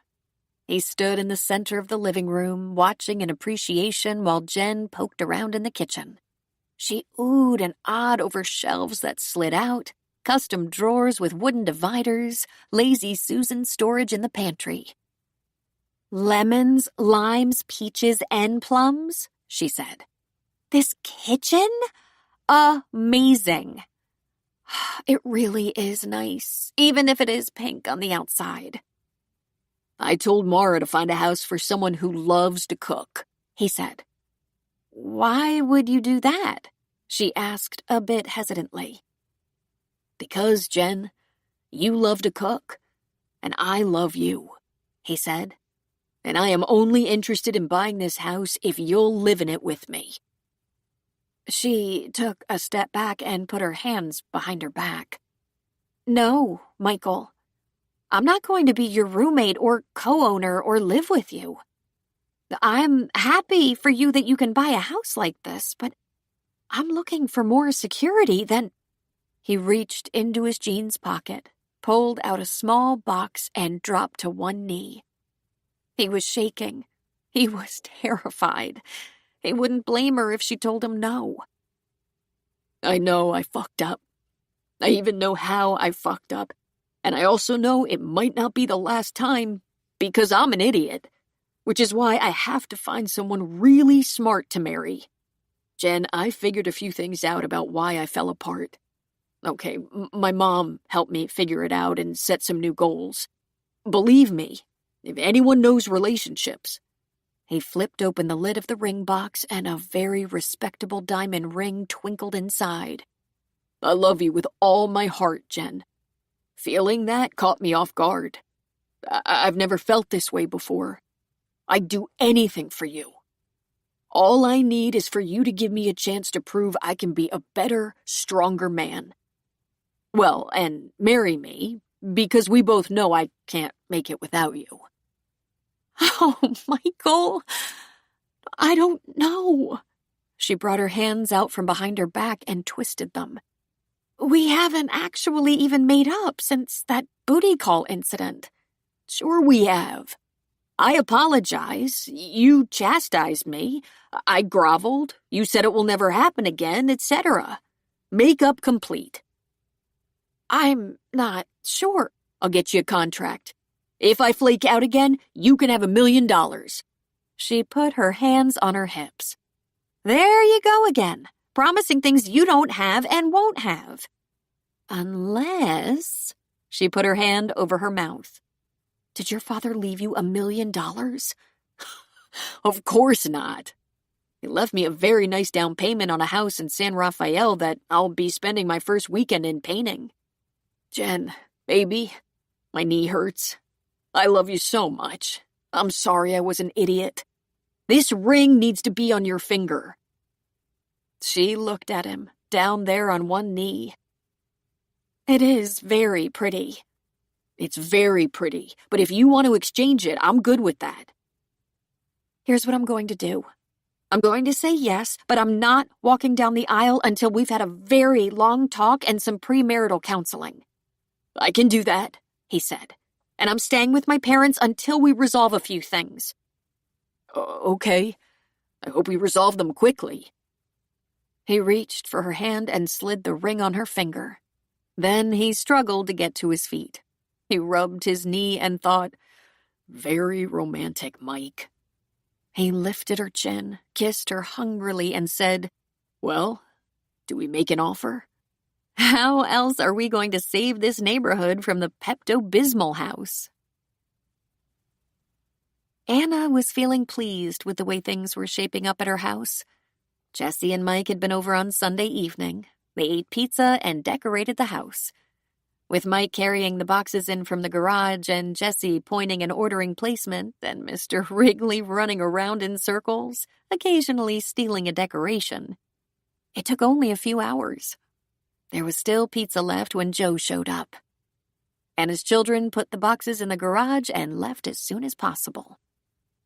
How grown up and discreet Jessie and Mike were, Anna thought. Anna had done the whole DNA search and had received almost a catalog of connections in return. But she honestly hadn't given it much hope. All she really cared about learning was if she had an actual brother she'd never been told about. Wouldn't it be ironic if her husband had kept a child secret from her and her mother had done the very same thing? But when her chart of ancestral heritage came along, she began to lose all faith in the project. Her DNA was supposedly French, Bulgarian, Irish, Portuguese, and a large part Chinese. The Chinese just threw her. Oh, there was a smidgen of Native American, and it seemed that everyone with any experience in this kind of search reported the same sort of thing. The catalog of possible familial links didn't seem to offer anyone who could possibly match with her. But then Philip Winston contacted her. He'd been looking for family members because he'd been adopted and had never known any biological family. As an attorney, he specialized in estates. Wills, inheritances, trusts, foundations, that sort of thing. And he'd spent nearly his entire life on the East Coast. His adoption records, which had been sealed and were anonymous, had originated in Modesto, California, which was the only real plausible connection Anna and Philip had to each other. He shared only a couple of the ancestral origins, a little French and Irish. But he did want to explore all possibilities, and he asked her to please resubmit her sample, and he said he would do the same. Haven't you been curious? He asked her in a phone call. I know you had your mother and could ask her questions, but didn't you wonder about extended family? For no reason I can explain, it was never that important to me until recently when my mother, who suffers from dementia, remarked on having given away the boy. By the way, that came into the same conversation when she told me if I saw her daughter to please ask her to come and visit. I'm so sorry, Anna, he said. That must be so difficult. It's very hard at times. But she was a wonderful mother, she said. She had a hard life, but she was fearless. She did absolutely like Philip on the phone. He was a very nice man. He asked all the right questions and welcomed her questions as well. They got off the subject now and then and discussed a little politics and other things. He was widowed, but had 3 grown children and a couple of grandchildren, and had only lost his parents a couple of years before. Their second DNA submissions came back. His was the same as before, but hers showed more French, Irish, Portuguese, a small amount of Native American ancestry. The Chinese connection was minuscule, and it triggered an even stronger connection to Philip Winston. It's possible I'm your half-brother, he said. Blanche had lived in Oakland when she was born, but it was possible she had once lived in Modesto, or maybe gone to Modesto for medical treatment. Have you tried asking your mother if she had a son? He wanted to know. Yes, but after that one mention, she didn't seem to recognize me or the question. Sadly, I don't know how much longer Blanche will be with us. She sleeps much more than she's awake lately. I know it's very close to the holidays, and I probably couldn't ask for a more inconvenient favor, but I'd like to take a chance on seeing her. In case, in case I learn that she's my mother. Would you allow it if I promise not to get underfoot? I'll get a hotel and rent a car. I understand your desire to do that, and I won't ask you not to. But given my position in the court, first I'm going to have to ask my clerk to vet you. Of course. I'll email you my information. I'm very easy to find and research. I've lived in the same house for 20 years. I have no criminal record and am in good standing with the bar. I'm just afraid you could be disappointed, she said. But he felt he had to try. Anna mentioned this to Phoebe, and Phoebe offered to get a little research done on Philip Winston, Esquire of Rhode Island. Then she mentioned it to Jessie and Michael, and she would tell Bess the next time they were together. Mike said, "Are you shitting me?" Jessie said, "All right, I hereby order you to stop coming up with any more missing or secret family members." She had already decided she wasn't going to make a big deal out of this. Just because some guy who was looking for his family had decided they might be related did not mean she had to hold a family dinner and provide entertainment. She asked Joe if he would accompany them to the nursing home, and that was going to be the end of it. Just because Philip Winston thought he might have found a sister did not obligate her and her family to a celebration. However, Anna went to see her mother the day before Philip would arrive. Blanche was in a very cranky mood. Her legs were terribly swollen. She'd been in bed with her legs elevated, had been given diuretics and pain meds, so she was mean and loopy. "Hi, Mom," Anna said, kissing her forehead.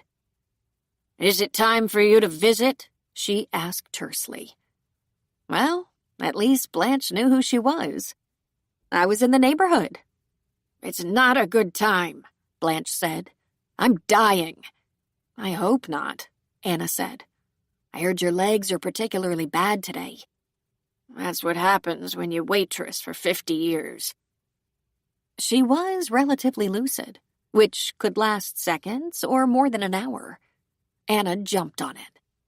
"Mom, I have been wanting to ask you something important. Do I have a brother?"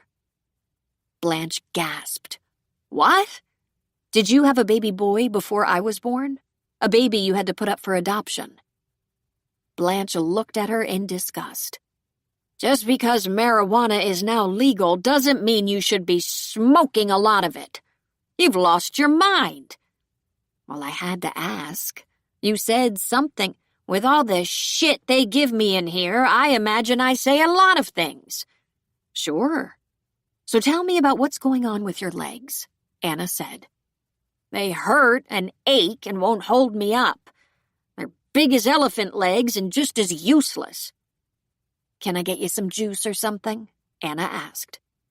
"You can get me out of this hellhole," she said. "Why don't I read to you?" Anna said. "Maybe you'll be able to close your eyes for a while." Blanche didn't say okay or thank you or anything. She rolled onto her side, and Anna picked up a book from the bedside table. It was a large print illustrated copy of Watership Down that Jessie had given her for Christmas. Blanche could no longer enjoy reading, but she had pictures, and if someone read to her, it sometimes soothed her. Anna might have been disappointed for Philip. He had not found his mother.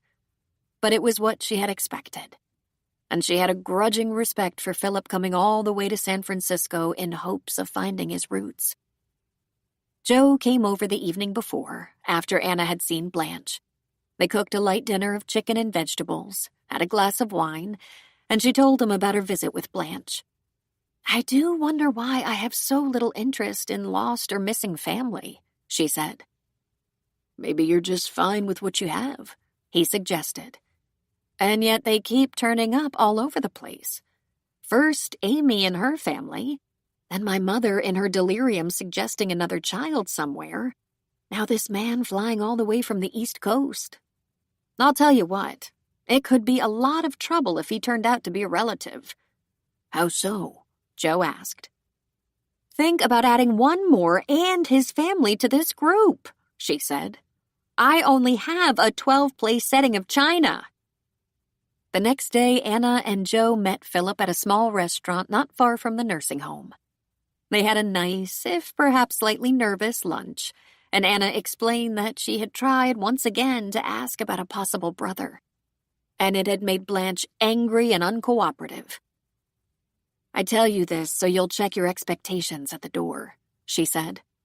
"Understood," Philip said. "It's not my intention to upset anyone. And I want to make certain you're not completely disappointed." They walked into Blanche's very small space in a 3-bedroom. Anna was smiling. Blanche was sitting up in her chair, looking a little better than she had the day before. "Hi, Mom," Anna said. "I've brought someone who—" Blanche went completely pale. She wiped a hand over her face. "Rick?" she said. "Rick!" "Mom?" Anna asked. Blanche looked up at Anna. "Where did you find him? How did you find him?" "Who, Mom? Do you know this man?" Blanche held out her hands to Philip Winston. "Did someone tell you? I called your mother, but she said she hadn't heard from you. If she did, she would give you a message." Did you get the message? Did you?" Philip came forward, taking both her hands in his. He sat on the side of her bed and looked into her old, roomy eyes. "I didn't get a message," he said.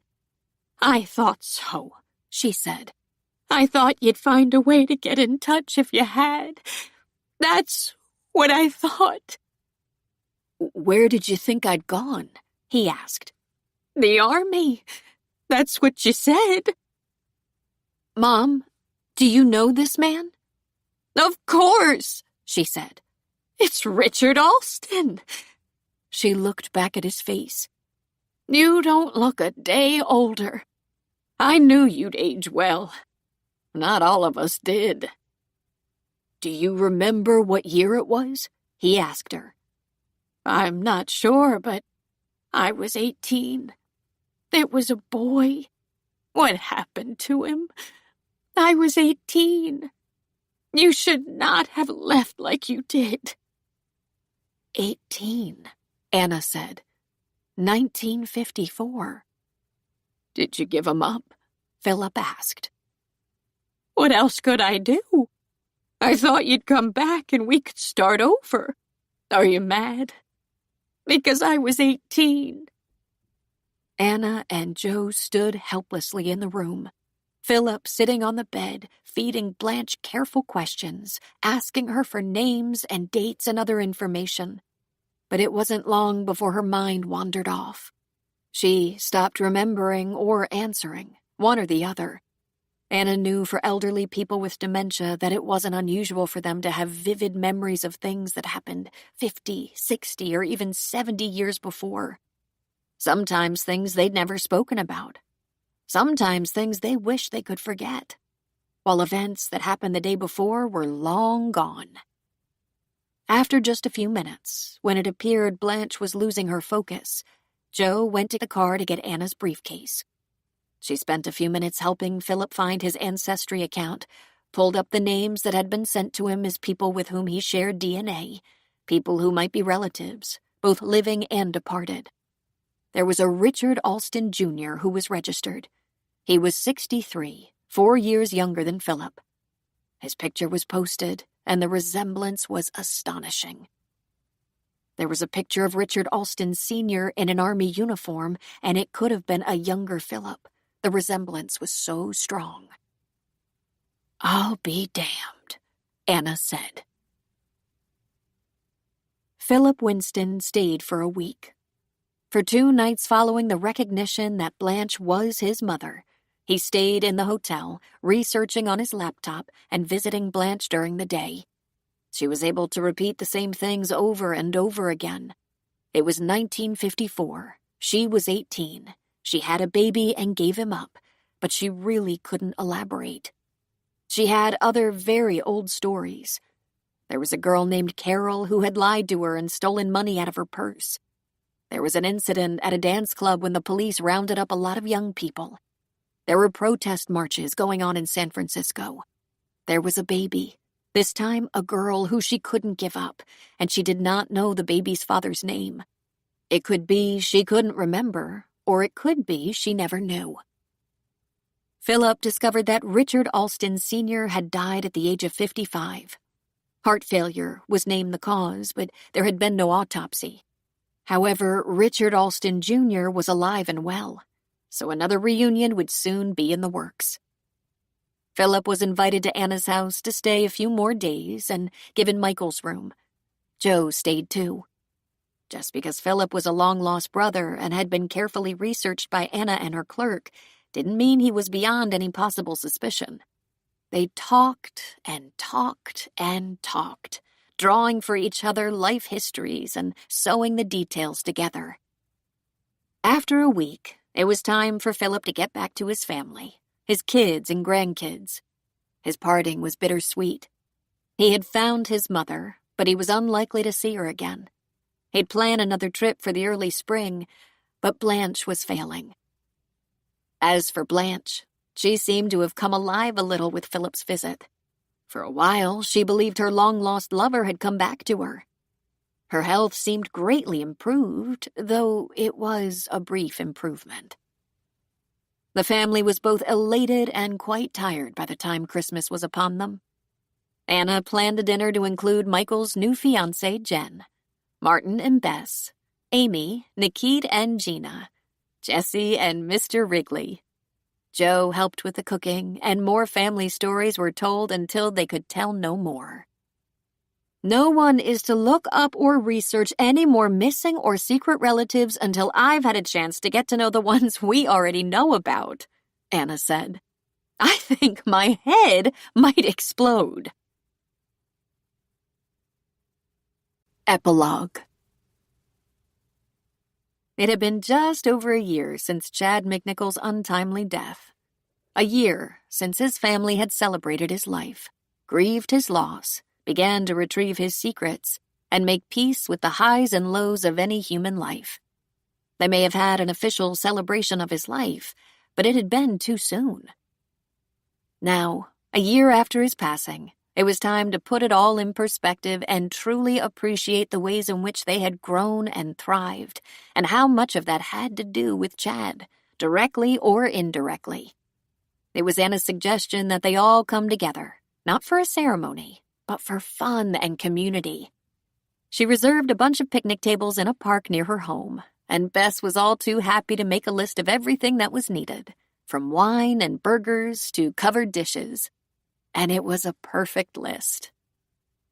Anna had long since stopped being in any way angry with Chad for his mood swings or his very inconvenient death, and instead offered up gratitude for the amazing family he had sired. All of them.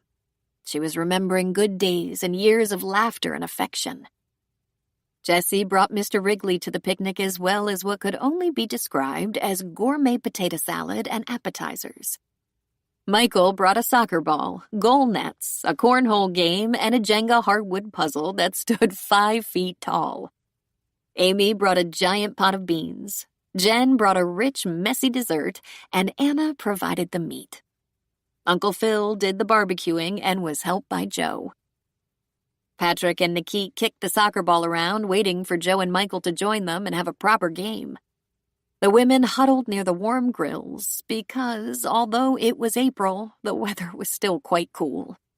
Baby Gina, whose favorite place was Anna's lap, was bundled up nicely. Martin and Bess played Jenga, a game guaranteed to drive anyone with even a little OCD completely mad. This, then, was the first official McNichol family reunion, and all the players were present. Patrick and Jessie had resumed dating, more successfully this time. So far, it was looking good, since Jessie, who was loath to give up either her newfound happiness or her counselor, was a new woman. And she was spending less time in her practice and more time at the clinic, taking on a management role and serving as a community liaison in San Francisco. She was talking about pursuing another degree in public health, but it was still just talk. There was hardly a spare hour left in her day. Jen and Michael lived together in a house that had gone from pink to white, and they were planning a summer wedding. They were trying to keep it small, but the guest list was growing every day. Blanche didn't see Philip again after his pre-Christmas visit, and even then she never understood that he was her son. It gave Anna some comfort that Blanche thought she was being reunited with her one true love. Anna arranged for the 3 of them to have official blood tests to establish that they were indeed related. Of course, it was impossible to establish what had really happened surrounding Philip's birth.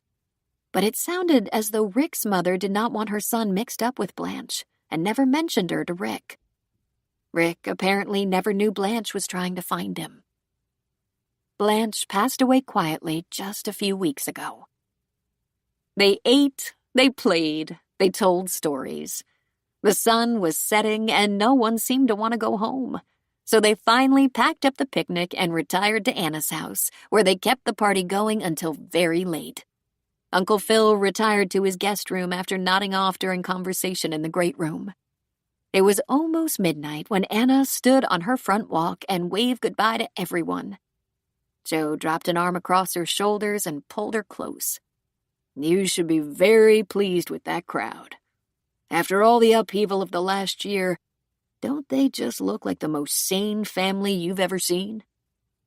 I was thinking that, she said. "A year ago, I didn't know how we'd get through it. Everyone had a different set of problems.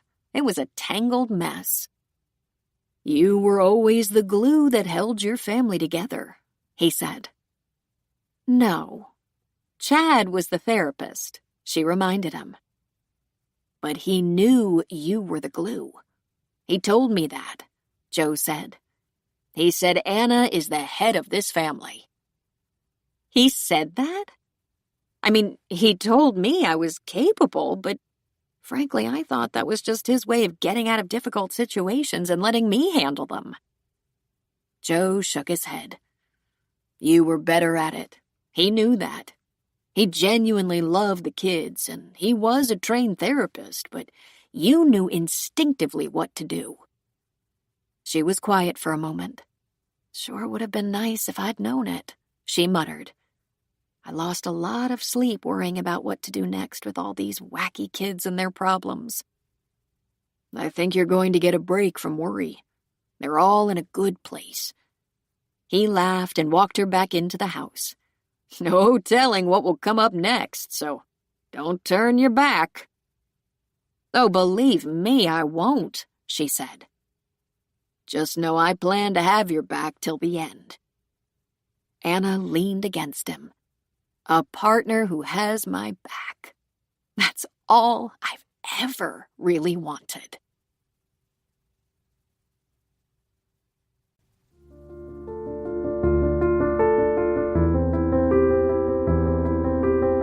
This is Therese Plummer. We hope you have enjoyed this unabridged production of A Family Affair by Robyn Carr, presented by Mira and Harper Audio. This program was produced by John Marshall Media. Executive producer Jennifer Lopes. Text copyright 2022 by Robyn Carr. Production copyright 2022 by Harlequin Enterprises Limited. Used under license with Harlequin Books S.A. All rights reserved. Thank you for listening.